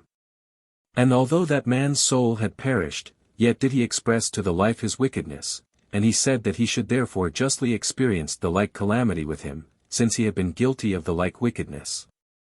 But Baasha, though he heard beforehand what miseries would befall him and his whole family for their insolent behavior, yet did not he leave off his wicked practices for the time to come. Nor did he care to appear other than worse and worse till he died. Nor did he then repent of his past actions, nor endeavor to obtain pardon of God for them, but did as those do who have rewards proposed to them, when they have once in earnest set about their work, they do not leave off their labors. For thus did Baasha, when the prophet foretold to him what would come to pass, grow worse, as if what were threatened, the perdition of his family, and the destruction of his house, which are really among the greatest of evils, were good things. And, as if he were a combatant for wickedness, he every day took more and more pains for it, and at last he took his army and assaulted a certain considerable city called Ramah, which was 40 furlongs distant from Jerusalem. And when he had taken it, he fortified it, having determined beforehand to leave a garrison in it, that they might thence make excursions, and do mischief to the kingdom of Asa. 4. Whereupon Asa was afraid of the attempts the enemy might make upon him. And considering with himself how many mischiefs this army that was left in Ramah might do to the country over which he reigned, he sent ambassadors to the king of the Damascenes, with gold and silver, desiring his assistance. And putting him in mind that we have had a friendship together from the times of our forefathers. So he gladly received that sum of money, and made a league with him, and broke the friendship he had with Baasha, and sent the commanders of his own forces unto the cities that were under Baasha's dominion, and ordered them to do them mischief. So they went and burned some of them, and spoiled others, Ijon, and Dan, and Abelmain and many others. Now when the king of Israel heard this, he left off building and fortifying Ramah, and returned presently to assist his own people under the distresses they were in. But Asa made use of the materials that were prepared for building that city, for building in the same place 2 strong cities, the one of which was called Geba, and the other Mizpah. So that after this Baasha had no leisure to make expeditions against Asa, for he was prevented by death, and was buried in the city Tirzah. And Elah his son took the kingdom, who, when he had reigned 2 years, died, being treacherously slain by Zimri, the captain of half his army. For when he was at Arzah, his steward's house, he persuaded some of the horsemen that were under him to assault Elah, and by that means he slew him when he was without his armed men and his captains.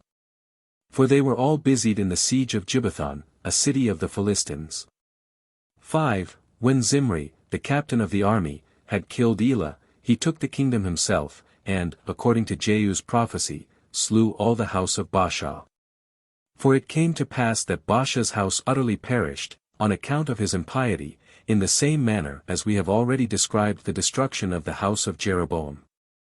But the army that was besieging Gibbethon, when they heard what had befallen the king, and that when Zimri had killed him, he had gained the kingdom, they made Omri their general king, who drew off his army from Gibbethon, and came to Tirzah, where the royal palace was, and assaulted the city, and took it by force. But when Zimri saw that the city had none to defend it, he fled into the inmost part of the palace, and set it on fire, and burned himself with it, when he had reigned only 7 days. Upon which the people of Israel were presently divided, and part of them would have Tibni to be king, and part Omri, but when those that were for Omri's ruling had beaten Tibni, Omri reigned over all the multitude. Now it was in the 30th year of the reign of Asa that Omri reigned for 12 years, 6 of these years he reigned in the city Tirzah, and the rest in the city called Samarian, but named by the Greek Samaria. But he himself called it Samarian, from Samar, who sold him the mountain whereon he built it. Now Omri was no way different from those kings that reigned before him, but that he grew worse than they, for they all sought how they might turn the people away from God by their daily wicked practices. And on that account it was that God made one of them to be slain by another, and that no one person of their family should remain. This Omri also died in Samaria, and Ahab his son succeeded him. 6. Now by these events we may learn what concern God hath for the affairs of mankind, and how he loves good men, and hates the wicked, and destroys them root and branch. For many of these kings of Israel, they and their families, were miserably destroyed, and taken away one by another, in a short time, for their transgression and wickedness. But Asa, who was king of Jerusalem, and of the 2 tribes, attained, by God's blessing, a long and a blessed old age, for his piety in righteousness, and died happily, when he had reigned 41 years. And when he was dead, his son Jehoshaphat succeeded him in the government.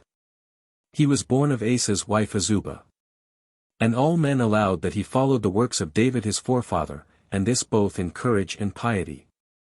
But we are not obliged now to speak any more of the affairs of this king. Chapter 13. How Ahab when he had taken Jezebel to wife became more wicked than all the kings that had been before him. Of the actions of the prophet Elijah, and what befell Naboth. 1. Now Ahab the king of Israel dwelt in Samaria, and held the government for 22 years. And made no alteration in the conduct of the kings that were his predecessors, but only in such things as were of his own invention for the worse, and in his most gross wickedness. He imitated them in their wicked courses, and in their injurious behavior towards God, and more especially he imitated the transgression of Jeroboam, for he worshipped the heifers that he had made. And he contrived other absurd objects of worship besides those heifers. He also took to wife the daughter of Ethbaal, king of the Tyrians and Sidonians, whose name was Jezebel, of whom he learned to worship her own gods. This woman was active and bold, and fell into so great a degree of impurity and madness, that she built a temple to the god of the Tyrians, which they call Belus, and planted a grove of all sorts of trees. She also appointed priests and false prophets to this god. The king also himself had many such about him, and so exceeded in madness and wickedness all the kings that went before him. 2. There was now a prophet of God Almighty, of Thesbon, a country in Gilead, that came to Ahab, and said to him, that God foretold he would not send rain nor dew in those years upon the country but when he should appear. And when he had confirmed this by an oath, he departed into the southern parts, and made his abode by a brook, out of which he had water to drink. For as for his food, ravens brought it to him every day, but when that river was dried up for want of rain, he came to Zarephath, a city not far from Sidon and Tyre, for it lay between them, and this at the command of God. For God told him, that he should there find a woman who was a widow that should give him sustenance. So when he was not far off the city, he saw a woman that labored with her own hands, gathering of sticks, so God informed him that this was the woman who was to give him sustenance.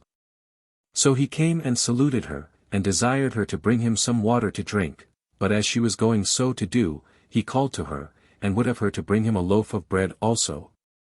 Whereupon she affirmed upon oath that she had at home nothing more than 1 handful of meal, and a little oil, and that she was going to gather some sticks, that she might knead it, and make bread for herself and her son. After which, she said, they must perish, and be consumed by the famine, for they had nothing for themselves any longer. Hereupon he said, Go on with good courage, and hope for better things. And first of all make me a little cake, and bring it to me, for I foretell to thee that this vessel of meal and this cruse of oil shall not fail until God send rain. When the prophet had said this, she came to him, and made him the before-named cake, of which she had part for herself, and gave the rest to her son, and to the prophet also, nor did anything of this fall until the drought ceased. Now Menander mentions this drought in his account of the acts of Ethbaal, king of the Tyrians, where he says thus, Under him there was a want of rain from the month Hyperberetmus till the month Hyperberetmus of the year following. But when he made supplications, there came great thunders. This Ethbaal built the city Botries in Phoenicia, and the city Azza in Libya.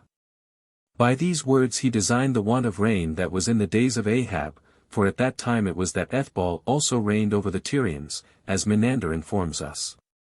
3. Now this woman, of whom we spake before, that sustained the prophet, when her son was fallen into a distemper till he gave up the ghost, and appeared to be dead, came to the prophet weeping, and beating her breasts with her hands, and sending out such expressions as her passions dictated to her, and complained to him that he had come to her to reproach her for her sins, and that on this account it was that her son was dead. But he bid her be of good cheer, and deliver her son to him, for that he would deliver him again to her alive. So when she had delivered her son up to him, he carried him into an upper room, where he himself lodged, and laid him down upon the bed, and cried unto God, and said, that God had not done well in rewarding the woman who had entertained him and sustained him, by taking away her son. And he prayed that he would send again the soul of the child into him, and bring him to life again. Accordingly God took pity on the mother, and was willing to gratify the prophet, that he might not seem to have come to her to do her a mischief, and the child, beyond all expectation, came to life again. So the mother returned the prophet thanks, and said she was then clearly satisfied that God did converse with him. For, after a little while Elijah came to King Ahab, according to God's will, to inform him that rain was coming. Now the famine had seized upon the whole country, and there was a great want of what was necessary for sustenance, insomuch that it was after the recovery of the widow's son of Sarepta, God sent not only men that wanted it, but the earth itself also, which did not produce enough for the horse and the other beasts of what was useful for them to feed on, by reason of the drought. So the king called for Obadiah, who was steward over his cattle, and said to him, that he would have him go to the fountains of water, and to the brooks, that if any herbs could be found for them, they might mow it down, and reserve it for the beasts. And when he had sent persons all over the habitable earth to discover the prophet Elijah, and they could not find him, he bade Obadiah accompany him. So it was resolved they should make a progress, and divide the ways between them. And Obadiah took one road, and the king another. Now it happened at the same time when Queen Jezebel slew the prophets, that this Obadiah had hidden 100 prophets, and had fed them with nothing but bread and water. But when Obadiah was alone, and absent from the king, the prophet Elijah met him, and Obadiah asked him who he was, and when he had learned it from him, he worshipped him. Elijah then bid him go to the king, and tell him that I am here ready to wait on him. But Obadiah replied, What evil have I done to thee, that thou sendest me to one who seeketh to kill thee, and hath sought over all the earth for thee? Or was he so ignorant as not to know that the king had left no place untouched unto which he had not sent persons to bring him back, in order, if they could take him, to have him put to death? For he told him he was afraid lest God should appear to him again, and he should go away into another place. And that when the king should send him for Elijah, and he should miss of him, and not be able to find him anywhere upon earth, he should be put to death. He desired him therefore to take care of his preservation, and told him how diligently he had provided for those of his own profession, and had saved 100 prophets, when Jezebel slew the rest of them, and had kept them concealed, and that they had been sustained by him. But Elijah bade him fear nothing, but go to the king, and he assured him upon oath that he would certainly show himself to Ahab that very day. 5. So when Obadiah had informed the king that Elijah was there, Ahab met him, and asked him, in anger, if he were the man that afflicted the people of the Hebrews, and was the occasion of the drought they lay under. But Elijah, without any flattery, said that he was himself the man, he and his house, which brought such sad afflictions upon them, and that by introducing strange gods into their country, and worshipping them, and by leaving their own, who was the only true God, and having no manner of regard to him. However, he bade him go his way, and gather together all the people to him to Mount Carmel, with his own prophets, and those of his wife, telling him how many there were of them, as also the prophets of the groves, about 400 in number. And as all the men whom Ahab sent for ran away to the forenamed mountain, the prophet Elijah stood in the midst of them, and said, How long will you live thus in uncertainty of mind and opinion? He also exhorted them, that in case they esteemed their own country God to be the true and the only God, they would follow him and his commandments. But in case they esteemed him to be nothing, but had an opinion of the strange gods, and that they ought to worship them, his counsel was, that they should follow them. And when the multitude made no answer to what he said, Elijah desired that, for a trial of the power of the strange gods, and of their own God, he, who was his only prophet, while they had 400, might take a heifer and kill it as a sacrifice, and lay it upon pieces of wood, and not kindle any fire, and that they should do the same things, and call upon their own gods to set the wood on fire. For if that were done, they would thence learn the nature of the true God. This proposal pleased the people. So Elijah bade the prophets to choose out a heifer first, and kill it, and to call on their gods.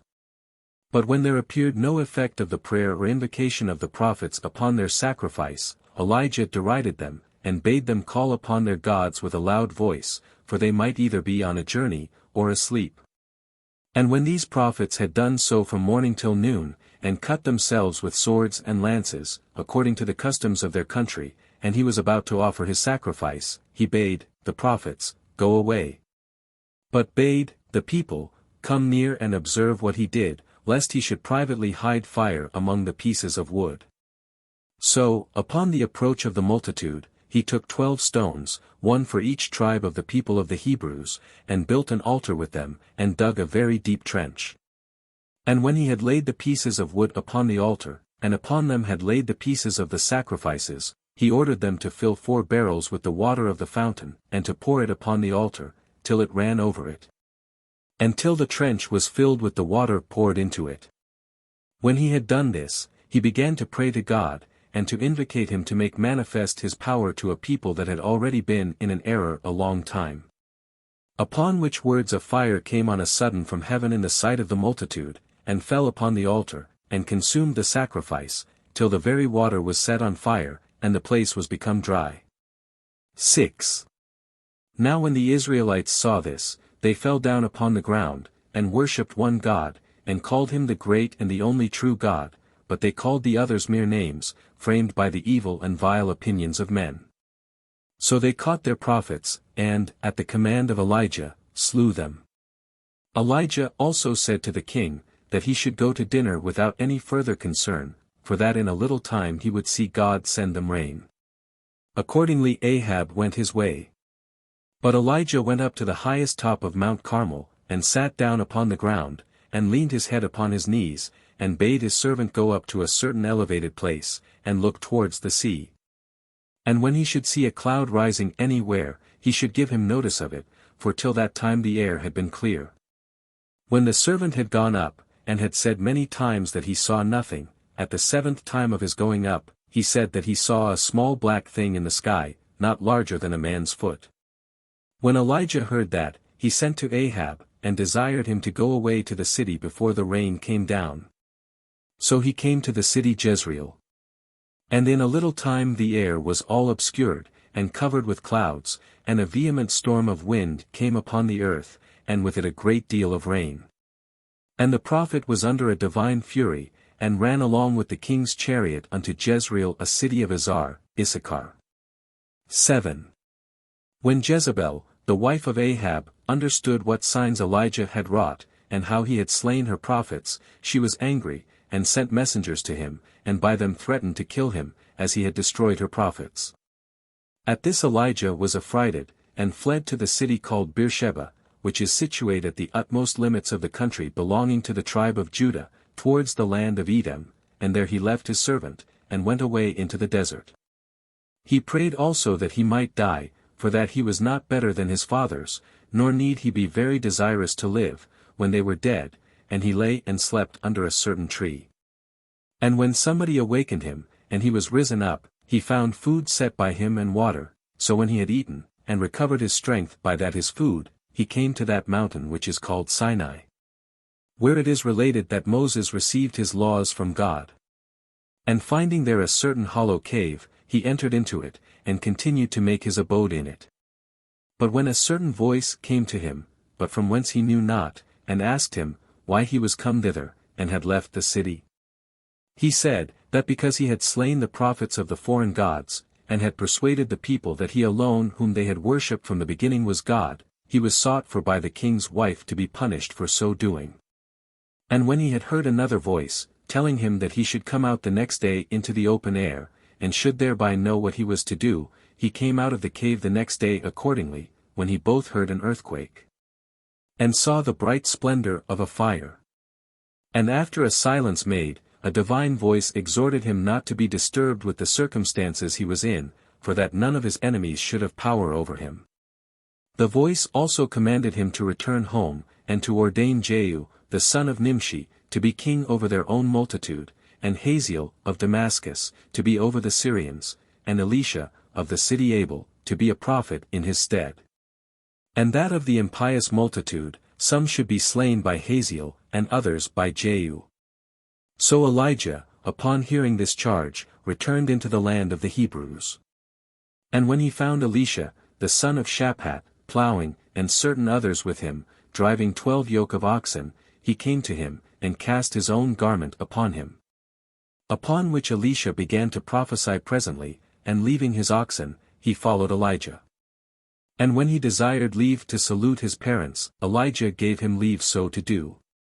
And when he had taken his leave of them, he followed him, and became the disciple and the servant of Elijah all the days of his life. And thus have I dispatched the affairs in which this prophet was concerned. 8.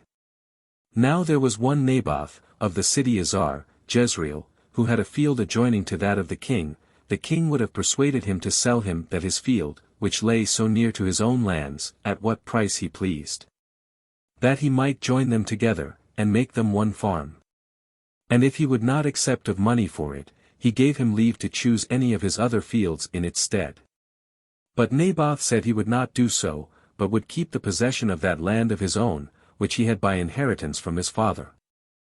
Upon this the king was grieved, as if he had received an injury, when he could not get another man's possession, and he would neither wash himself, nor take any food, and when Jezebel asked him what it was that troubled him, and why he would neither wash himself, nor eat either dinner or supper, he related to her the perverseness of Naboth, and how, when he had made use of gentle words to him, and such as were beneath the royal authority, he had been affronted, and had not obtained what he desired. However, she persuaded him not to be cast down at this accident, but to leave off his grief, and return to the usual care of his body, for that she would take care to have Naboth punished.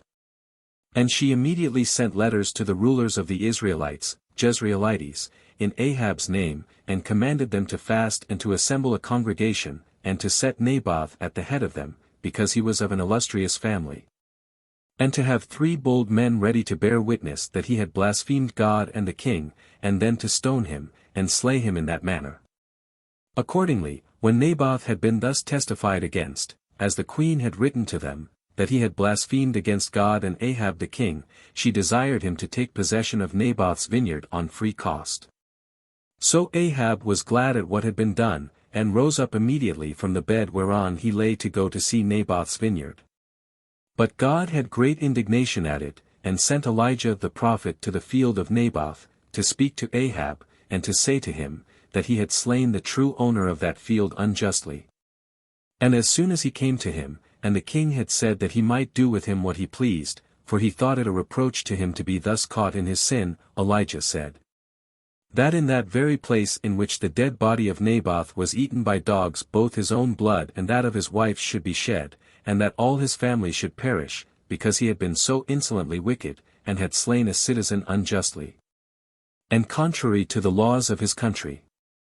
Hereupon Ahab began to be sorry for the things he had done, and to repent of them, and he put on sackcloth, and went barefoot and would not touch any food. He also confessed his sins, and endeavored thus to appease God.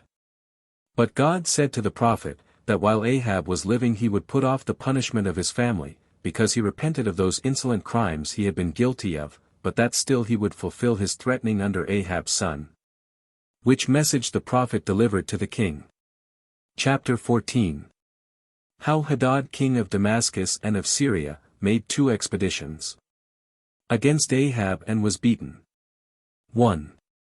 When the affairs of Ahab were thus, at that very time the son of Hadad, Ben-Hadad, who was king of the Syrians and of Damascus, got together an army out of all his country, and procured 32 kings beyond Euphrates to be his auxiliaries, so he made an expedition against Ahab. But because Ahab's army was not like that of Ben-Hadad, he did not set it in array to fight him, but having shut up everything that was in the country in the strongest cities he abode in Samaria himself. For the walls about it were very strong, and it appeared to be not easily to be taken in other respects also. So the king of Syria took his army with him, and came to Samaria, and placed his army round about the city, and besieged it. He also sent a herald to Ahab, and desired he would admit the ambassadors he would send him, by whom he would let him know his pleasure.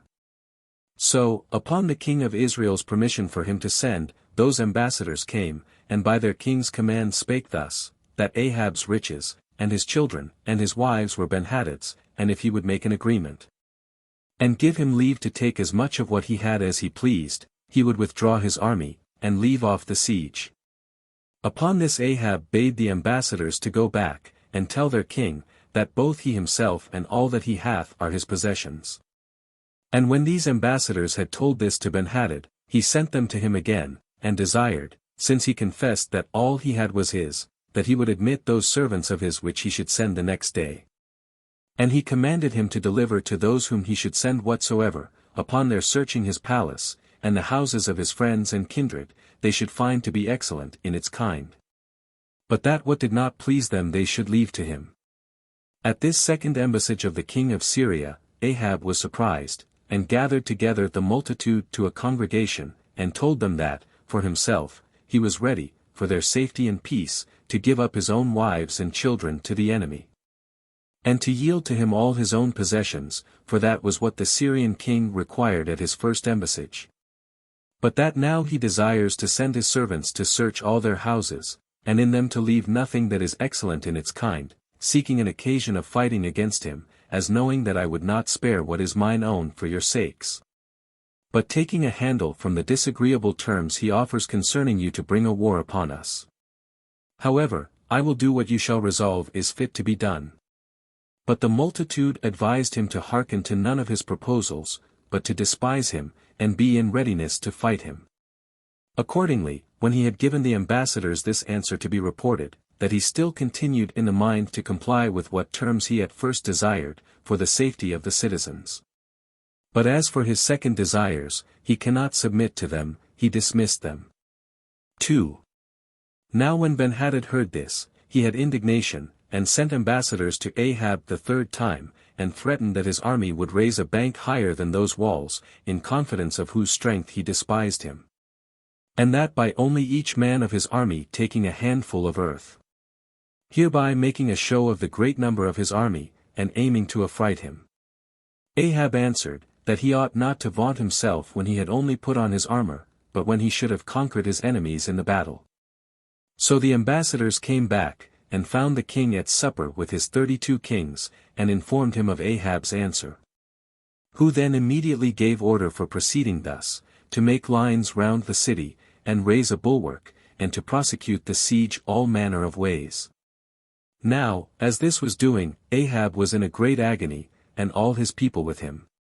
But he took courage, and was freed from his fears, upon a certain prophet coming to him, and saying to him, that God had promised to subdue so many 10,000s of his enemies under him. And when he inquired by whose means the victory was to be obtained, he said, by the sons of the princes, but under thy conduct as their leader, by reason of their unskilfulness, in war. Upon which he called for the sons of the princes, and found them to be 232 persons. So when he was informed that the king of Syria had betaken himself to feasting and repose, he opened the gates, and sent out the prince's sons. Now when the sentinels told Ben-Hadad of it, he sent some to meet them, and commanded them, that if these men were come out for fighting, they should bind them, and bring them to him, and that if they came out peaceably, they should do the same. Now Ahab had another army ready within the walls, but the sons of the princes fell upon the outguard, and slew many of them, and pursued the rest of them to the camp. And when the king of Israel saw that these had the upper hand, he sent out all the rest of his army, which, falling suddenly upon the Syrians, beat them, for they did not think they would have come out. On which account it was that they assaulted them when they were naked and drunk, insomuch that they left all their armor behind them when they fled out of the camp, and the king himself escaped with difficulty, by fleeing away on horseback. But Ahab went a great way in pursuit of the Syrians, and when he had spoiled their camp, which contained a great deal of wealth, and moreover a large quantity of gold and silver, he took Ben-Hadad's chariots and horses, and returned to the city. But as the prophet told him he ought to have his army ready, because the Syrian king would make another expedition against him the next year, Ahab was busy in making provision for it accordingly. 3. Now Ben-Hadad, when he had saved himself, and as much of his army as he could, out of the battle, he consulted with his friends how he might make another expedition against the Israelites. Now those friends advised him not to fight with them on the hills, because their God was potent in such places, and thence it had come to pass that they had very lately been beaten. But they said, that if they joined battle with them in the plain, they should beat them. They also gave him this further advice, to send home those kings whom he had brought as his auxiliaries, but to retain their army, and to set captains over it instead of the kings, and to raise an army out of their country. And let them be in the place of the former who perished in the battle, together with horses and chariots. So he judged their counsel to be good, and acted according to it in the management of the army. For, at the beginning of the spring, Ben-Hadad took his army with him, and led it against the Hebrews. And when he was come to a certain city which was called Aphek, he pitched his camp in the great plain. Ahab also went to meet him with his army, and pitched his camp over against him, although his army was a very small one, if it were compared with the enemy's. But the prophet came again to him, and told him, that God would give him the victory, that he might demonstrate his own power to be, not only on the mountains, but on the plains also, which it seems was contrary to the opinion of the Syrians. So they lay quiet in their camp 7 days, but on the last of those days, when the enemies came out of their camp, and put themselves in array in order to fight, Ahab also brought out his own army. And when the battle was joined, and they fought valiantly, he put the enemy to flight, and pursued them, and pressed upon them, and slew them, nay, they were destroyed by their own chariots, and by one another. Nor could any more than a few of them escape to their own city Aphek, who were also killed by the walls falling upon them, being in number 27,000.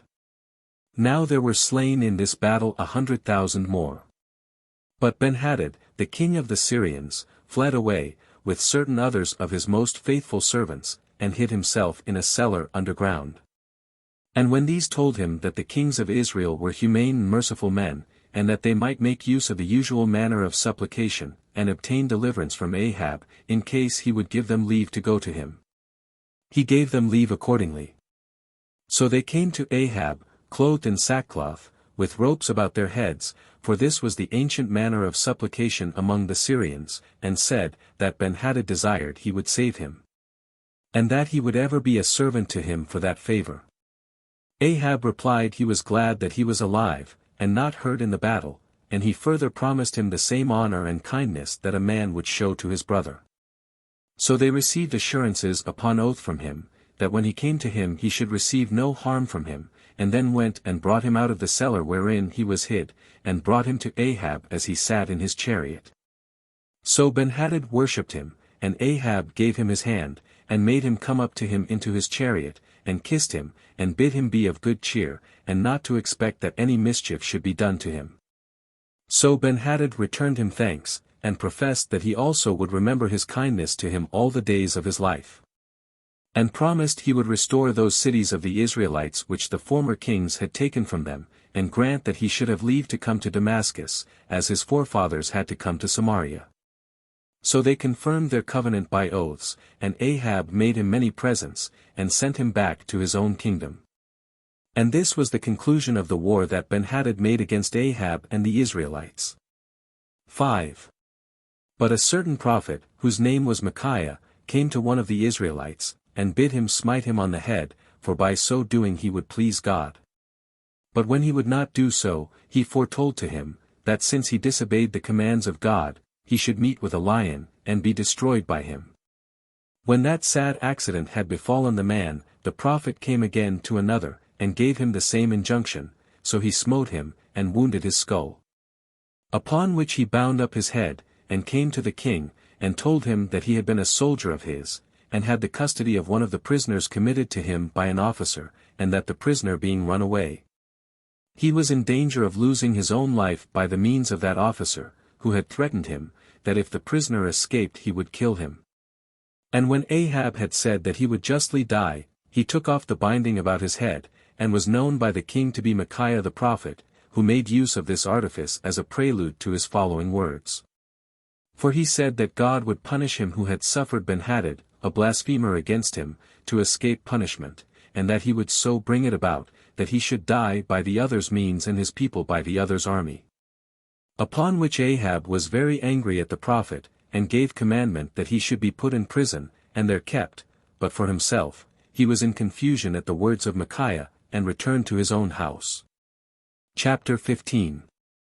Concerning Jehoshaphat the king of Jerusalem and how Ahab made an expedition against the Syrians and was assisted therein by Jehoshaphat, but was himself overcome in battle and perished therein.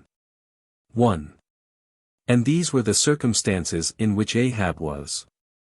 But I now return to Jehoshaphat, the king of Jerusalem, who, when he had augmented his kingdom, had set garrisons in the cities of the countries belonging to his subjects, and had put such garrisons no less into those cities which were taken out of the tribe of Ephraim by his grandfather Abijah, when Jeroboam reigned over the 10 tribes, than he did into the other.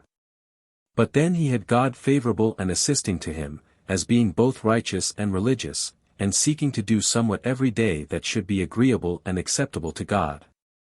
The kings also that were round about him honored him with the presents they made him, till the riches that he had acquired were immensely great, and the glory he had gained was of a most exalted nature. 2.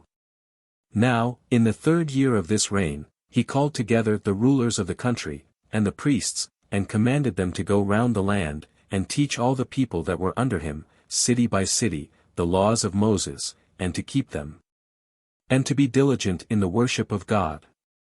With this the whole multitude was so pleased, that they were not so eagerly set upon or affected with anything so much as the observation of the laws.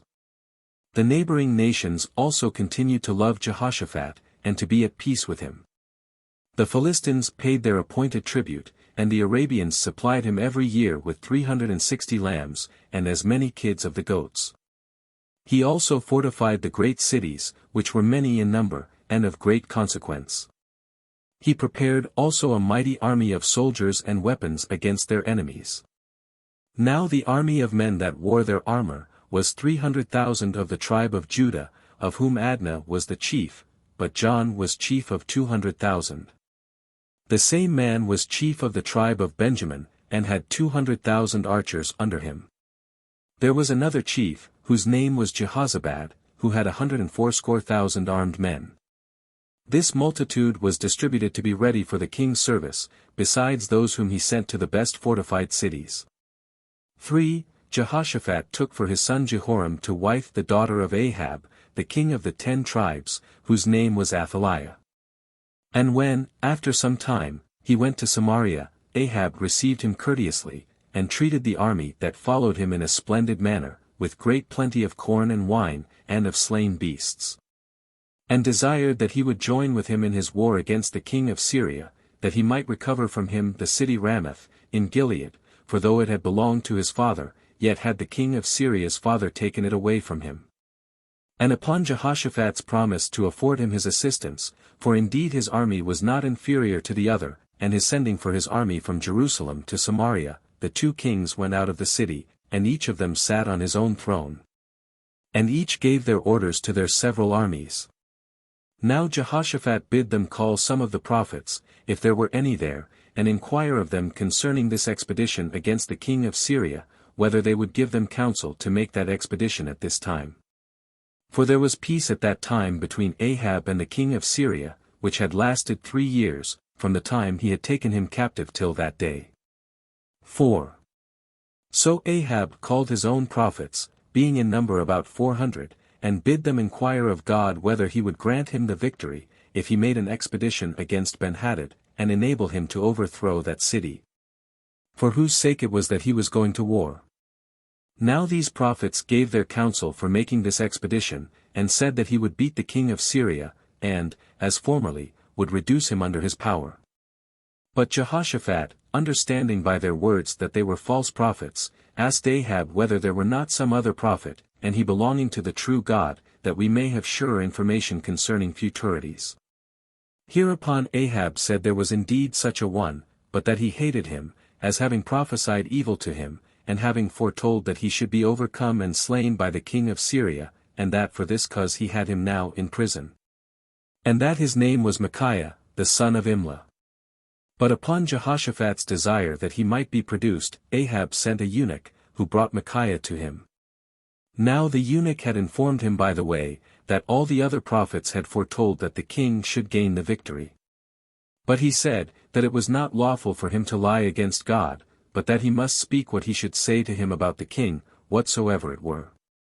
When he came to Ahab, and he had adjured him upon oath to speak the truth to him, he said that God had shown to him the Israelites running away, and pursued by the Syrians, and dispersed upon the mountains by them. As flocks of sheep are dispersed when their shepherd is slain. He said further, that God signified to him, that those Israelites should return in peace to their own home, and that he only should fall in the battle. When Micaiah had thus spoken, Ahab said to Jehoshaphat, I told thee a little while ago the disposition of the man with regard to me, and that he uses to prophesy evil to me. Upon which Micaiah replied, that he ought to hear all, whatsoever it be, that God foretells, and that in particular, they were false prophets that encouraged him to make this war in hope of victory, whereas he must fight and be killed. Whereupon the king was in suspense with himself, but Zedekiah, one of those false prophets, came near, and exhorted him not to hearken to Micaiah, for he did not at all speak truth. As a demonstration of which he instanced in what Elijah had said, who was a better prophet in foretelling futurities than Micaiah, for he foretold that the dogs should lick his blood in the city of Jezreel, in the field of Naboth. As they licked the blood of Naboth, who by his means was there stoned to death by the multitude. That therefore it was plain that this Micaiah was a liar, as contradicting a greater prophet than himself, and saying that he should be slain at 3 days' journey distance, and, said he, ye shall soon know whether he be a true prophet, and hath the power of the divine Spirit.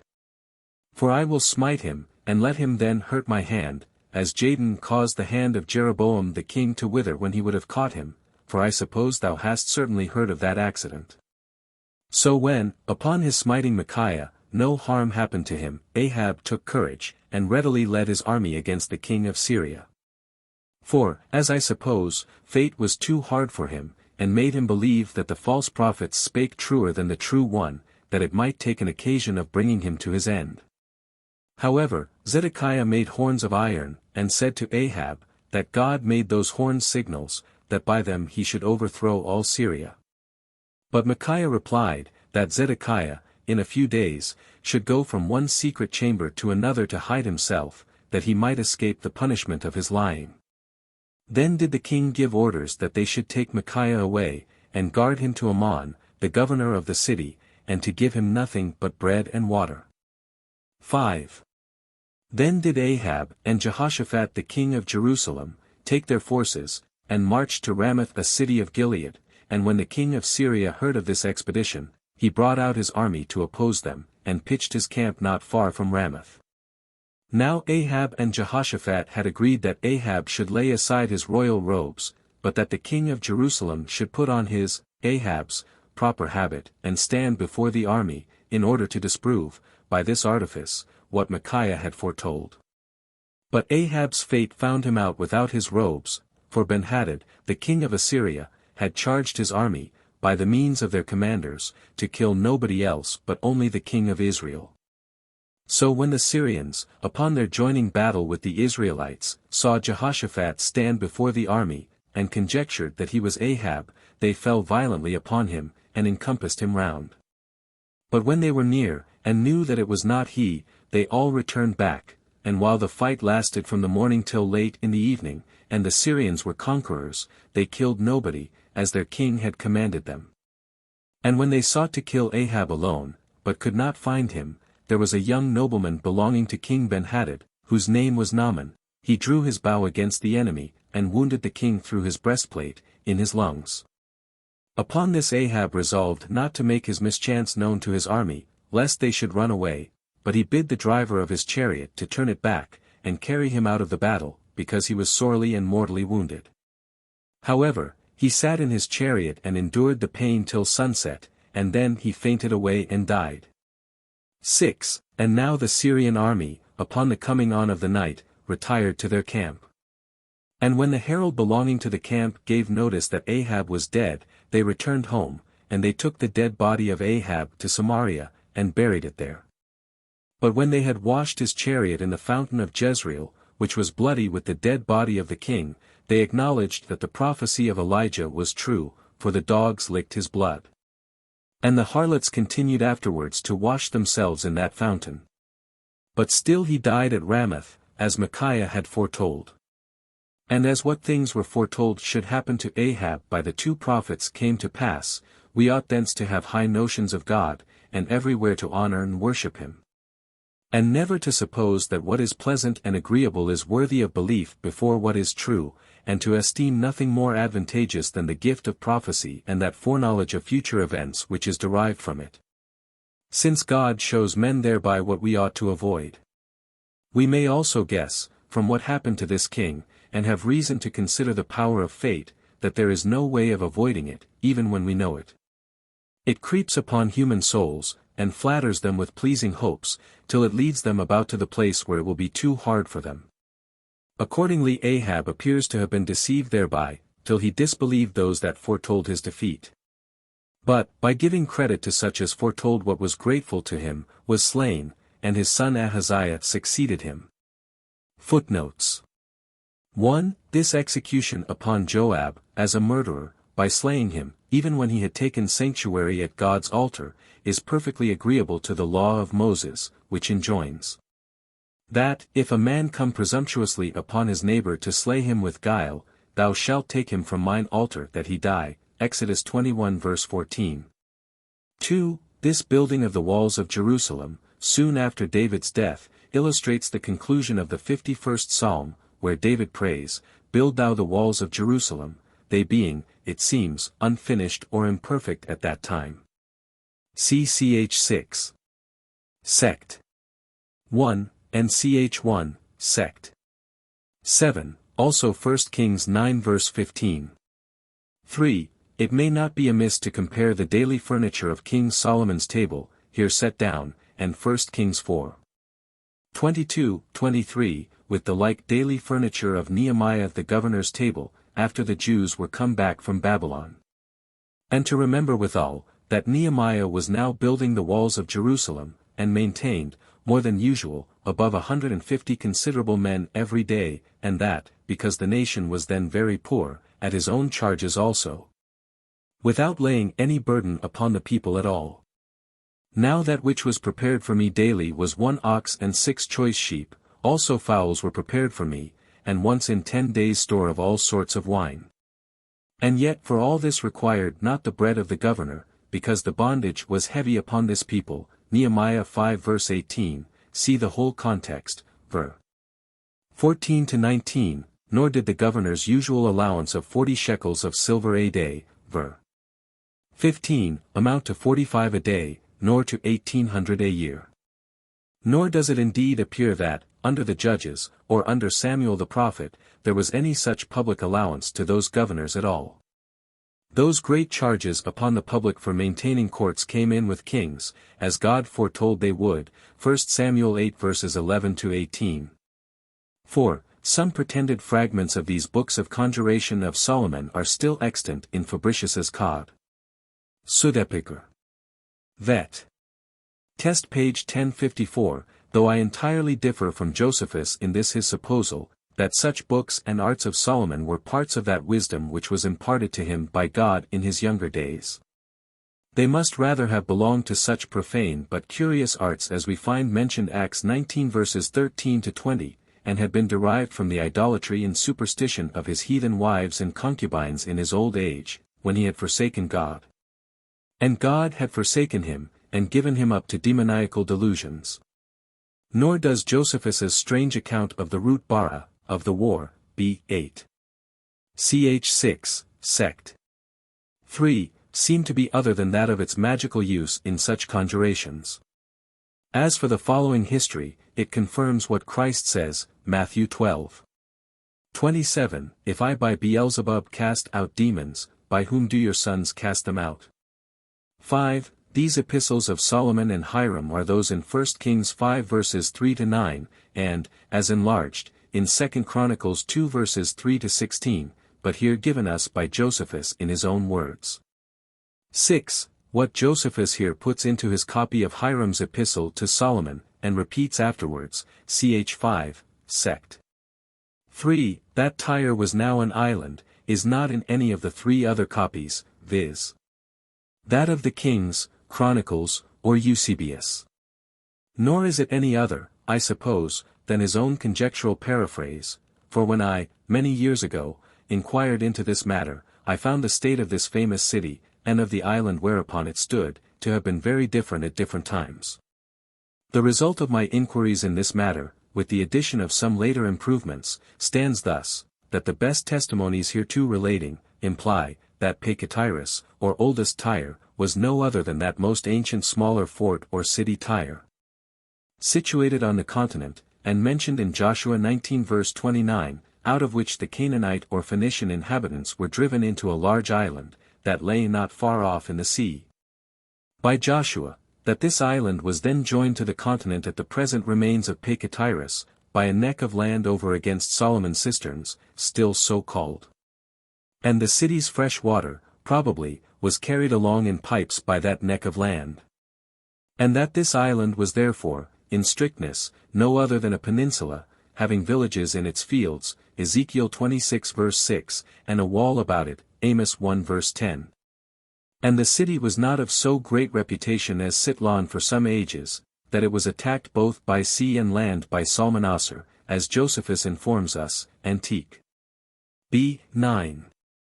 Ch. 14, sect. 2, and afterwards came to be the metropolis of Phoenicia, and was afterwards taken and destroyed by Nebuchadnezzar, according to the numerous scripture prophecies thereto relating, Isaiah 23, Jeremiah 25 verse 22, 27 verse 3, 47 verse 4.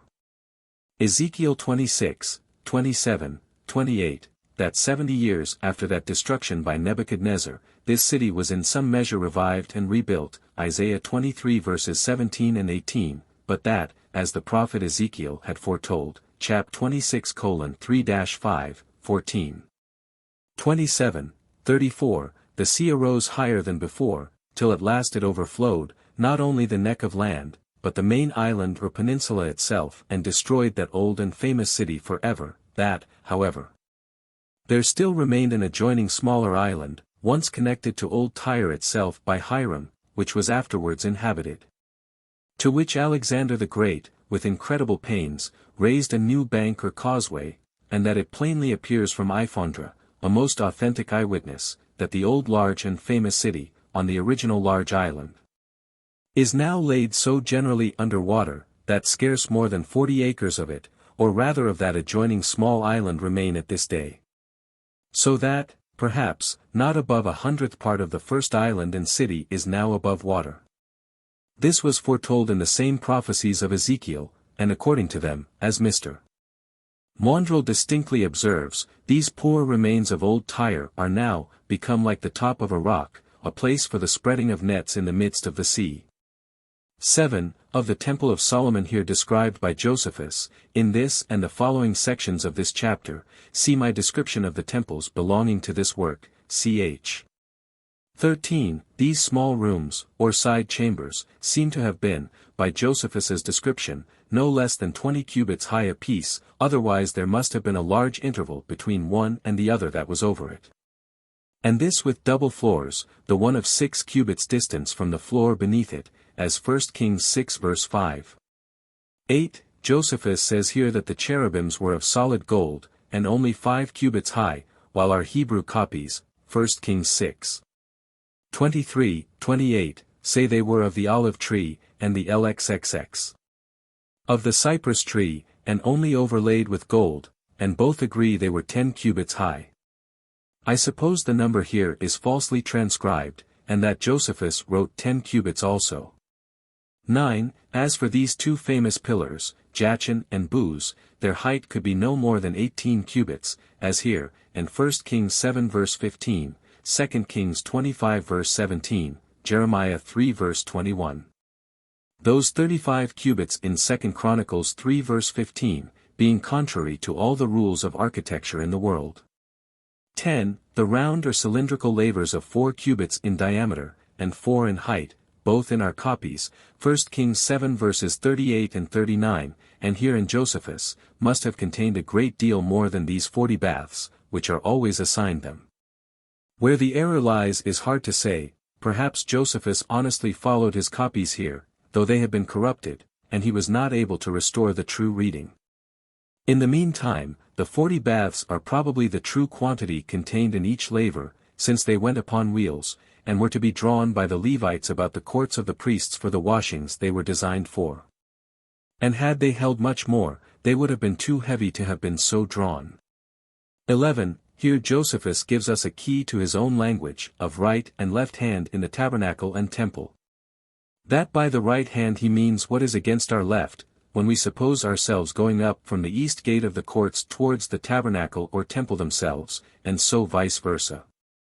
Whence it follows, that the pillar Jachin, on the right hand of the temple was on the south, against our left hand, and Booz on the north, against our right hand. Of the golden plate on the high priest's forehead that was in being in the days of Josephus, and a century or two at least later, see note on Antique, B. 3. Ch. 7, sect. 6. 12. When Josephus here says that the floor of the outmost temple or court of the Gentiles was with vast labor raised to be even, or of equal height, with the floor of the inner, or court of the priests, he must mean this in a gross estimation only. For he and all others agree, that the inner temple, or court of the priests, was a few cubits more elevated than the middle court, the court of Israel, and that much more was the court of the priests elevated several cubits above that outmost court. Since the court of Israel was lower than the one and higher than the other. The Septuagint say that, they prepared timber and stones to build the temple for 3 years, 1 Kings 5 verse 18. And although neither our present Hebrew copy, nor Josephus, directly name that number of years, yet do they both say the building itself did not begin till Solomon's 4th year, and both speak of the preparation of materials beforehand, 1 Kings v. 18, Antique, B. 8. Ch. 5, sect. 1. There is no reason, therefore, to alter the Septuagint's number. But we are to suppose 3 years to have been the just time of the preparation, as I have done in my computation of the expense in building that temple.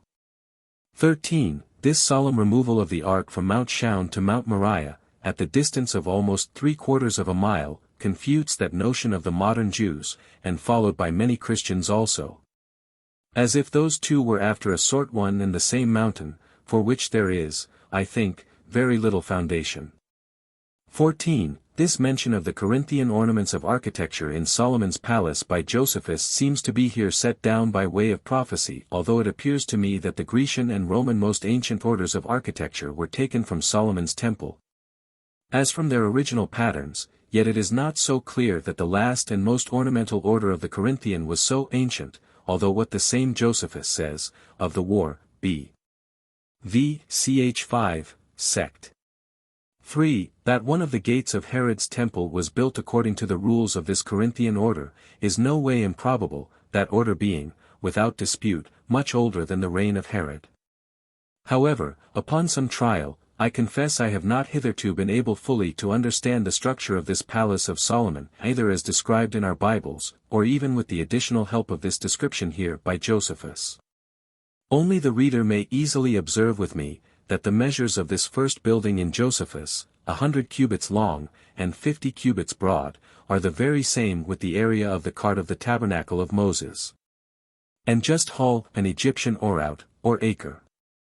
15. This signification of the name Pharaoh appears to be true. But what Josephus adds presently, that no king of Egypt was called Pharaoh after Solomon's father-in-law, does hardly agree to our copies, which have long afterwards the names of Pharaoh Nehob, and Pharaoh Hophra, 2 Kings 23 verse 29. Jeremiah 44 verse 30, besides the frequent mention of that name Pharaoh in the prophets. However, Josephus himself, in his own speech to the Jews, of the war, B. v. Ch. 9, sect. 4, speaks of Neho, who was also called Pharaoh, as the name of that king of Egypt with whom Abraham was concerned, of which name Neho yet we have elsewhere no mention till the days of Josiah, but only of Pharaoh. And, indeed, it must be conceded, that here, and sect. 5, we have more mistakes made by Josephus, and those relating to the kings of Egypt, and to that queen of Egypt and Ethiopia, whom he supposes to have come to see Solomon, than almost anywhere else in all his Antiquities. 16. That this queen of Sheba was a queen of Sabia in South Arabia, and not of Egypt and Ethiopia, as Josephus here asserts, is, I suppose, now generally agreed. And since Sabia is well known to be a country near the sea in the south of Arabia Felix, which lay south from Judea also. And since our Saviour calls this queen, the queen of the south, and says, she came from the utmost parts of the earth, Matthew 12 verse 42, Luke 11 verse 31, which descriptions agree better to this Arabia than to Egypt and Ethiopia. There is little occasion for doubting in this matter. 17. Some blame Josephus for supposing that the balsam tree might be first brought out of Arabia, or Egypt, or Ethiopia, into Judea, by this queen of Sheba, since several have said that of old no country bore this precious balsam but Judea. Yet it is not only false that this balsam was peculiar to Judea but both Egypt and Arabia, and particularly Sabia, had it. Which last was that very country whence Josephus, if understood not of Ethiopia, but of Arabia, intimates this queen might bring it first into Judea. Nor are we to suppose that the queen of Sabia could well omit such a present as this balsam tree would be esteemed by Solomon, in case it were then almost peculiar to her own country. Nor is the mention of balm or balsam, as carried by merchants, and sent as a present out of Judea by Jacob, to the governor of Egypt, Genesis 37 verse 25.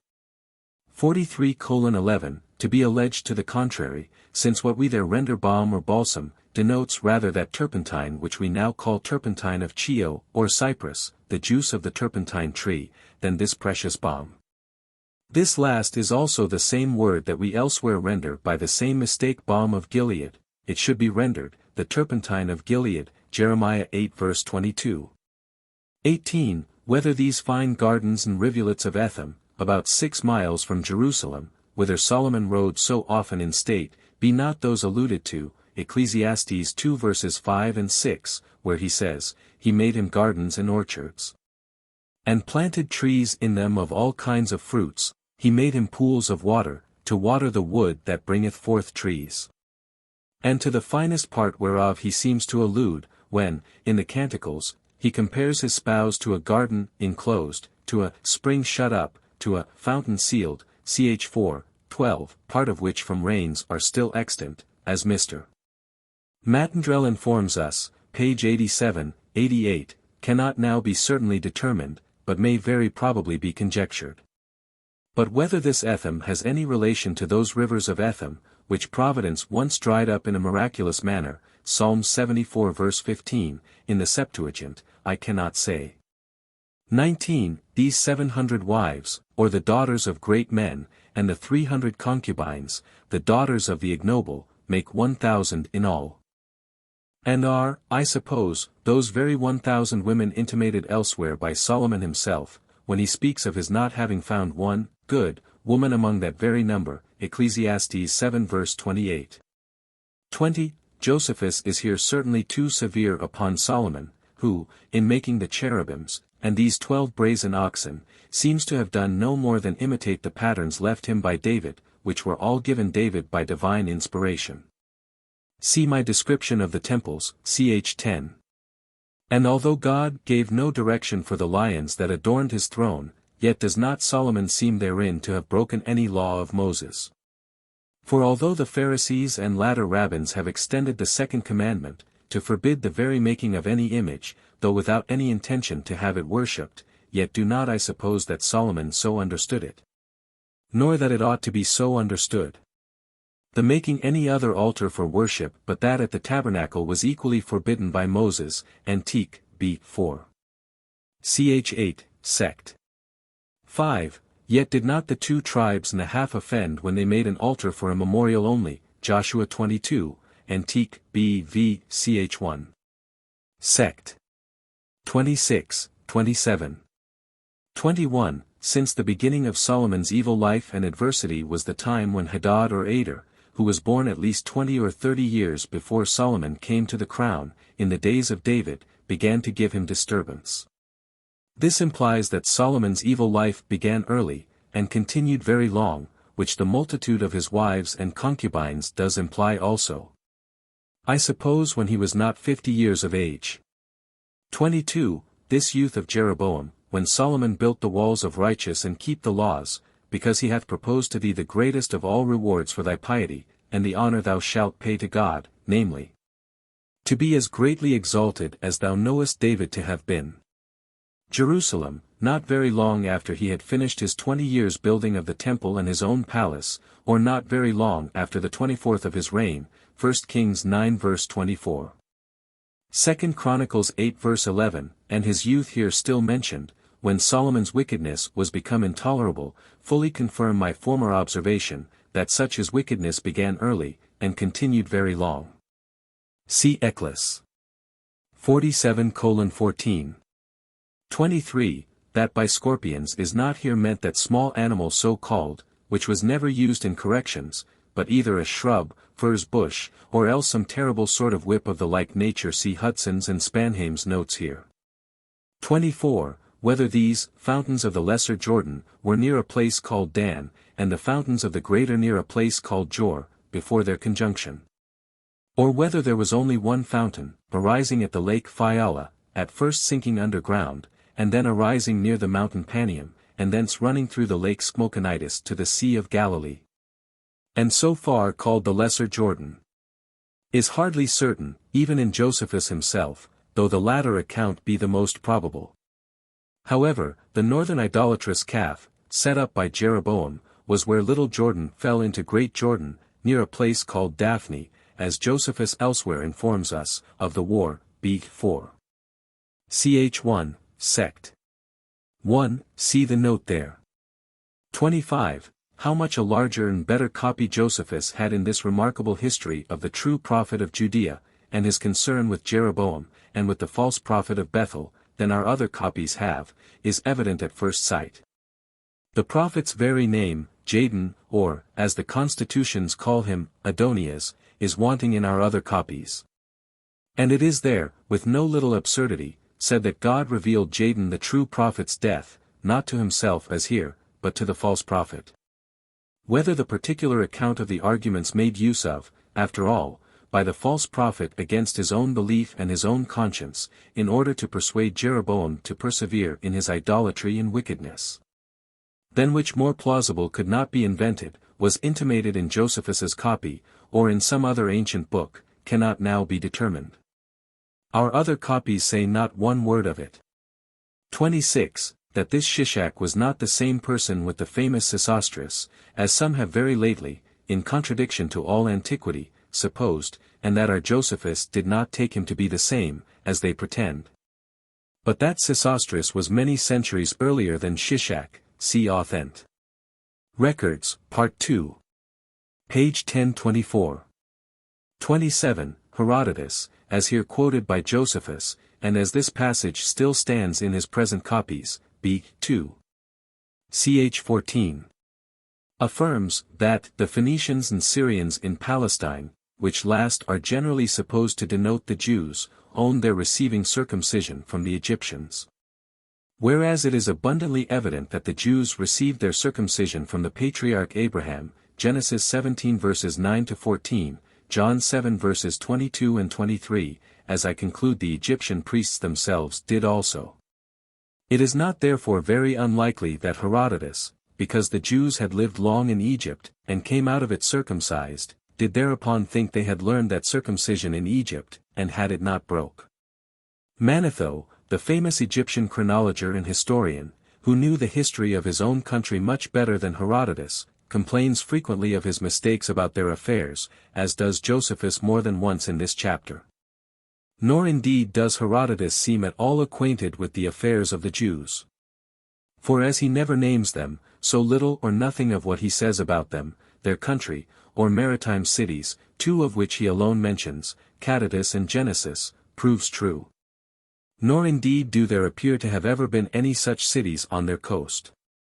28. This is a strange expression in Josephus, that God is his own workmanship, or that he made himself, contrary to common sense and to Catholic Christianity. Perhaps he only means that he was not made by one, but was unoriginated. 29. by this terrible and perfectly unparalleled slaughter of 500,000 men of the newly idolatrous and rebellious 10 tribes, God's high displeasure and indignation against that idolatry and rebellion fully appeared.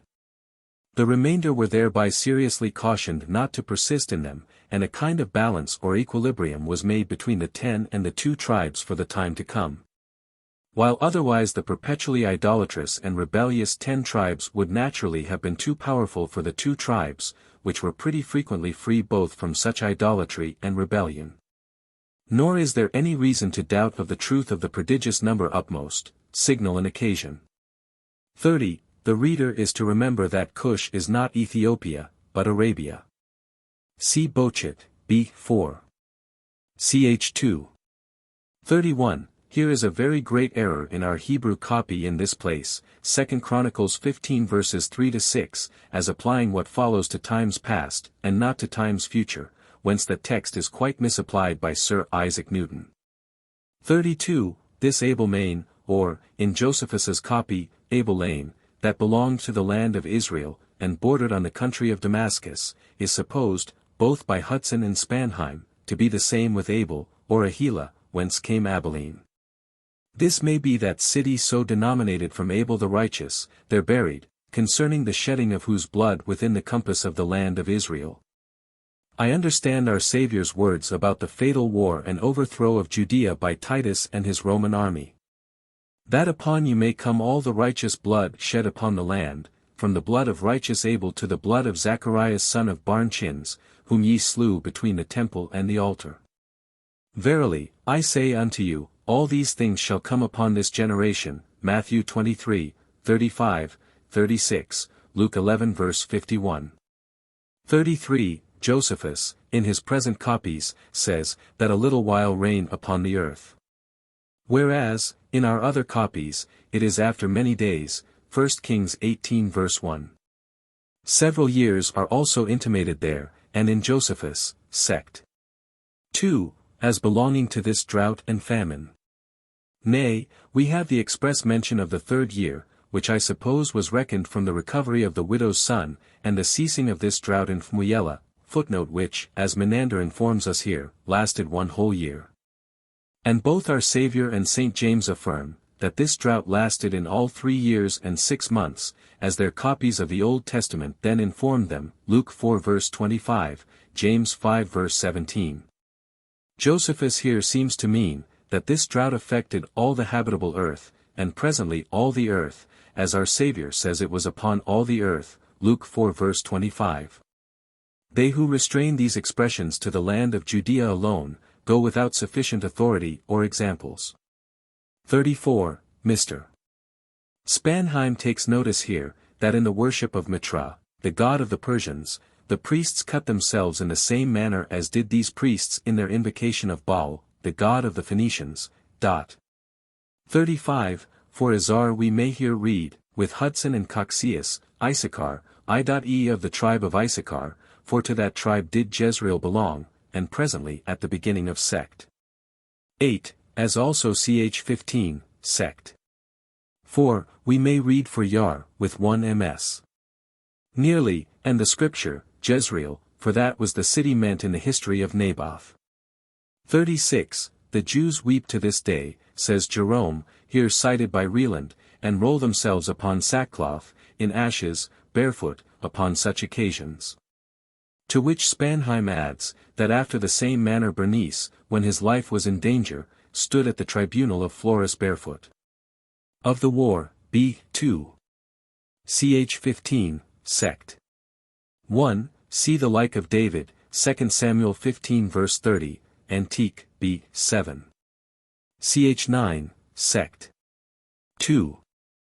37. Mr. Reland notes here very truly, that the word naked does not always signify entirely naked, but sometimes without men's usual armor, without their usual robes or upper garments. As when Virgil bids the husbandman plough naked, and sow naked, when Josephus says, Antique, B. 4. Ch 3, sect. 2. That God had given the Jews the security of armor when they were naked. And when he here says that Ahab fell on the Syrians when they were naked and drunk, when, Antique, B. 11. ch. 5, sect. 8. He says that Nehemiah commanded those Jews that were building the walls of Jerusalem to take care to have their armor on upon occasion, that the enemy might not fall upon them naked. I may add, that the case seems to be the same in the scripture, when it says that Saul lay down naked among the prophets, 1 Samuel 19 verse 24, when it says that Isaiah walked naked and barefoot, Isaiah 20 verses 2 and 3. And when it says that Peter, before he girt his fisher's coat to him, was naked, John 21 verse 7. What is said of David also gives light to this, who was reproached by Michal for dancing before the ark, and uncovering himself in the eyes of his handmaids, as one of the vain fellows shamelessly uncovereth himself, 2 Samuel 6 verses 14 and 20. Yet it is there expressly said, ver. 14, that David was girded with a linen ephod, i.e. he had laid aside his robes of state, and put on the sacerdotal, Levitical, or sacred garments, proper for such a solemnity. 38. Josephus's number, 2 myriads and 7,000, agrees here with that in our other copies, as those that were slain by the falling down of the walls of Aphek. But I suspected at first that this number in Josephus's present copies could not be his original number, because he calls them oligoi, a few, which could hardly be said of so many as 27,000. And because of the improbability of the fall of a particular wall killing so many. Yet when I considered Josephus's next words, how the rest which were slain in the battle were 10 other myriads, that 27,000 are but a few in comparison of 100,000, and that it was not a wall, as in our English version, but the walls, or the entire walls, of the city that fell down, as in all the originals, I lay aside that suspicion, and firmly believe that Josephus himself hath, with the rest, given us the just number, 27,000. 39. This manner of supplication for men's lives among the Syrians, with ropes or halters about their heads or necks, is, I suppose, no strange thing in later ages, even in our own country. 40. It is here remarkable, that in Josephus's copy this prophet, whose severe denunciation of a disobedient person's slaughter by a lion had lately come to pass, was no other than Micaiah, the son of Imlah, who, as he now denounced God's judgment on disobedient Ahab, seems directly to have been that very prophet whom the same Ahab, in 1 Kings 22 verses 8 and 18, complains of, as one whom he hated, because he did not prophesy good concerning him, but evil. And who in that chapter openly repeats his denunciations against him. All which came to pass accordingly, nor is there any reason to doubt but this and the former were the very same prophet. 41. What is most remarkable in this history, and in many histories on other occasions in the Old Testament, is this, that during the Jewish theocracy God acted entirely as the supreme king of Israel, and the supreme general of their armies. And always expected that the Israelites should be in such absolute subjection to him, their supreme and heavenly king, and general of their armies, as subjects and soldiers are to their earthly kings and generals. And that usually without knowing the particular reasons of their injunctions. 42. These reasonings of Zedekiah the false prophet, in order to persuade Ahab not to believe Micaiah the true prophet, are plausible. But being omitted in our other copies, we cannot now tell whence Josephus had them, whether from his own temple copy, from some other original author, or from certain ancient notes. That some such plausible objection was now raised against Micaiah is very likely, otherwise Jehoshaphat, who used to disbelieve all such false prophets, could never have been induced to accompany Ahab in these desperate circumstances. 43. This reading of Josephus, that Jehoshaphat put on not his own, but Ahab's robes, in order to appear to be Ahab, while Ahab was without any robes at all, and hoped thereby to escape his own evil fate, and disprove Micaiah's prophecy against him, is exceeding probable. It gives great light also to this whole history, and shows, that although Ahab hoped Jehoshaphat would be mistaken for him, and run the only risk of being slain in the battle, yet he was entirely disappointed, while still the escape of the good man Jehoshaphat, and the slaughter of the bad man Ahab, demonstrated the great distinction that divine providence made betwixt them. 44. We have here a very wise reflection of Josephus about divine providence, and what is derived from it, prophecy, and the inevitable certainty of its accomplishment. And that when wicked men think they take proper methods to elude what is denounced against them, and to escape the divine judgments thereby threaten them, without repentance.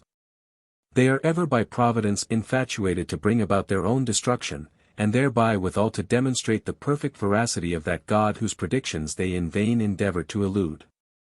Book 9. Containing the interval of 157 years. From the death of Ahab to the captivity of the 10 tribes. Chapter 1. Concerning Jehoshaphat again. How he constituted judges and, by God's assistance overcame his enemies. 1. When Jehoshaphat the king was come to Jerusalem, from the assistance he had afforded Ahab, the king of Israel, when he fought with Ben-Hadad, king of Syria, the prophet Jehu met him, and accused him for assisting Ahab, a man both impious and wicked.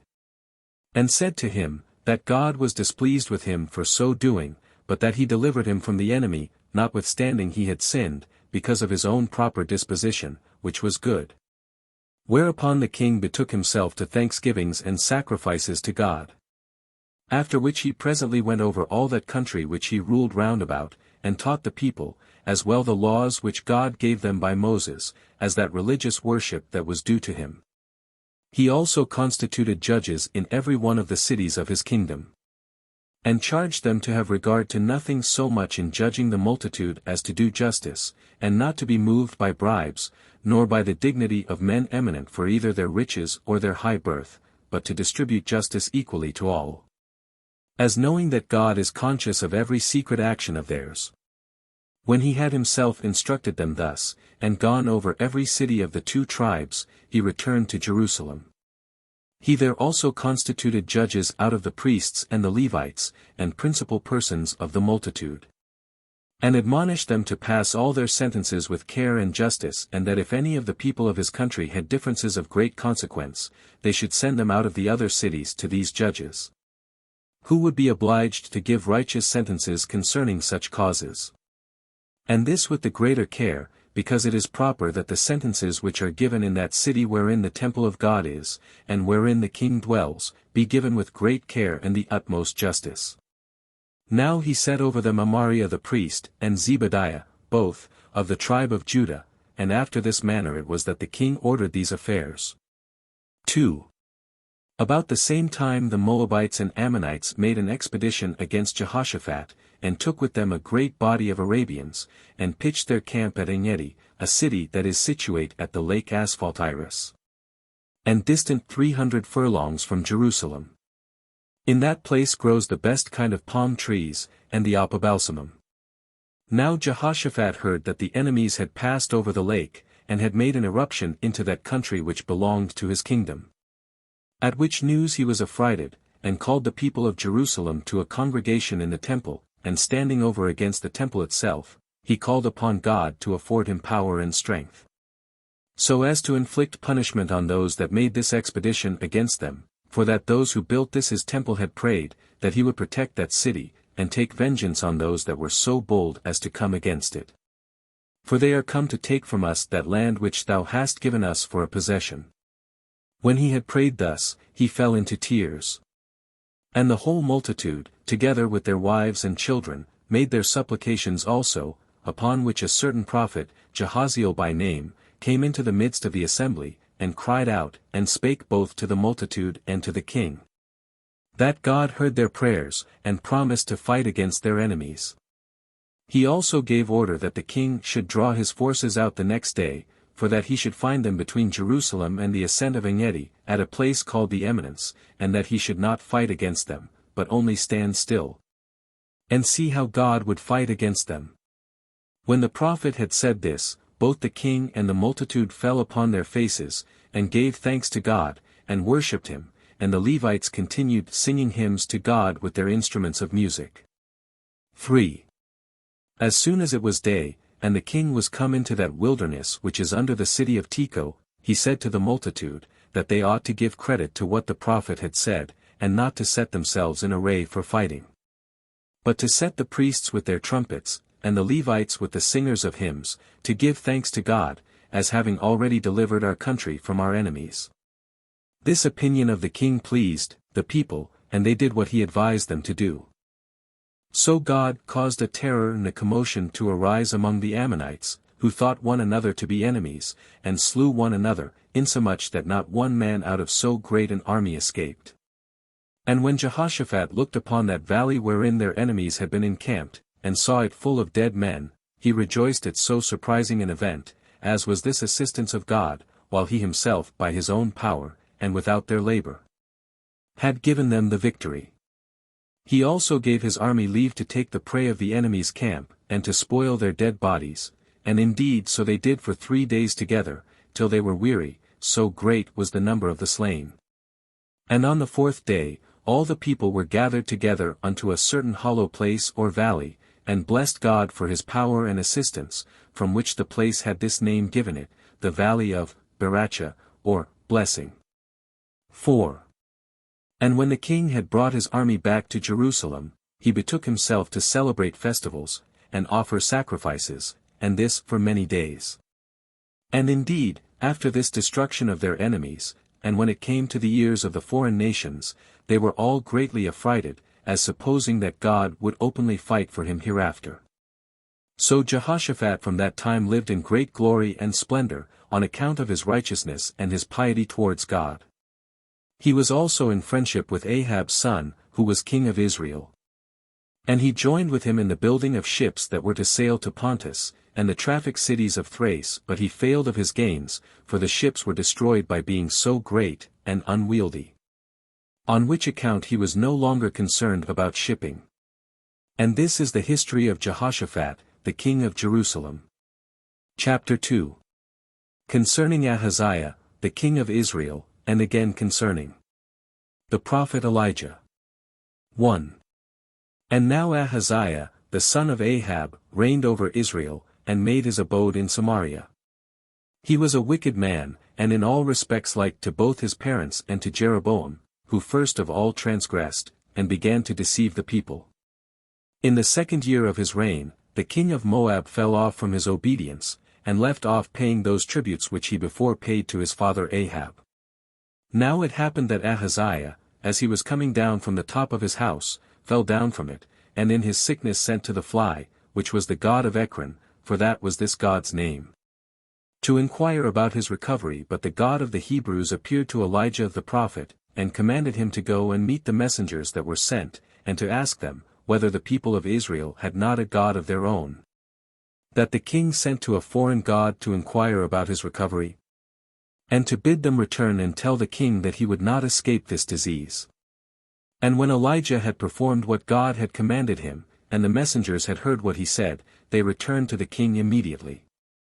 And when the king wondered how they could return so soon, and asked them the reason of it, they said that a certain man met them, and forbade them to go on any farther, but to return and tell thee, from the command of the God of Israel, that this disease will have a bad end. And when the king bid them describe the man that said this to them, they replied that he was a hairy man, and was girt about with a girdle of leather.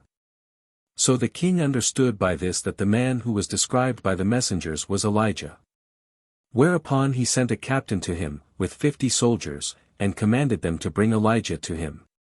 And when the captain that was sent found Elijah sitting upon the top of a hill, he commanded him to come down, and to come to the king, for so had he enjoined, but that in case he refused, they would carry him by force. Elijah said to him, that you may have a trial whether I be a true prophet, I will pray that fire may fall from heaven, and destroy both the soldiers and yourself. So he prayed, and a whirlwind of fire fell from heaven, and destroyed the captain, and those that were with him. And when the king was informed of the destruction of these men, he was very angry, and sent another captain with the like number of armed men that were sent before. And when this captain also threatened the prophet, that unless he came down of his own accord, he would take him and carry him away, upon his prayer against him, the fire, from heaven, slew this captain as well the other. And when, upon inquiry, the king was informed of what happened to him, he sent out a 3rd captain. But when this captain, who was a wise man, and of a mild disposition, came to the place where Elijah happened to be, and spake civilly to him, and said that he knew that it was without his own consent, and only in submission to the king's command that he came to him, and that those that came before did not come willingly, but on the same account. He therefore desired him to have pity on those armed men that were with him, and that he would come down and follow him to the king. So Elijah accepted of his discreet words and courteous behavior, and came down and followed him. And when he came to the king, he prophesied to him and told him that God said, Since thou hast despised him as not being God, and so unable to foretell the truth about thy distemper, but hast sent to the God of Ekron to inquire of him what will be the end of this thy distemper, know this, that thou shalt die. 2. Accordingly the king in a very little time died, as Elijah had foretold. But Jehoram his brother succeeded him in the kingdom, for he died without children, but for this Jehoram, he was like his father Ahab in wickedness, and reigned 12 years, indulging himself in all sorts of wickedness and impiety towards God, for leaving off his worship, he worshipped foreign gods. But in other respects he was an active man. Now at this time it was that Elijah disappeared from among men, and no one knows of his death to this very day, but he left behind him his disciple Elisha, as we have formerly declared. And indeed, as to Elijah, and as to Enoch, who was before the deluge, it is written in the sacred books that they disappeared, but so that nobody knew that they died. Chapter 3. How Joram and Jehoshaphat made an expedition against the Moabites, as also concerning the wonders of Elisha, and the death of Jehoshaphat. 1. When Joram had taken upon him the kingdom, he determined to make an expedition against the king of Moab, whose name was Mesha. For, as we told you before, he was departed from his obedience to his brother, Ahaziah, while he paid to his father Ahab 200,000 sheep, with their fleeces of wool. When therefore he had gathered his own army together, he sent also to Jehoshaphat, and entreated him, that since he had from the beginning been a friend to his father, he would assist him in the war that he was entering into against the Moabites, who had departed from their obedience, who not only himself promised to assist him, but would also oblige the king of Edom, who was under his authority, to make the same expedition also. When Joram had received these assurances of assistance from Jehoshaphat, he took his army with him, and came to Jerusalem. And when he had been sumptuously entertained by the king of Jerusalem, it was resolved upon by them to take their march against their enemies through the wilderness of Edom. And when they had taken a compass of 7 days' journey, they were in distress for want of water for the cattle, and for the army, from the mistake of their roads by the guides that conducted them, insomuch that they were all in an agony, especially Joram, and cried to God, by reason of their sorrow, and desired to know, what wickedness had been committed by them that induced him to deliver 3 kings together, without fighting, unto the king of Moab. But Jehoshaphat, who was a righteous man, encouraged him, and bade him send to the camp, and know whether any prophet of God was come along with them, that we might by him learn from God what we should do. And when one of the servants of Joram said that he had seen there Elisha, the son of Shaphat, the disciple of Elijah, the 3 kings went to him, at the entreaty of Jehoshaphat. And when they were come at the prophet's tent, which tent was pitched out of the camp, they asked him what would become of the army. And Joram was particularly very pressing with him about it. And when he replied to him, that he should not trouble him, but go to his father's and mother's prophets, for they, to be sure, were true prophets, he still desired him to prophesy, and to save them. So he swore by God that he would not answer him, unless it were on account of Jehoshaphat, who was a holy and righteous man. And when, at his desire, they brought him a man that could play on the psaltery, the divine spirit came upon him as the music played, and he commanded them to dig many trenches in the valley. For, said he, though there appear neither cloud, nor wind, nor storm of rain, ye shall see this river full of water, till the army and the cattle be saved for you by drinking of it.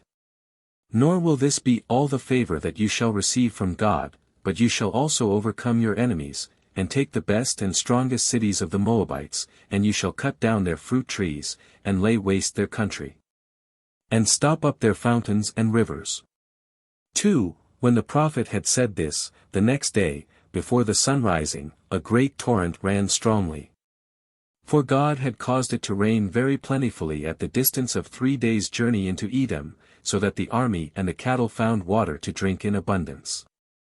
But when the Moabites heard that the 3 kings were coming upon them, and made their approach through the wilderness, the king of Moab gathered his army together presently, and commanded them to pitch their camp upon the mountains. That when the enemies should attempt to enter their country, they might not be concealed from them. But when at the rising of the sun they saw the water in the torrent, for it was not far from the land of Moab, and that it was of the color of blood, for at such a time the water especially looks red, by the shining of the sun upon it. They formed a false notion of the state of their enemies, as if they had slain one another for thirst. And that the river ran with their blood. However, supposing that this was the case, they desired their king would send them out to spoil their enemies. Whereupon they all went in haste, as to an advantage already gained, and came to the enemy's camp, as supposing them destroyed already. But their hope deceived them. For as their enemies stood round about them, some of them were cut to pieces, and others of them were dispersed, and fled to their own country. And when the kings fell into the land of Moab, they overthrew the cities that were in it, and spoiled their fields, and marred them, filling them with stones out of the brooks, and cut down the best of their trees. And stopped up their fountains of water, and overthrew their walls to their foundations. But the king of Moab, when he was pursued, endured a siege. And seeing his city in danger of being overthrown by force, made a sally, and went out with 700 men, in order to break through the enemy's camp with his horsemen, on that side where the watch seemed to be kept most negligently. And when, upon trial, he could not get away, for he lighted upon a place that was carefully watched, he returned into the city, and did a thing that showed despair and the utmost distress. For he took his eldest son, who was to reign after him, and lifting him up upon the wall, that he might be visible to all the enemies, he offered him as a whole burnt offering to God, whom, when the kings saw, they commiserated the distress that was the occasion of it, and were so affected, in way of humanity and pity, that they raised the siege, and every one returned to his own house.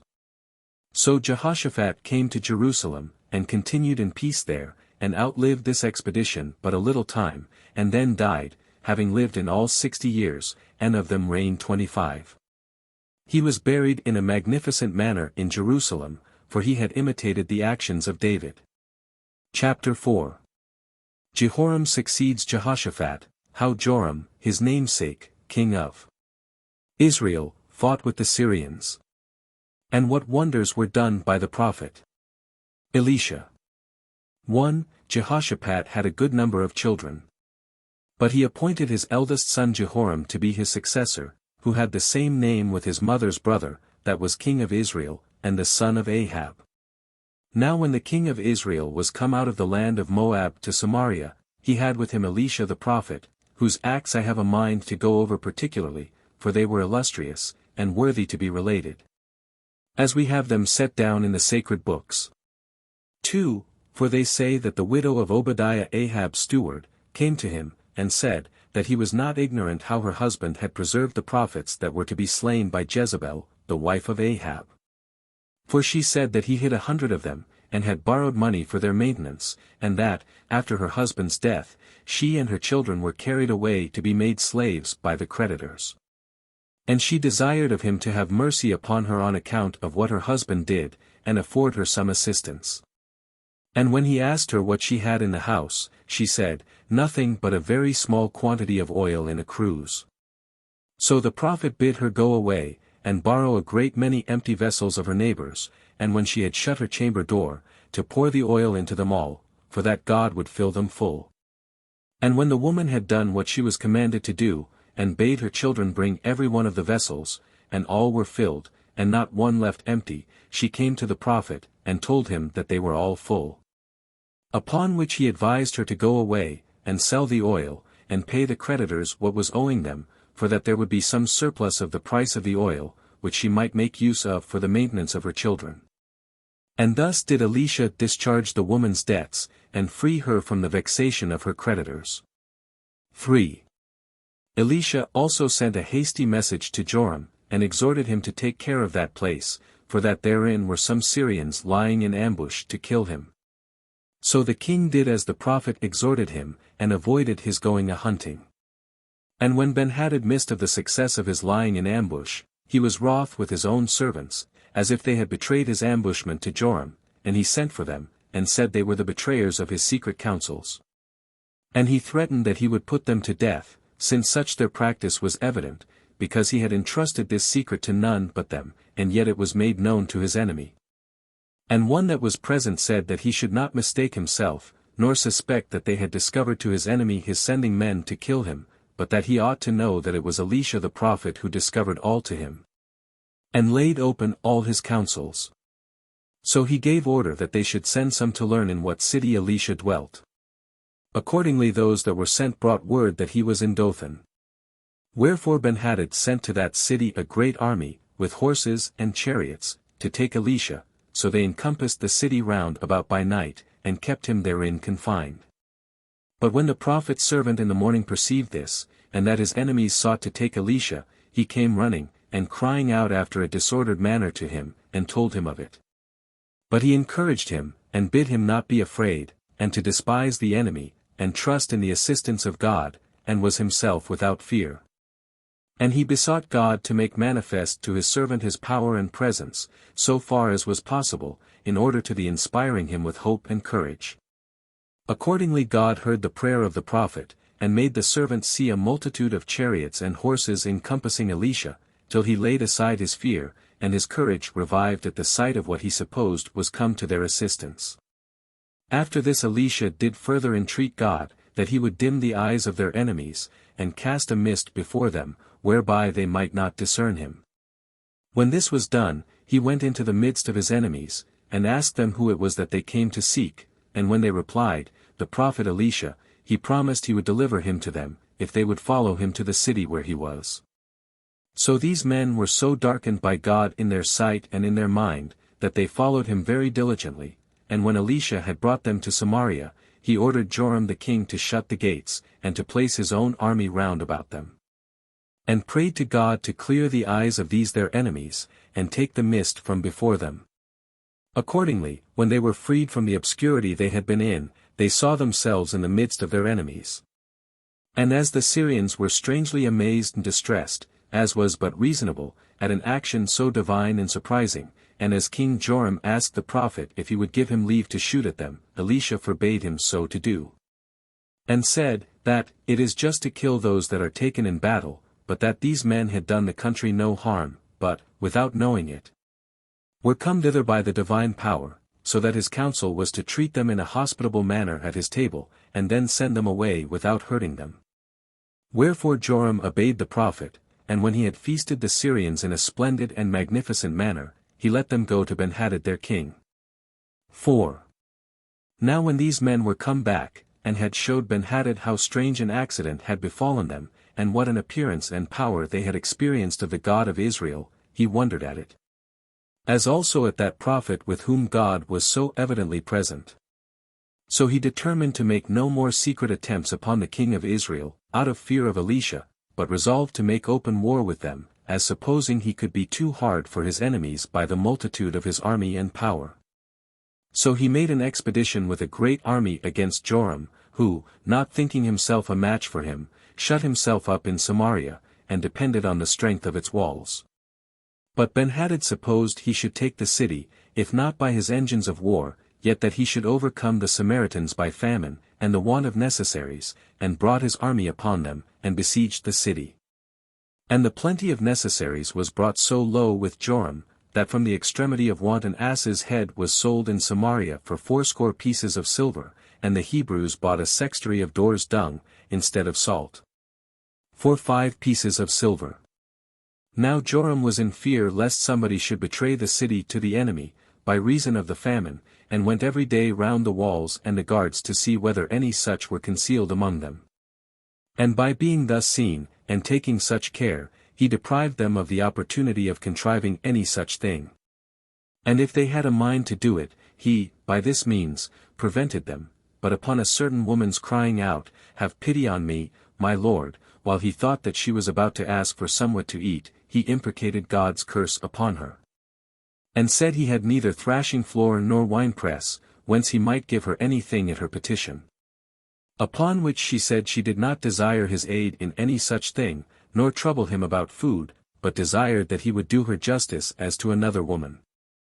And when he bade her say on, and let him know what she desired, she said she had made an agreement with the other woman who was her neighbor and her friend, that because the famine and want was intolerable, they should kill their children, each of them having a son of their own, and we will live upon them ourselves for 2 days, the one day upon one son, and the other day upon the other. And, said she, I have killed my son the first day, and we lived upon my son yesterday, but this other woman will not do the same thing, but hath broken her agreement, and hath hid her son. This story mightily grieved Joram when he heard it. So he rent his garment, and cried out with a loud voice, and conceived great wrath against Elisha the prophet, and set himself eagerly to have him slain. Because he did not pray to God to provide them some exit and way of escape out of the miseries with which they were surrounded. And sent one away immediately to cut off his head, who made haste to kill the prophet. But Elisha was not unacquainted with the wrath of the king against him. For as he sat in his house by himself, with none but his disciples about him, he told them that Joram, who was the son of a murderer, had sent one to take away his head.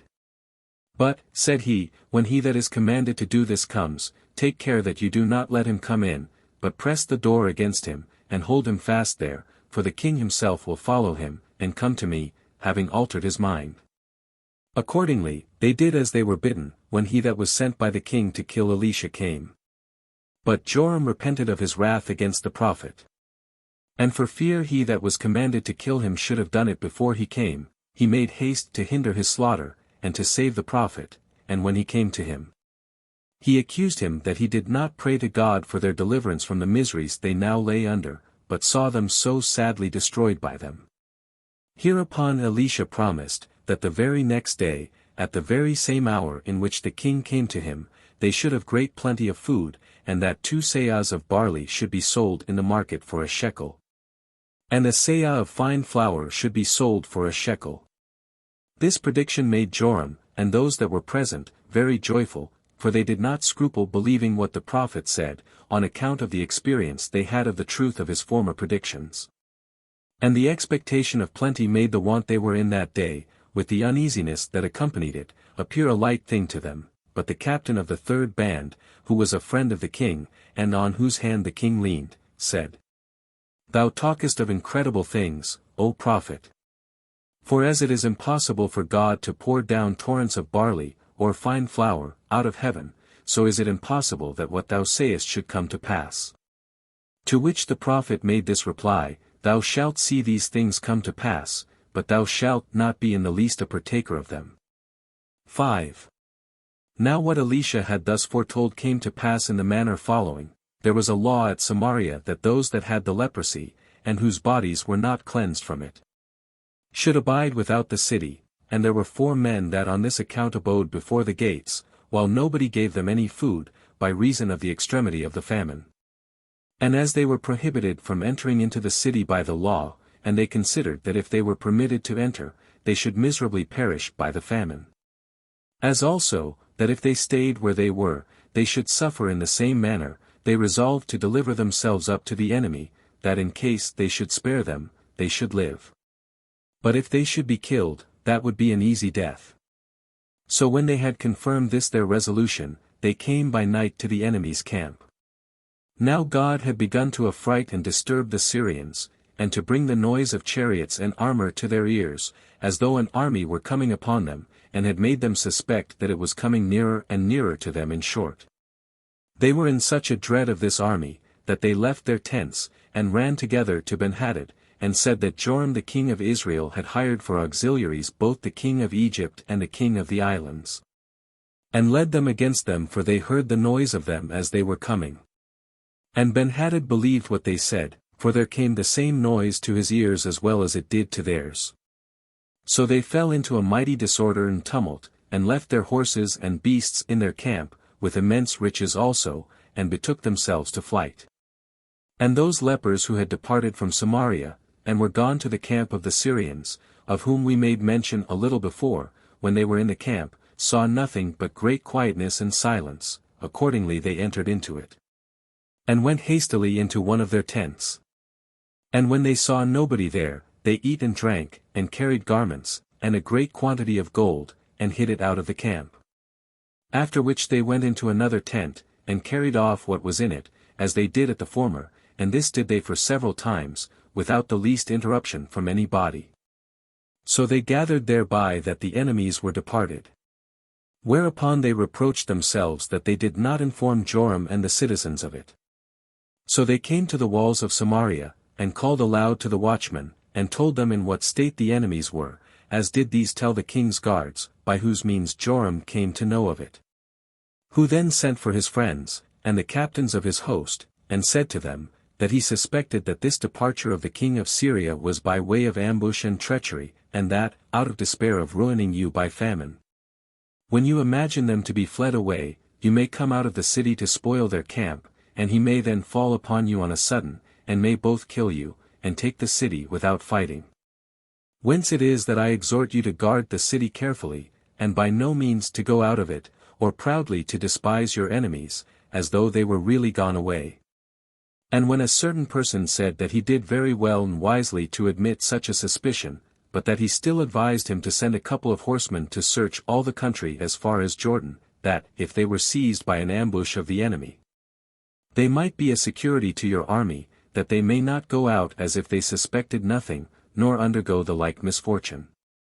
And, said he, those horsemen may be numbered among those that have died by the famine, supposing they be caught and destroyed by the enemy.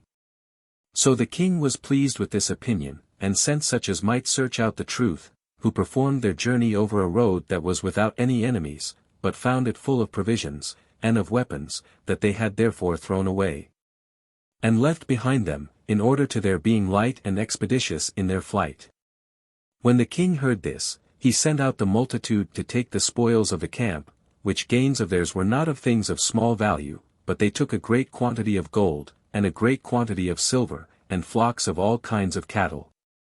They also possessed themselves of, so many, 10,000 measures of wheat and barley, as they never in the least dreamed of. And were not only freed from their former miseries, but had such plenty, that 2 seahs of barley were bought for a shekel, and a seah of fine flour for a shekel, according to the prophecy of Elisha. Now a seah is equal to an Italian modius and a half. The captain of the third band was the only man that received no benefit by this plenty. For as he was appointed by the king to oversee the gate, that he might prevent the too great crowd of the multitude, and they might not endanger one another to perish, by treading on one another in the press, he suffered himself in that very way, and died in that very manner, as Elisha had foretold such his death, when he alone of them all disbelieved what he said concerning that plenty of provisions which they should soon have. 6. Hereupon, when Ben-Hadad, the king of Syria, had escaped to Damascus, and understood that it was God himself that cast all his army into this fear and disorder, and that it did not arise from the invasion of enemies, he was mightily cast down at his having God so greatly for his enemy, and fell into a distemper. Now it happened that Elisha the prophet, at that time, was gone out of his own country to Damascus, of which Ben-Hadad was informed. He sent Hazael, the most faithful of all his servants, to meet him, and to carry him presents, and bade him inquire of him about his distemper, and whether he should escape the danger that it threatened. So Hazael came to Elisha with 40 camels, that carried the best and most precious fruits that the country of Damascus afforded, as well as those which the king's palace supplied.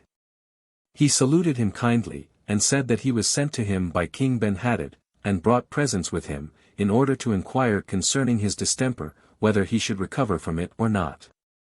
Whereupon the prophet bid him tell the king no melancholy news, but still he said he would die. So the king's servant was troubled to hear it.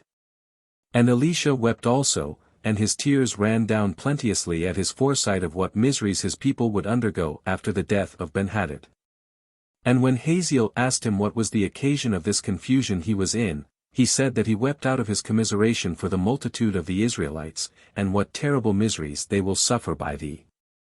For thou wilt slay the strongest of them, and wilt burn their strongest cities, and wilt destroy their children, and dash them against the stones, and wilt rip up their women with child. And when Hazael said, How can it be that I should have power enough to do such things? The prophet replied, that God had informed him that he should be king of Syria. So when Hazael was come to Benhadad, he told him good news concerning his distemper, but on the next day he spread a wet cloth, in the nature of a net, over him, and strangled him, and took his dominion. He was an active man, and had the goodwill of the Syrians, and of the people of Damascus, to a great degree.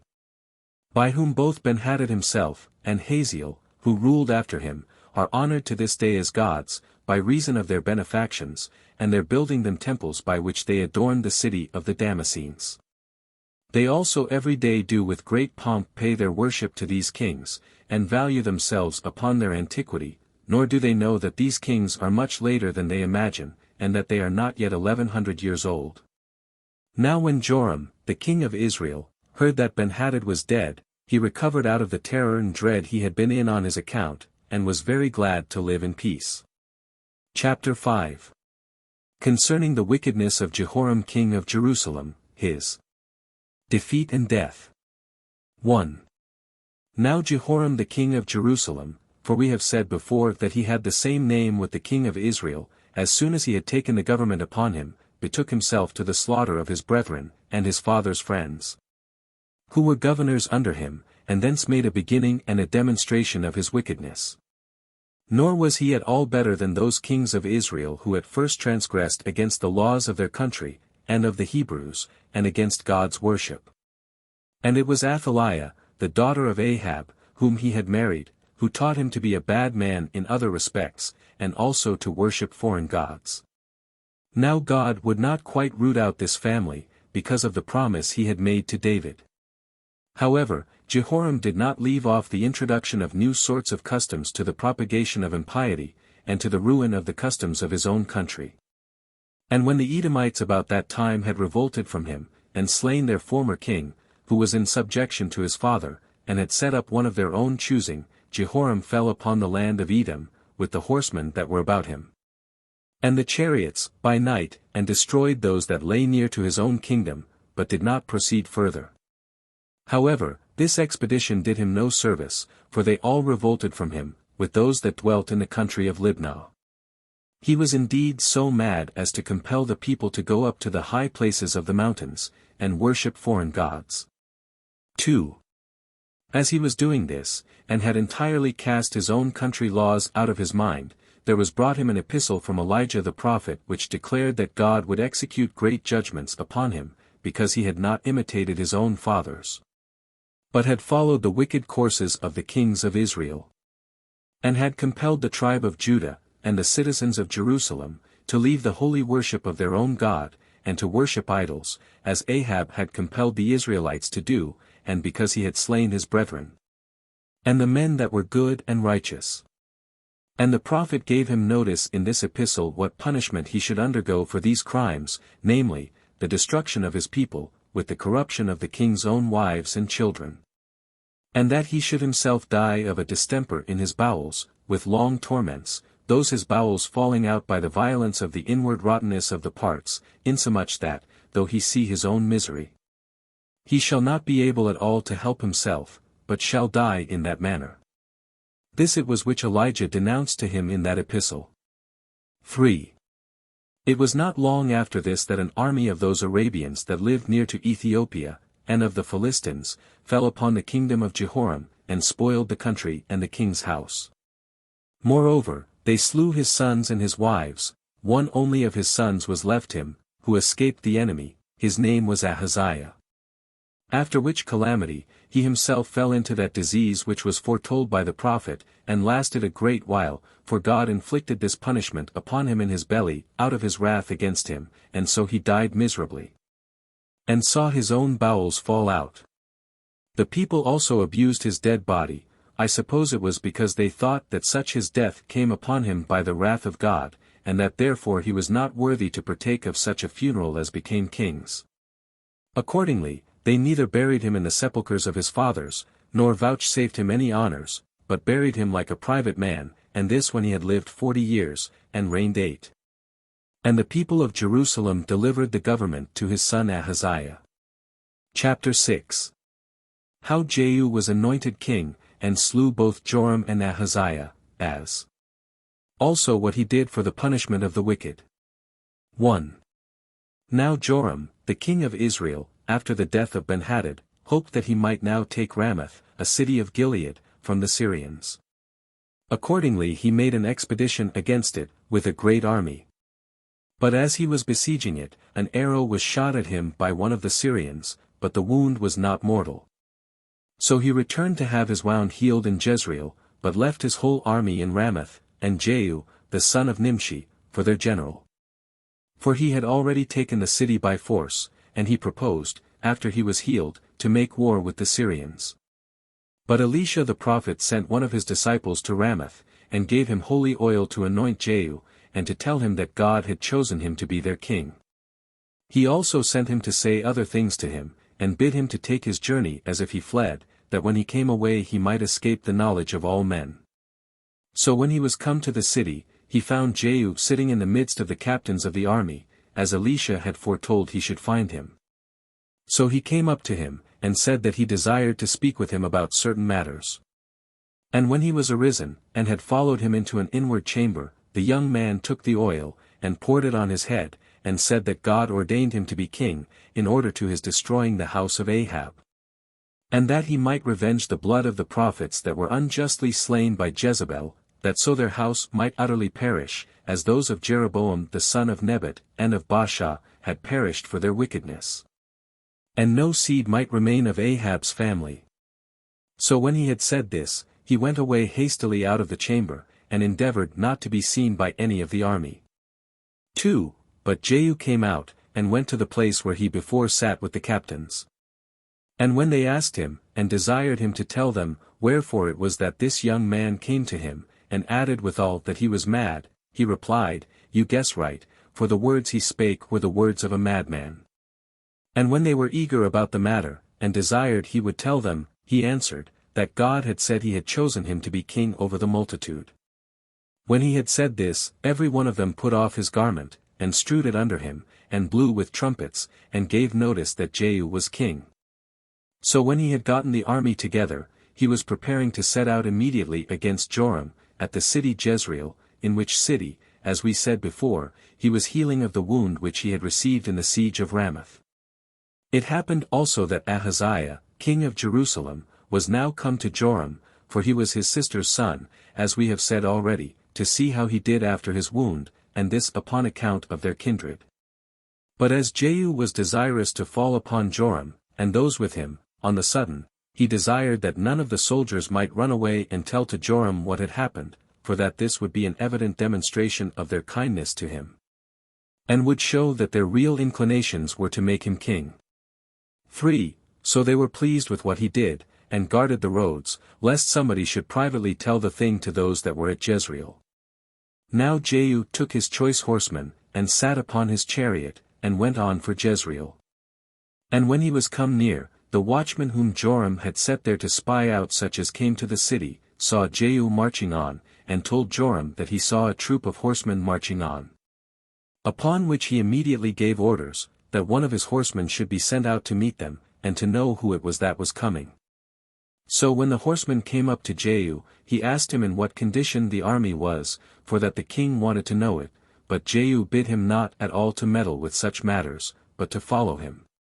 When the watchman saw this, he told Joram that the horseman had mingled himself among the company, and came along with them. And when the king had sent a second messenger, Jehu commanded him to do as the former did. And as soon as the watchman told this also to Joram, he at last got upon his chariot himself, together with Ahaziah, the king of Jerusalem, for, as we said before, he was there to see how Joram did, after he had been wounded, as being his relation. So he went out to meet Jehu, who marched slowly, and in good order, and when Joram met him in the field of Naboth, he asked him if all things were well in the camp. But Jehu reproached him bitterly, and ventured to call his mother a witch and a harlot. Upon this the king, fearing what he intended, and suspecting he had no good meaning, turned his chariot about as soon as he could, and said to Ahaziah, We are fought against by deceit and treachery. But Jehu drew his bow, and smote him, the arrow going through his heart, so Joram fell down immediately on his knee, and gave up the ghost. Jehu also gave orders to Bidkar, the captain of the third part of his army, to cast the dead body of Joram into the field of Naboth, putting him in mind of the prophecy which Elijah prophesied to Ahab his father, when he had slain Naboth. That both he and his family should perish in that place. For that as they sat behind Ahab's chariot, they heard the prophet say so, and that it was now come to pass according to his prophecy. Upon the fall of Joram, Ahaziah was afraid of his own life, and turned his chariot into another road, supposing he should not be seen by Jehu, but he followed after him, and overtook him at a certain acclivity, and drew his bow, and wounded him. So he left his chariot, and got upon his horse, and fled from Jehu to Megiddo. And though he was under cure, in a little time he died of that wound, and was carried to Jerusalem, and buried there, after he had reigned 1 year, and had proved a wicked man, and worse than his father. 4. Now when Jehu was come to Jezreel, Jezebel adorned herself and stood upon a tower, and said, he was a fine servant that had killed his master. And when he looked up to her, he asked who she was, and commanded her to come down to him. At last he ordered the eunuchs to throw her down from the tower, and being thrown down, she besprinkled the wall with her blood, and was trodden upon by the horses, and so died. When this was done, Jehu came to the palace with his friends, and took some refreshment after his journey, both with other things, and by eating a meal. He also bid his servants to take up Jezebel and bury her, because of the nobility of her blood, for she was descended from kings. But those that were appointed to bury her found nothing else remaining but the extreme parts of her body, for all the rest were eaten by dogs. When Jehu heard this, he admired the prophecy of Elijah, for he foretold that she should perish in this manner at Jezreel. 5. Now Ahab had 70 sons brought up in Samaria. So Jehu sent 2 epistles, the one to them that brought up the children, the other to the rulers of Samaria, which said, that they should set up the most valiant of Ahab's sons for king, for that they had abundance of chariots, and horses, and armor, and a great army, and fenced cities, and that by so doing they might avenge the murder of Ahab. This he wrote to try the intentions of those of Samaria. Now when the rulers, and those that had brought up the children, had read the letter, they were afraid. And considering that they were not at all able to oppose him, who had already subdued 2 very great kings, they returned him this answer, that they owned him for their lord, and would do whatsoever he bade them. So he wrote back to them such a reply as enjoined them to obey what he gave order for, and to cut off the heads of Ahab's sons, and send them to him. Accordingly the rulers sent for those that brought up the sons of Ahab, and commanded them to slay them, to cut off their heads, and send them to Jehu. So they did whatsoever they were commanded, without omitting anything at all, and put them up in wicker baskets, and sent them to Jezreel. And when Jehu, as he was at supper with his friends, was informed that the heads of Ahab's sons were brought, he ordered them to make 2 heaps of them, one before each of the gates. And in the morning he went out to take a view of them, and when he saw them, he began to say to the people that were present, that he did himself make an expedition against his master, Joram, and slew him. But that it was not he that slew all these. And he desired them to take notice, that as to Ahab's family, all things had come to pass according to God's prophecy, and his house was perished, according as Elijah had foretold. And when he had further destroyed all the kindred of Ahab that were found in Jezreel, he went to Samaria, and as he was upon the road, he met the relations of Ahaziah king of Jerusalem, and asked them whither they were going. They replied, that they came to salute Joram, and their own king Ahaziah, for they knew not that he had slain them both. So Jehu gave orders that they should catch these, and kill them, being in number 42 persons. 6. After these, there met him a good and a righteous man, whose name was Jehonadab, and who had been his friend of old. He saluted Jehu, and began to commend him, because he had done everything according to the will of God, in extirpating the house of Ahab. So Jehu desired him to come up into his chariot, and make his entry with him into Samaria.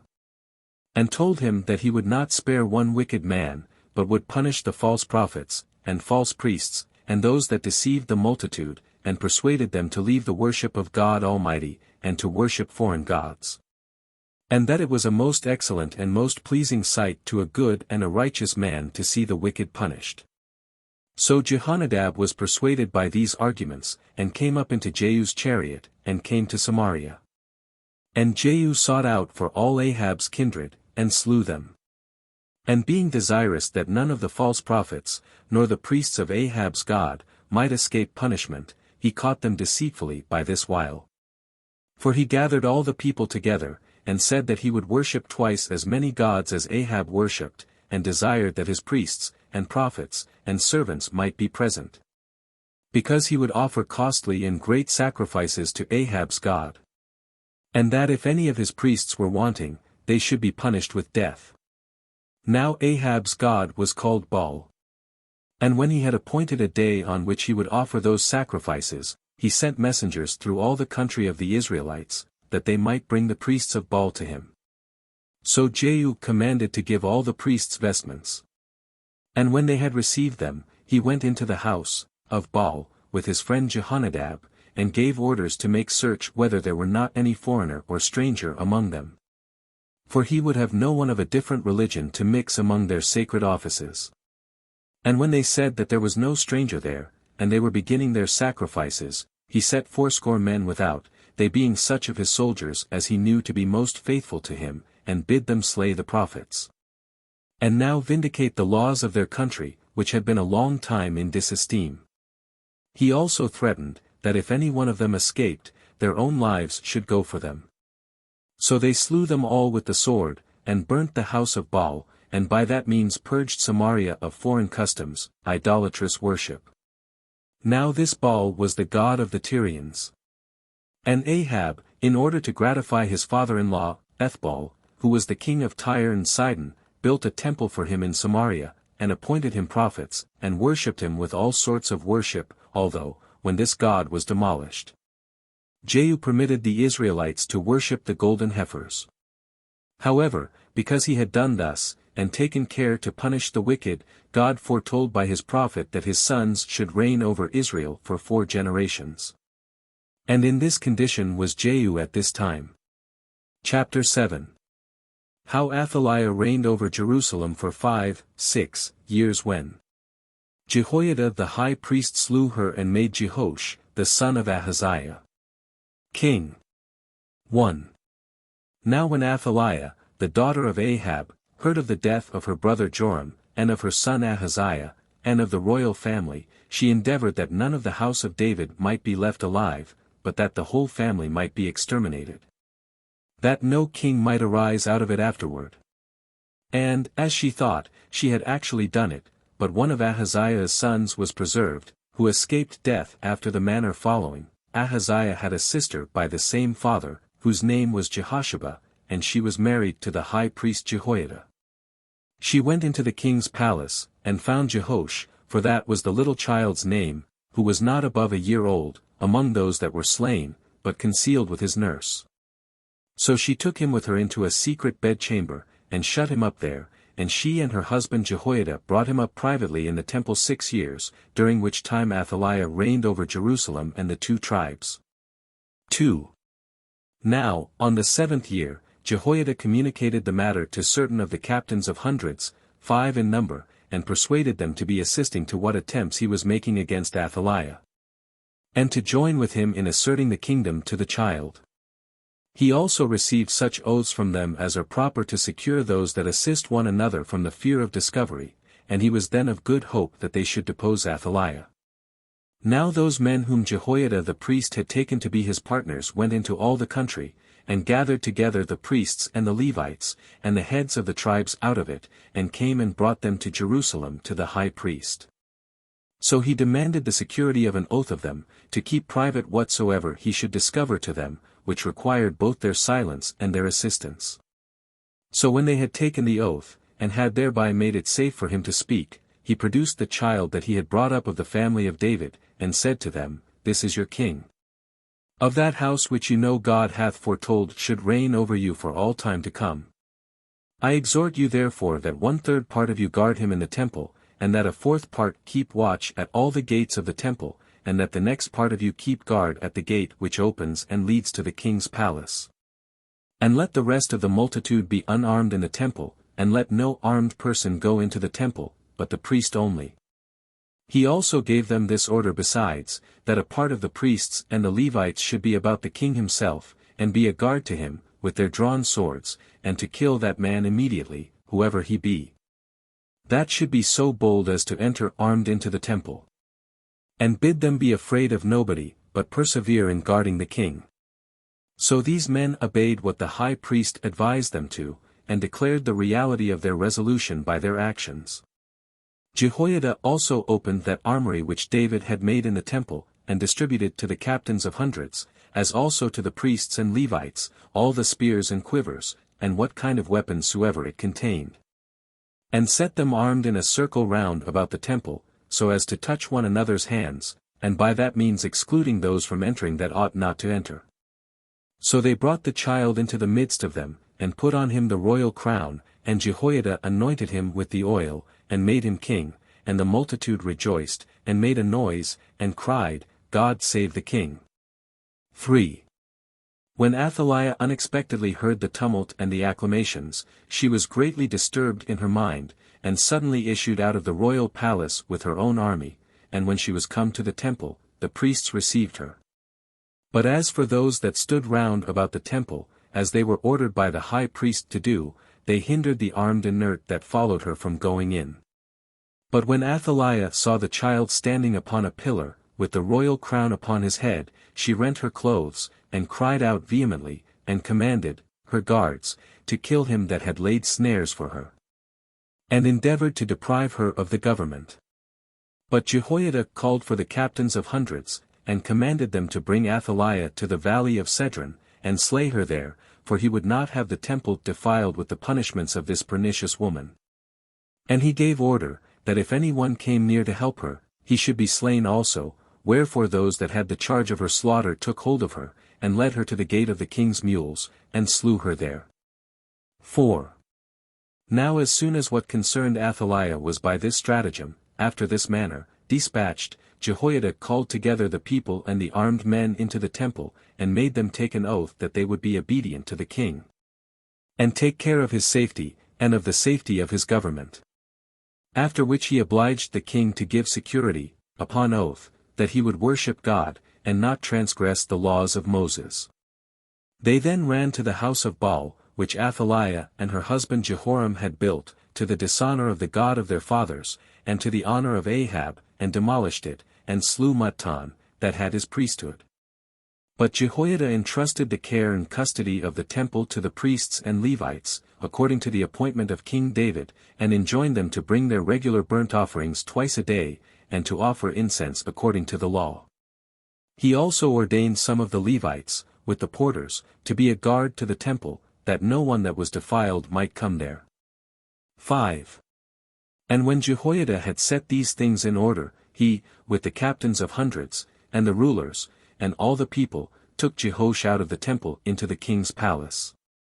And when he had set him upon the king's throne, the people shouted for joy, and betook themselves to feasting, and kept a festival for many days, but the city was quiet upon the death of Athaliah.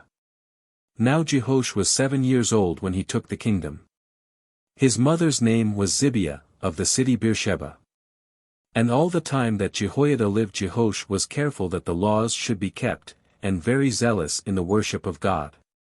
And when he was of age, he married 2 wives, who were given to him by the high priest, by whom were born to him both sons and daughters. And thus much shall suffice to have related concerning King Jehoash, how he escaped the treachery of Athaliah, and how he received the kingdom. Chapter 8. Hazael makes an expedition against the people of Israel and the inhabitants of Jerusalem. Jehu dies, and Jehoahaz succeeds in the government. Jehoash the king of Jerusalem at first is careful about the worship of God, but afterwards becomes impious and commands Zechariah to be stoned. When Jehoash, king of Judah, was dead, Amaziah succeeds him in the kingdom. 1. Now Hazael, king of Syria, fought against the Israelites and their king Jehu, and spoiled the eastern parts of the country beyond Jordan, which belonged to the Reubenites and Gadites, and to the half-tribe of Manassites. As also Gilead and Bashan, burning, and spoiling, and offering violence to all that he laid his hands on, and this without impeachment from Jehu, who made no haste to defend the country when it was under this distress. Nay, he was become a contemner of religion, and a despiser of holiness, and of the laws, and died when he had reigned over the Israelites 27 years. He was buried in Samaria, and left Jehoahaz his son his successor in the government. 2. Now Jehoash, king of Jerusalem, had an inclination to repair the temple of God. So he called Jehoiada, and bid him send the Levites and priests through all the country, to require half a shekel of silver for every head, towards the rebuilding and repairing of the temple, which was brought to decay by Jehoram and Athaliah and her sons. But the high priest did not do this, as concluding that no one would willingly pay that money. But in the 23rd year of Jehosh's reign, when the king sent for him and the Levites, and complained that they had not obeyed what he enjoined them, and still commanded them to take care of the rebuilding the temple, he used this stratagem for collecting the money, with which the multitude was pleased. He made a wooden chest, and closed it up fast on all sides, but opened one hole in it. He then set it in the temple beside the altar, and desired every one to cast into it, through the hole, what he pleased, for the repair of the temple. This contrivance was acceptable to the people, and they strove one with another, and brought in jointly large quantities of silver and gold. And when the scribe and the priest that were over the treasuries had emptied the chest, and counted the money in the king's presence, they then set it in its former place, and thus did they every day. But when the multitude appeared to have cast in as much as was wanted, the high priest Jehoiada, and King Joash, sent to hire masons and carpenters, and to buy large pieces of timber, and of the most curious sort. And when they had repaired the temple, they made use of the remaining gold and silver, which was not a little, for bowls, and basins, and cups, and other vessels, and they went on to make the altar every day fat with sacrifices of great value. And these things were taken suitable care of as long as Jehoiada lived. 3.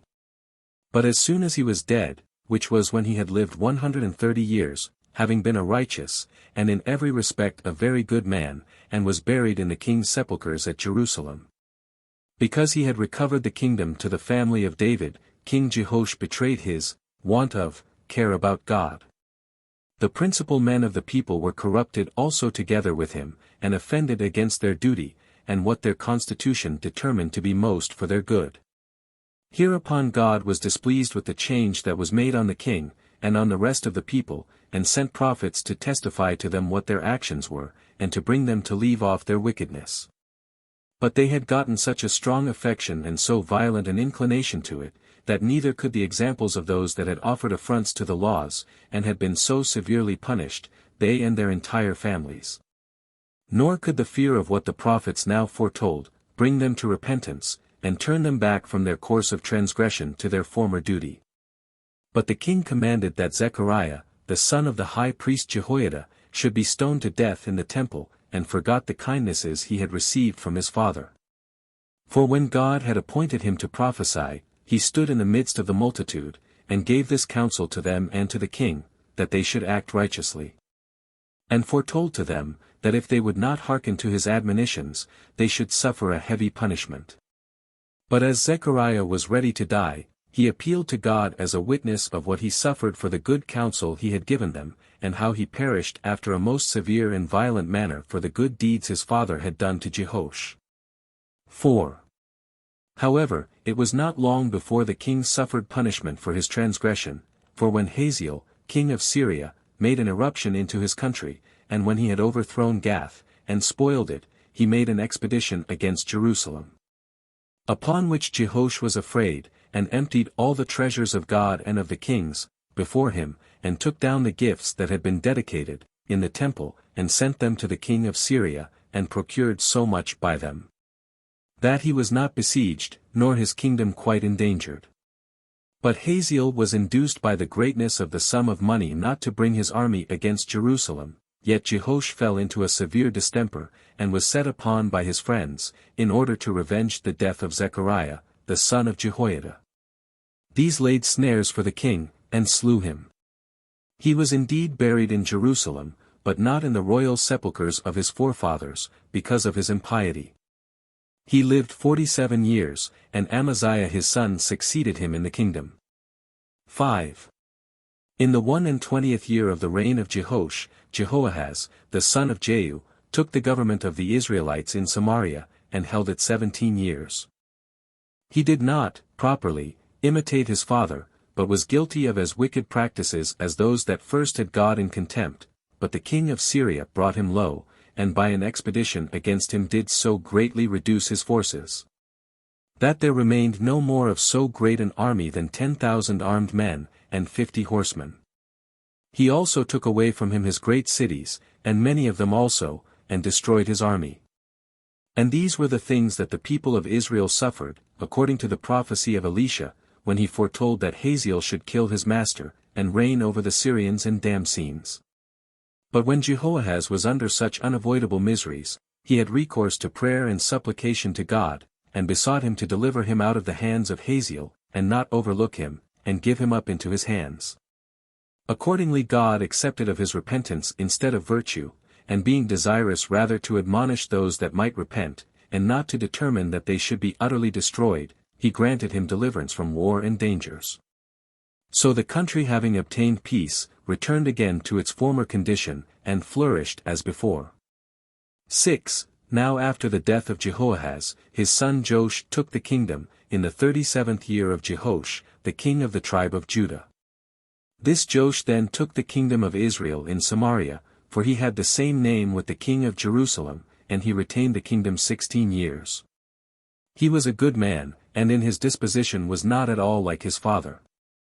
Now at this time it was that when Elisha the prophet, who was already very old, and was now fallen into a disease, the king of Israel came to visit him. And when he found him very near death, he began to weep in his sight, and lament, to call him his father, and his weapons, because it was by his means that he never made use of his weapons against his enemies, but that he overcame his own adversaries by his prophecies, without fighting. And that he was now departing this life, and leaving him to the Syrians, that were already armed, and to other enemies of his that were under their power. So he said it was not safe for him to live any longer, but that it would be well for him to hasten to his end, and depart out of this life with him. As the king was thus bemoaning himself, Elisha comforted him, and bid the king bend a bow that was brought him, and when the king had fitted the bow for shooting, Elisha took hold of his hands and bid him shoot. And when he had shot 3 arrows, and then left off, Elisha said, If thou hadst shot more arrows, thou hadst cut the kingdom of Syria up by the roots.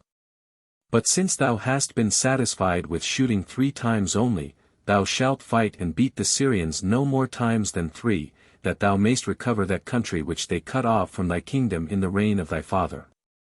So when the king had heard that, he departed, and a little while after the prophet died. He was a man celebrated for righteousness, and in eminent favor with God. He also performed wonderful and surprising works by prophecy, and such as were gloriously preserved in memory by the Hebrews. He also obtained a magnificent funeral, such a one indeed as it was fit a person so beloved of God should have.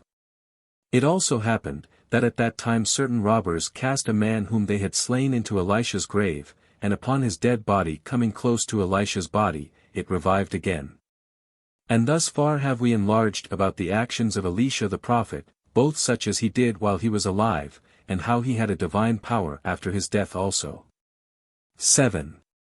Now, upon the death of Hazael, the king of Syria, that kingdom came to Adad his son, with whom Joash, king of Israel, made war. And when he had beaten him in 3 battles, he took from him all that country, and all those cities and villages, which his father Hazael had taken from the kingdom of Israel, which came to pass, however, according to the prophecy of Elisha. But when Joash happened to die, he was buried in Samaria, and the government devolved on his son Jeroboam. Chapter 9. How Amaziah made an expedition against the Edomites and Amalekites and conquered them. But when he afterwards made war against Joash, he was beaten and not long after was slain, and Uzziah succeeded in the government. 1. Now, in the 2nd year of the reign of Joash over Israel, Amaziah reigned over the tribe of Judah in Jerusalem. His mother's name was Jehoadan, who was born at Jerusalem. He was exceeding careful of doing what was right, and this when he was very young. But when he came to the management of affairs, and to the government, he resolved that he ought first of all to avenge his father Jehoash, and to punish those his friends that had laid violent hands upon him, so he seized upon them all, and put them to death. Yet did he execute no severity on their children, but acted therein according to the laws of Moses, who did not think it just to punish children for the sins of their fathers. After this he chose him an army out of the tribe of Judah and Benjamin, of such as were in the flower of their age, and about 20 years old. And when he had collected about 300,000 of them together, he set captains of hundreds over them. He also sent to the king of Israel, and hired 100,000 of his soldiers for 100 talents of silver, for he had resolved to make an expedition against the nations of the Amalekites, and Edomites, and Jebuelites. But as he was preparing for his expedition, and ready to go out to the war, a prophet gave him counsel to dismiss the army of the Israelites, because they were bad men, and because God foretold that he should be beaten, if he made use of them as auxiliaries. But that he should overcome his enemies, though he had but a few soldiers, when it so pleased God. And when the king grudged at his having already paid the hire of the Israelites, the prophet exhorted him to do what God would have him, because he should thereby obtain much wealth from God. So he dismissed them, and said that he still freely gave them their pay, and went himself with his own army, and made war with the nations before mentioned. And when he had beaten them in battle, he slew of them 10,000, and took as many prisoners alive, whom he brought to the great rock which is in Arabia, and threw them down from it headlong. He also brought away a great deal of prey and vast riches from those nations. But while Amaziah was engaged in this expedition, those Israelites whom he had hired, and then dismissed, were very uneasy at it, and taking their dismission for an affront, as supposing that this would not have been done to them but out of contempt, they fell upon his kingdom, and proceeded to spoil the country as far as Beth Horon, and took much cattle, and slew 3,000 men. 2. Now upon the victory which Amaziah had gotten, and the great acts he had done, he was puffed up, and began to overlook God, who had given him the victory, and proceeded to worship the gods he had brought out of the country of the Amalekites. So a prophet came to him, and said, that he wondered how he could esteem these to be gods, who had been of no advantage to their own people who paid them honors, nor had delivered them from his hands, but had overlooked the destruction of many of them, and had suffered themselves to be carried captive, for that they had been carried to Jerusalem in the same manner as any one might have taken some of the enemy alive, and led them thither. This reproof provoked the king to anger, and he commanded the prophet to hold his peace, and threatened to punish him if he meddled with his conduct. So he replied, that he should indeed hold his peace, but foretold withal, that God would not overlook his attempts for innovation. But Amaziah was not able to contain himself under that prosperity which God had given him, although he had affronted God thereupon.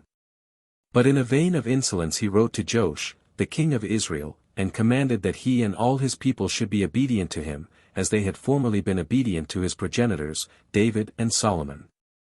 And he let him know, that if he would not be so wise as to do what he commanded him, he must fight for his dominion. To which message Joash returned this answer in writing, King Joash to King Amaziah. There was a vastly tall cypress tree in Mount Lebanon, as also a thistle. This thistle sent to the cypress tree to give the cypress tree's daughter in marriage to the thistle's son. But as the thistle was saying this, there came a wild beast, and trod down the thistle, and this may be a lesson to thee, not to be so ambitious, and to have a care, lest upon thy good success in the fight against the Amalekites thou growest so proud, as to bring dangers upon thyself and upon thy kingdom. 3. When Amaziah had read this letter, he was more eager upon this expedition, which, I suppose, was by the impulse of God, that he might be punished for his offense against him. But as soon as he led out his army against Joash, and they were going to join battle with him, there came such a fear and consternation upon the army of Amaziah, as God, when he is displeased, sends upon men, and discomfited them, even before they came to a close fight. Now it happened, that as they were scattered about by the terror that was upon them, Amaziah was left alone, and was taken prisoner by the enemy. Whereupon Joash threatened to kill him, unless he would persuade the people of Jerusalem to open their gates to him, and receive him and his army into the city. Accordingly Amaziah was so distressed, and in such fear of his life, that he made his enemy to be received into the city. So Joash overthrew a part of the wall, of the length of 400 cubits, and drove his chariot through the breach into Jerusalem, and led Amaziah captive along with him. By which means he became master of Jerusalem, and took away the treasures of God, and carried off all the gold and silver that was in the king's palace, and then freed the king from captivity, and returned to Samaria. Now these things happened to the people of Jerusalem in the 14th year of the reign of Amaziah, who after this had a conspiracy made against him by his friends, and fled to the city Lachish, and was there slain by the conspirators, who sent men thither to kill him. So they took up his dead body, and carried it to Jerusalem, and made a royal funeral for him. This was the end of the life of Amaziah, because of his innovations in religion, and his contempt of God, when he had lived 54 years, and had reigned 29. He was succeeded by his son, whose name was Uzziah. Chapter 10. Concerning Jeroboam king of Israel and Jonah the prophet, and how after the death of Jeroboam his son Zechariah took the government. How Uzziah, king of Jerusalem, subdued the nations that were round about him. And what befell him when he attempted to offer incense to God. 1. In the 15th year of the reign of Amaziah, Jeroboam the son of Joash reigned over Israel in Samaria 40 years. This king was guilty of contumely against God, and became very wicked in worshipping of idols, and in many undertakings that were absurd and foreign.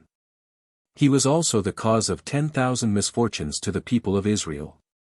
Now one Jonah, a prophet, foretold to him that he should make war with the Syrians, and conquer their army, and enlarge the bounds of his kingdom on the northern parts to the city Hamath, and on the southern to the lake Asphaltitis. For the bounds of the Canaanites originally were these, as Joshua their general had determined them. So Jeroboam made an expedition against the Syrians, and overran all their country, as Jonah had foretold. 2. Now I cannot but think it necessary for me, who have promised to give an accurate account of our affairs, to describe the actions of this prophet, so far as I have found them written down in the Hebrew books. Jonah had been commanded by God to go to the kingdom of Nineveh, and when he was there, to publish it in that city, how it should lose the dominion it had over the nations. But he went not, out of fear. Nay, he ran away from God to the city of Joppa, and finding a ship there, he went into it, and sailed to Tarsus, in Cilicia, and upon the rise of a most terrible storm, which was so great that the ship was in danger of sinking, the mariners, the master, and the pilot himself, made prayers and vows, in case they escaped the sea, but Jonah lay still and covered, in the ship, without imitating anything that the others did.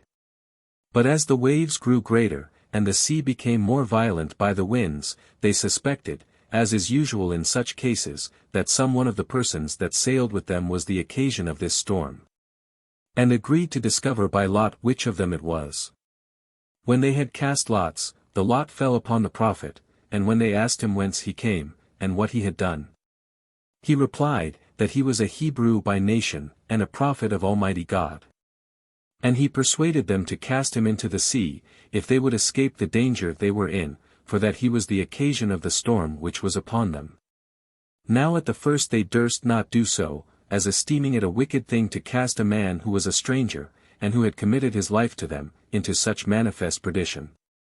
But at last, when their misfortune overbore them, and the ship was just going to be drowned, and when they were animated to do it by the prophet himself, and by the fear concerning their own safety, they cast him into the sea.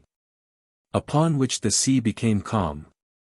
It is also reported that Jonah was swallowed down by a whale, and that when he had been there 3 days, and as many nights, he was vomited out upon the Euxine Sea, and this alive, and without any hurt upon his body. And there, on his prayer to God, he obtained pardon for his sins, and went to the city Nineveh, where he stood so as to be heard, and preached, that in a very little time they should lose the dominion of Asia. And when he had published this, he returned. Now I have given this account about him as I found it written, in our books. 3. When Jeroboam the king had passed his life in great happiness, and had ruled 40 years, he died, and was buried in Samaria, and his son Zechariah took the kingdom. After the same manner did Uzziah, the son of Amaziah, begin to reign over the 2 tribes in Jerusalem, in the 14th year of the reign of Jeroboam.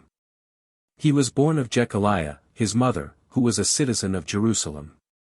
He was a good man, and by nature righteous and magnanimous, and very laborious in taking care of the affairs of his kingdom.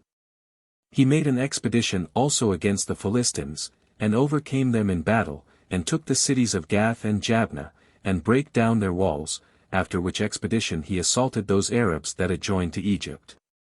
He also built a city upon the Red Sea, and put a garrison into it. He, after this, overthrew the Ammonites, and appointed that they should pay tribute. He also overcame all the countries as far as the bounds of Egypt, and then began to take care of Jerusalem itself for the rest of his life. For he rebuilt and repaired all those parts of the wall which had either fallen down by length of time, or by the carelessness of the kings, his predecessors, as well as all that part which had been thrown down by the king of Israel. When he took his father Amaziah prisoner, and entered with him into the city. Moreover, he built a great many towers, of 150 cubits high, and built walled towns in desert places, and put garrisons into them, and dug many channels for conveyance of water. He had also many beasts for labor, and an immense number of cattle, for his country was fit for pasturage. He was also given to husbandry, and took care to cultivate the ground, and planted it with all sorts of plants, and sowed it with all sorts of seeds. He had also about him an army composed of chosen men, in number 370,000, who were governed by general officers and captains of thousands, who were men of valor, and of unconquerable strength, in number 2,000. He also divided his whole army into bands, and armed them, giving every one a sword, with brazen bucklers and breastplates, with bows and slings.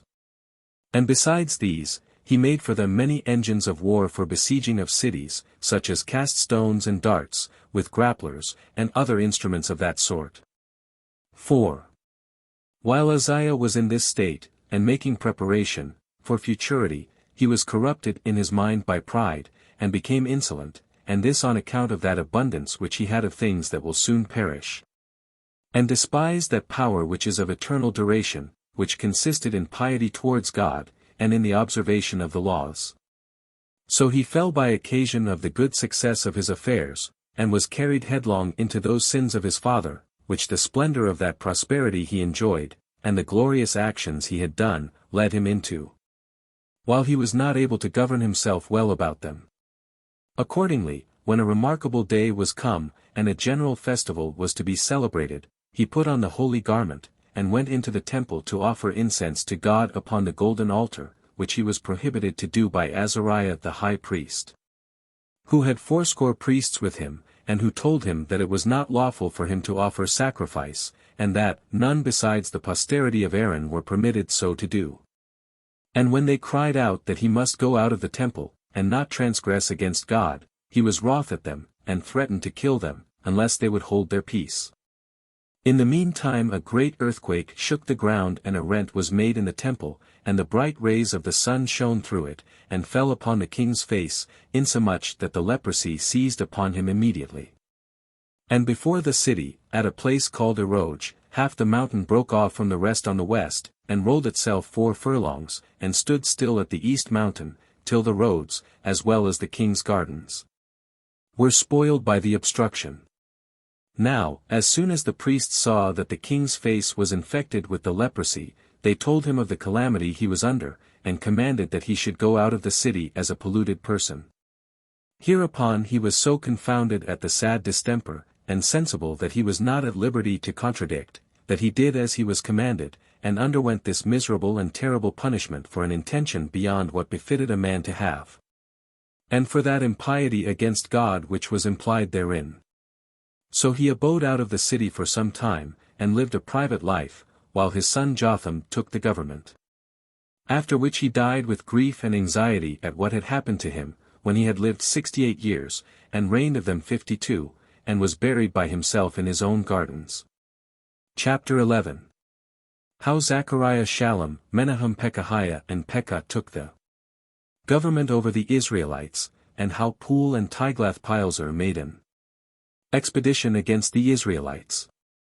How Jotham, the son of Uzziah reigned over the tribe of Judah. And what things Nahum prophesied against the Assyrians. 1.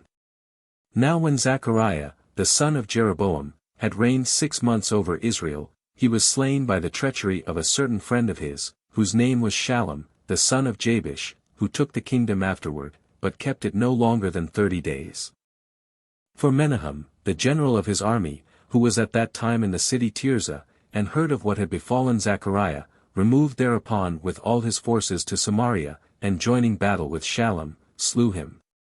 And when he had made himself king, he went thence, and came to the city Tiphsah.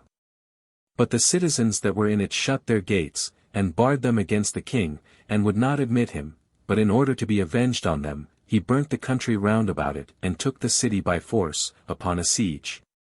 And being very much displeased at what the inhabitants of Tiphsah had done, he slew them all, and spared not so much as the infants, without omitting the utmost instances of cruelty and barbarity. For he used such severity upon his own countrymen, as would not be pardonable with regard to strangers who had been conquered by him. And after this manner it was that this Menahem continued to reign with cruelty and barbarity for 10 years. But when Pul, king of Assyria, had made an expedition against him, he did not think meet to fight or engage in battle with the Assyrians, but he persuaded him to accept of 1,000 talents of silver, and to go away, and so put an end to the war. This sum the multitude collected for Menahem, by exacting 50 drachmae as poll money for every head. After which he died, and was buried in Samaria, and left his son Pekahiah his successor in the kingdom, who followed the barbarity of his father, and so ruled but 2 years only, after which he was slain with his friends at a feast. By the treachery of one Pekah, the general of his horse, and the son of Remaliah, who laid snares for him. Now this Pekah held the government 20 years, and proved a wicked man and a transgressor. But the king of Assyria, whose name was Tiglath-Pileser, when he had made an expedition against the Israelites, and had overrun all the land of Gilead, and the region beyond Jordan, and the adjoining country, which is called Galilee, and Kadesh, and Hazor, he made the inhabitants prisoners, and transplanted them into his own kingdom. And so much shall suffice to have related here concerning the king of Assyria. 2. Now Jotham the son of Uzziah reigned over the tribe of Judah in Jerusalem, being a citizen thereof by his mother, whose name was Jerusha. This king was not defective in any virtue, but was religious towards God, and righteous towards men, and careful of the good of the city, for what part soever wanted to be repaired or adorned he magnificently repaired and adorned them. He also took care of the foundations of the cloisters in the temple, and repaired the walls that were fallen down, and built very great towers, and such as were almost impregnable. And if anything else in his kingdom had been neglected, he took great care of it. He also made an expedition against the Ammonites, and overcame them in battle, and ordered them to pay tribute, 100 talents, and 10,000 kori of wheat, and as many of barley, every year, and so augmented his kingdom, that his enemies could not despise it, and his own people lived happily. 3.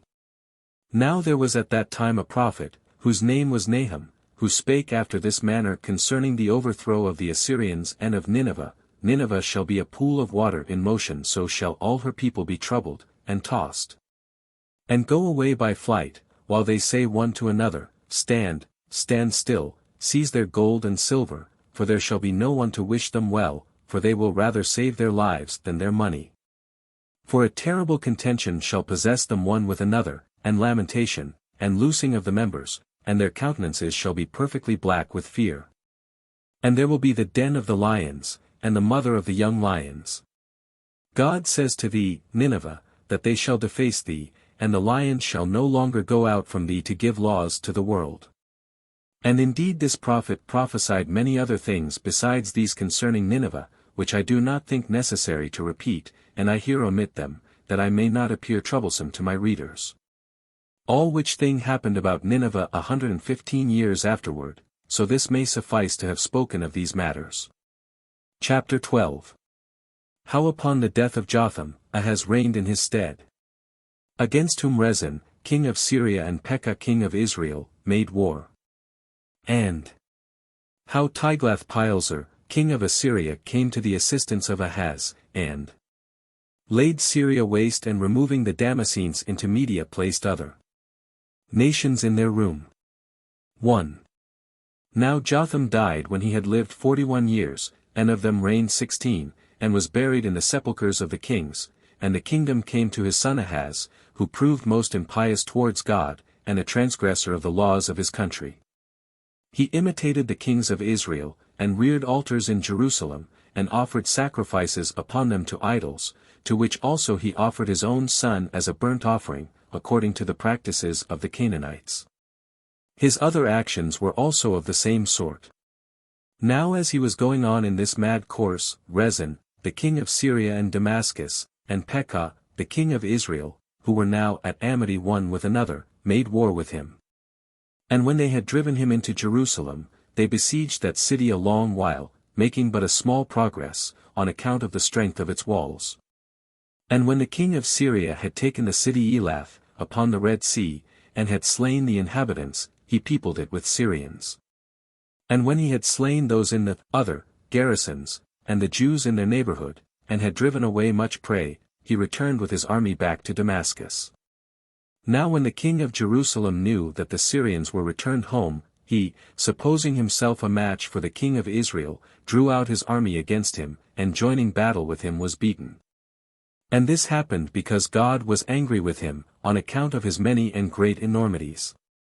Accordingly there were slain by the Israelites 120,000 of his men that day, whose general, Amaziah by name, slew Zechariah the king's son, in his conflict with Ahaz, as well as the governor of the kingdom, whose name was Azrikam. He also carried Elkanah, the general of the troops of the tribe of Judah, into captivity. They also carried the women and children of the tribe of Benjamin captives, and when they had gotten a great deal of prey, they returned to Samaria. 2. Now there was one Obed, who was a prophet at that time in Samaria. He met the army before the city walls, and with a loud voice told them that they had gotten the victory not by their own strength, but by reason of the anger God had against King Ahaz. And he complained that they were not satisfied with the good success they had had against him, but were so bold as to make captives out of their kinsmen the tribes of Judah and Benjamin. He also gave them counsel to let them go home without doing them any harm, for that if they did not obey God herein, they should be punished. So the people of Israel came together to their assembly, and considered of these matters, when a man whose name was Berechiah, and who was one of chief reputation in the government, stood up, and the others with him, and said, We will not suffer the citizens to bring these prisoners into the city, lest we be all destroyed by God. We have sins enough of our own that we have committed against him, as the prophets assure us, nor ought we therefore to introduce the practice of new crimes. When the soldiers heard that, they permitted them to do what they thought best. So the forenamed men took the captives, and let them go, and took care of them, and gave them provisions, and sent them to their own country, without doing them any harm. However, these 4 went along with them, and conducted them as far as Jericho, which is not far from Jerusalem, and returned to Samaria. 3. Hereupon King Ahaz, having been so thoroughly beaten by the Israelites, sent to Tiglath-Pileser, king of the Assyrians, and sued for assistance from him in his war against the Israelites, and Syrians, and Damascenes, with a promise to send him much money. He sent him also great presents at the same time.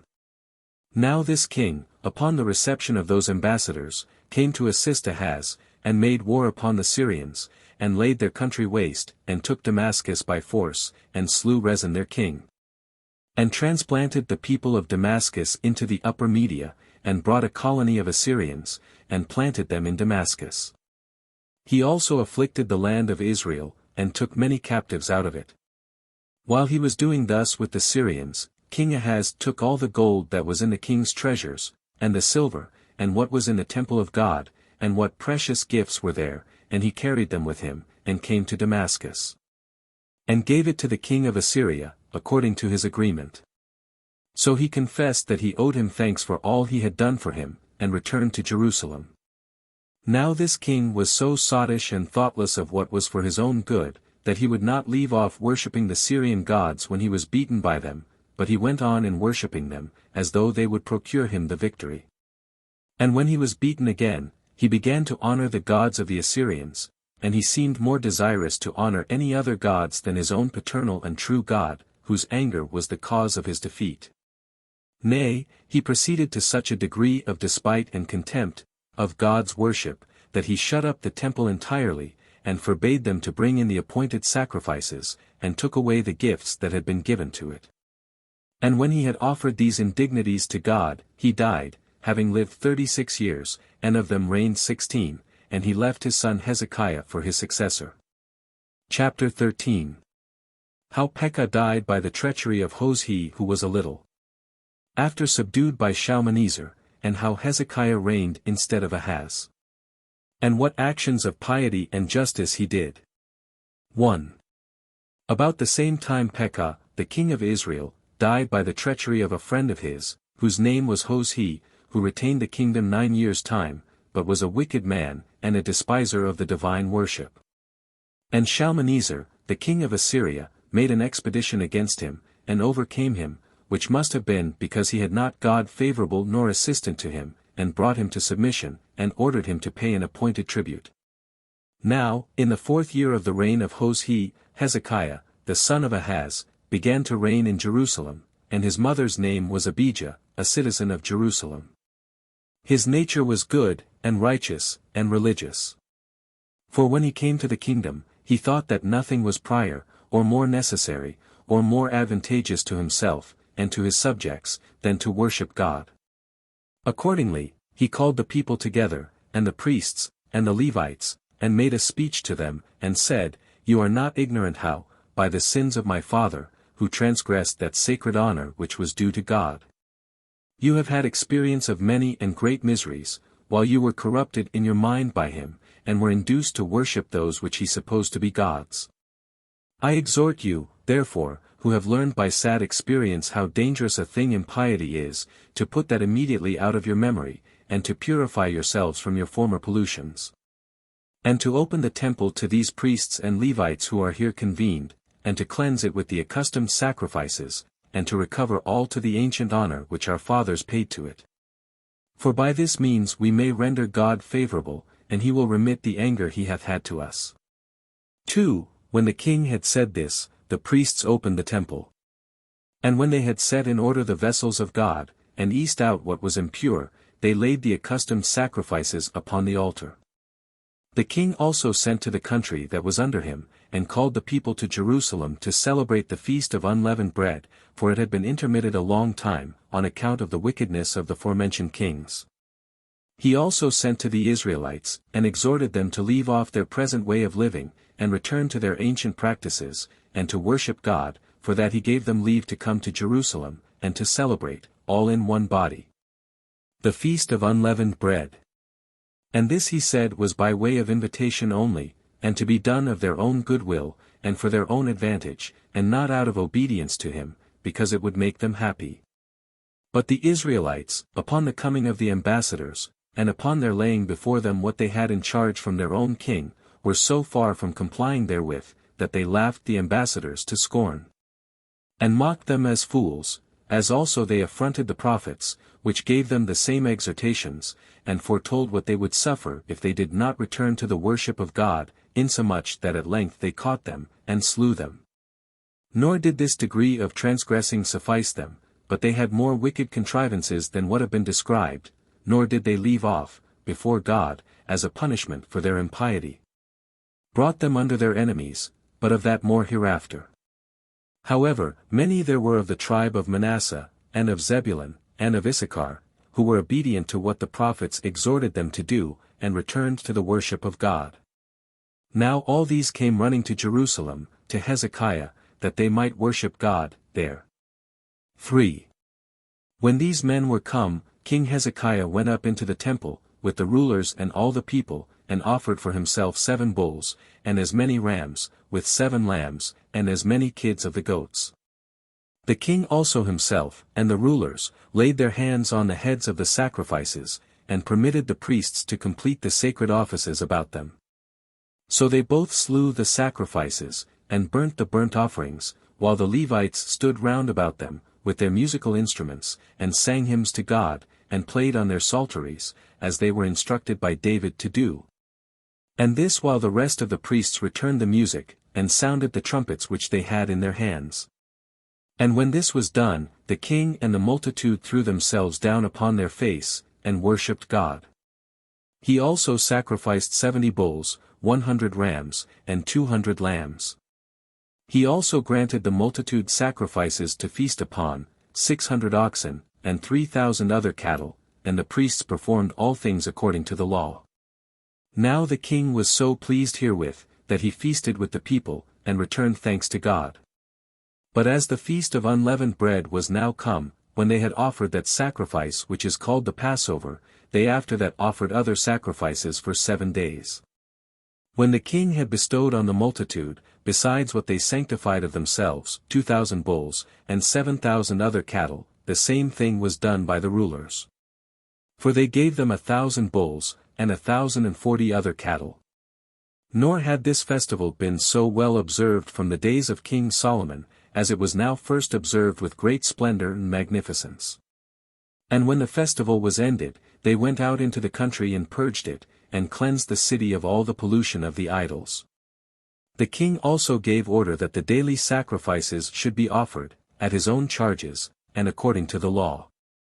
And appointed that the tithes and the firstfruits should be given by the multitude to the priests and Levites, that they might constantly attend upon divine service, and never be taken off from the worship of God. Accordingly, the multitude brought together all sorts of their fruits to the priests and the Levites. The king also made garners and receptacles for these fruits, and distributed them to every one of the priests and Levites, and to their children and wives, and thus did they return to their old form of divine worship.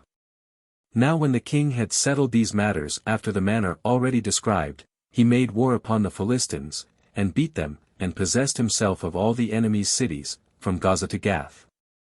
But the king of Assyria sent to him, and threatened to overturn all his dominions, unless he would pay him the tribute which his father paid him formerly.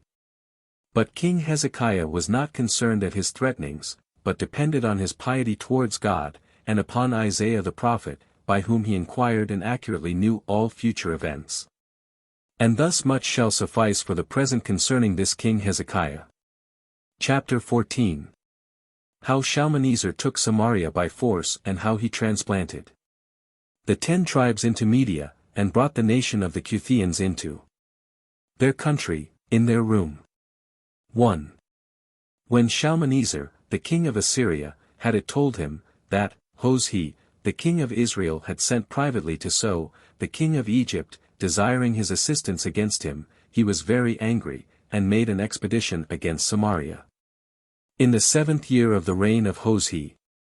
But when he was not admitted, into the city, by the king, he besieged Samaria 3 years, and took it by force in the 9th year of the reign of Hoshea, and in the 7th year of Hezekiah, king of Jerusalem. And quite demolished the government of the Israelites, and transplanted all the people into Media and Persia, among whom he took King Hoshea alive. And when he had removed these people out of their land, he transplanted other nations out of Cutha, a place so called, for there is, still, a river of that name in Persia, into Samaria, and into the country of the Israelites. So the 10 tribes of the Israelites were removed out of Judea 947 years after their forefathers were come out of the land of Egypt, and possessed themselves of the country.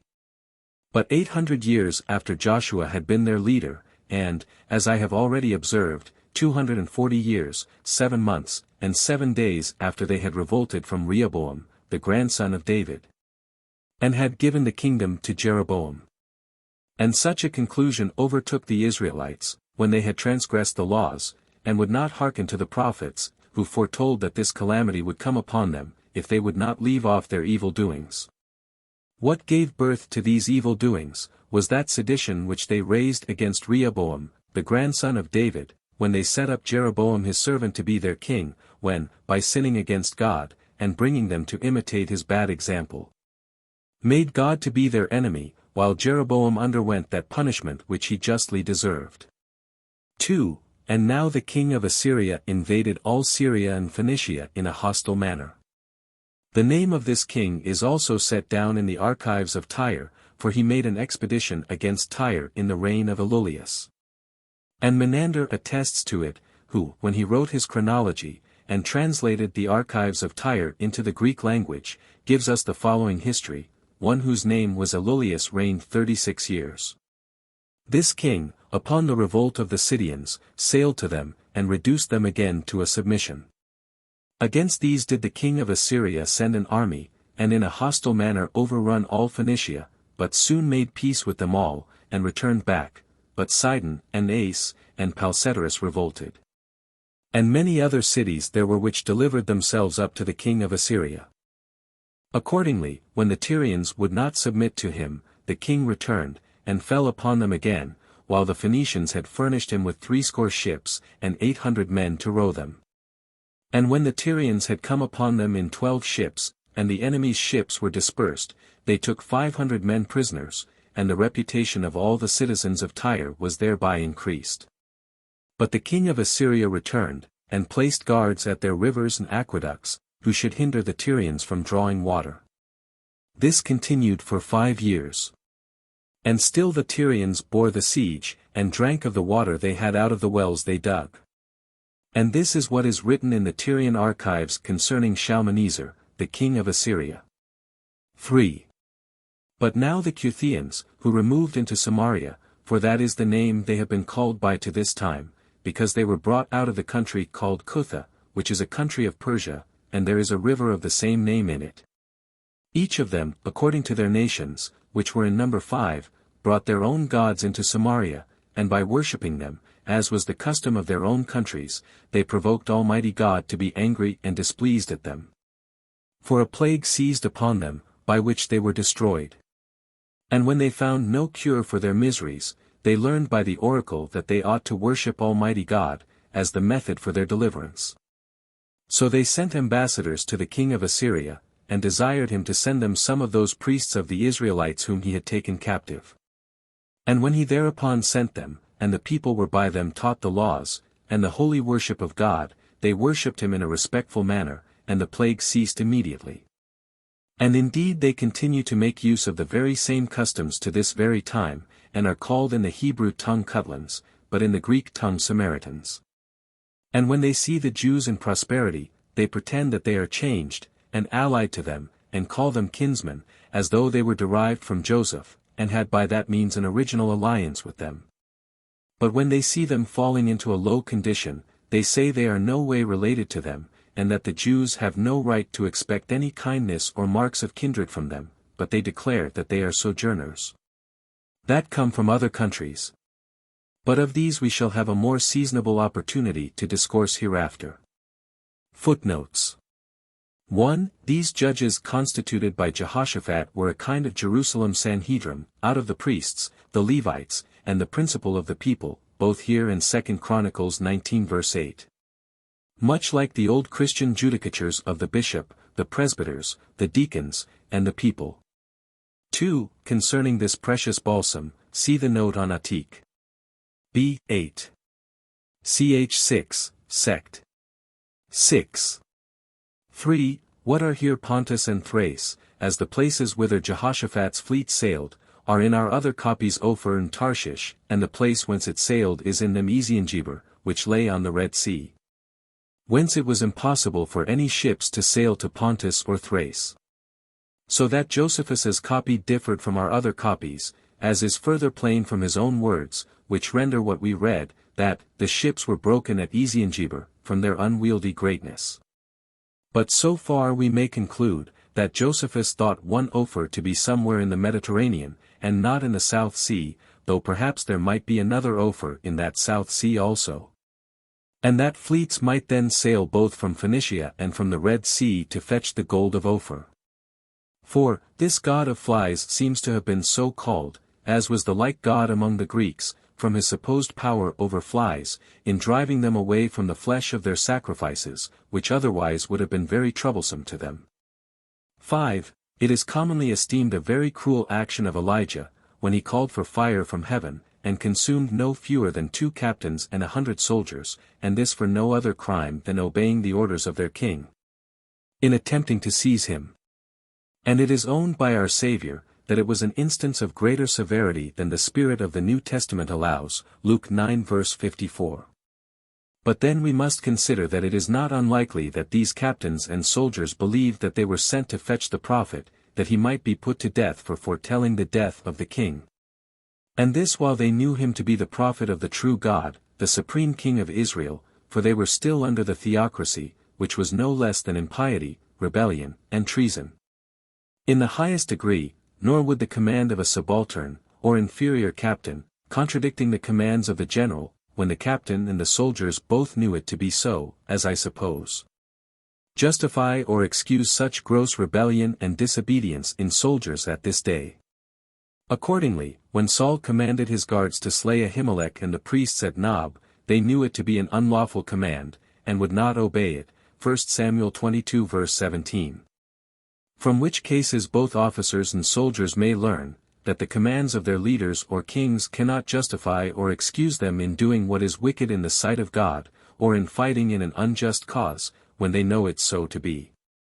6. This practice of cutting down, or plucking up by the roots, the fruit trees was forbidden, even in ordinary wars, by the law of Moses, Deuteronomy 20 verses 19 and 20, and only allowed by God in this particular case.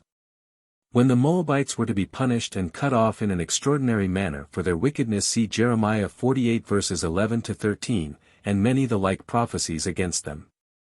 Nothing could therefore justify this practice but a particular commission from God by his prophet, as in the present case, which was ever a sufficient warrant for breaking any such ritual or ceremonial law whatsoever. 7. That this woman who cried to Elisha, and who in our Bible is styled the wife of one of the sons of the prophets, 2 Kings 4 verse 1, was no other than the widow of Obadiah, the good steward of Ahab, is confirmed by the Chaldee Paraphrast, and by the rabbins and others. Nor is that unlikely which Josephus here adds, that these debts were contracted by her husband for the support of those 100 of the Lord's prophets, whom he maintained by 50 in a cave, in the days of Ahab and Jezebel, 1 Kings 18 verse 4. Which circumstance rendered it highly fit that the prophet Elisha should provide her a remedy, and enable her to redeem herself and her sons from the fear of that slavery which insolvent debtors were liable to by the law of Moses, Leviticus 25 verse 39. Matthew 18 verse 25, which he did accordingly, with God's help, at the expense of a miracle. 8. Dr. Hudson, with very good reason, suspects that there is no small defect in our present copies of Josephus, just before the beginning of this section. And that chiefly as to that distinct account which he had given us reason to expect in the first section, and to which he seems to refer, ch. 8. Sect. 6. Concerning the glorious miracles which Elisha wrought, which indeed in our Bibles are not a few, 2 Kings 6-9, but of which we have several omitted in Josephus's present copies. One of those histories, omitted at present, was evidently in his Bible, I mean that of the curing of Naaman's leprosy, 2 Kings 5, for he plainly alludes to it, b. 3. Ch. 11, Sect. 4, where he observes, that there were lepers in many nations who yet have been in honor, and not only free from reproach and avoidance, but who have been great captains of armies, and been entrusted with high offices in the commonwealth, and have had the privilege of entering into holy places and temples.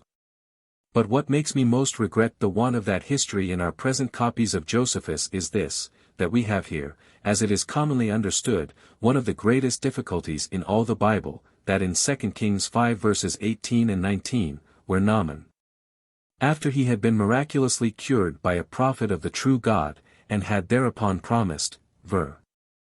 17, that he would henceforth offer neither burnt offering nor sacrifice unto other gods, but unto the Lord, adds, in this thing the Lord pardon thy servant, that when my master goeth into the house of Rimnu to worship there, and he leaneth on my hands, and I bow myself in the house of Rimmort. When I bow down myself in the house of Rimmort, the Lord pardon thy servant in this thing. And Elisha said, Go in peace. This looks like a prophet's permission for being partaker in idolatry itself, out of compliance with an idolatrous court. 9. Upon occasion of this stratagem of Elisha, in Josephus, we may take notice, that although Josephus was one of the greatest lovers of truth in the world, yet in a just war he seems to have had no manner of scruple upon him by all such stratagems possible to deceive public enemies. See this Josephus's account of Jeremiah's imposition on the great men of the Jews in somewhat like case, Antique, B.X. ch. 7, sect. 6, 2 Samuel 16 verse 16, and 10. This son of a murderer was Joram, the son of Ahab, which Ahab slew, or permitted his wife Jezebel to slay, the Lord's prophets, and Naboth, 1 Kings 18 verse 4, 21 verse 19. And he is here called by this name, I suppose, because he had now also himself sent an officer to murder him. Yet is Josephus's account of Joram's coming himself at last as repenting of his intended cruelty, much more probable than that in our copies, 2 Kings 6 verse 33, which rather implies the contrary. 11. This law of the Jews, for the exclusion of lepers out of the camp in the wilderness, and out of the cities in Judea, is a known one, Leviticus 13 verse 46, Numbers 5:14. 12. Since Elijah did not live to anoint Hazael king of Syria himself, as he was empowered to do, 1 Kings 19 verse 15, it was most probably now done, in his name, by his servant and successor Elisha. Nor does it seem to me otherwise but that Ben-Hadad immediately recovered of his disease, as the prophet foretold. And that Hazael, upon his being anointed to succeed him though he ought to have stayed till he died by the course of nature, or some other way of divine punishment, as did David for many years in the like case, was too impatient. And the very next day smothered or strangled him, in order to come directly to the succession. 13. What Mr. Leclerc pretends here, that it is more probable that Hazael and his son were worshipped by the Syrians and people of Damascus till the days of Josephus, than Ben-Hadad and Hazael, because under Ben-Hadad they had greatly suffered. And because it is almost incredible that both a king and that king's murderer should be worshipped by the same Syrians, is of little force against those records, out of which Josephus drew this history. Especially when it is likely that they thought Ben-Hadad died of the distemper he labored under, and not by Hazael's treachery. Besides, the reason that Josephus gives for this adoration, that these two kings had been great benefactors to the inhabitants of Damascus, and had built them temples, is too remote from the political suspicions of Leclerc. Nor ought such weak suspicions to be deemed of any force against authentic testimonies of antiquity. 14. This epistle, in some copies of Josephus, is said to come to Jodar from Elijah, with this addition, for he was yet upon earth, which could not be true of Elijah, who, as all agree, was gone from the earth about 4 years before. And could only be true of Elisha.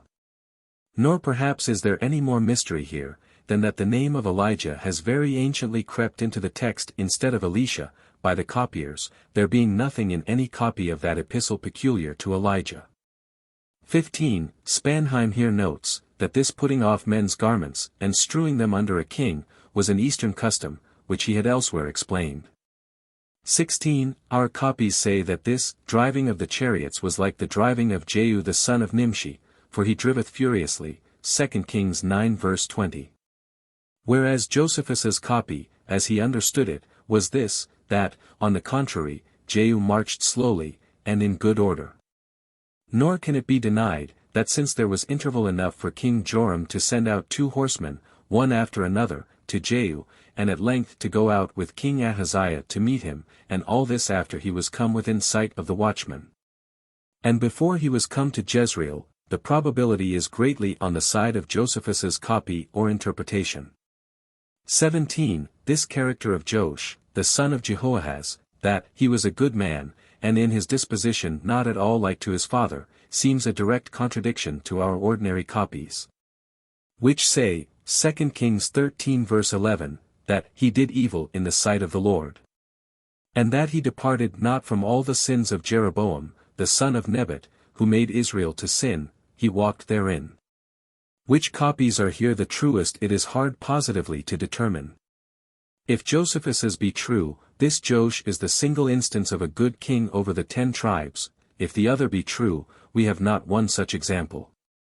The account that follows, in all copies, of Elisha the prophet's concern for him, and his concern for Elisha, greatly favors Josephus's copies, and supposes this king to have been then a good man, and no idolater, with whom God's prophets used not to be so familiar.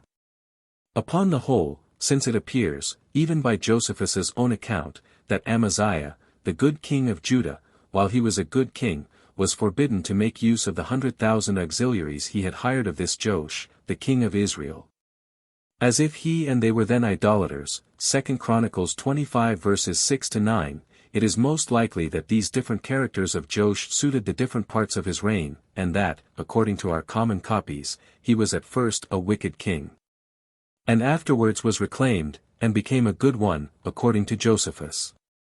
18. What I have above noted concerning Jehoash, seems to me to have been true also concerning his son Jeroboam too, viz. that although he began wickedly, as Josephus agrees with our other copies, and, as he adds, was the cause of a vast number of misfortunes to the Israelites, in those his first years, the particulars of which are unhappily wanting both in Josephus and in all our copies, so does it seem to me that he was afterwards reclaimed, and became a good king, and so was encouraged by the prophet Jonah, and had great successes afterward.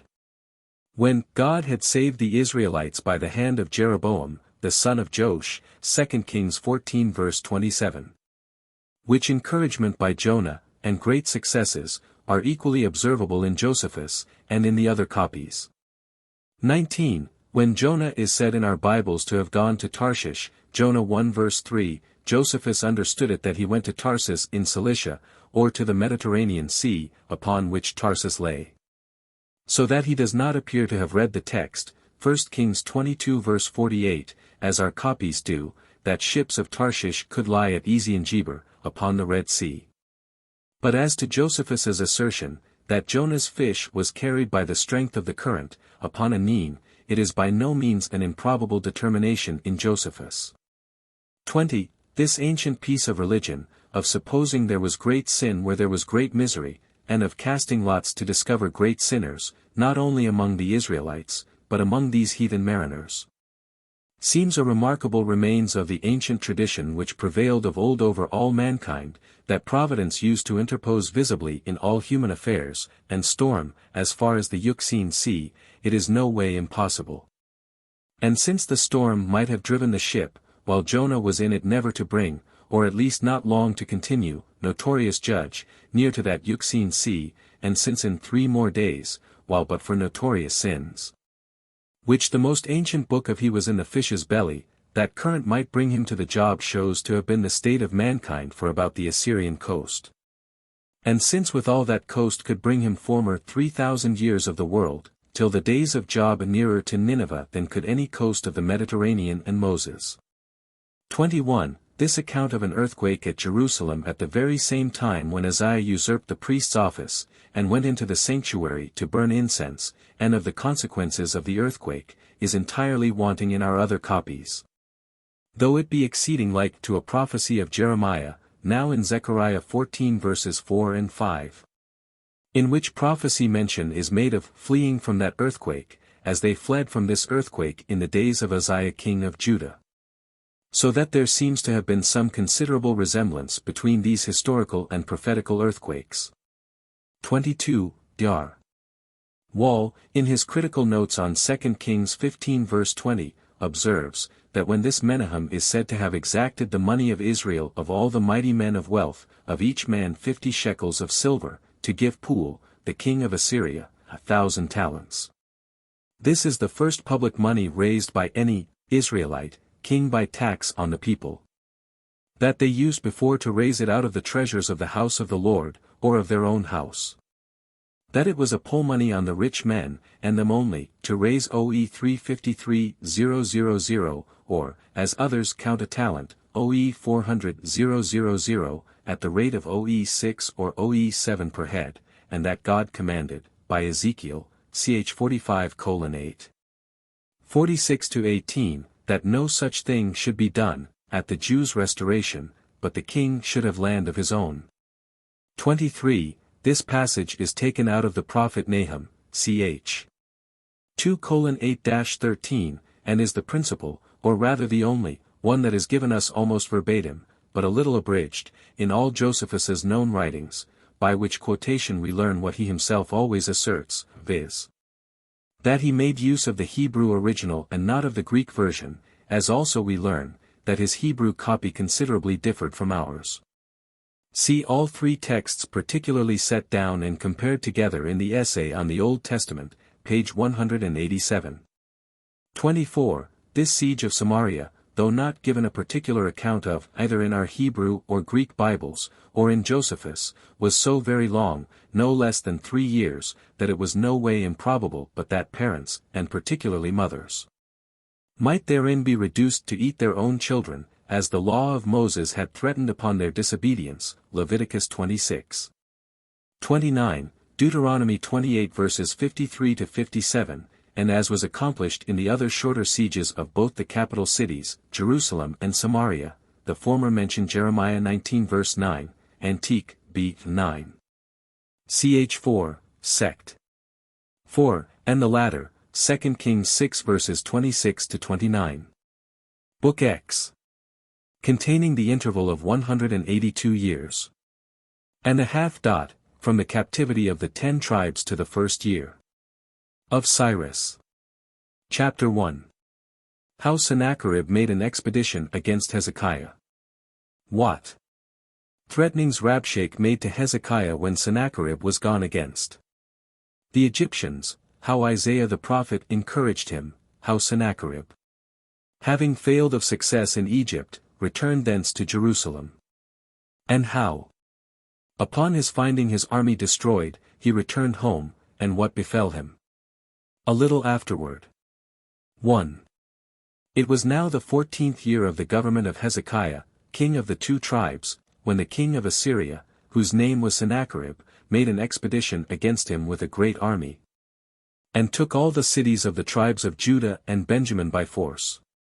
And when he was ready to bring his army against Jerusalem, Hezekiah sent ambassadors to him beforehand, and promised to submit, and pay what tribute he should appoint.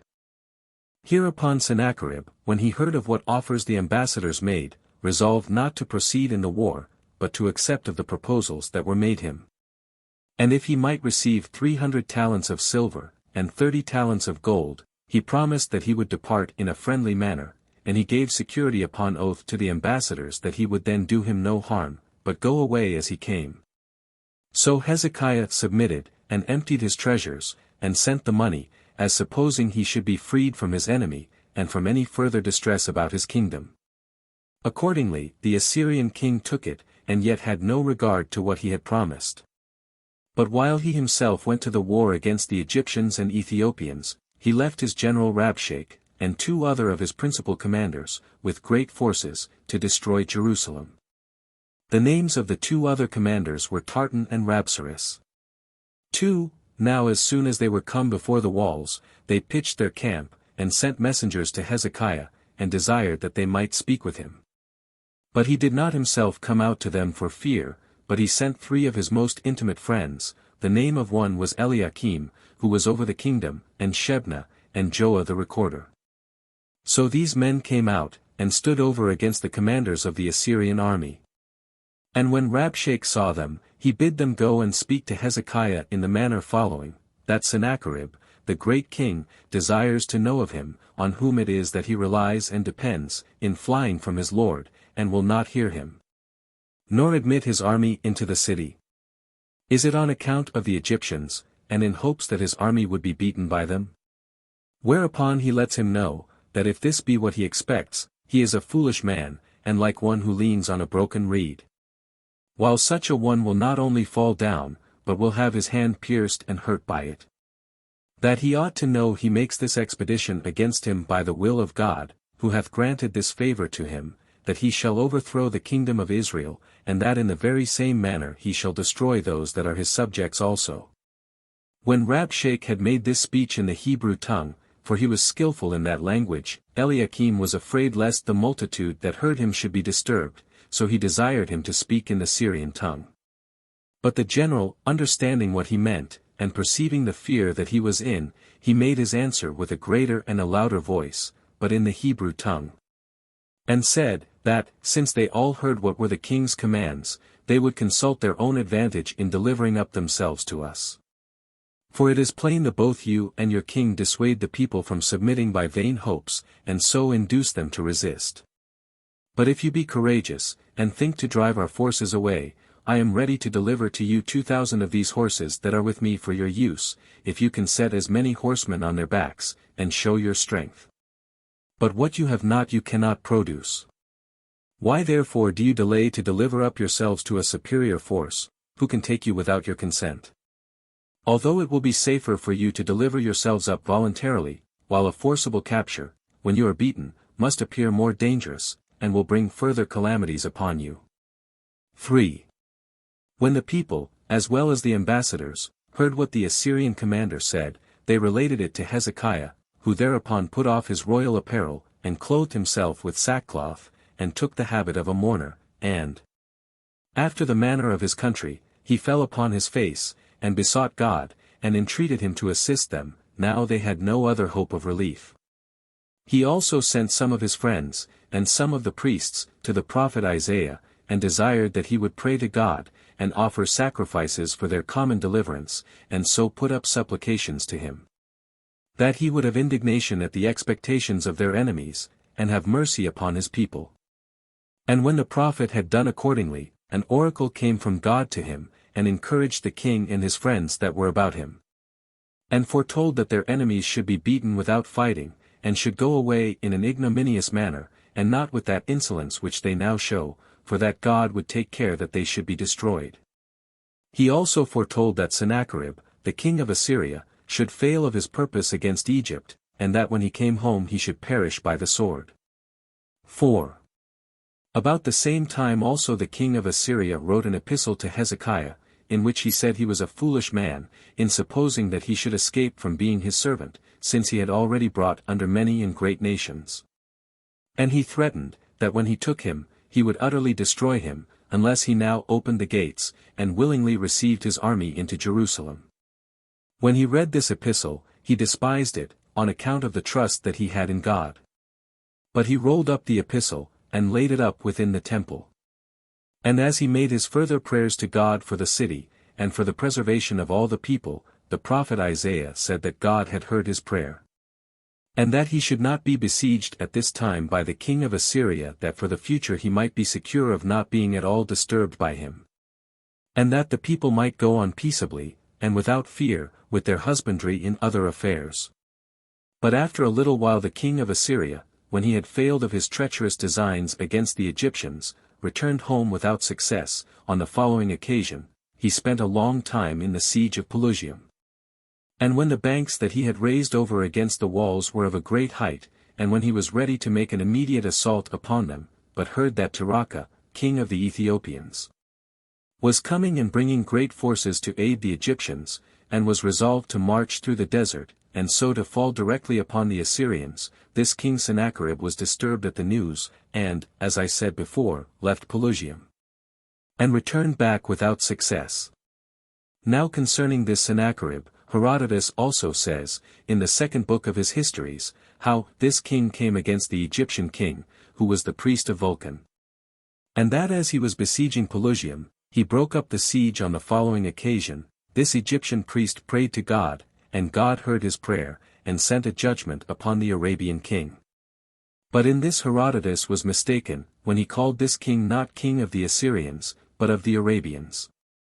For he saith that, a multitude of mice gnawed to pieces in one night both the bows and the rest of the armor of the Assyrians, and that it was on that account that the king, when he had no bows left, drew off his army from Pelusium.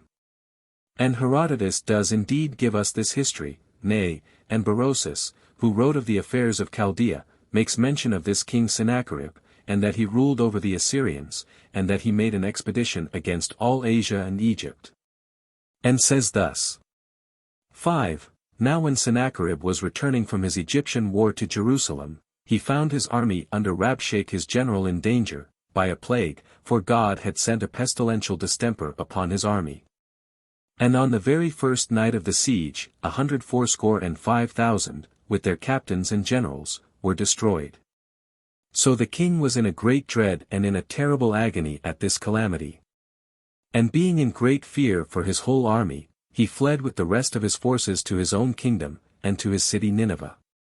And when he had abode there a little while, he was treacherously assaulted, and died by the hands of his elder sons, Adramelech and Sarecer, and was slain in his own temple, which was called Arask.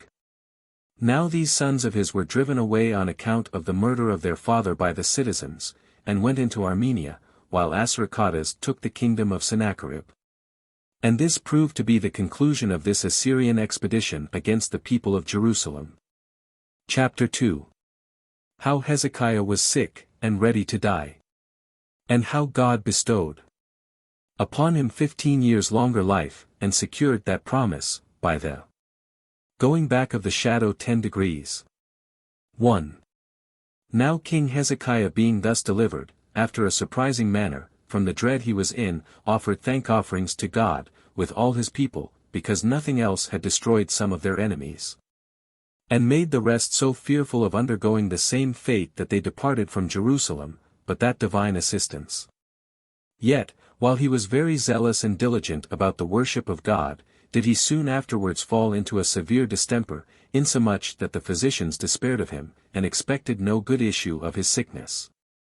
As neither did his friends, and besides the distemper itself, there was a very melancholy circumstance that disordered the king, which was the consideration that he was childless, and was going to die, and leave his house and his government without a successor of his own body. So he was troubled at the thoughts of this his condition, and lamented himself, and entreated of God that he would prolong his life for a little while till he had some children, and not suffer him to depart this life before he was become a father. Hereupon God had mercy upon him, and accepted of his supplication, because the trouble he was under at his supposed death was not because he was soon to leave the advantages he enjoyed in the kingdom. Nor did he on that account pray that he might have a longer life afforded him, but in order to have sons, that might receive the government after him. And God sent Isaiah the prophet, and commanded him to inform Hezekiah, that within 3 days' time he should get clear of his distemper, and should survive it 15 years, and that he should have children also.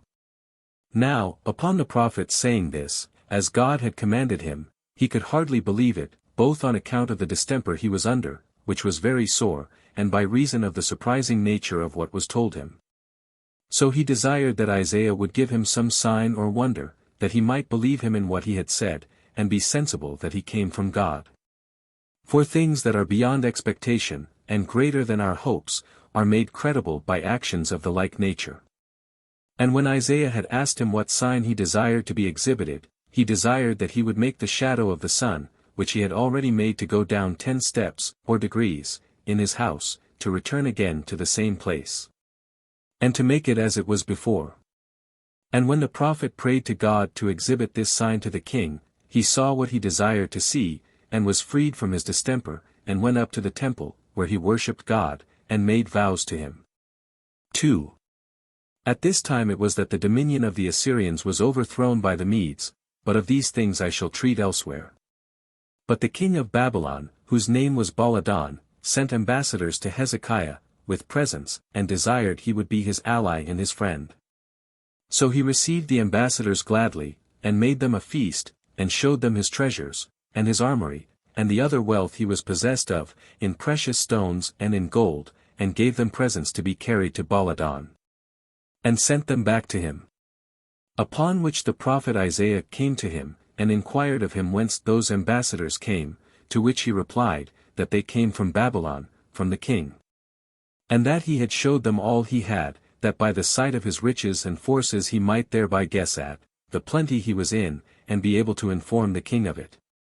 But the prophet rejoined, and said, Know thou, that, after a little while, these riches of thine shall be carried away to Babylon, and thy posterity shall be made eunuchs there, and lose their manhood, and be servants to the king of Babylon. For that God foretold such things would come to pass. Upon which words Hezekiah was troubled, and said that he was himself unwilling that his nation should fall into such calamities. Yet since it is not possible to alter what God had determined, he prayed that there might be peace while he lived. Berosus also makes mention of this Baladan, king of Babylon. Now as to this prophet, Isaiah, he was by the confession of all, a divine and wonderful man in speaking truth. And out of the assurance that he had never written what was false, he wrote down all his prophecies, and left them behind him in books, that their accomplishment might be judged of from the events by posterity, nor did this prophet do so alone. But the others, which were 12 in number, did the same. And whatsoever is done among us, whether it be good, or whether it be bad, comes to pass according to their prophecies, but of every one of these we shall speak hereafter. Chapter 3. How Manasseh reigned after Hezekiah. And how when he was in captivity he returned to God and was restored to his kingdom and left it. 2. His son, Amon. 1. When King Hezekiah had survived the interval of time already mentioned, and had dwelt all that time in peace, he died, having completed 54 years of his life, and reigned 29. But when his son Manasseh, whose mother's name was Hephzibah, of Jerusalem, had taken the kingdom, he departed from the conduct of his father, and fell into a course of life quite contrary thereto, and showed himself in his manners most wicked in all respects, and omitted no sort of impiety, but imitated those transgressions of the Israelites, by the commission of which against God they had been destroyed. For he was so hardy as to defile the temple of God, and the city, and the whole country, for, by setting out from a contempt of God, he barbarously slew all the righteous men that were among the Hebrews. Nor would he spare the prophets, for he every day slew some of them, till Jerusalem was overflown with blood. So God was angry at these proceedings, and sent prophets to the king, and to the multitude, by whom he threatened the very same calamities to them which their brethren the Israelites, upon the like affronts offered to God, were now under. But these men would not believe their words, by which belief they might have reaped the advantage of escaping all those miseries, yet did they in earnest learn that what the prophets had told them was true. 2. And when they persevered in the same course of life, God raised up war against them from the king of Babylon and Chaldea, who sent an army against Judea, and laid waste the country. And caught King Manasseh by treachery, and ordered him to be brought to him, and had him under his power to inflict what punishment he pleased upon him. But then it was that Manasseh perceived what a miserable condition he was in, and esteeming himself the cause of all, he besought God to render his enemy humane and merciful to him. Accordingly, God heard his prayer, and granted him what he prayed for. So Manasseh was released by the king of Babylon, and escaped the danger he was in. And when he was come to Jerusalem, he endeavored, if it were possible, to cast out of his memory those his former sins against God, of which he now repented, and to apply himself to a very religious life. He sanctified the temple, and purged the city, and for the remainder of his days he was intent on nothing but to return his thanks to God for his deliverance, and to preserve him propitious to him all his life long. He also instructed the multitude to do the same, as having very nearly experienced what a calamity he was fallen into by a contrary conduct. He also rebuilt the altar, and offered the legal sacrifices, as Moses commanded. And when he had re-established what concerned the divine worship, as it ought to be, he took care of the security of Jerusalem. He did not only repair the old walls with great diligence, but added another wall to the former. He also built very lofty towers, and the garrison places before the city he strengthened, not only in other respects, but with provisions of all sorts that they wanted. And indeed, when he had changed his former course, he so led his life for the time to come, that from the time of his return to piety towards God he was deemed a happy man, and a pattern for imitation.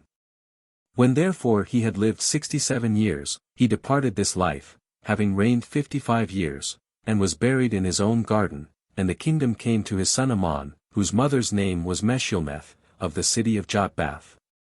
Chapter 4. How Amon reigned instead of Manasseh, and after Amon reigned Josiah, he was both righteous and religious. As also concerning Huldah the prophetess. 1. This Amon imitated those works of his father which he insolently did when he was young, so he had a conspiracy made against him by his own servants, and was slain in his own house, when he had lived 24 years, and of them had reigned 2. But the multitude punished those that slew Ammon, and buried him with his father, and gave the kingdom to his son Josiah, who was 8 years old. His mother was of the city of Bosketh, and her name was Jedidah. He was of a most excellent disposition, and naturally virtuous, and followed the actions of King David, as a pattern and a rule to him in the whole conduct of his life. And when he was 12 years old, he gave demonstrations of his religious and righteous behavior. For he brought the people to a sober way of living, and exhorted them to leave off the opinion they had of their idols, because they were not gods, but to worship their own God. And by repeating on the actions of his progenitors, he prudently corrected what they did wrong, like a very elderly man, and like one abundantly able to understand what was fit to be done. And what he found they had well done, he observed all the country over, and imitated the same. And thus he acted in following the wisdom and sagacity of his own nature, and in compliance with the advice and instruction of the elders. For by following the laws it was that he succeeded so well in the order of his government, and in piety with regard to the divine worship. And this happened because the transgressions of the former kings were seen no more, but quite vanished away. For the king went about the city, and the whole country, and cut down the groves which were devoted to strange gods, and overthrew their altars. And if there were any gifts dedicated to them by his forefathers, he made them ignominious, and plucked them down, and by this means he brought the people back from their opinion about them to the worship of God. He also offered his accustomed sacrifices and burnt offerings upon the altar. Moreover, he ordained certain judges and overseers, that they might order the matters to them severally belonging, and have regard to justice above all things, and distribute it with the same concern they would have about their own soul. He also sent over all the country, and desired such as pleased to bring gold and silver for the repairs of the temple, according to every one's inclinations and abilities. And when the money was brought in, he made one Messiah the governor of the city, and Shaphan the scribe, and Joab the recorder, and Eliakim the high priest, curators of the temple, and of the charges contributed thereto. Who made no delay, nor put the work off at all, but prepared architects, and whatsoever was proper for those repairs, and set closely about the work. So the temple was repaired by this means, and became a public demonstration of the king's piety. 2. But when he was now in the 18th year of his reign, he sent to Eliakim the high priest, and gave order, that out of what money was overplus, he should cast cups, and dishes, and vials, for ministration, in the temple. And besides, that they should bring all the gold or silver which was among the treasures, and expend that also in making cups and the like vessels. But as the high priest was bringing out the gold, he lighted upon the holy books of Moses that were laid up in the temple. And when he had brought them out, he gave them to Shaphan the scribe, who, when he had read them, came to the king, and informed him that all was finished which he had ordered to be done. He also read over the books to him, who, when he had heard them read, rent his garment, and called for Eliakim the high priest, and for Shaphan, the scribe, and for certain other of his most particular friends. And sent them to Huldah the prophetess, the wife of Shallum, which Shallum was a man of dignity, and of an eminent family, and bid them go to her, and say that, he desired, she would appease God, and endeavor to render him propitious to them.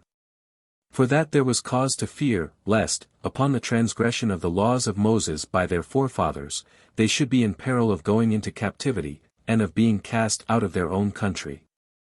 Lest they should be in want of all things, and so end their days miserably. When the prophetess had heard this from the messengers that were sent to her by the king, she bid them go back to the king, and say that God had already given sentence against them, to destroy the people, and cast them out of their country, and deprive them of all the happiness they enjoyed. Which sentence none could set aside by any prayers of theirs, since it was passed on account of their transgressions of the laws, and of their not having repented in so long a time, while the prophets had exhorted them to amend, and had foretold the punishment that would ensue on their impious practices, which threatening God would certainly execute upon them, that they might be persuaded that he is God, and had not deceived them in any respect as to what he had denounced by his prophets. That yet, because Josiah was a righteous man, he would at present delay those calamities, but that after his death he would send on the multitude what miseries he had determined for them. 3.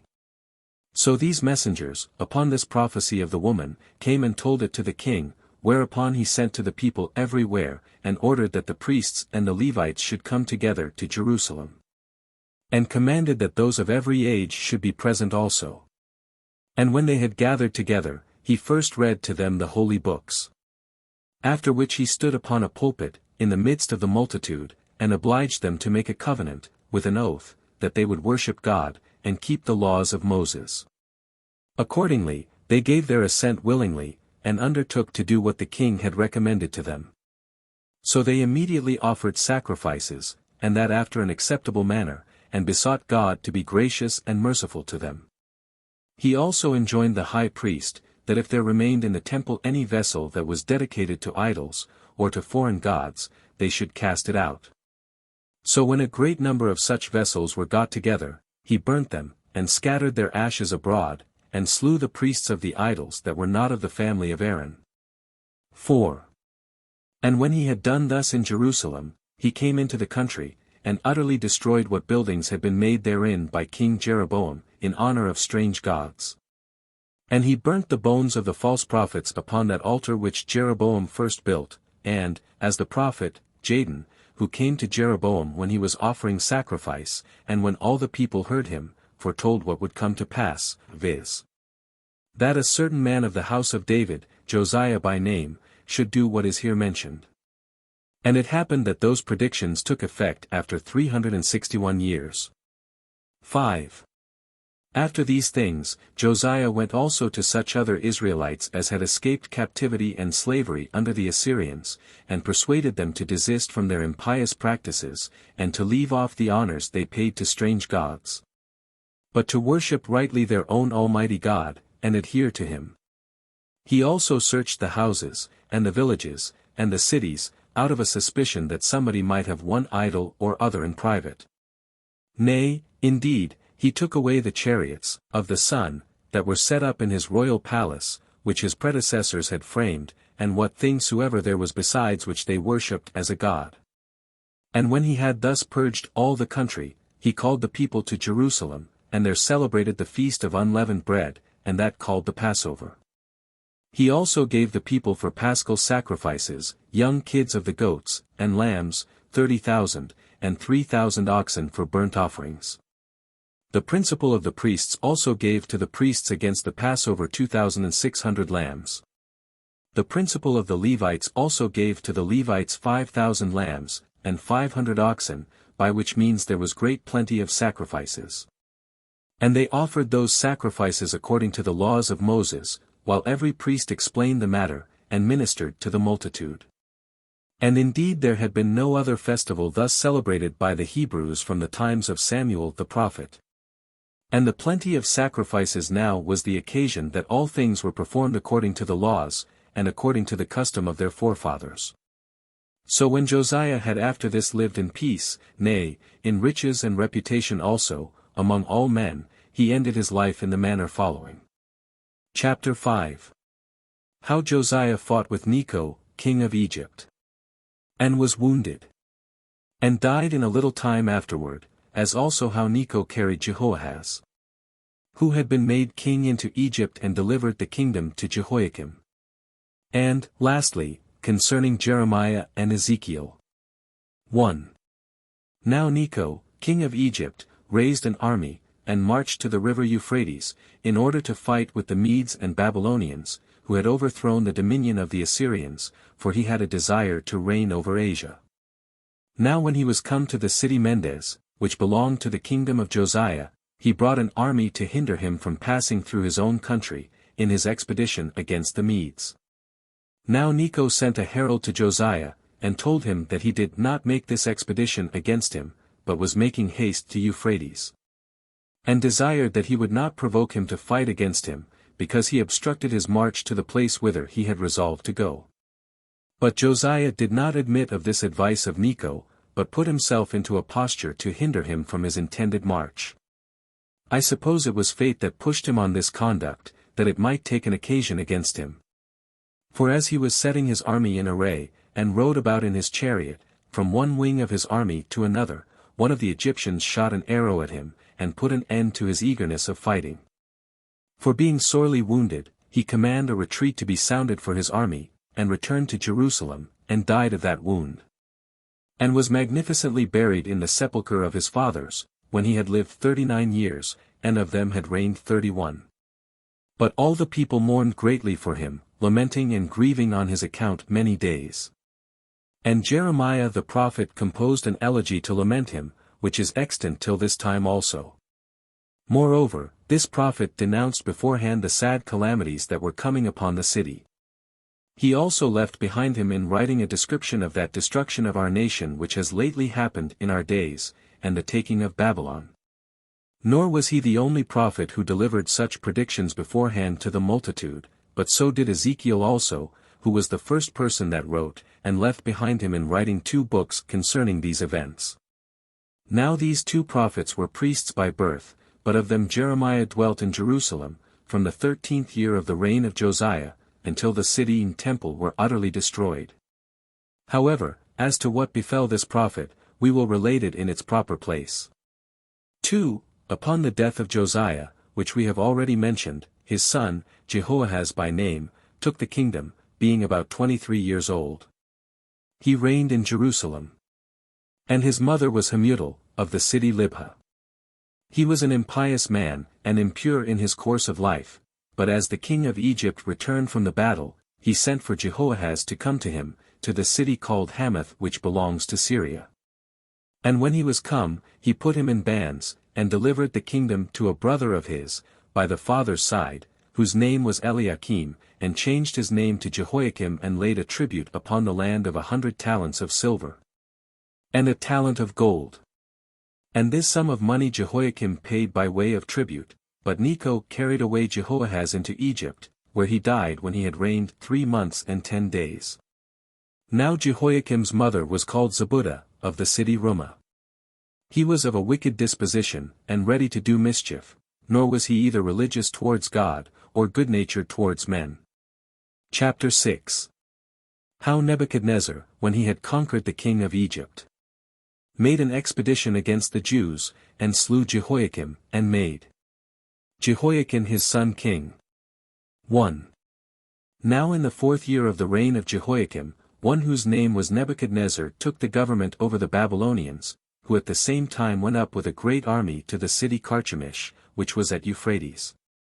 Upon a resolution he had taken to fight with Necho king of Egypt, under whom all Syria then was.